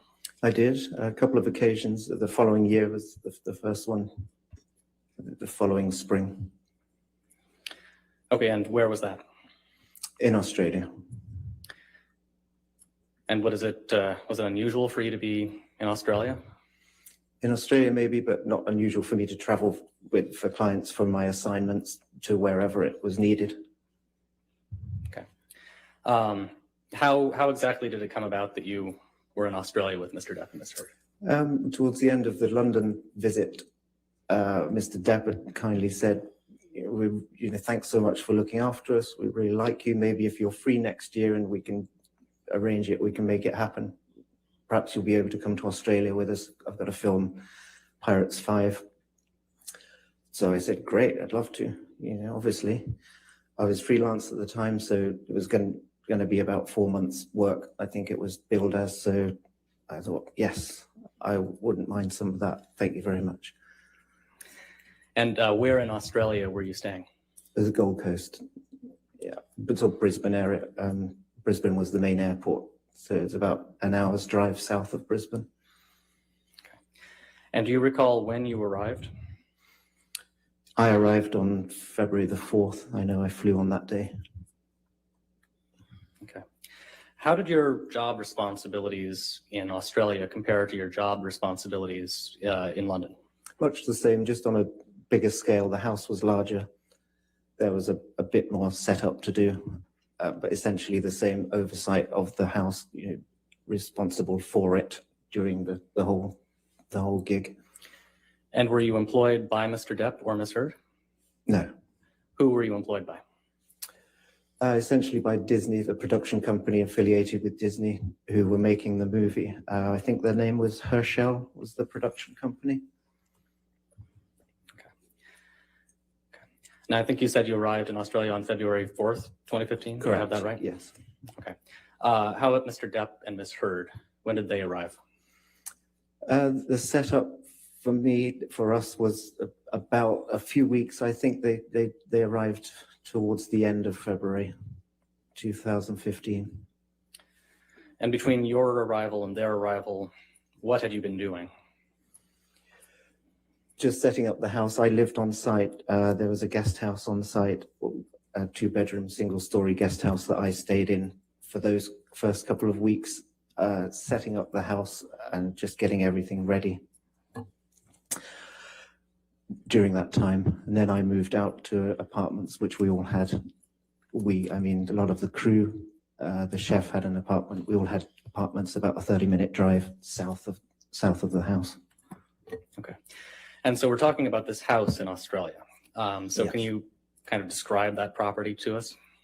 Yes, it was a large house on a few acres of land. A 3-story house, 5 bedrooms, with 2 or 3 buildings within the grounds as well. A good sized house, beautiful location.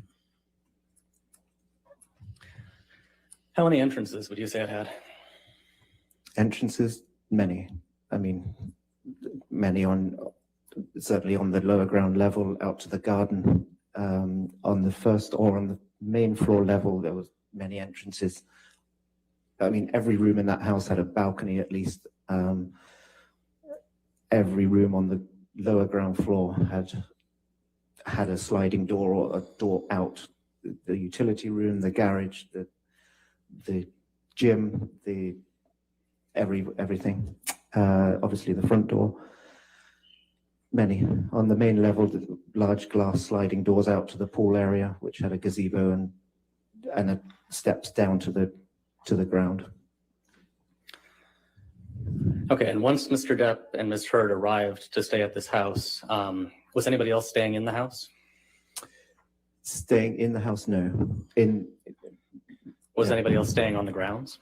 On the property, yes. I mean, there was a couple there, caretaking couple, Sean and his wife, Sandra, who worked for the owner of the house. They lived on site essentially all the time. They were there pretty much throughout. And their house was, whatever, a couple of 100 yards away from the main house. And yes, security were there also. All right, sticking with the caretaker just briefly, about how long would you estimate it would take to walk from the main house to the caretaker's house? Under 5 minutes. I mean, yeah, no more than 5 minutes. Okay. And then you mentioned security. What was the security setup? Security was set up by Jerry Judge. They were employed. They stayed in the grounds for the duration.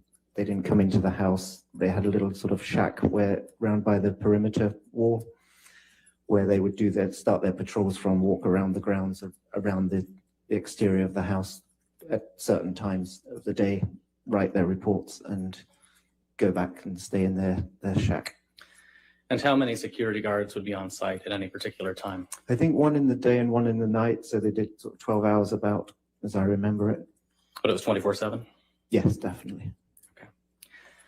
Do you know whether those were local employees or were they regularly employed? I believe they were Australian, yes.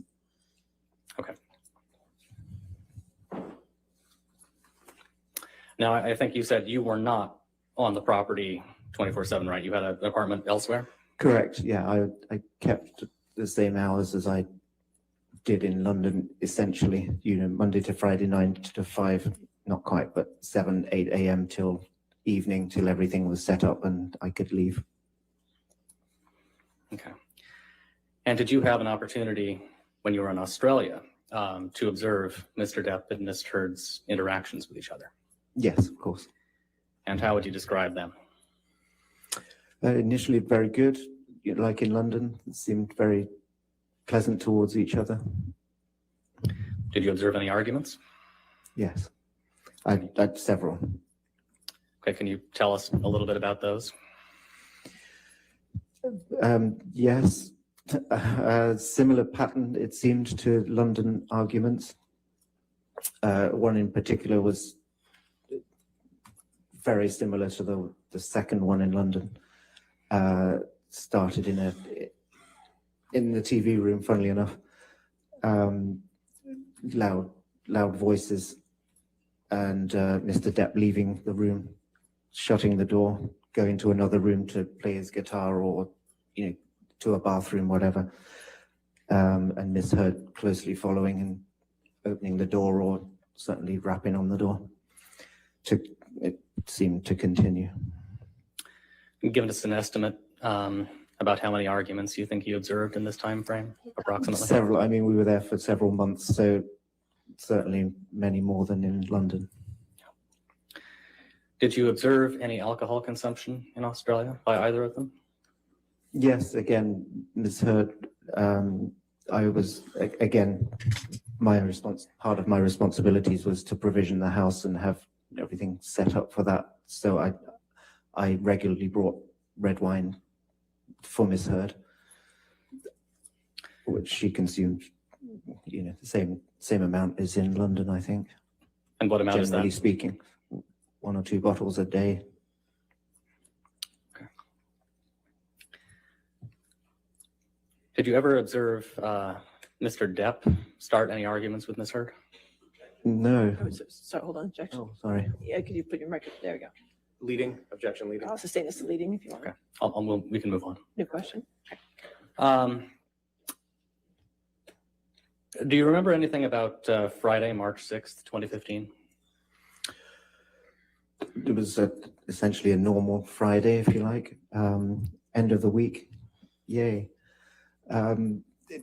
Nothing extraordinary about that day. Did you come into work that day? Yes. Yeah, I was there. Okay. And do you recall about what time you would have left the house on that date? I remember taking a photo of the beautiful sunset over the pool. The sun would set over the pool and the creek. I took a photo of that around early evening, so 6:37. I would think I wouldn't have left much later than that. Was Mr. Depp there when you left? I don't think so. I think Mr. Depp was at the studio still on that day. I can't remember sort of seeing him to say goodbye. Have a good weekend. How about Ms. Heard? Do you recall if she was there when you left? Yes, she was. Okay. Did anything unusual happen that weekend? Yeah, I would say something pretty unusual happened. Can you tell us about that? Yeah, I can. Foundation. All right, foundation. You want to lay a foundation? At some point, did you become aware that something had happened between Yes. Mr. Depp and Ms. To the Heard? extent it calls for hearsay. All right. I'll sustain that objection. All right, turning to the following Sunday. Ms. Williams, how much more do you have? Because it's time for our afternoon break. I think we can. I have a little bit more, Your Honor, so I think maybe this would be a good time for a All break. right, let's go ahead and take our afternoon 15-minute break, ladies and gentlemen. Again, do not talk to anybody at the case. Don't do any outside research, okay? You're excused. Thank you. 7 or 8 a.m. till the end of.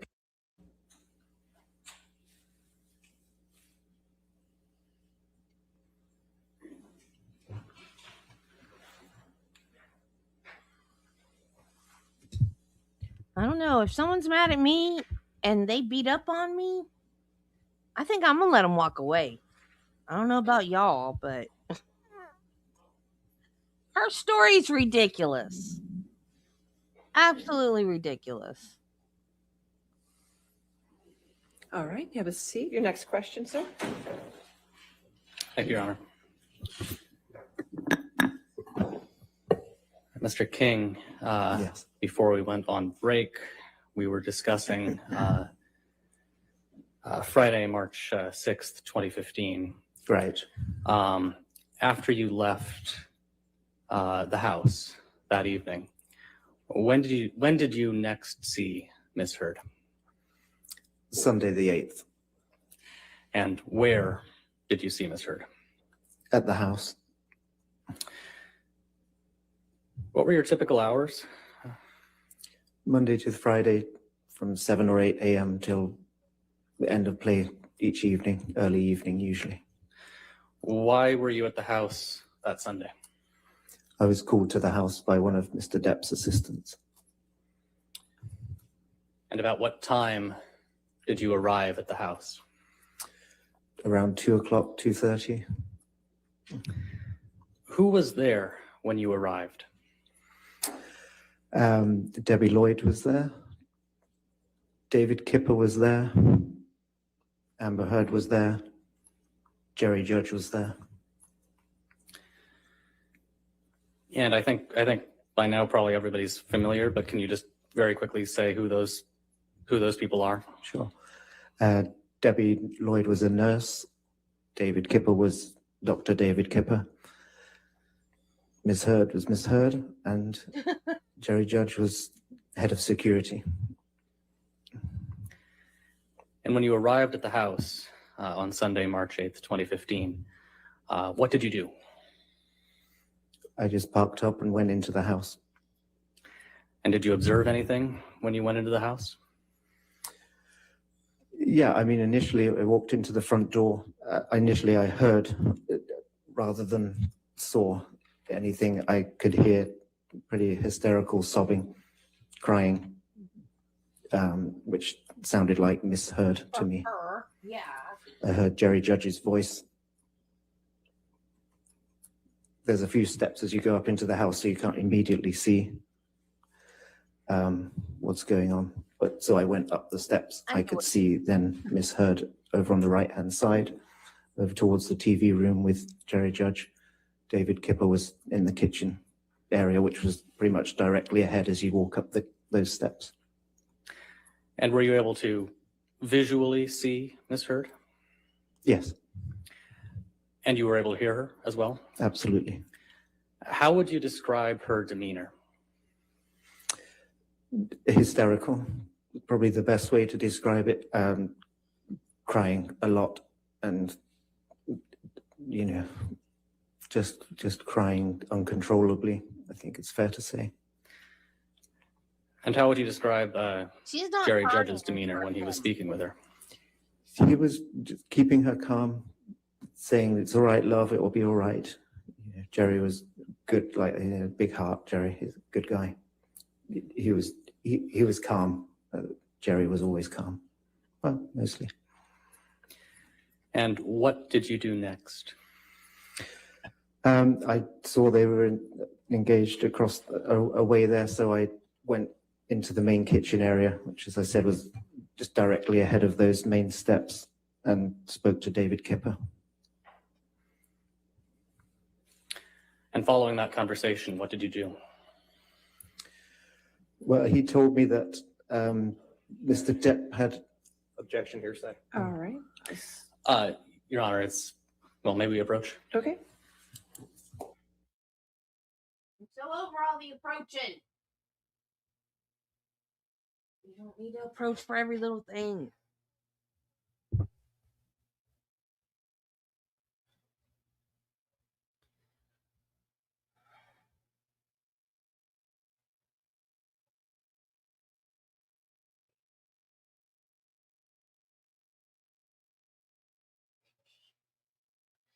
I sincerely believe that she was not crying because Johnny was hurt.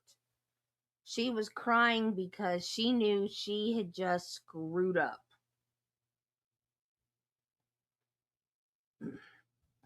I mean, they did a good job of hiding it, though, because I never knew about it until the trial. I still cannot wrap my brain around the fact that he had a great big old bandage on his hand during that movie. They did a good job with the green screen. I need to go back and rewatch it now. So you can answer the question. What did you do next? So I spoke to David Kipper, who was in the kitchen area, seemingly rummaging through a bin. He said that Mr. Depp had sustained an injury to his finger, one of his fingers, and he was looking for the fingertip that it said it had been severed. So I said, well, shall I help you? You know, as one would. And he said, yeah, that would be a good idea. I left him in the kitchen. He said there was a lot more damage downstairs. So I went to, we split up. He left him in the kitchen. I went downstairs to search. At some point, was Mr. Depp's fingertip found? Yes. Who found it? I did. And where did you find it? Downstairs in the bar area, the games room bar area.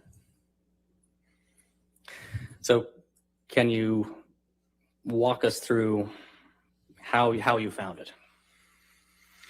Yes, so I walked down the stairs. There was a bit of damage down the steps. That a big chunk had been taken out of the marble staircase. On my way down, remnants of what looked like a plant pot or something around it smashed. Walking down into the bar, I could see the damage that Dr. Kipper had told me about. A broken ping pong table sort of collapsed onto the floor, and lots of glass and broken glass and cans strewn around the bar area. And where exactly was the finger in the bar area? Directly below the bar. The bar Ping pong table. was set up like a conventional bar that stuck out from a wall, and with a marble top. There's a big chunk out of that as well, like on the staircase. Directly at the end of the bar, there was a scrunched up piece of kitchen paper, if you like, tissue, with lots of blood around it, on it. So I thought that was probably a pretty good place to look.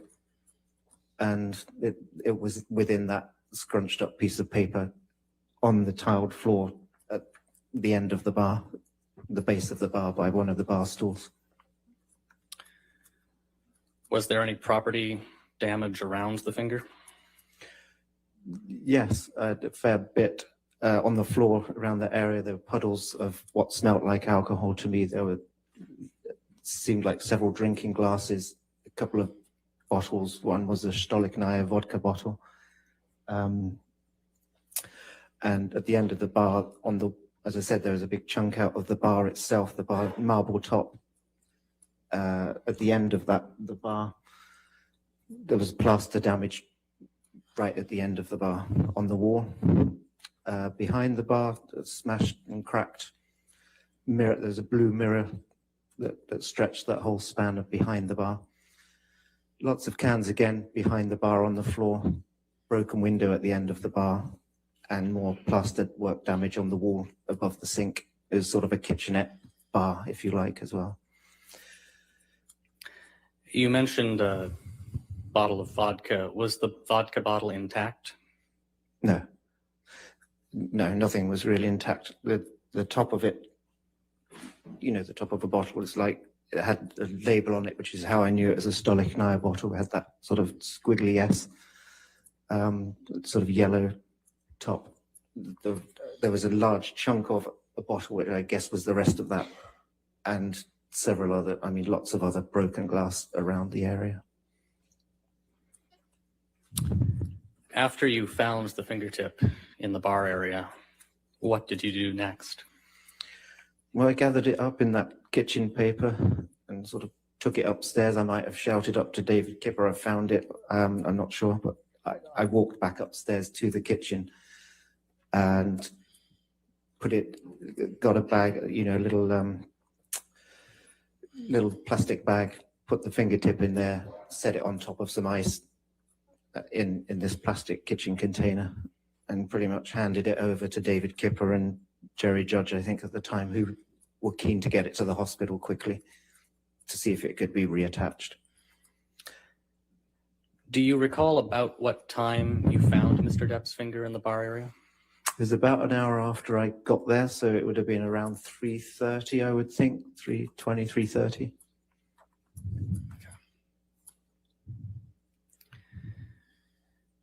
Now, you've told us a little bit about the state the house was in when you arrived. Yes. Can you generally describe for us, and maybe go level by level through the house, what damage you observed?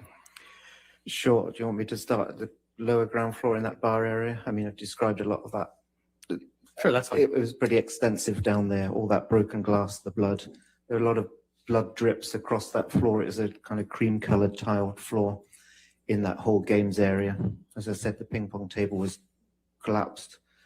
Blood drips across the floor and around the bar. And the damage on the walls, as I said, the plaster work at the end of the bar, behind the bar, and the chunk out of the marble top. So on the ground, that was the predominant damage in that area, on that level. On the next floor, on the main floor where David Kipper was,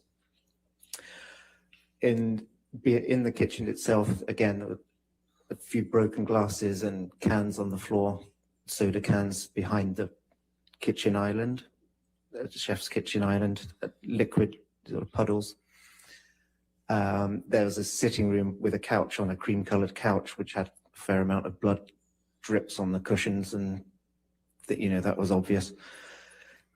The TV, which was directly in front of that wall-mounted TV, was cracked with, it seemed like remnants of a coffee cup embedded in some of it, and the rest was below, looked like coffee splattered behind and underneath the TV and on the floor as well.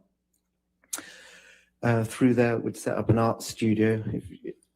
So a lot of the art materials from that, paintbrushes, paint, various art materials were on the floor. A lot of paint on the floor.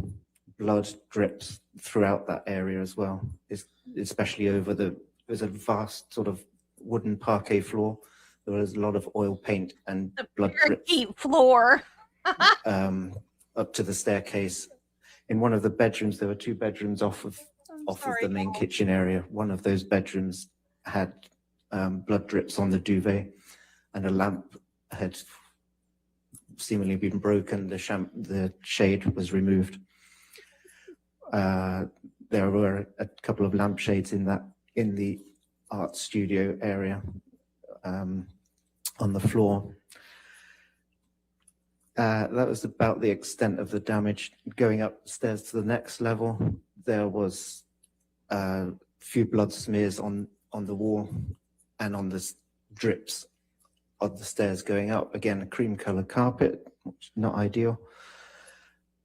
And so that's the top floor was the master bedroom, master suite floor, and two bedrooms also up there. Outside the master bedroom, there was damage to the plaster work on a pillar outside on the wall. Blood drips into the master bedroom, across the master bedroom floor. Going into the master bathroom, there was a his and hers sink and a large mirror above each of the sinks that had writing on each of them. Again, one of the bedrooms, or both of the bedrooms, I think, had blood on the duvet covers, and another lamp was broken. Mr. Depp's guitar was in one of those bedrooms, a blood-stained guitar. His iPad was standing up on one of the beds in one of those bedrooms. That's about the extent of it. That's the damage on each level, yeah. Whose job was it to clean all that up? That was mine. It was mine. My responsibility. The house was essentially my responsibility. So were you familiar with the damage generally throughout the house? I got a pretty good idea as I walked around and saw it all, yes. Did you observe any damaged phones? No. Did you observe any damage to a wall where a phone might have been ripped off the wall? No. Bleeding. Oh, yeah, right. Maybe the next one. Was there any artwork in this house? Decorating the house? The owners had left their art in the house, yes. Mr. Depp and Miss Heard had done some artwork themselves, yes. But yes, there was some that came with the house, if you like. Focusing just on the artwork that came with the house, did you observe any damage to any of that? No, nothing that I needed to repair or replace. Certainly not. Thank goodness. Is there any other damage that comes to mind? Just a lot of blood and a lot of repairs. The floor, as I said, was quite heavily with blood and paint. Yeah. And in terms of bodily fluids, it was just blood that you observed, no urine or anything else? Yes, absolutely. All right, I'll sustain strike the answer from the record. No other damage. Does any other damage come to mind? No. Okay. Can we take a look at Defendant's Exhibit 375, which I believe is already in evidence? Yes. And can we publish this to the jury? Okay.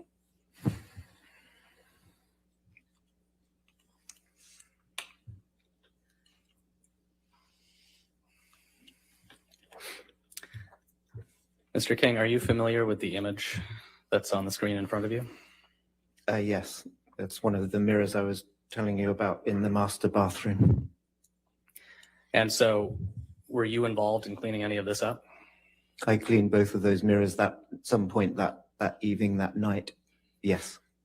Were you able to tell what was used or what substance what sort of the ink is that's used on the black writing there? That was the same oil paint that was on the floor, on the parquet floor downstairs and various other places. It was the same oil paint. All right. How about the red writing that says, call Carly Simon. She said it better, babe.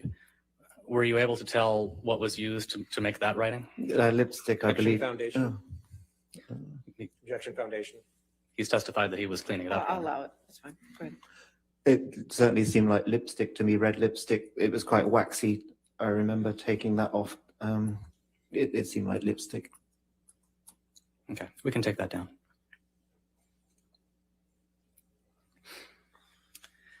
Mr. King, about how long were you at the house on that Sunday? Quite a long time. It actually went into the early hours of Monday morning, so at least I got there around 2 in the afternoon of Sunday. I don't think I left there until 2 or 3 o'clock the next morning of the 9th. Over the course of the time that you were there that day, did you have any interactions with Ms. Heard? Yes, I certainly did. Yeah. Can you describe those for us, please? Yes, not too much initially. She was very, as I said, quite hysterical and crying a lot, and Jerry Judge was taking care of her, keeping her calm. Later in the evening, it was suggested that Ms. Heard go to a local hotel, to leave the house, go to a local hotel, which then became a suggestion that she go back to LA. And that's, I think, when I started interacting in terms of, at some point, I volunteered to travel with her to LA. How did Ms. Heard respond to the suggestion that she leave for Los Angeles? She was resistant to both of those suggestions, very resistant. She really didn't want to go, and said, I can't leave, I can't leave. You know, it'll be the end if I leave. Those sorts of things. And so it was just, these went over a few hours. Those negotiations, if you like. And eventually, Ms. Heard agreed that I would fly with her. And did you, in fact, fly with her? I did, on Monday the 9th. Okay. Sticking with Sunday,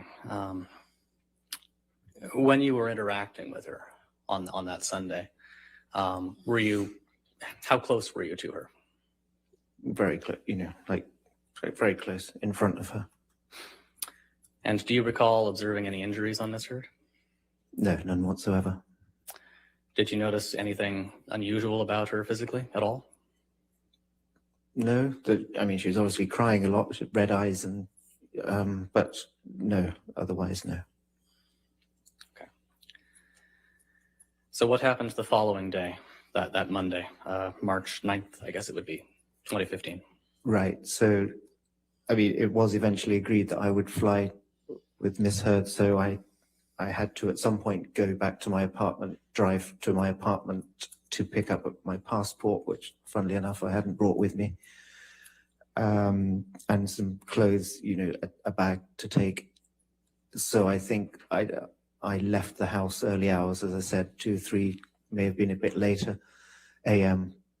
I drove back to my apartment, which was 30 minutes drive south, picked up those things.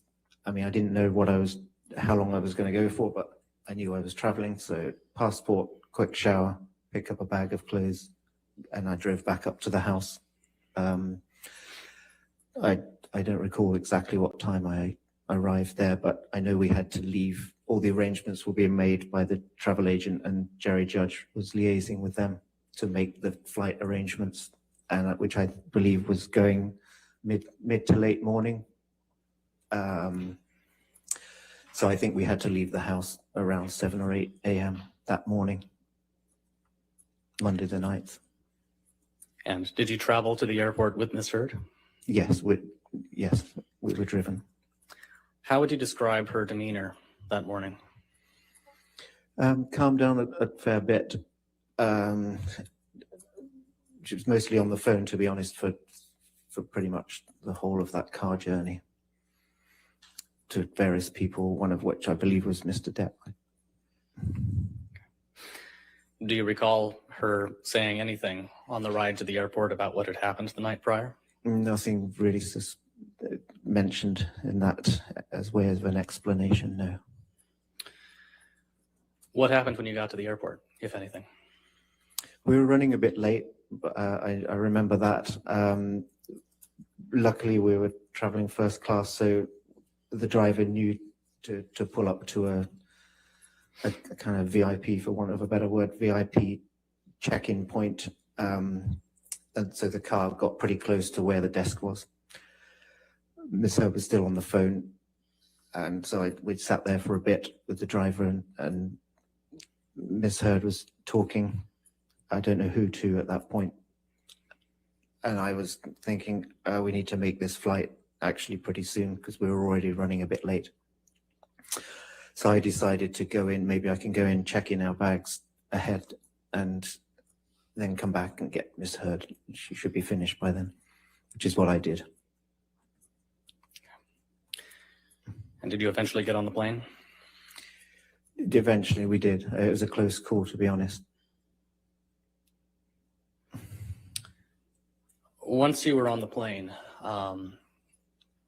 did you have any conversations with Miss Heard?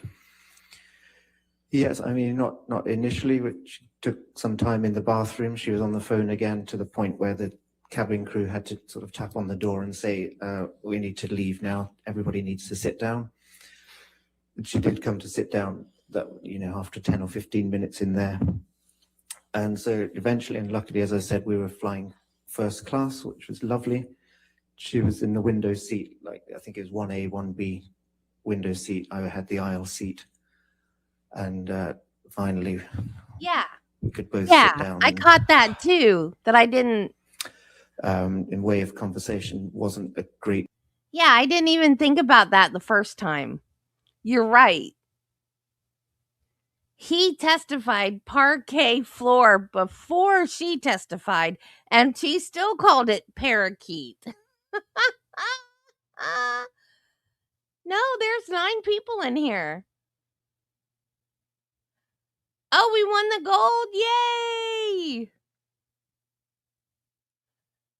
No, there's 9 people in here. You're just the only one chatting.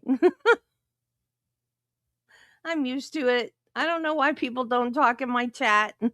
I've got like 4 or 5 people that are consistent chatters. I've enjoyed having you in here today, Allison. This has been fun. I don't know why my chat doesn't chat. But yeah. Hey Ken. Yeah, that's so stupid. Cuz he said it the right way and she still said parakeet. She's such an idiot.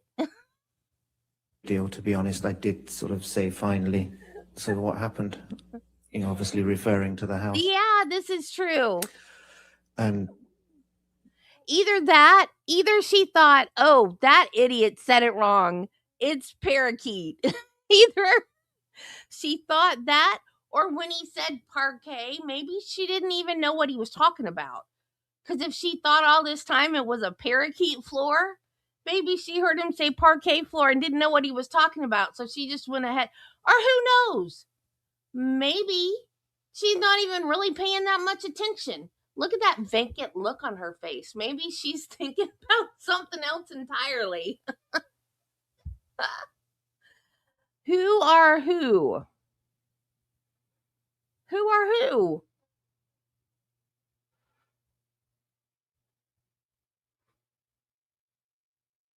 That's Amber Heard, and that's their house manager who had to find Johnny's finger and then clean all the crap that when they were fighting, all the mess they made in the house. Well, not always. Only occasionally.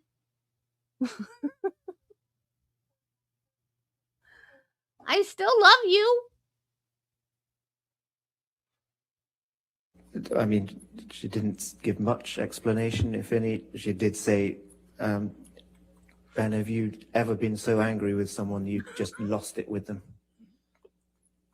And I sort of said, no, actually, I'm pretty calm, you know, even-tempered guy. But she did repeat it. She looked pretty incredulous that I hadn't. And she repeated it. You mean you've never lost it with somebody, got so angry with someone, you just lost it with them? And I said, unless you count the sort of time when I was 14 years old and I hit the light switch in my bedroom because I wasn't allowed out that night or something. With a person, no, never. And that was pretty much the end of the conversation. She dropped it then. How would you describe her tone when she asked those questions of you? To me, incredulous, would be fair to say. Surprised that I hadn't lost it with somebody. Yeah, the thing with the... Does anything else stand out about that flight? It was fairly calm. After that, it was calm. But I mean, we were both exhausted. I certainly was. And I think, I can't remember eating either. Just slept most of the flight until obviously we landed, or were close to landing. At any point, did you observe anything about Miss Heard physically on that flight? Yes, I did. Right toward just before we landed, I noticed some marks on her arm, her left forearm. How would you describe those? Long, kind of uniform, evenly spaced, sort of long, thin marks. Very uniform, in fact. And when did you first notice those? On the plane towards coming into land, you know, we're gathering the stuff up. I noticed them then. Okay. What did you do after you landed in Los Angeles? Once I'd fired up my phone on landing, I saw the arrangements that we would be picked up by one of Mr. Depp's security personnel, who I think was Travis McGivern. So I made contact with him, and he met us in the place that had been arranged. We walked through the arrivals lounge and met him at the end of that. Got in the car with him and drove to the Eastern Columbia building. And how would you describe Miss Heard's demeanor in Los Angeles? Yeah, pretty calm. I mean, she seemed, obviously a lot calmer from the house, but she pleasant towards Travis, certainly in the car. Obviously they knew each other. When we got to the building, she was kind enough to show me around the apartment. I'd never been before. She showed me around the penthouse, a little tour. She wrote down some restaurants recommendations because she knew I'd be staying a few days probably. So, and I don't really know LA that well. So she recommended a few restaurants. And then I left. I said, if you need anything, as usual, as I always did, need anything, give me a shout. I'll be staying fairly close by. Just give me a call or a text. How long were you in LA? Less than a week. I think I flew back to Australia on the 14th or 15th. So about 5 days, 6 days tops. And when you got back to Australia, what were you doing? Pretty much putting the house back together, repairing all the damage with the help of professional contracted vendors I brought in, and just getting the house back as it was originally. At some point, did Mr. Depp and Miss Heard return to Australia? Yes, they did. Were you there when they returned? Yes. Did you observe them interacting with each other after they came back to Australia? Yes, yeah. And how would you describe their interactions? Again, initially, those first few days were certainly very pleasant, almost honeymoon-like, I would say. It strolled around the grounds a bit, and they seemed fine with each other. Did you ever observe any arguments after they returned? Yes. I mean, many. Several more, yeah. And how would you describe those?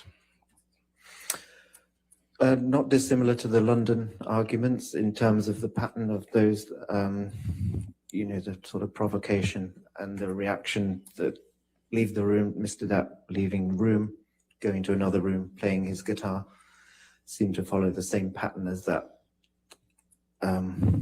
as I witnessed those 2 times in London. All right. Nothing further. All right, cross-examination.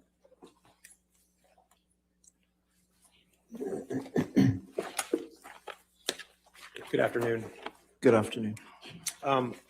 So to understand your testimony, is it your testimony that Amber and Mr. Depp arrived together in Australia in February of 2015?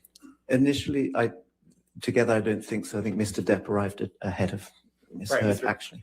Mr. Depp arrived first, correct? I think so, yeah. And isn't it true that Ms. Heard, Amber didn't arrive until March 5th, 2015 to Australia? I can't remember the date she arrived, to be honest. But she could have arrived March 5th, 2015. Isn't that true? Objection, foundation, speculation. I'll allow it if you can answer it. Sorry, what was the question? Ms. Heard could have arrived on March 5th, 2015, correct? It's possible, I suppose. And isn't it true then that you didn't see any arguments between Ms. Heard and Mr. Depp before the injury that occurred to Mr. Depp's finger in Australia? I saw them argue. You saw them argue when they came back, in April, correct? I certainly saw them argue in April and through most of the months they were there, yes. But you don't remember, you can't recall any arguments in February or March of 2015 between Ms. Heard and Mr. Depp, correct? Specific days? Not necessarily, no. Right, so that you don't know, you can't say that there were any arguments before you came to the house on March 8th, 2015, correct? I think there were. I mean, Excuse me, say that again? I think there were. But you don't even know when she arrived, correct?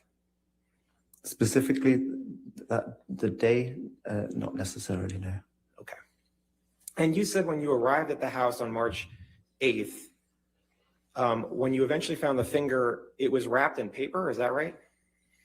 Wrapped, I mean, it was loosely wrapped. The paper was open by that point. The blood had dried up and it was sitting in the sort of nest of this paper, yes. So like someone had put the finger in a piece of paper?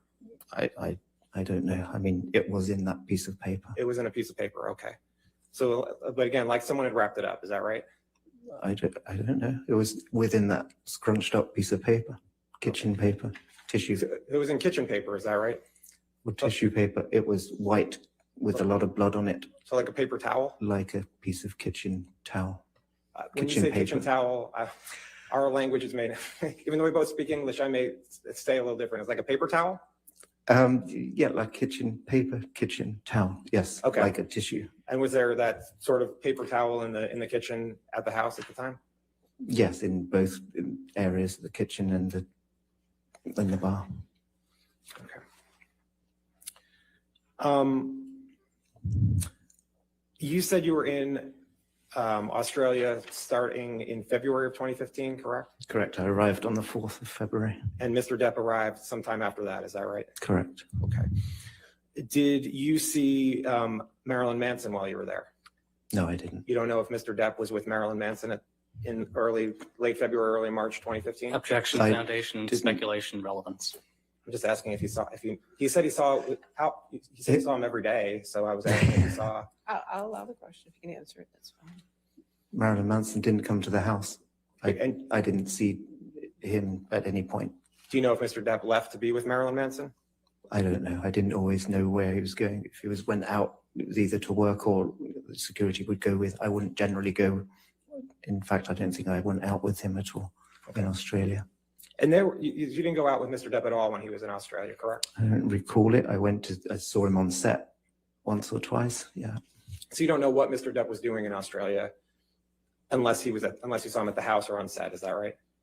I saw him at the house, yes, every day. But you don't know what Mr. Depp was doing when he left the house, correct? Generally going to work on Pirates of the Caribbean 5 filming, yes. But were you with him? No, but the security with him, and I had to liaise with him for when he would go and when he would come back for the driver, etc. But you weren't there when Mr. Depp left the house, correct?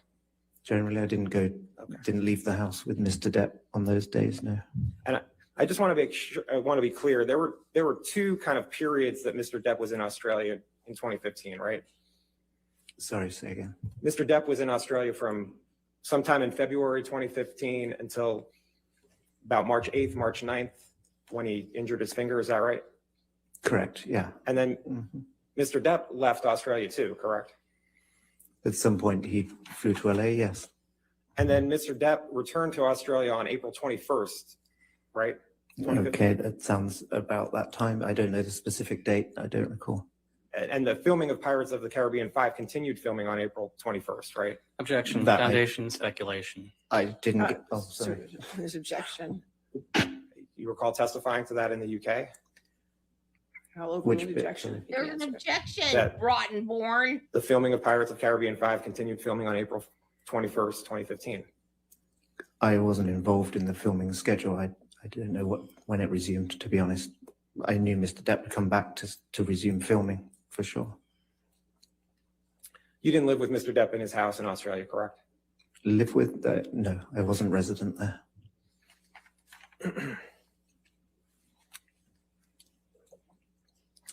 Now, when you arrived at the house, you saw a significant amount of damage, correct? Yes, through the course of, yeah, after I arrived, yeah. Not either. Okay. And the scene was chaos, correct? Chaos, I mean, there was a fair amount of damage. The house was wrecked? There was a lot of damage in the house, yes. And the house was not in a good state, correct?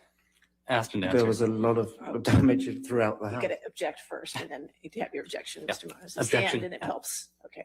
I'll overrule the objection. Go ahead. Next question. And you said there was glass on the floor, correct? In a few areas, mainly predominantly in the bar, yes. Down in the lower ground floor, correct. Okay, and there was blood on the walls, correct? In various places, blood on the floor, blood on the walls. And there was blood on the walls throughout the 3 stories of the house, isn't that right? No, I wouldn't say that was the extent of it. There were smears up the staircase going up to the master from the main level. There were smears and drips on the carpet. So there were smears from the master level up to the bedroom area? I mean, from the main level up to the bedroom area, is that right? Up to the 3rd floor, yes. Like someone had walked from the main floor up to the bedroom floor, correct? There was blood going up the steps, up on the staircase, and some on the walls, smears where you might have done that. As if someone was walking from the main level up to the master bedroom, correct? Is that what the blood was like? Yeah, maybe, I don't know. Okay. Or down. I mean, Up or there was down, but blood from the on main that level to staircase. from the main level to the 3rd floor, correct? Correct, yes. And you said the sofas were damaged, is that right? One sofa in that sitting room, which was just off the kitchen, was quite an open plan thing. So off that, there was a sofa with a large TV on the wall-mounted TV in front of that sofa. And the sofa was on the main level, correct? Correct, just by the main kitchen, exactly. And where the sofa was damaged, was that with what? Blood. Blood, okay. And the lights were damaged? Some lamps, a couple of lamps, yes. And there were bottles of alcohol in and out of the fridge, correct? Sorry, what do you mean? Did you see bottles of alcohol in and out of the fridge? Yes, I mean, there was, I don't completely understand what you mean. You saw that, correct? There was alcohol bottles, yes. There was, in the fridge, I mean, there may have been a bottle of wine, I don't know. And the floors were ruined, correct? Ruined, I mean, there was a lot of damage on the floor, down in the bar area and the staircase and on the main floor area, on the wooden parquet floor, correct? And the floors were going to have to be sanded, correct? I eventually got them sanded, yes. Okay. And you were there, I think you testified, it took you about 12 to 13 hours in the house cleaning up, correct? Correct. Okay. And you said that is it your testimony that you didn't see any of the paintings damaged? The existing paintings from the owners from the house no, none of them were damaged. You didn't see any paintings with a painting of a penis drawn on it? I did not, and thankfully that was something I didn't have to replace. Do you know if anyone else any saw painting. That? Objection, speculation. I mean, I would have seen it. There's objection. Oh, Can you I'm just so need to sorry. stop? That's all I'm right. sorry. All right, if you stand, we can see you better when you do that. Understood. Okay, I'll sustain the objection. Next question. Okay. And you said that Jerry Judge was at the house, correct? Correct. And he's the head of Mr. Depp's security, correct? Correct. And Dr. Kipper was at the house? Yes, he was. And Debbie Lloyd was at the house as well, correct? Yes, she was. Okay. Now, you understood that Mr. Judge saw scratches on Ms. Hurd on March 8th, correct? Objection, hearsay, speculation, foundation. All right. I'll sustain the objection. Did you have, the cleaning lady was going to be coming to the house, correct? The housekeeper? Yes, the housekeeper. Adele, the resident housekeeper. Yes, she was going to be. I mean, yes, she was employed through the week. Again, she wasn't there on weekends. There was concern about the cleaning lady coming to the house and seeing everything that was in the house, correct? Objection, speculation, foundation. I'll allow it if you can answer it. You can answer it. Thank you. Concern, sorry. There was concern about the cleaning lady coming to the house and seeing all the damage that had been done, correct? I know that when I left to fly to LA with Miss Hurd, I told both the chef and the housekeeper they didn't need to be coming to the house because Miss Hurd, essentially the principals weren't there. Mr. Depp wasn't there. Miss Hurd was obviously with me at that point. So I said they didn't need to come to the house. Isn't it true that you told Mr. Judge that you thought you could get the cleaning lady to swear to silence about what the house looked like? Objection, hearsay. It's his own statement. His own statement. I'll allow it. Isn't it true that you told Mr. Judge that you thought you could get the cleaning lady to swear to silence about what the house looked like? I think I probably made a comment about, I should just come back and deal with this myself, if that's what you mean, and just get cleaned up. And make sure that she wouldn't say anything, correct? I don't know. We trusted I trusted her and the chef anyway. They were good team members. As the house manager, part of your job is to, you said you work with high profile people, correct? High profile, high net worth, I think is what I actually said. Would you agree that one part of your job is to keep things discreet for your clients? Of course, it's part of my job. Trust and discretion, yeah. And Mr. Depp was your client, right? I worked on an assignment on those occasions, yes, but I was self-employed at the time, yeah. But in March 8th, 2015 in Australia, Mr. Depp was your client, correct? Correct, essentially, yeah. And misheard, both of them the principals. Who paid, and do you know who paid for your services? As I said before, I was paid through Disney, who were making the Pirates of the Caribbean, their production company, which I believe was called Herschel. Okay. And can we put up Defendant's Exhibit 377, which is already in evidence? All right.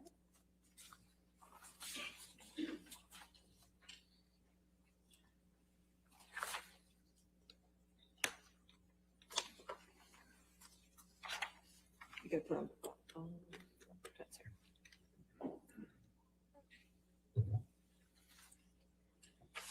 Mr. King, do you see Defendant's Exhibit 377 in front of you? I do, yes. And do you recognize this as a lampshade that was in the house in Australia on March 8th, 2015? Yes, it was, I believe, one of the lampshades that was missing from one of the lamps. Okay. And you saw, did you see this painting on the lampshade? I did, yeah, as part of my walk around to see what. And what floor was the lampshade on? This was on where the art studio was, on that main level. Yeah, so on the main level, okay. Yes. Excuse me. And was this, did you notice it was dark paint that was on the lampshade? It certainly looked like it, yes. Okay. And did you take this picture? I believe I did. Yeah, without seeing the metadata. Okay. And can we put up Defendant's Exhibit 374, please?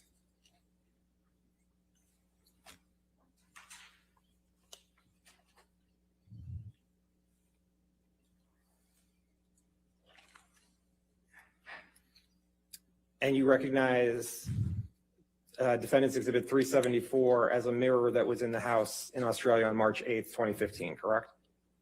Yes, I do. And this mirror was in the bathroom, correct? Correct. There were two mirrors in the bathroom above each sink. And this was on the top floor, correct? The master bathroom, The master bathroom. essentially. And the master bathroom, just so I'm clear, was on the top floor, Top right? floor, correct. And this painting said starring Billy Bob. Is that right? Is that what you recall? Yeah, I don't know. I was writing. Okay. And was this in the writing? Was it in paint? I believe it was the same paint, the oil paint that was used on the other mirror that we saw earlier. Okay. And did you take this picture? Again, possible. I haven't seen the metadata, but yes, probably. And let's put back up Defendant's Exhibit 375.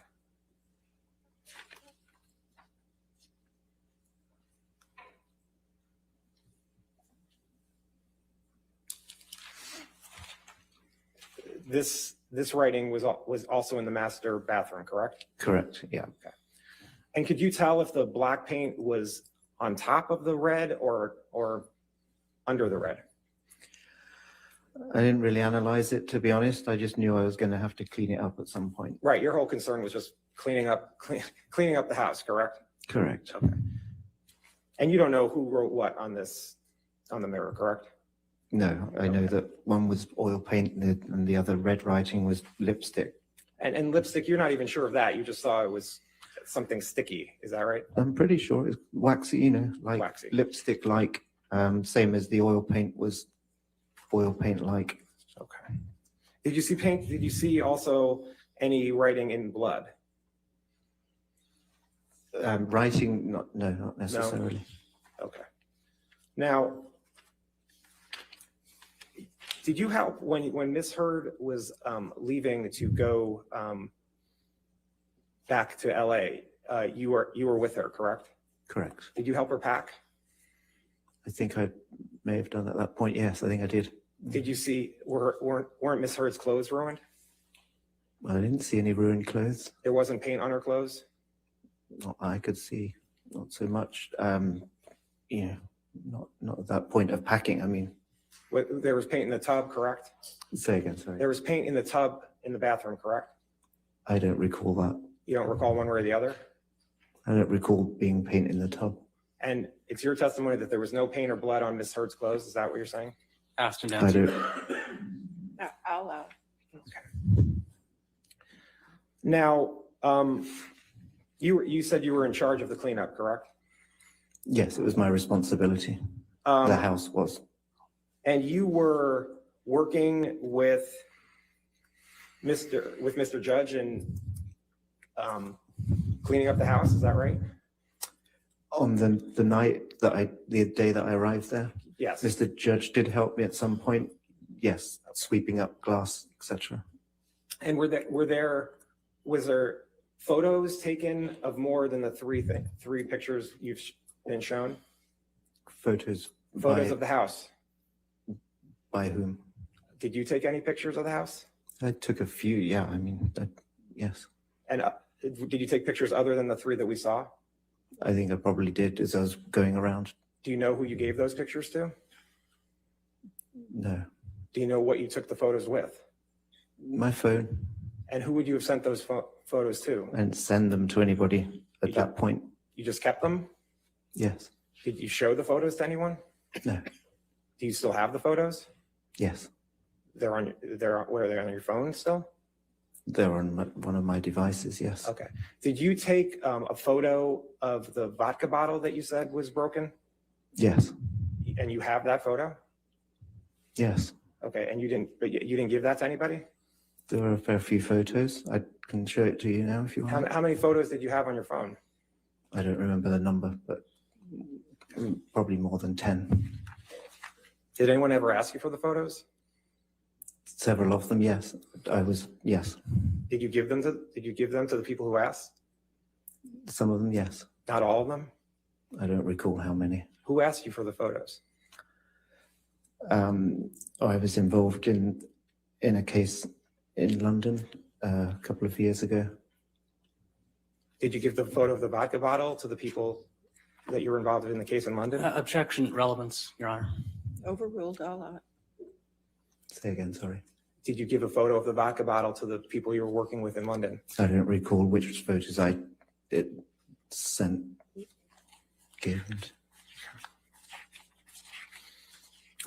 So did you take photos of the walls?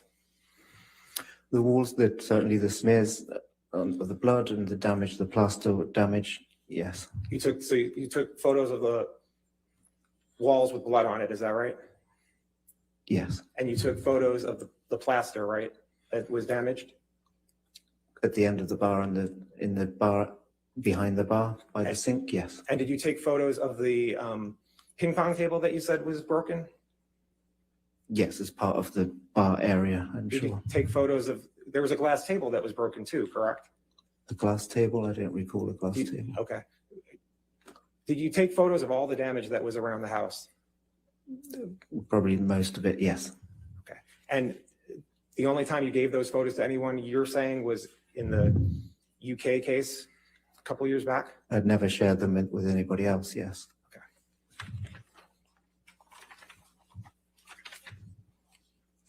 And it cost about $75,000 to clean up the damage, isn't that right? I don't know the exact cost. I think I calculated at the time, after all the vendors had been and done their thing, it's about 50,000, I seem to recall. Okay. Now,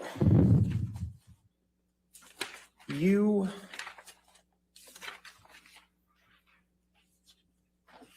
said you flew back to Australia with Ms. Heard, correct?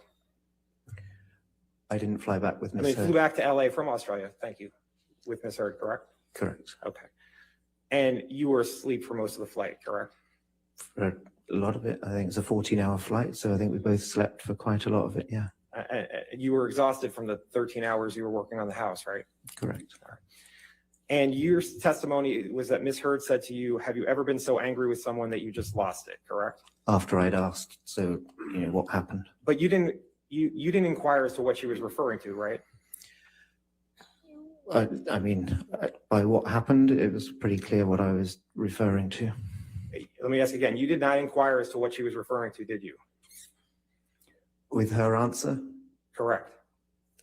She didn't inquire as to my reason for asking, but it was pretty obvious to both of us what I was asking and what her reply was regarding.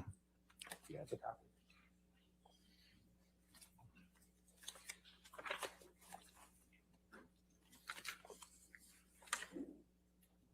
I figured he'd say, okay, let's try this again, because he's that kind of a lawyer.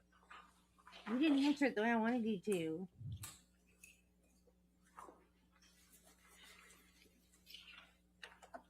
Yes, that's fine, sir. Thank you.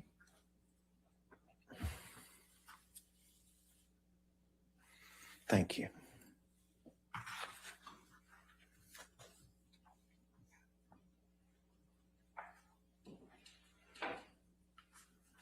Okay, Rottenborn, wrap it up. It's getting late. Mr. King, you testified on behalf of Mr. Depp in the UK, correct? Correct. Okay. And you provided 2 witness statements, correct? Correct. And then you provided testimony in court, correct? Correct. Okay. And if you take a look at page 1103 of your testimony, you see how the pages go in 4s? Yeah. No.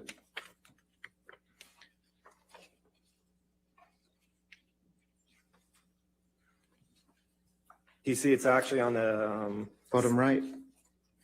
bottom right? You see that? Yeah, got it. And if you actually look at, you see starting at the bottom of 1102, this was a statement when you said you did not, you say, Ms. Heard asked you, have you ever been so angry with anyone that you lost it? Your answer, that's correct. And you specifically remember that, do you? Yes. You said it never happened to you. Answer, that is correct. Question, she did not, I mean, if it was said, nothing was said about who she was talking about, was it? Answer, she was asking me a question. Question, she was asking you a question. Answer, yes. Question, you did not inquire as to what she was referring to, did you? I do not recall asking. I know that she was asking for a question and I gave her an answer. You see that? Yes. Okay, and that was your testimony you gave in the UK 2 years ago, correct? Yes. Okay. So you don't know what Ms. Heard was talking about when she made that statement, correct? You don't know if she was inquiring, that she was making that statement about Mr. Depp, right? Like I said, I'd asked the question, what happened, referring to the house, and she gave me that answer. So I think we were both, it was pretty clear to both of us what we were talking about. I mean, and then you went to sleep at that point. And then you went to sleep, and then you had the flight the rest of the sometime after that. Yeah. Okay. Mm-hmm. Now, and you said you saw Ms. Heard with cuts on her arm. Is that right? On the flight? That's right. Towards the end of the flight. Yeah. Okay. If we could put up 376G.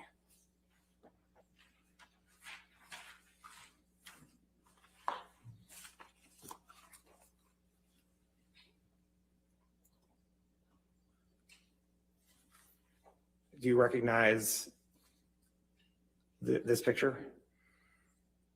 I've not seen this picture before. Were these the cuts? Did you see cuts like this on Ms. Heard? Is that Ms. Heard? Why don't we put up 376C? He said he didn't see any injuries on her, Rottenborn. Asked and answered. Just because there's pictures of her with wounds doesn't mean they're real. She's an actress.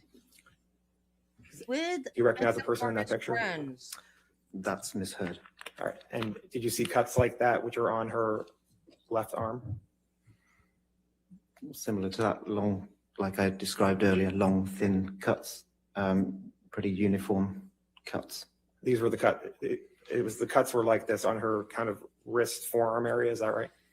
I don't know what the date of this photograph is, but they look pretty uniform like they do here, yes. Like to enter 376C into evidence? Any objection? No objection. Okay, 376C in evidence. What's that?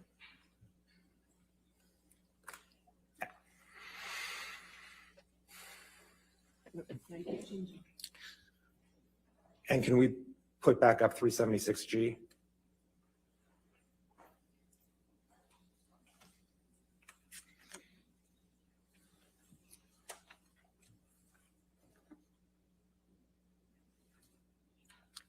Seeing 376C, is this consistent with the scratches on 376G? Are these consistent with the scratches you saw in Ms. Hurd? He said he didn't see any I injury. don't see a date. Is that the same time? Is that the same date? Oh, my these question is, are the scratches similar to what you saw in Ms. Hurd? These are uniform, kind of long, thin scratches, yes. I'd like to enter scratches. 376G into evidence. Any objection?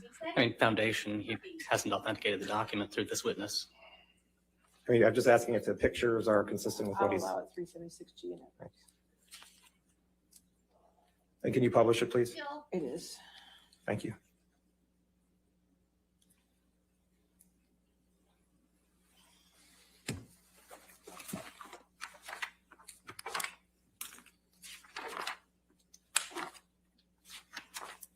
Okay. Now, you were in the house, you said, for 12 to 13 hours on March 8th, 2015, correct? Correct, going into March 9th, 2015. Okay. And you spoke to Mr. Judge when you were in the house, correct? You had interaction with Mr. Judge, yes. And you had interaction with Dr. Kipper when you were in the house, correct? Correct. And you had interaction with Debbie Lloyd when you were in the house, correct? Yes, briefly. Okay.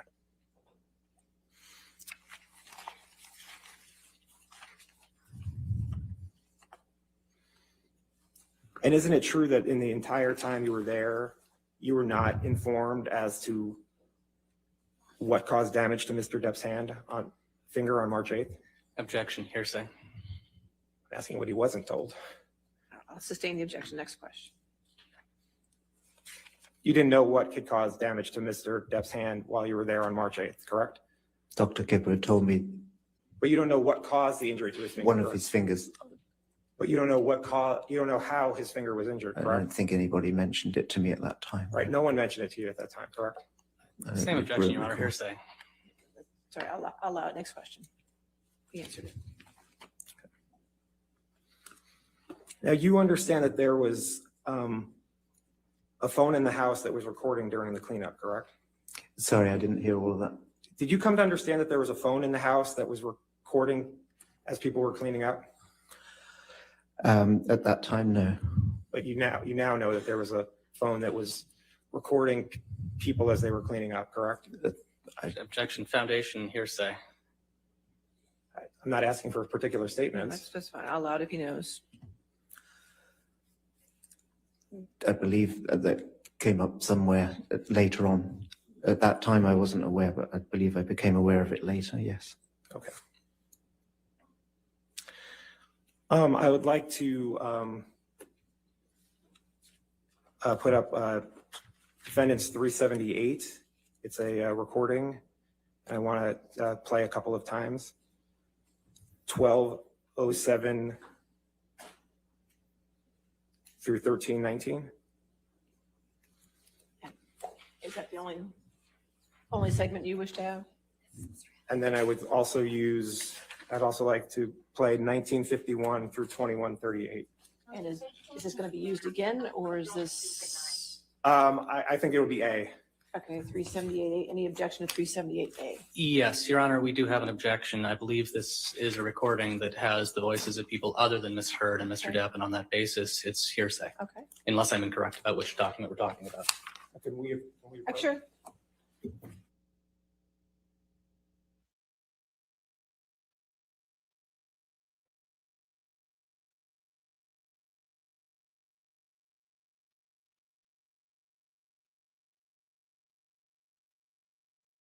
Oh my goodness.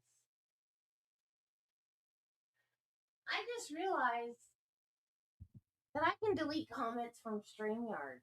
I don't have to go to the laptop and do it from YouTube. All this time, I could have just been doing it from StreamYard. I was like, oh, what do these three little dots do?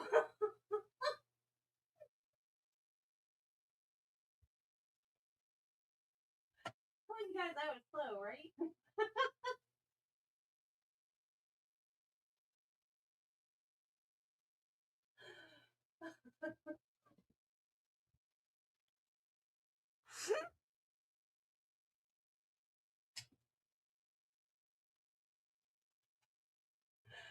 It is a nice find. Is there a time this laptop? It's not that old. I guess it's just so full it doesn't work right anymore. Because sometimes I'll have YouTube pulled up, and all of a sudden it'll just go to something else, and I'll be like, I didn't even touch you. What are you doing? There have been times that I've texted Judy and I've been like, delete that comment for me, please. I don't have to do that anymore.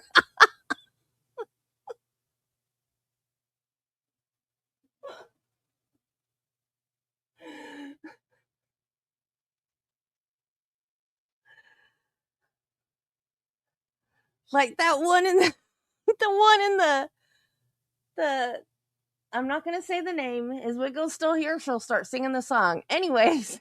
And that one trial in Washington. And then Judy was like, I hated to do that. Like, it was a troll, Judy. That's what you're here for.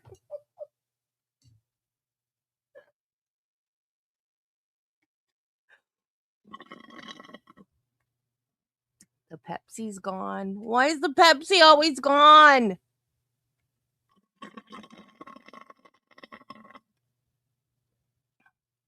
It's getting late. I'm getting silly. Talk faster, Rottenborn. Talk faster.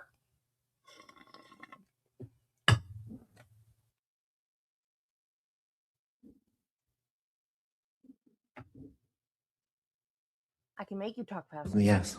Yeah. Did you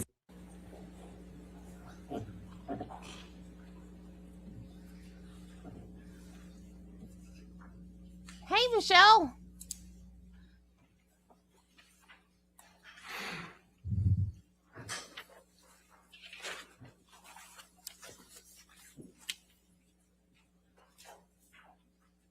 Thank you.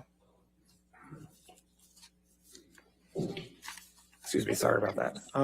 Going back to the photos that you took for a moment, of that damage in the house, you recall giving that testimony? Yes. Okay. Did Mr. Depp ask you for the photos? No. Did you give the photos to counsel for Mr. Depp? Some of them, yes. Yeah. Did you withhold any photos from Mr. Depp or his counsel? Didn't withhold any photos from anybody. I didn't withhold. Did you give all the photo? Did you give all of the photos you have on your phone to Mr. Depp and his counsel? Not all of the photos on my phone, no. All the photos of the damage that occurred on March 8th, 2015. Probably not all of them. I don't think so. No. You didn't give them all. You didn't give them all to Mr. Depp and his counsel. I don't believe I gave all of the photos. How many times are you going to ask him, Rottenborn? He said no. Why not? None Is yet. there a decent amount of them? I mean. So you picked and chose what photos you were going to give to Mr. Depp and his counsel? I gave an amount of photos to them. Do you know how many photos you gave to Mr. Depp and his counsel? I don't know precisely, no. Could you give an estimate as to how many photos you gave? I really can't. No, an amount. I don't recall how many. More than 3? Yes. More than 10? Possibly more than 10. Yeah, maybe. Between 10 and 20? Objection. Possible. Speculation. I mean, Hasn't answered. Overruled out loud.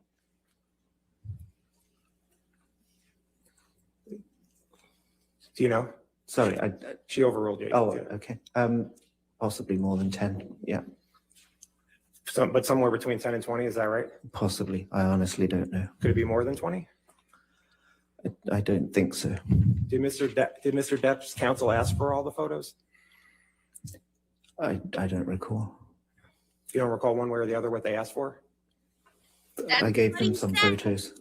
I don't recall how many were asked for, requested. And those were requested in 2020?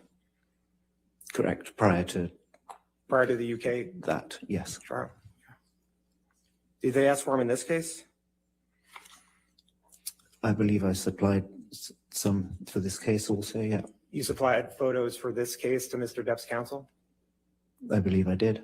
Okay. And was that about between 10 and 20 photos that you're talking about? I don't remember how many for this. But it was the same amount of photos that you gave to the Mr. Depp's counsel in the UK? I don't know if it's the same amount. I don't recall. Did Mr. Depp's counsel in this case ask for all the photos you had of the damage of March 8th, 2015? All of the photos? I don't think they requested all of the photos. They didn't ask for all the photos you had of that damage? Why do you keep repeating the requested them all. question? Was it Mr. Waldman who asked you for the photos? Originally, I don't remember who called it. Shillings. Did Mr. Waldman ever ask you for the photos? I don't know if he asked me specifically. If he was part of that team, I assume so. And you spoke to Mr. Waldman, is that right? I did a couple of years ago, yeah. Okay, and he was part of the team that was asking for the evidence you had of what occurred in Australia in 2015, is that right? He was part of that team as I understood it, yeah. Okay, and as part of that team, he and others were asking for photos from Australia from March 8th, 2015, is that right? They requested them at some point, some of them. And that's when you provided the 10 to 20 photos, is that right? The photos, correct. Okay. And then was there a separate counsel that asked you for the photos in this case? Yes. There was? Yeah, I mean, it was essentially the same. Who was it that asked you for photos in this case? I don't recall a name specifically. Was it a man or a woman? I just, part of the team, I don't recall. Okay. And when did they make that request? When? I don't know a date. I don't know specifically. You know what year? This year, last year? I mean, prior to this, obviously. So it could have been in 2022 that they asked you for the photos? I think it was prior to that. I don't recall. So maybe late 2021 or early 2022, is that what you're saying? Honestly, don't recall which part of the year. But it's either 2021 or 2022, is that right? I would imagine that's probably correct. Okay. And you gave them some of the photos you had? As I just said, yes. Okay, but not all of them. He just said, asked and Correct. answered. So do you have more than 10 to 20 photos on your phone of the damage that occurred in Australia? Again, I don't recall the amount. Object! What are you But you have a doing? larger amount on your phone than what you Your provided hands? to Mr. Depp's counsel. Is that right? Objection, Your Honor. Asked and answered. Cumulative. I'll sustain the objection, it was asked and answered. Okay. Thank you. Going to London for a couple minutes. You didn't live at the house in London, correct? I didn't live there, correct. Okay. Do you know if Miss Heard had friends over to the house in London? She did. They came to stay. Yes. And they stayed from September 9th through September 22nd, 2014, correct? I don't remember the duration, but that's possible. Okay. And they were literally staying at the house, correct? They were accommodated at the house, correct. Right. And so you don't know who was drinking the bottles of wine that were brought into the house, correct? At which point? What do you mean? When Miss Heard's friends were there, you don't know who was drinking the wine. Oh, they were all enjoying the wine for sure. They were all drinking the wine. I took care of them as I would take care of any guests that came into any house. And wasn't it 5 to 7 guests that were at the house with Miss Heard? I don't remember the number. It sounds about right. Okay. And then at the end of the night, there was 1 or 2 bottles of wine finished, right? When Mr. Depp and Miss Heard were there on their own, there was certainly that amount. Yes. But you know how many? You don't know how many. You don't know how many bottles were there when it was Miss Heard and her friends, correct? I would say more. You don't know, but you don't know one way or the other, right? I don't recall the count, but certainly more than when there were just two of them in the house, because you there don't were know- but you 7 don't- extra people or 5 people. But you don't know the count. Had wine. Precisely, no, I don't. And do you know how much time Ms. Heard was in London with Mr. Depp, not with her friends? A fair amount of that Well, time. I what do you- don't recall days, no, I don't recall. So they were there for a month, correct? Thereabouts, yeah. And I mean, when I say they, Ms. Heard and Mr. Depp were in London for about a month, right? Correct, around about a month. And wasn't it true that for about 2 to 3 weeks, Ms. Heard's friends were also staying in London? I don't think 2 or 3 weeks. I don't recall, but I don't think it was that long. You don't know one way or the other, right? I don't think it was that long. But what you don't have anything to base that on, right? Just what your memory is saying. Correct. Okay. Just his memory. Yeah. And Like you don't know all the what questions happened he's answered. in London when you weren't there, correct? You mean after I'd left of an You evening? are, Marty. You're very nice. Usually the chef was there still when I left each evening, Russell, who would take care of dinner and leave later that each night. And then after that, the chef left, you don't know what happened in the house, correct? I wasn't there. Right. And you don't know for certain whether Mr. Depp drank wine or not in London, right? I don't believe so. There's usually, when it was just the two of them in the house, there was usually only one glass in the morning, either on the kitchen sink or on the bedside stand in the master bedroom. But you don't know who drank from that. You don't know who drank from that glass when you weren't there, right? When I wasn't there, correct. But when I usually left the house, I'd already poured Miss Heard a glass of wine before I left, invariably. But once you left, you don't know if Mr. Depp drank wine or not, correct? In that I wasn't there after I left. Okay. I wasn't there after I left. And you don't know what started the fights you talked about in London, correct? Other than that one you said you heard about her hand. The second one that I described, I was in the vicinity. I heard the first comment of this. That was the start of that argument. And you don't actually know if there was an argument before what you heard, right? That evening, I didn't hear another one. I'll put it that way. It started in that room as I described earlier. And you don't know what happened in Australia also between March 5th and March 8th, correct? The 6th, I left on Friday the 6th was when I left for the weekend. Okay, so between Friday the 6th and when you got to the house on March 8th, you don't know what happened. No, I wasn't there. Okay. And you never saw Miss Heard be violent at any time, right? Sorry, say again. You never saw Miss Heard be violent at any time, correct? Beyond sort of finger prodding and violent, I didn't see either of them be violent towards each other. You never saw Miss Heard be violent at any time, right? I didn't see her be violent, depending on your... I can show you a witness statement where you said you never saw Miss Heard be violent at any time. Okay, violence, yes, I didn't see violence per se. All right, thank you. I have nothing further. All right, redirect. Thank you.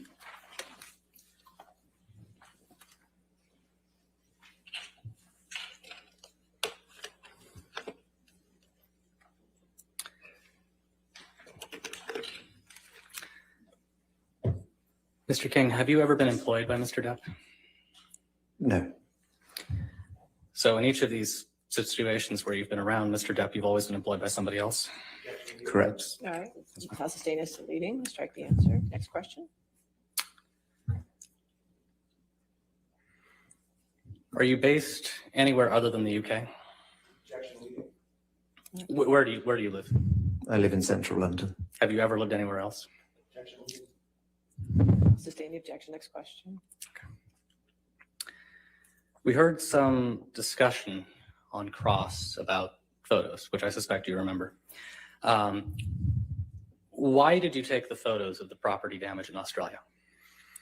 As I do, and a lot of my jobs in various assignments and jobs through the years, I take photos as points of reference for whatever reason. I mean, if I'm packing suitcases up and they're going to be in transit and I'm not with the suitcases, I'll take a picture of contents and when I send stuff so I know it's gone and what's gone. I take pictures as points of reference. I sometimes take pictures of table settings that I've done or which I know I can use later on as reference. Michelle. That is so sweet. Were the photos of I have property damage in never Australia the kicked first you, photos that you had Marty, taken in ever. the course of I've threatened to, but I've working never with done Mr. Depp and it. Ms. Heard? Objection leading. All right, I'll sustain as deleting. Next question. Had you ever taken photos before? Yes. What kinds of things had you taken photos of? In London, reference points and dinner table settings. Sometimes Mr. Depp would write notes for Miss Heard. He'd leave notes on the sort of kitchen table when he left for work. I believe I took pictures of those. They were, there, things like that. Just setups of, once I set up houses, it's always good to take photos of rooms so I can cross-reference later on if I need to. Did Ms. Heard or her counsel ever ask you for photos of any of the photos you took in Australia? No. I'll sustain as deleting. Next question.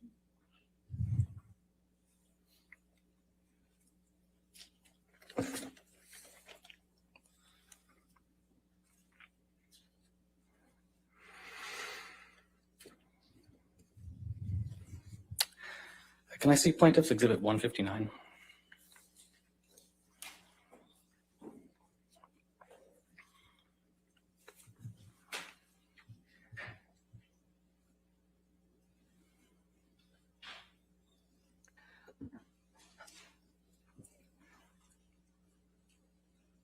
Marty is hilarious. He's extremely funny, and I like his jokes. He just And crosses I think the this is line a sometimes. multi-page and I gotta document. Can rein you him back in. scroll through? I think we have 3 pages here.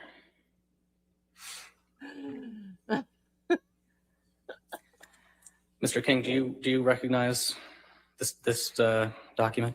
Yes, it's the floor plan of the house in Australia. And do you recall on cross-examination, you were asked to kind of describe where some of the property damage was? Yes. So right now, on the screen in front of you, Yep. Which floor would you say this is? This is the top floor, the master suite and 2 other bedrooms. Okay. And I believe counsel asked you if there was blood in one of the bathrooms or one of the bathtubs. Do you recall that? Yes, they did ask that. Would that have been on this floor? Not at all. I think they were referring to the master tub. I think that's what he said. Okay. So can you mark on the screen where that would have been? The master tub? It's over here. Can I just dot it? How I does think that you work? just dot it, yes. Okay, so that looks like the master tub to me.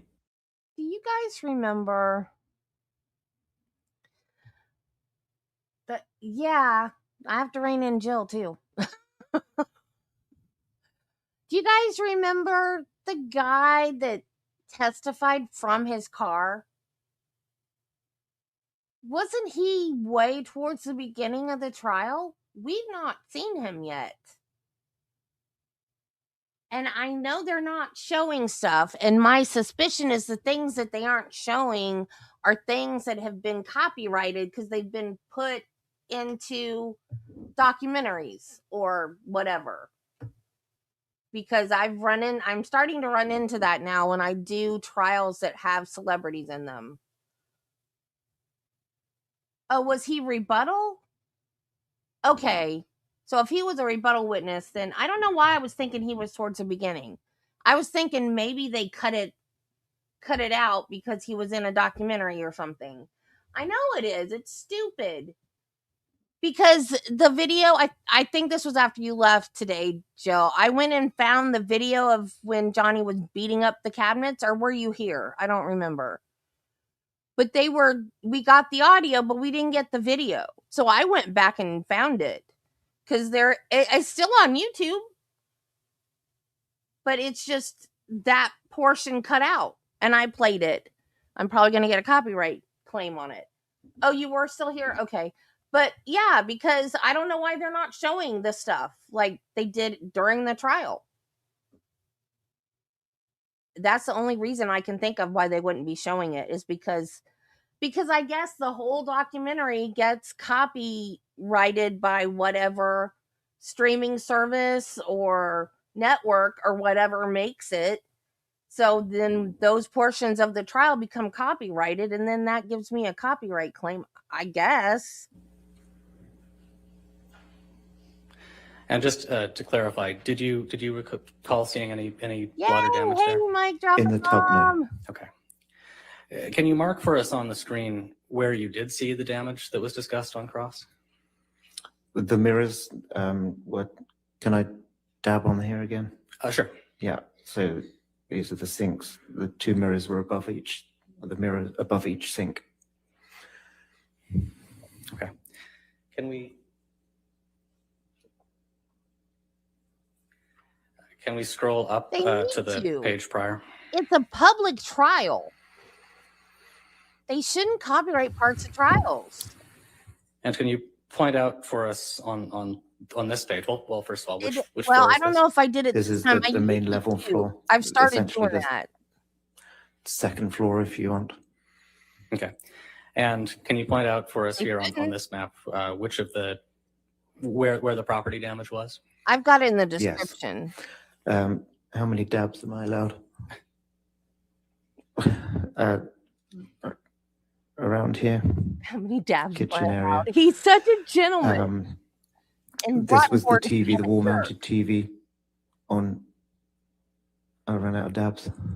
I apologize. Actually, Your Honor, can we move this into evidence? Oh, that's Any not objection to Rottenborn. That's Johnny's attorney now. All right, 149 in evidence. Can we publish this to the jury? Okay.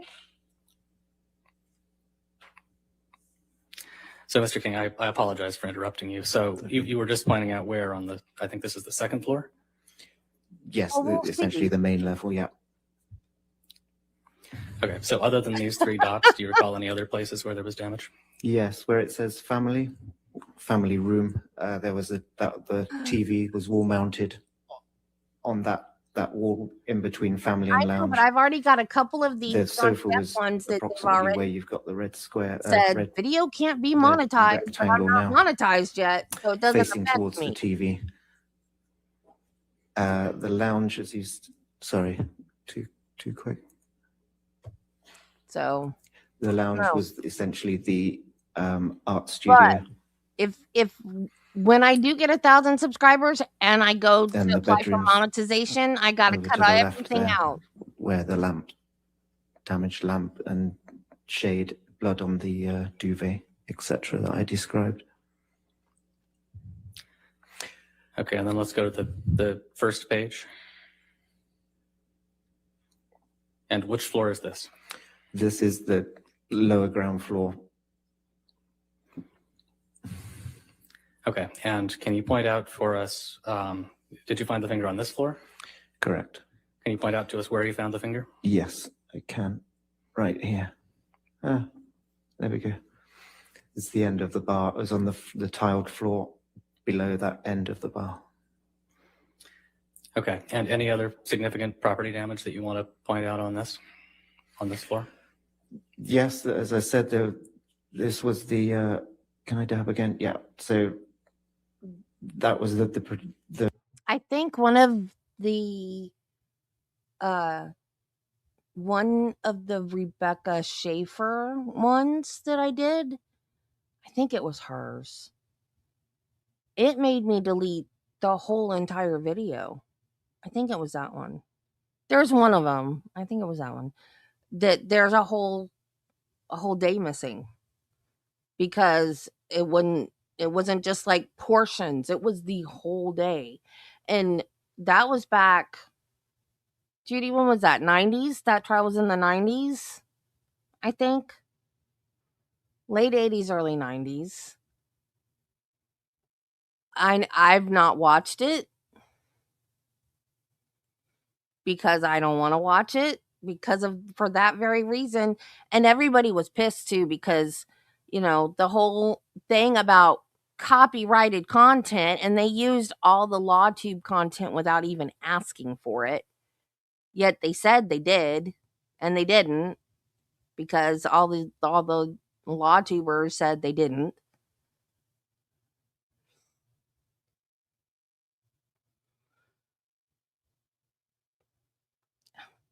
I have no idea how they figured this crap out. I have no idea. But it almost happens immediately after I'm done streaming. It'll pop up. Video can't be monetized. But like the whole video is gone, and that trial was before social media. So that doesn't make any sense to me. I mean, it's an AI thing. Of course it is. I guess they used that in a documentary on her somewhere along the way, and now they're going back tracking. It's been 30 years, for crying out loud.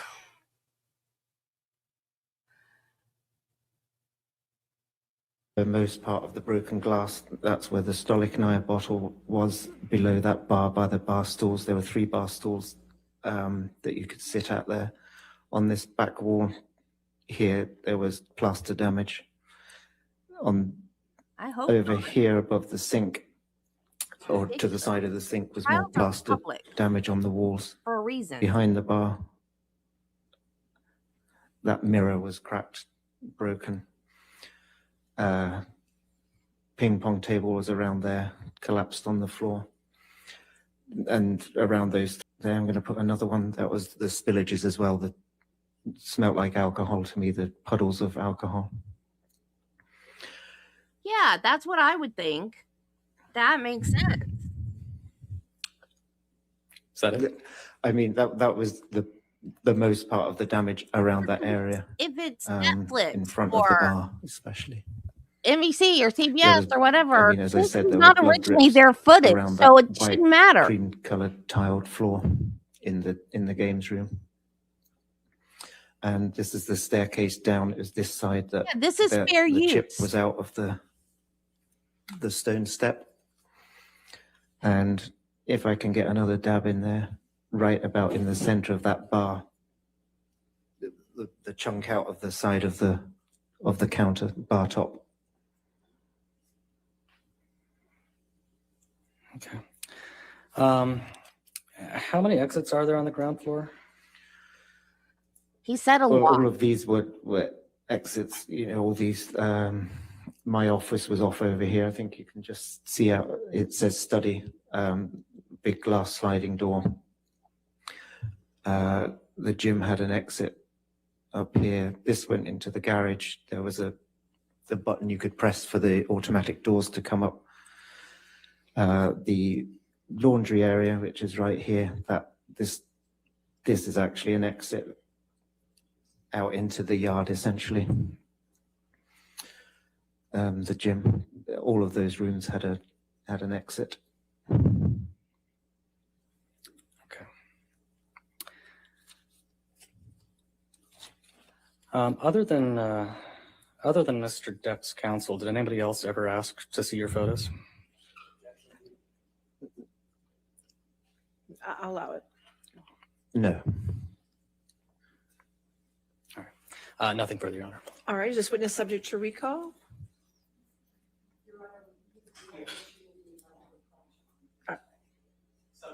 All right, so since you're subject to recall, it's important that you do not discuss your testimony with anybody and do not pay attention to the trial and don't watch anything about the trial, okay? Of course. All right, thank you. Certainly.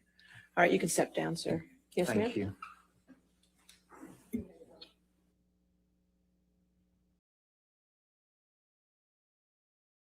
Okay.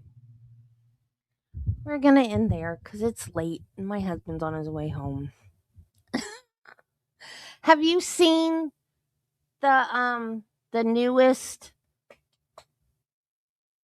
My mind just went blank. Fireworks show at Disney. It's called Happily Ever After. And everybody's like, I liked Wishes better. But this one, they used projection. And I don't remember them. Well, the last time I saw Wishes was 20 years ago. And they didn't do projections on the castle. I don't know. Maybe they did it before they got rid of it. But everybody's like, I thought Wishes was better. But I love this one. But there's one section where it's like villains, and the last part of the villain section, you hear the Pirates of the Caribbean music, and then it's like the castle looks like it's on fire, and you can see just like the outline of Captain Jack Sparrow sword fighting with someone, and then all the lights go out, but it's still a projection on it. It looks like it's like smoke coming from it, like it burnt the castle down. It is so cool. That's my favorite part. I love it. If you're too far away, it still looks like it's on fire and everything, but you can't see like the sword fighting part. But it's so cool. It's my favorite part. I love it. I love the projections on the castle. It's the best part of the fireworks. I mean, I still like the fireworks, but I love the projections. Okay, guys. Yeah, I'm doing it from Law and Crime. So, I guess, I don't know, do they sell? I guess they own the well, do they own the footage? Because it's the same. Bye, Terry. Isn't it the same footage? Because it's Law and Crime and Court TV. It's the same footage, right? There's like a feed that they all get. It's like one feed that the court gets, right? They're required to share the footage. But it's like one feed though, right? That they share out to the court. Because like there are some local news stations too. Right. That's what I meant. I didn't know what it was called. Yeah. So because there are like local news stations, if it's like a big trial, like the one in Boston did the Karen Reed trial, and Judy was watching a local trial the other day, she said. And there was another one just recently. I can't remember what it is now, but so if you can do that, and if anybody can come off the street and go in a courthouse and watch trial, why would it be copyrighted and I can't re-show it? It doesn't make sense.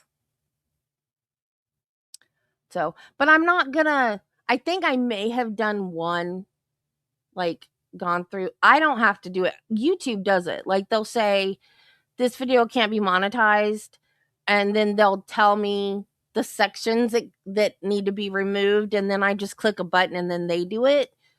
And I think I might have done it on one already, but I'm not gonna do it because like I said, I'm not monetized yet anyway, so it doesn't really affect me. So I'm gonna leave it alone in case you guys missed a part and you want to go back and check it out. Well, see, this is the thing, is that I'm so small. You know, I don't even have 1,000 subscribers.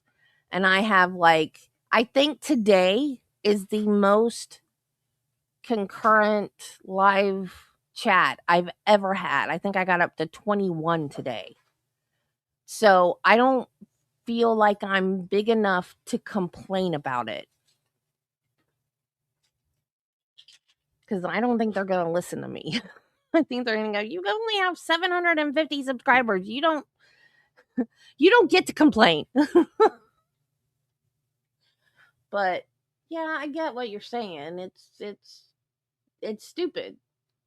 And they shouldn't be doing it, but I'm not going to, if I get copyright claim on any of the others, I'm just going to leave it for a while, because if you guys missed something and you want to go back and look at it, it'll be there. I'm making a playlist. So, speaking of that, I need to go back and check and make sure everything's on the playlist. Okay, guys, I will see you tomorrow at 8. We'll do this again. So have a good evening. Well, yes. See, now that is a person that they will listen to. They're not going to listen to me. Okay, guys, remember, be kind to people, love your family, and Jesus loves you, and so do I. I'll see you in the morning at 8. Bye, guys. Love you. Bye. You too, Marty. Whether you care or not.